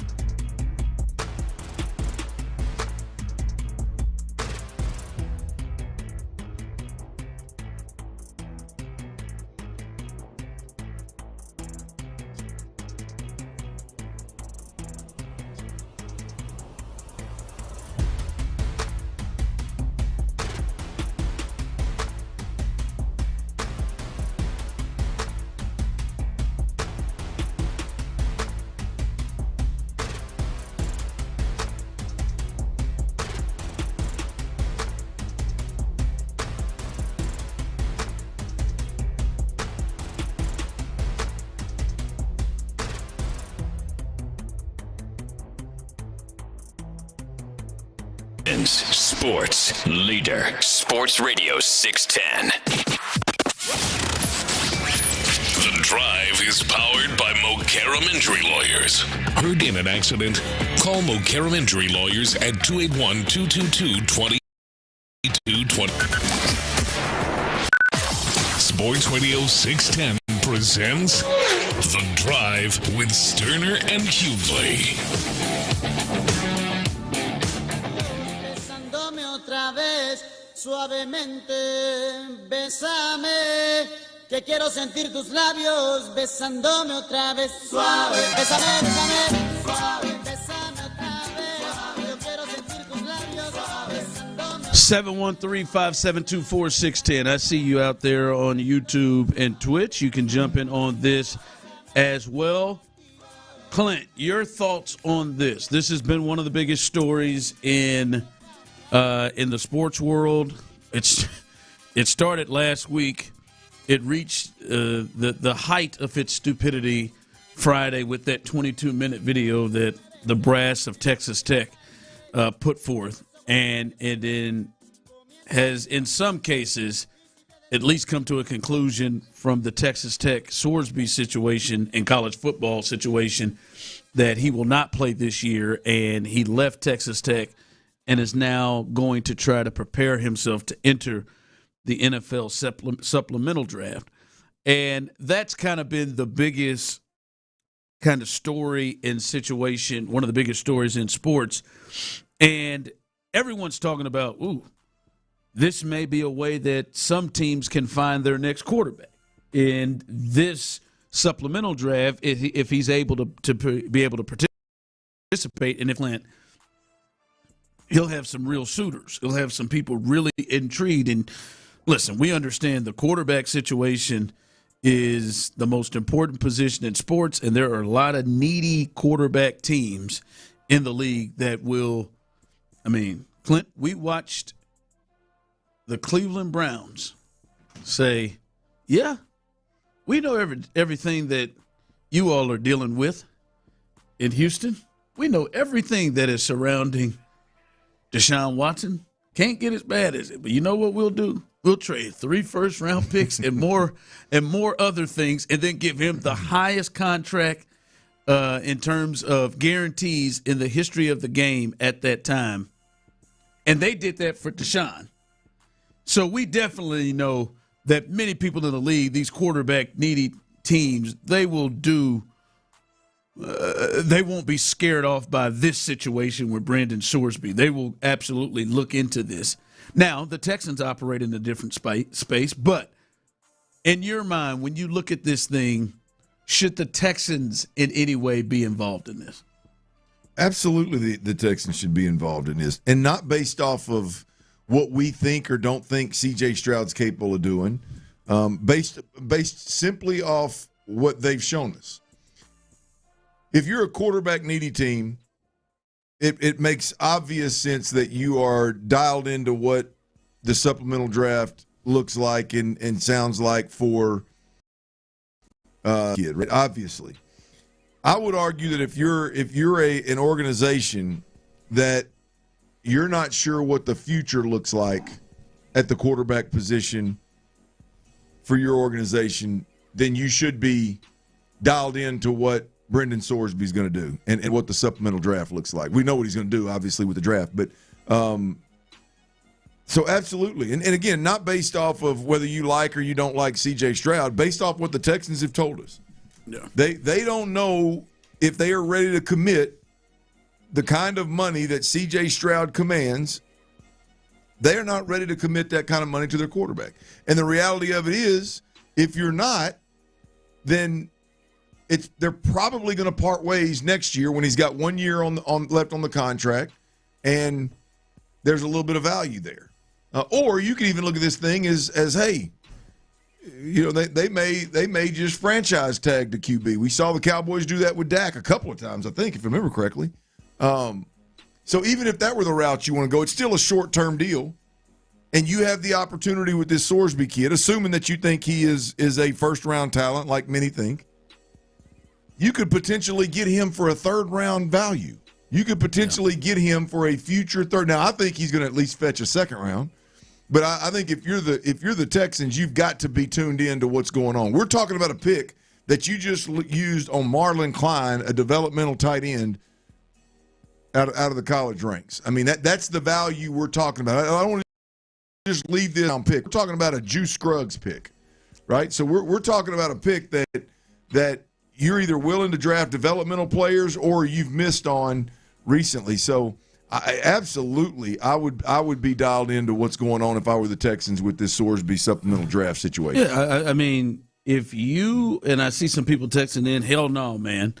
I know I see Black Greg said, hell no, man. Texans got Graham Mertz.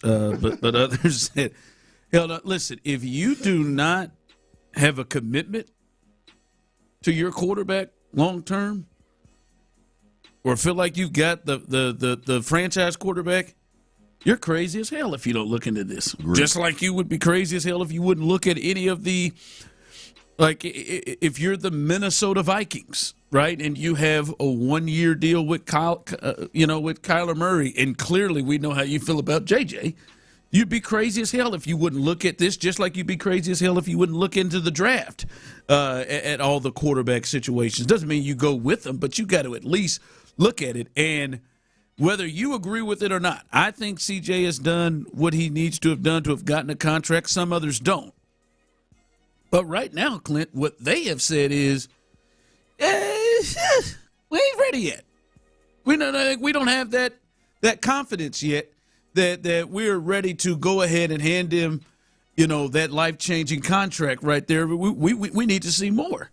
And if you're in that boat and C.J. Stroud is going into year 4, the hell, you exhausting and looking. That means you got to pull the trigger, but you should be exhausting and looking at every part of it. Let me ask you this, and the people you can jump in on this too, is what he is clearly being pushed out of college football for.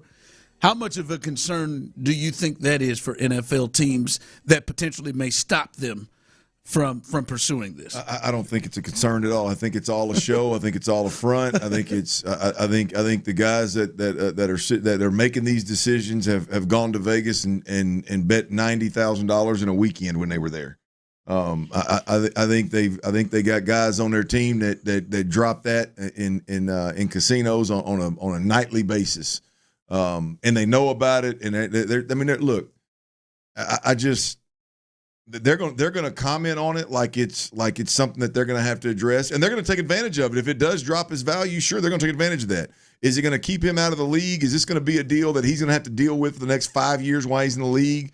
Is this a real situation where the mental health part of it that you keep hearing talked about, or the addiction part of it, is something that's going to keep him from playing the league? Absolutely not. It's not even going to be. It'll be a talking point because the media will drive it. Major concerns about him. Chance.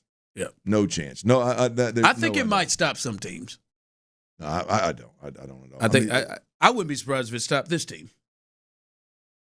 Yeah, I don't know. I don't think it. I think he's a good enough player where you're going to take you're going to take. Let me ask you this, Clint. Like, just from everything you've seen and what you've learned, and Tyler, you can jump in on this too. Like, would you have concerns that Brendan Sorsby would bet again?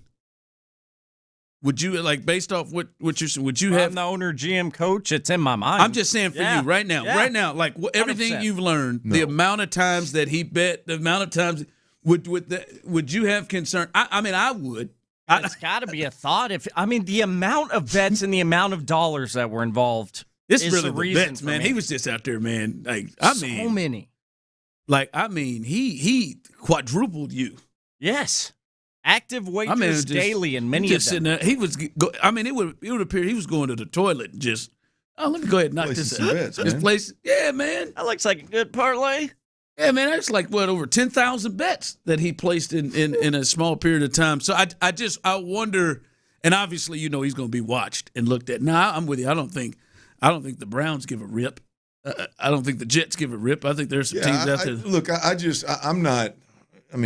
Look, I'm not minimizing gambling addiction. I don't think Listen, I'm going to be honest with you. I don't know that they care about the addiction part. I think they care about the if I want to make you the quarterback that you're going to get suspended part. I think there's also just a there's also an aspect of it that he's just a dummy. Like he's a kid, he's immature, and his ass sat there and however many bets it was, and just if he made 10,000 bets and only lost $90,000, boy, he's in a pretty good run. Yeah. Yeah, there are some fools. Rasheed Rice, an example. Hey, man, you stay out of jail, bro. All you got to do, man, we'll let you know when that drug test is coming. Just don't get positive. Oh, damn, 30 days. We got some fools.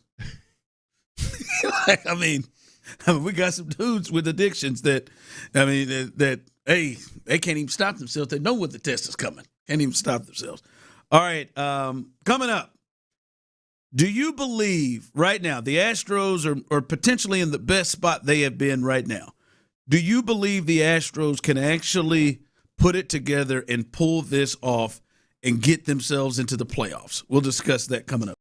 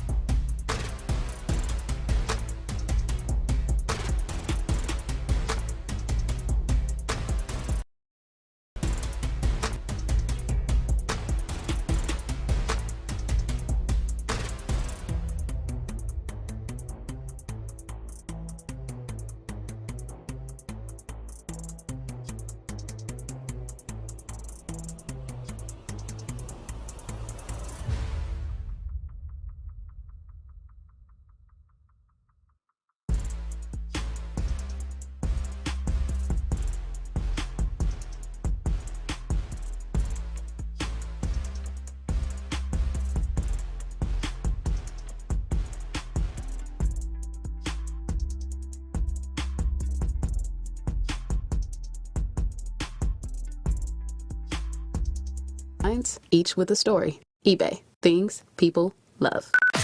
Sports Radio 610 presents The Drive with Stoerner and Hughley.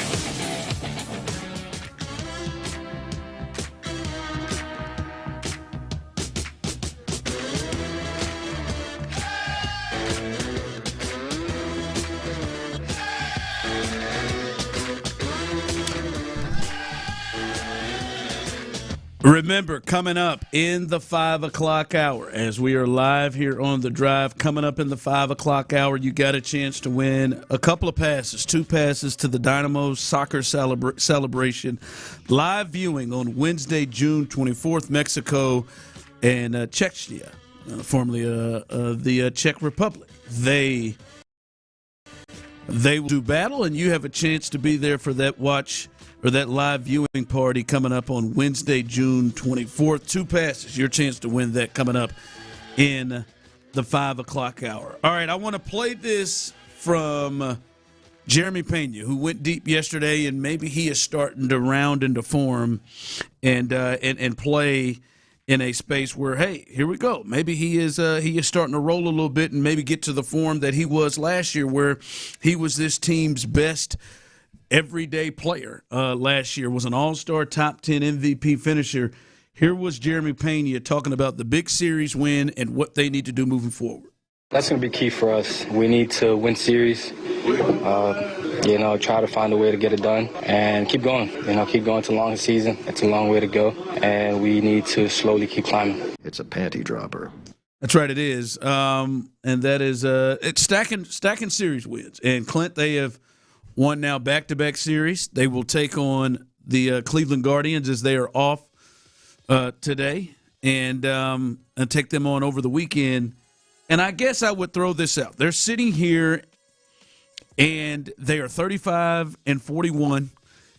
And we said this when we started to look at, man, there's no Altuve, there's no Hunter Brown, there's no Josh Hader, there's no Javier, there's no, at the time there was no Pena. They had a lot of guys on the IL, and we said, can they put in a position, can they hold up enough to where when these guys are able to return, that they're in a position where it matters, right? If you're 15, 14 games under 500 or 7, 8, 9, 10 games out, it's, it may be too late when they arrive. Well, Clint, they sit after yesterday's win and series win. They're now 3.5 back of the Mariners in the West. The Mariners have started to come back. They're only a game over 500 right now.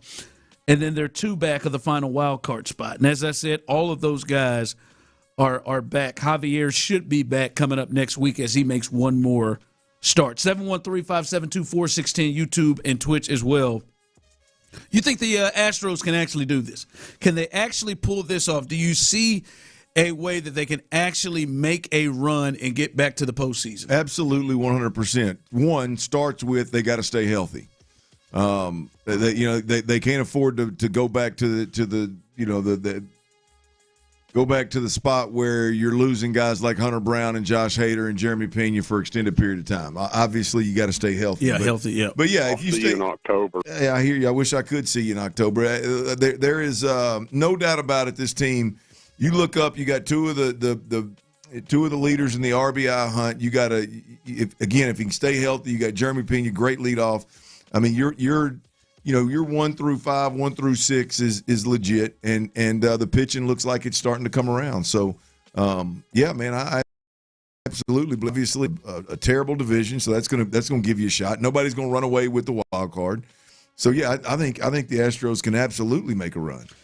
713-572-4610. I think they will. You think they will, huh? You're feeling a lot better about it.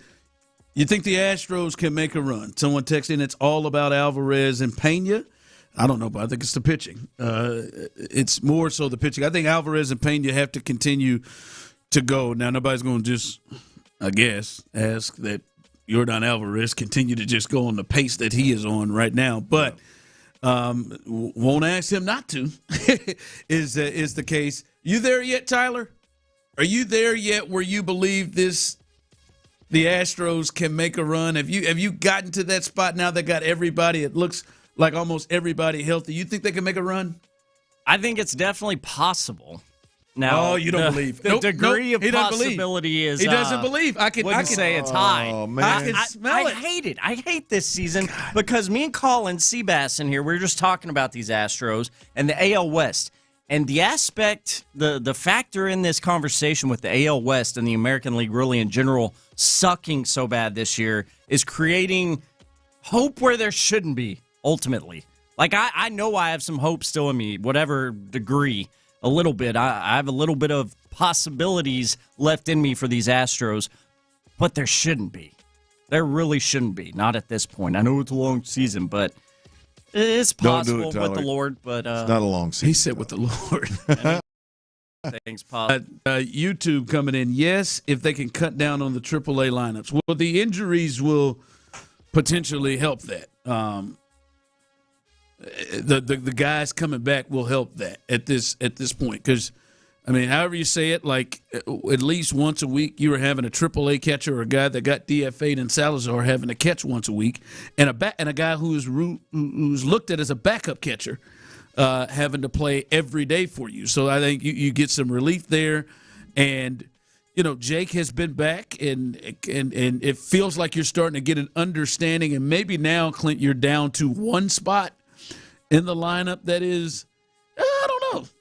Like you're down to one, right? Like I feel like you got Cam Smith in right, and you got Jake in center, and then the infield everywhere now. Well, I think when you look at 7, 8, 9, I think you got the guys back that you want battling for the 7, 8, 9. You got Jake Myers. You mentioned Lo Profito's back in that mix. Now you got Yainer Diaz back in the mix. So I mean, you got a different level of competition. It's still 7, 8, 9.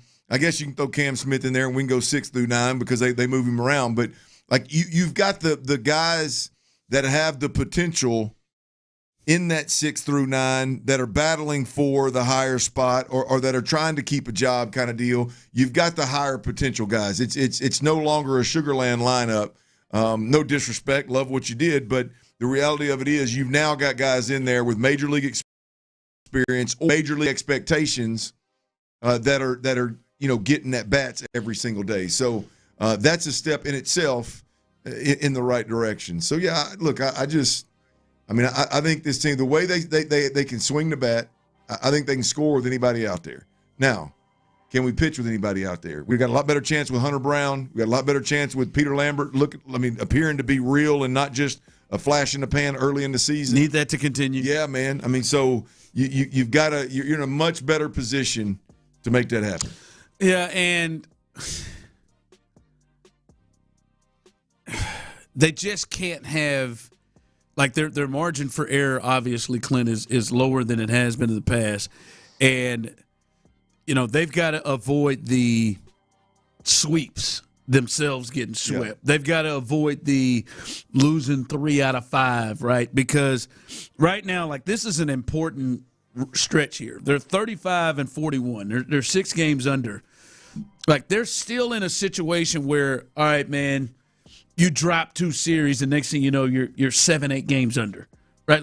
You're still in that scenario. They've got to, I told you, I don't take them serious until they get to 500. Yeah.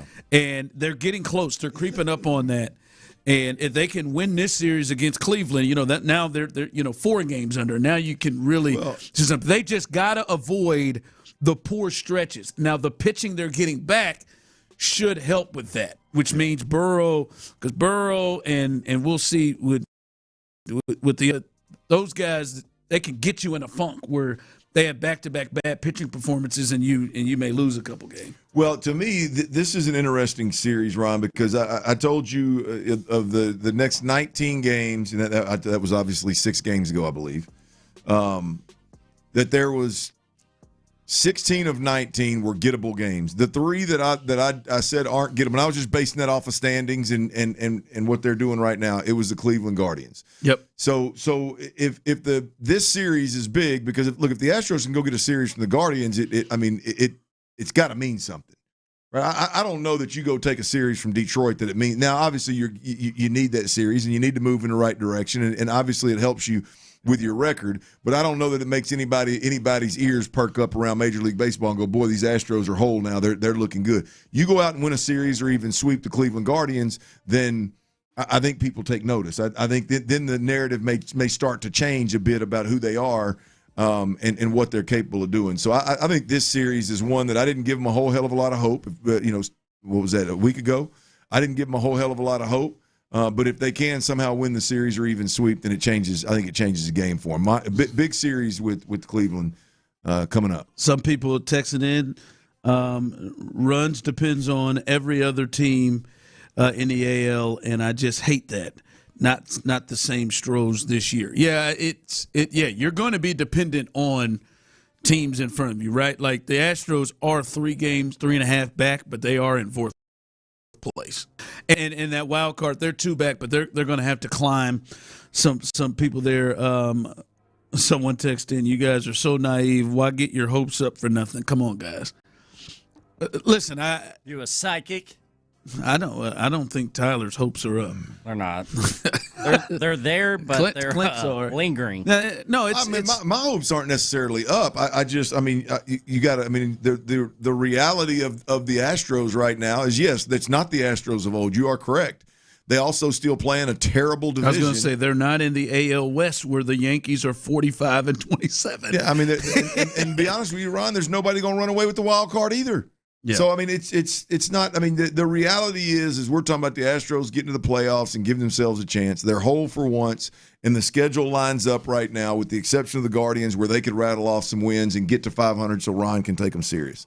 You get to 500, you're a player in this division. No, absolutely. You are. All right, coming up, a little 5 o'clock fire. Remember, your chance to win a couple of passes to the Dynamo Soccer Celebration live viewing party on the 24th, so stay tuned in the 5 o'clock hour for that.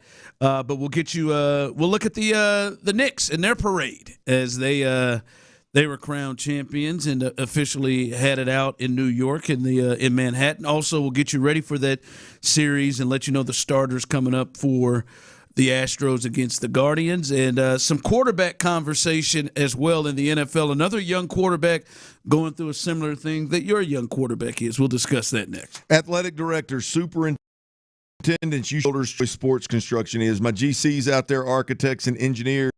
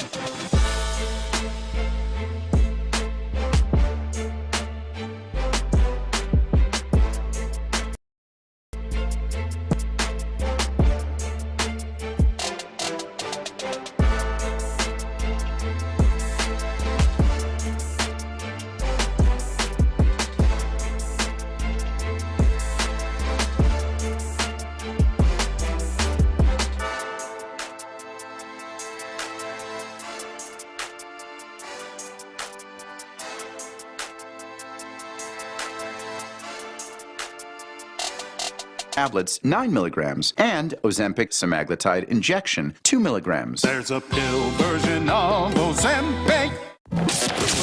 From the West Point Lincoln and West Point Lincoln of Sugar Land Studios, KILT FM HD2 Houston. On Odyssey Sports Station, the Texans play here. Sports Radio 610 presents The Drive with Stoerner and Hughley. It's the 5 o'clock fire. It is 5 o'clock. Congratulations. Hopefully you're off work. Luckily for you, old dirty show T-Mill, a.k.a. Psycho T, they're the same person, have the latest. And the latest is, be listening, your chance to win a pair of tickets to the Dynamos Soccer Celebration live viewing coming up on Wednesday. But we hadn't talked about this a lot. U.S. Open started today. You know, Sam Stevens is in the lead, and this is always the tournament where you potentially will be to win a championship. I mean, the roughs are insane. It's always just designed to have terrible scores. But Sam Stevens, he leads right now, shot a 68, 2 under. Rory won back so far, and he is Rory's a great golfer. He is 1 under through his first round.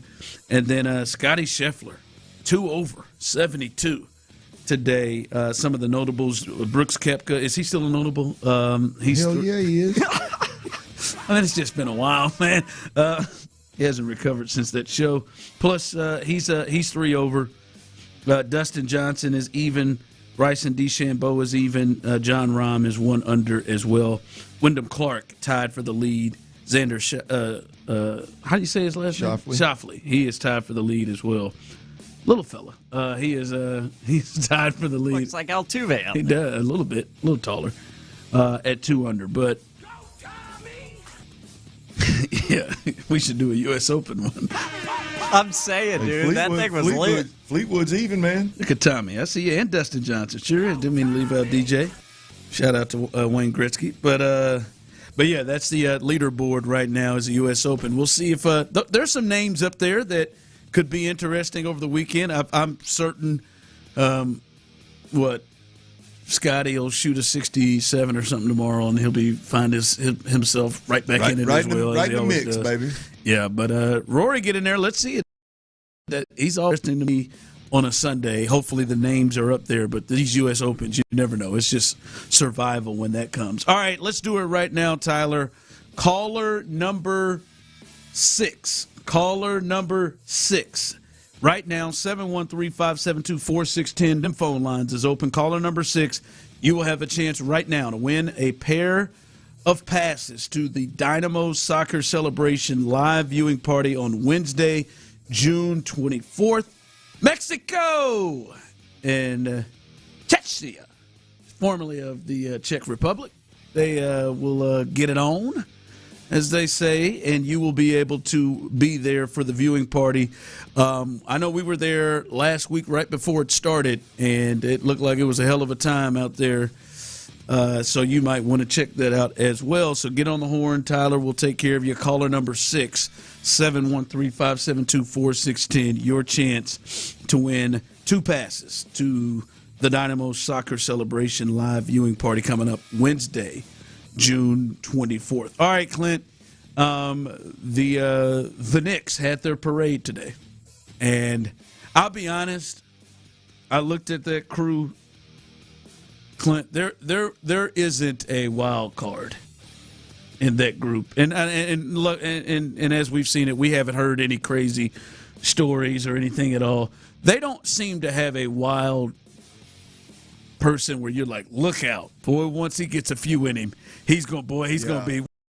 We're not gonna see almost ended the relationship with Taylor Swift when he's just started singing. Up there, there's no nuts, there's no Draymonds that you're wondering, what the hell is he going to do? It's not an A-lister, but what's the little guard's name? Backup guard, not Brunson, but Alvarado. I saw him. He could get spicy. That's a good one. I saw him on it was some kind of podcast or something, and he was just telling stories of he got into a fight with a 7-footer or something back a couple years ago or whenever that was. He was telling those stories, and he was like really entertaining when he was doing it. I could see him getting a little Mary Jane or alcohol in your system, and getting up there and cutting up a little bit. Him and Jeremy Shohan, who's another bench guy. He's the guy he was at Baylor. He used to dye his hair a bunch of different colors, and he was the one in the celebration that came out of nowhere and had a T-bone steak that he was eating while they was spraying champagne and beer all over the place. He's just walking around with a T-bone steak, shirtless, eating. But like Brunson's not somebody. Brunson.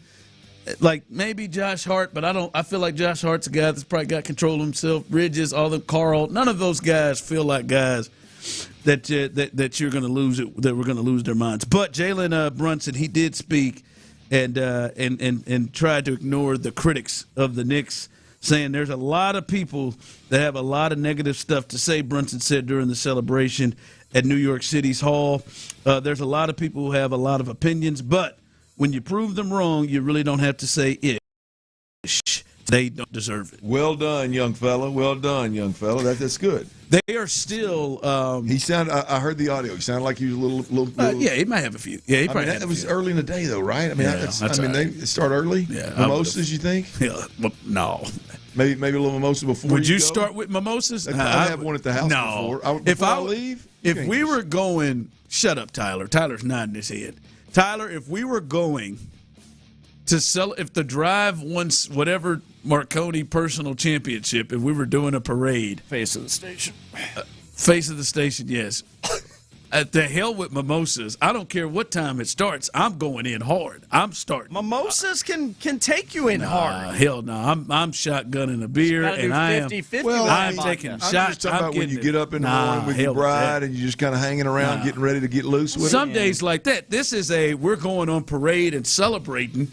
And I mean, you're going to pass out in the car on the way to the I'm going to the Tom Brady. I'm going for Tom Brady. Going to get you that good nut? That's what if it's good. Is that what you're going for? Get some of that good nut coconut water? I'm just saying, if it's good for the I don't want that. If it's good for the goat mouthful for the time being, then it's good enough for me. He didn't wake up drinking mimosas. I'm gonna tell you that right now. I get where you're coming from. I'm coming out. I'm going out. You need a Milner mimosa, and you will change your tune. I'm just saying, Milner mimosa or not. I'm interested. If it's tequila and stuff like that, Tyler, then it's no longer a mimosa. I don't believe. I'm a cocktailologist. Or there you go. I'm about to say, man. Hey, I didn't get up. We would get up early on St. Patrick's Day and go down. I'm not easing into it, damn it. I'm going for it. Oh, Sons Par Service, I'm going to make you a mimosa sometime, and the way I make it will change your tune, I guarantee it. I'm going for it. You would start your championship day parade with a Milner mimosa. He's again, okay, he's leaning into it like his macaroni and cheese. Yeah, I know, but his Milner mimosa would be more likely what I'm talking about starting with. It'd be dirty water. Yeah, you can't double crown on the rocks. You can't bring me Incredible Hulk and say, here's a mimosa. Call it a mimosa. No, it'll taste great. I'll put it in a mimosa glass. Yeah. What juice do you use? Whatever he would want. I'll use the OG, the OJ. If Ron would like, pineapple's always a solid choice. Yeah. I do a blend sometimes of pineapple with the orange. But a screwdriver is not a mimosa, right? I make a mean screwdriver too. I would like to try. I would like to add a little champagne to my screwdriver. See what that does. I do grapefruit. I hate grapefruit. Oh, I hate grapefruit too. Despise it. You twins. You too. That's so us. It is. Jeez. T-Mill being T-Mill. 5 o'clock fire.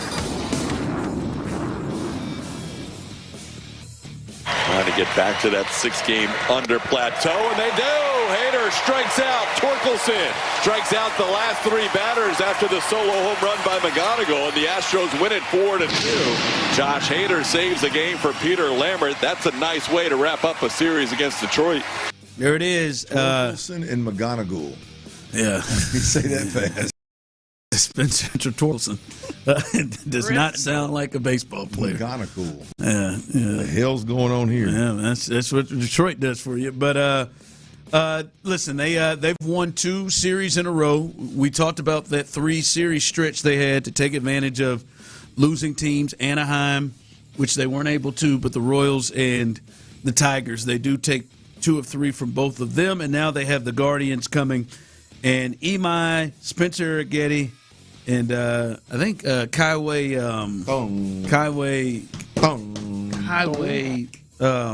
Dong. There it is, Kaiway. There it is. Oh, Kaiway Dong. There it is. They are the starters for this weekend's games. And listen, Spencer Aggetti, I think we kind of understand. To be honest with you, his last 3 starts have been his weakest starts. To be honest, he gave up a grand slam on a couple of starts ago. Gave up 4 runs in that start against the Royals. Was still able to go 6. Still feel pretty good about him. But the other 2 are coming off really bad starts. And Imai, listen, man, we got to be beyond you not getting out the first inning. Okay, that we got to be beyond that. And he owes it to his bullpen and his team. He needs to have a really big performance. Yeah, look, he's due. Him and Othong are both due, man. We need him. We need him. You trust Spencer Aggetti's going to at least give you a chance. We need them other 2 to get it done. At least one of them other 2 to get it done. Those 2 in their 2 starts this week pitched to combine 4 innings. Ooh, boy. Yeah, it's one you want to forget. And Imai only got 2 outs. So that in his start through 38 pitches. So he should be well rested. Like you said, this is a big series to go with. You don't have Hunter Brown in this series, but Spencer Aggetti and these guys had been pitching well up until their last starts. We'll see if they can regain where they were. So Astros host the Guardians coming up this weekend. Be a big series for them. 5 o'clock fire. Interested your thoughts on this one. Jaden Daniels, who very similar to C.J. Stroud, came out first year, had the best rookie quarterback season we've ever seen, led his team to the NFC Championship game, and had a big first year. The second year had some injuries and now isn't looked as highly because mostly the injuries for him. He said, Clint, that he still has a long way to go to master the Commanders' offense. He said through the coaching change, they brought in David Blah as the coordinator as they mutually parted ways with Cliff Kingsbury. He said just learning a new offense terminology, why we're attacking this play, what we are wanting to do on this play, things like that. So he is starting to try to get an understanding of this offense, and I would imagine this is probably a big switch to what Cliff is doing, which I don't think many people are doing. Yeah, look, nothing like a contract year with a new offense. That's again, I've said it a million times when you're talking about the importance of that offensive coordinator and getting it right, man. It's extremely important, and so we'll see if he can pick it up fast enough to have a good enough year to warrant them giving him a deal after year 3. We'll see if he can get that. You done. think he was because I do wonder this about him, how much that system helped him, how much that system that Cliff ran helped us to see this, and what will he look like in another system? This is different than CJ. Like CJ has the ability that you could clearly see he seemed to be comfortable just by the way he operates and the pocket quarterback he is in any kind of offense. I do wonder if Jaden Daniels needs a more designed offense towards his skill set. Well, I definitely think he had an easier transition from college to the NFL because Cliff was there. I mean, you talk about there's a lot of nowadays every offense has some of the college stuff. It's all kind of ran together, but I think Cliff's offense is really the nuts and bolts of it are I think easy for quarterbacks to pick up. I mean, I think the simplicity of it, relatively speaking, is a big plus. And I think he knew the offense. He knew a lot of the schemes. He knew it's very quarterback friendly. It's interesting that they can Cliff in a year where his quarterback was injured. You know what I mean? It'll be interesting whether he can pick up this offense well enough. Your point of is he a scheme specific quarterback? I don't know the answer to that, but I know if you're going to highlight his skill set, the one that Cliff had was pretty good at it. Yeah, and David is 30 years old. They got a real young coordinator, which is kind of becoming the trend of things. So we'll see what happens there. We'll see if he has a bounce-back season in year 3. 5 o'clock fire. All right, man, we got to look at this. Colts cornerback Ahmad Sauce Gardner says, Clint, he is 24 and he is not 25 years old. Is what he said. Colts cornerback Sauce Gardner corrected his birth year on Thursday, saying he was born in 2001. Every site from Pro Football Reference to ESPN to The Athletic lists Gardner's birthday incorrectly and says he was born August 31st, 2000, which would make him 25 years old. He said, I'm 24. It's crazy that I've been asked this. So have they had his age wrong this entire time? Give me that year back. Yeah, I guess they had it wrong the whole time. So he's somebody made a mistake with the New York Jets, which should surprise nobody. But nobody, you ain't lying, right? That would happen to the Jets. The Jets had got this kid's year wrong. They had him born on the 30th. I mean, in 2000 instead of 2000. That's wild as hell. All right, coming up as we continue, the 5 o'clock hour, as we'll have T. Mills Best a little bit later on, and I want to talk about this. Who is it on this offense? We know the major players and the guys that are going to be heavily involved, from Nico Collins to David Montgomery to Dalton Schultz. We know CJ is running the show. We know those guys are going to be focal points of the offense. Who in your mind is a wild card? A wild card on this offense. We'll discuss that coming up next. Hey, I tell you who is not a wild card, and that is Mokaram Injury Lawyers. If you or a loved one's ever been injured in an accident, if you're injured in an accident, if you ever are injured in an accident, Mokaram Injury Lawyers is the way to go. Y'all, and summer has arrived, right? The days are longer, the pools are full, vacations are booked. A lot of folks on the highway, man. A lot of youngsters driving, a lot of people on the highways. And each summer, fatal accidents increase.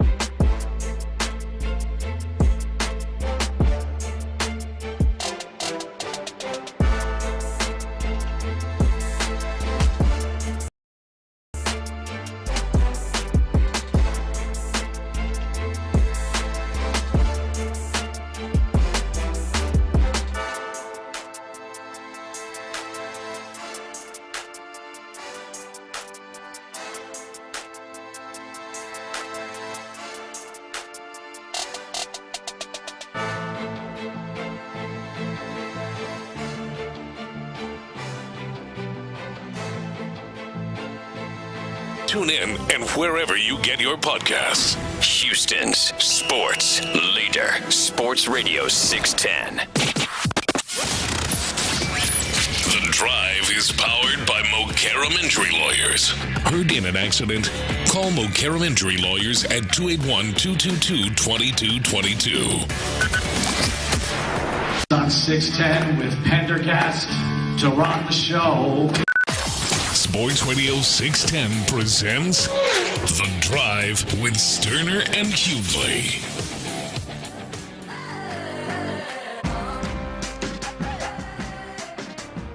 Congratulations to Thomas, who won our tickets.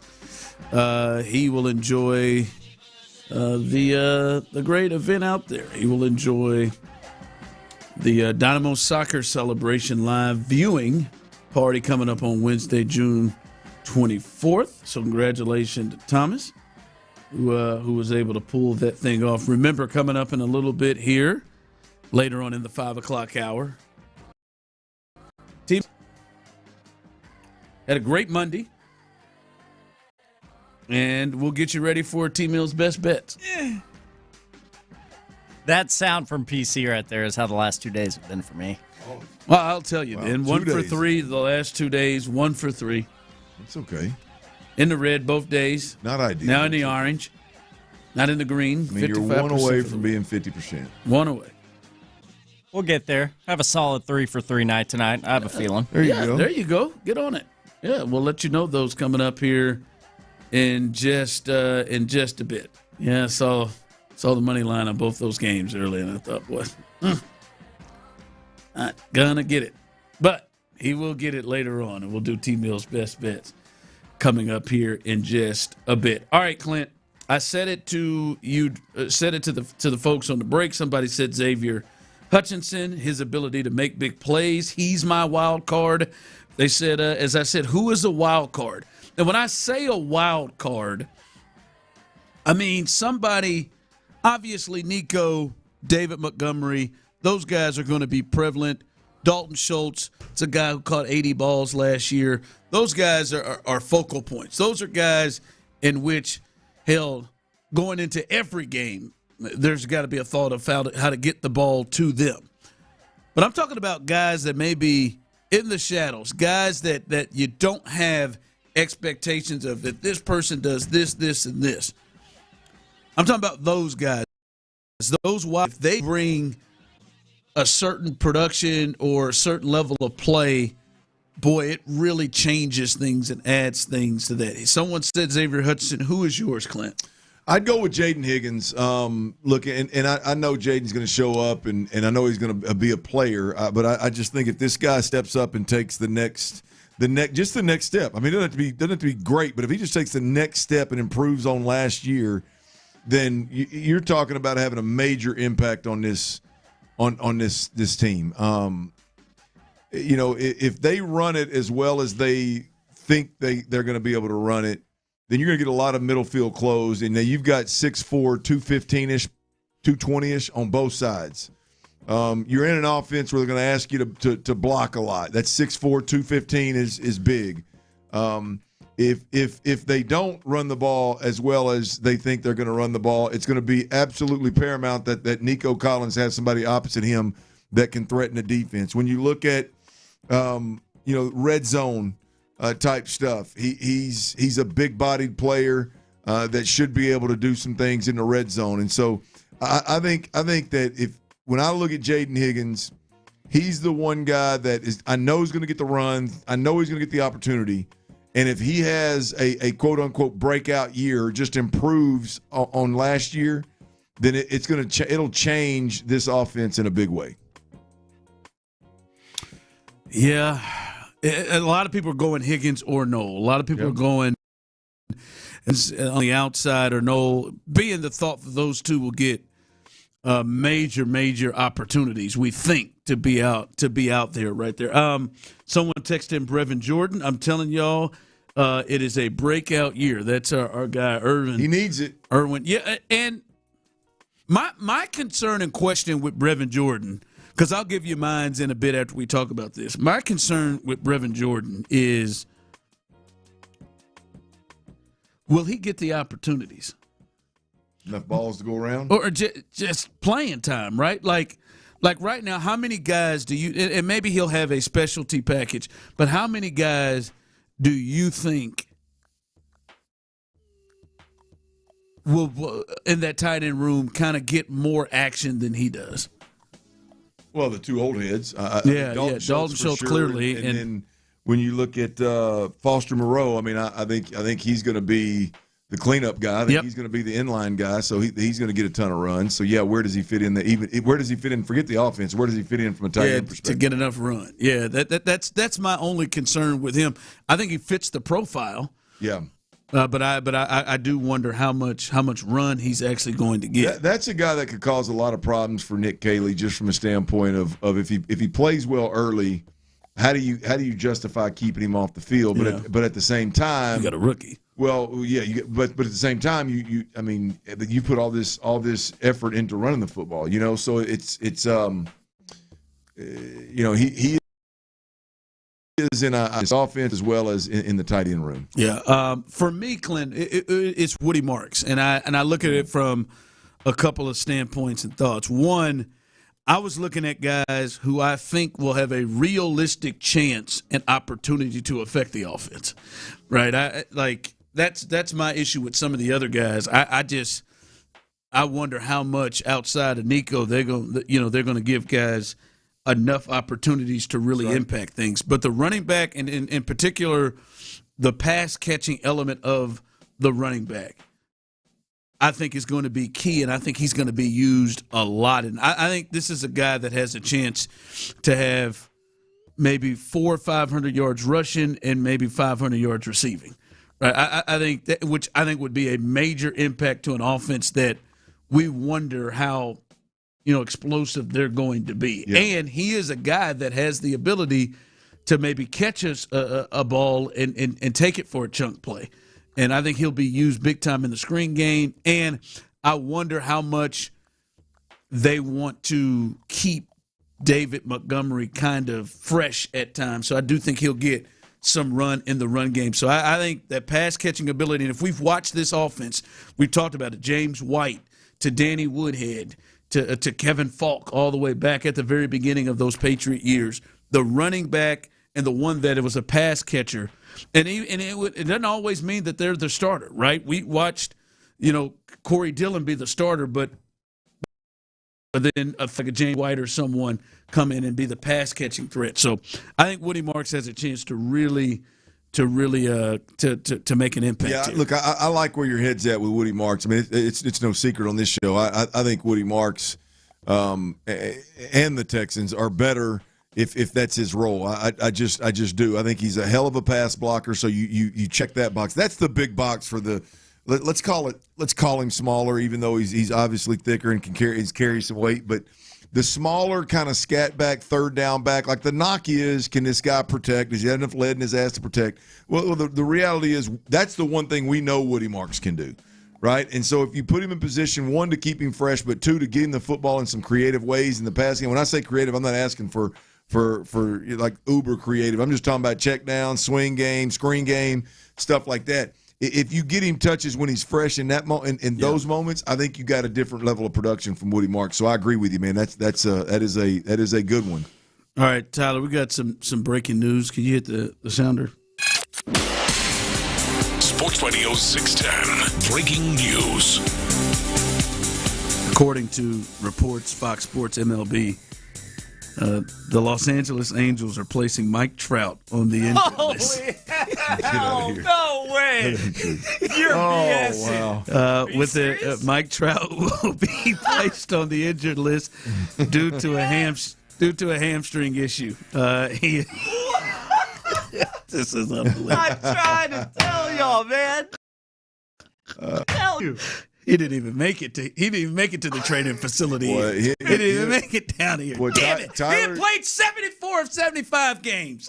Doggone it, Mike! Yeah, should have load managed you more games. Isn't that what Andre said? Every year with this guy. Oh, it's so perfect. Damn it, man! That is amazing. Tyler's on fire when it comes to the Angels now. Oh my God, man! I saw that. I just said, God, I hope he doesn't know. God, I hope he hadn't seen it. I had to say this. I didn't even know what you were going to say when you asked me to hit the breaking news. That is perfect. Man, it's just unbelievable with him, man. Perfect timing. I mean, his numbers are amazing anyway, but could be far more if he just didn't have this every year. And I'm telling you, who knows how long this hamstring's going to put him out? Who knows? With him, Jesus. Lord, Mike Trout.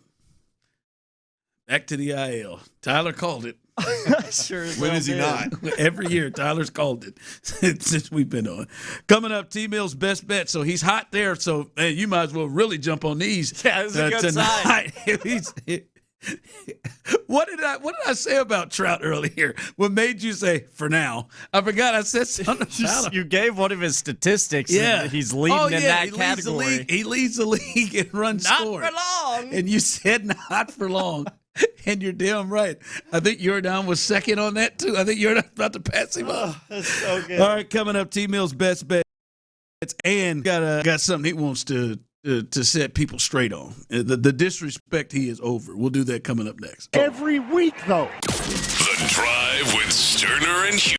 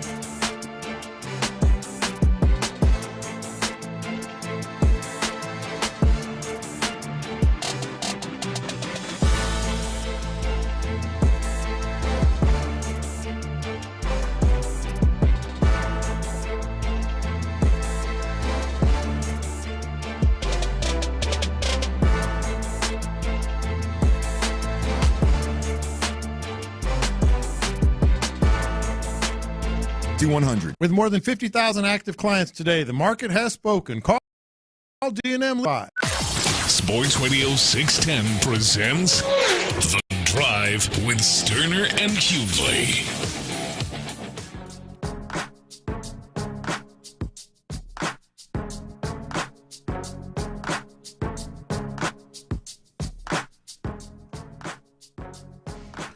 Coming up behind us as we continue to roll through here, Texans All Access.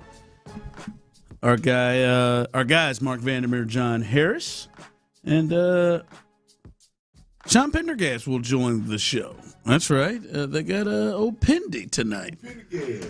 Pendergast joining the show. You can only catch him at 6 a.m., 6 to 10 a.m. on Payne and Pendergast. You can also catch him tonight following us on Texans All Access with Mark Vandermeer and John Harris. And then after that, I've already seen Sean Bijani stomping the hallways. He's got a shirt with Jesus in a quarterback position. I got him that shirt. Did you? Good for him. But Sean Bijani, Patrick Creighton, and old Mid-C Colin, and that guy, they'll be holding it down as they do every single night here. So we're live and local right here, 7 to 11, Area 45, following Texans All Access, who follow us tonight. Let's get to T-Bill's Best Bets, as he does it every night. And you can find those at Space City Sharp. Space T-Mill's Best Bets. What you got tonight? All right, H-Town. Today's picks are in. The choice is yours. Today's picks are in. Are you tailing? Forget the myths the media's created and just follow the money. Or fading? There is no nobility in poverty. It's time for T-Mill's Best Bets on The Drive. I want you to deal with your problems by becoming rich. All right, let's see what you got. A little intro here, man. You got to get serious about this. Why not, man? T-Mill's Best Bets. What you got tonight? Big time radio program right here. H-Town's number one afternoon drive. 3 best bets very quickly. Sticking with baseball. Phillies. Taking the Phillies to win their ball game tonight as they host the New York Mets. That is a second-place team in the NL East, playing the very dead last in that basement team in the New York Mets. I think the Phillies handle them easily. Phillies money line, lock it in. Second bet tonight within that game, I'm on the under. Mets at the Phillies under 10 runs between those two National League squads as they face off. And then your third best bet is going to be, some AL West foes are playing each other. One of them just lost Mike Trout. And the other one, well, they suck year in, year out. The Angels and the A's square off tonight, and I'm on the under in this game as well, which is also set at 10 runs. So under 10, Angel A's, under 10, Mets Phillies, and the Phillies to beat the Mets. Those are your 3 best bets. There it is. Damn shame, Trout. If you missed it, Tyler took him out. I think I want to believe that Tyler is not celebrating. I'm really not celebrating. He's It's just automatic. It's more of that part in Ace Ventura: Pet Detective when he says, "I'm just tired of being right." is what is maybe where Tyler is. Guano Bowl. If you missed it, Tyler has been calling. Just be patient. Just a matter of time. It's coming. It's coming, baby. Don't worry, Mike. Always does. And so I just happened to be looking at the AL leaders in different categories, and I saw, well, Mike Trout leads the league in runs scored. Tyler almost broke his neck. He was at the other computer, and he almost broke his neck just to get over to that mic to cut that thing on, just to say, not for long. Yeah. And I'll be damned if we lost Mike Trout So beautiful. to a hamstring. It's about not beautiful. about 2 hours later, Mike's done. He said, it'll be patient. Just take your time. All right, Clint, I know you got there's something you want to get off your chest about a certain icon in this city right now. Yeah, I just and this isn't. I haven't heard anything necessarily negative being said about my man, but it's the nonchalant, just kind of kind of flippantly just kind of rolling through the conversations and it's a Stro goat. It's Jose Altuve. I'm going to call it disrespect, but when I say disrespect, take what I just said into consideration. And nobody's saying he's done. Nobody's saying, but what I'm hearing is, in talking about this lineup, when you get beyond Christian Walker, I was listening to In the Loop guys earlier on. Paredes having not as good a year as he was last year, and then you got Altuve. It's like, man, this is Altuve's not dead.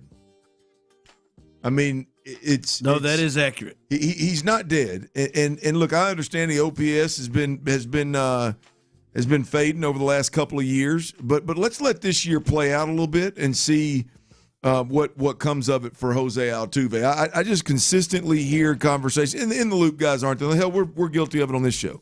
I just heard it driving in today, and I was like, you know what? I'm sick of it. I'm sick of the disrespect to Jose Altuve when it comes to what he's capable of doing, when it comes to where he's at in this lineup. I know Altuve's not the guy that you necessarily want leading off, especially if you've got Jeremy Pena. Obviously, he's not going to sit in the two-hole, hitting the two-hole when you've got Yordan Alvarez. All right? Christian Walker is swinging it really well. I get it. He's a five-hole hitter now. He is a really, really good five-hole hitter, and the Astros are lucky to have him in this lineup in that five-hole spot moving forward. And he's absolutely capable of being a reason, maybe not the reason, but definitely a reason why this team can get hot. And I feel like there's a level of disrespect in the tone and the just kind of like brushing over, glossing over Altuve in the lineup and what Altuve is capable of doing. I don't like it. I don't like the disrespect. I just think if you're just honest with yourself, I can't get with anybody who says he's washed or he's done. But, I mean, he's become mashed potatoes, gravy. He's become macaroni and cheese. He's become barbecue chicken. See No, I what just y'all think are doing? I'm just saying he's become more of a side dish than the main dish. Like he used to be greens. No, that's a side. Yeah, that's what I'm saying. He's he's greens. Yeah, he used to be steak. He used to be chicken. He used to be the turkey. But this isn't. I mean, my point though is like, yes, 4 years ago, I mean, he had a 900 OPS and he was one of the most feared hitters in the league. He's not that right now. I get that, but he's capable of what he did last year. Whatever you thought of him last year, he's capable of doing. Whatever you thought of him in 2024, he's capable of doing. Yeah, he's not hamburger helper. Right.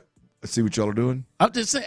I'm not saying he's not coming out of a box. He's still great value helper. Let the season unfold and let's see what Altuve's capable of doing. Let's stop just glossing over Altuve like he's just a vet that's hanging on by the skin of his nails, skin of his teeth, however the hell the saying is. Yeah. And let's let the season play out and let's see what the man's capable of doing. He is the best side, second side. Him and Paredes, they're the best sides. And mac and cheese. Yeah, good ones. Mac and cheese, mashed potatoes, whatever. Yordan is clearly the turkey. 100 Brown's a brisket. Big ass turkey. Christian Walker's. Y'all are doing it.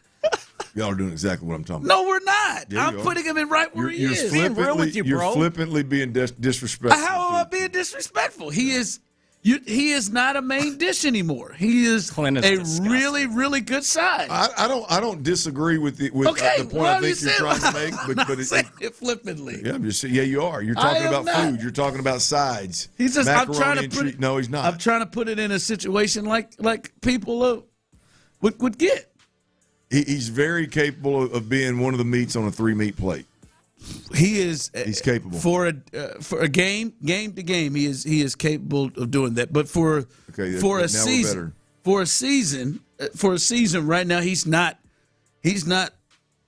Let the season. Let's let the season unfold and see what we're talking about. He's a supporting actor right now. Seasoning. Right? Is that He's fair? a very well-known supporting actor. He is He gets paid really well to be in a show that still sells tickets. Yes, he is. He is. What was it? Jamie Foxx in Collateral. He was a supporting actor. Yeah, all I'm saying is, if you're talking about the Astros, if you're running down the Astros lineup and you get to Altuve, let's not gloss over him. Respect the guy. He's still capable of doing things. I respect him. He's just a side dish. No. He's a supporting actor. You too. What? He's a support. Sam Rockwell won this. What's between a supporting? Great pool.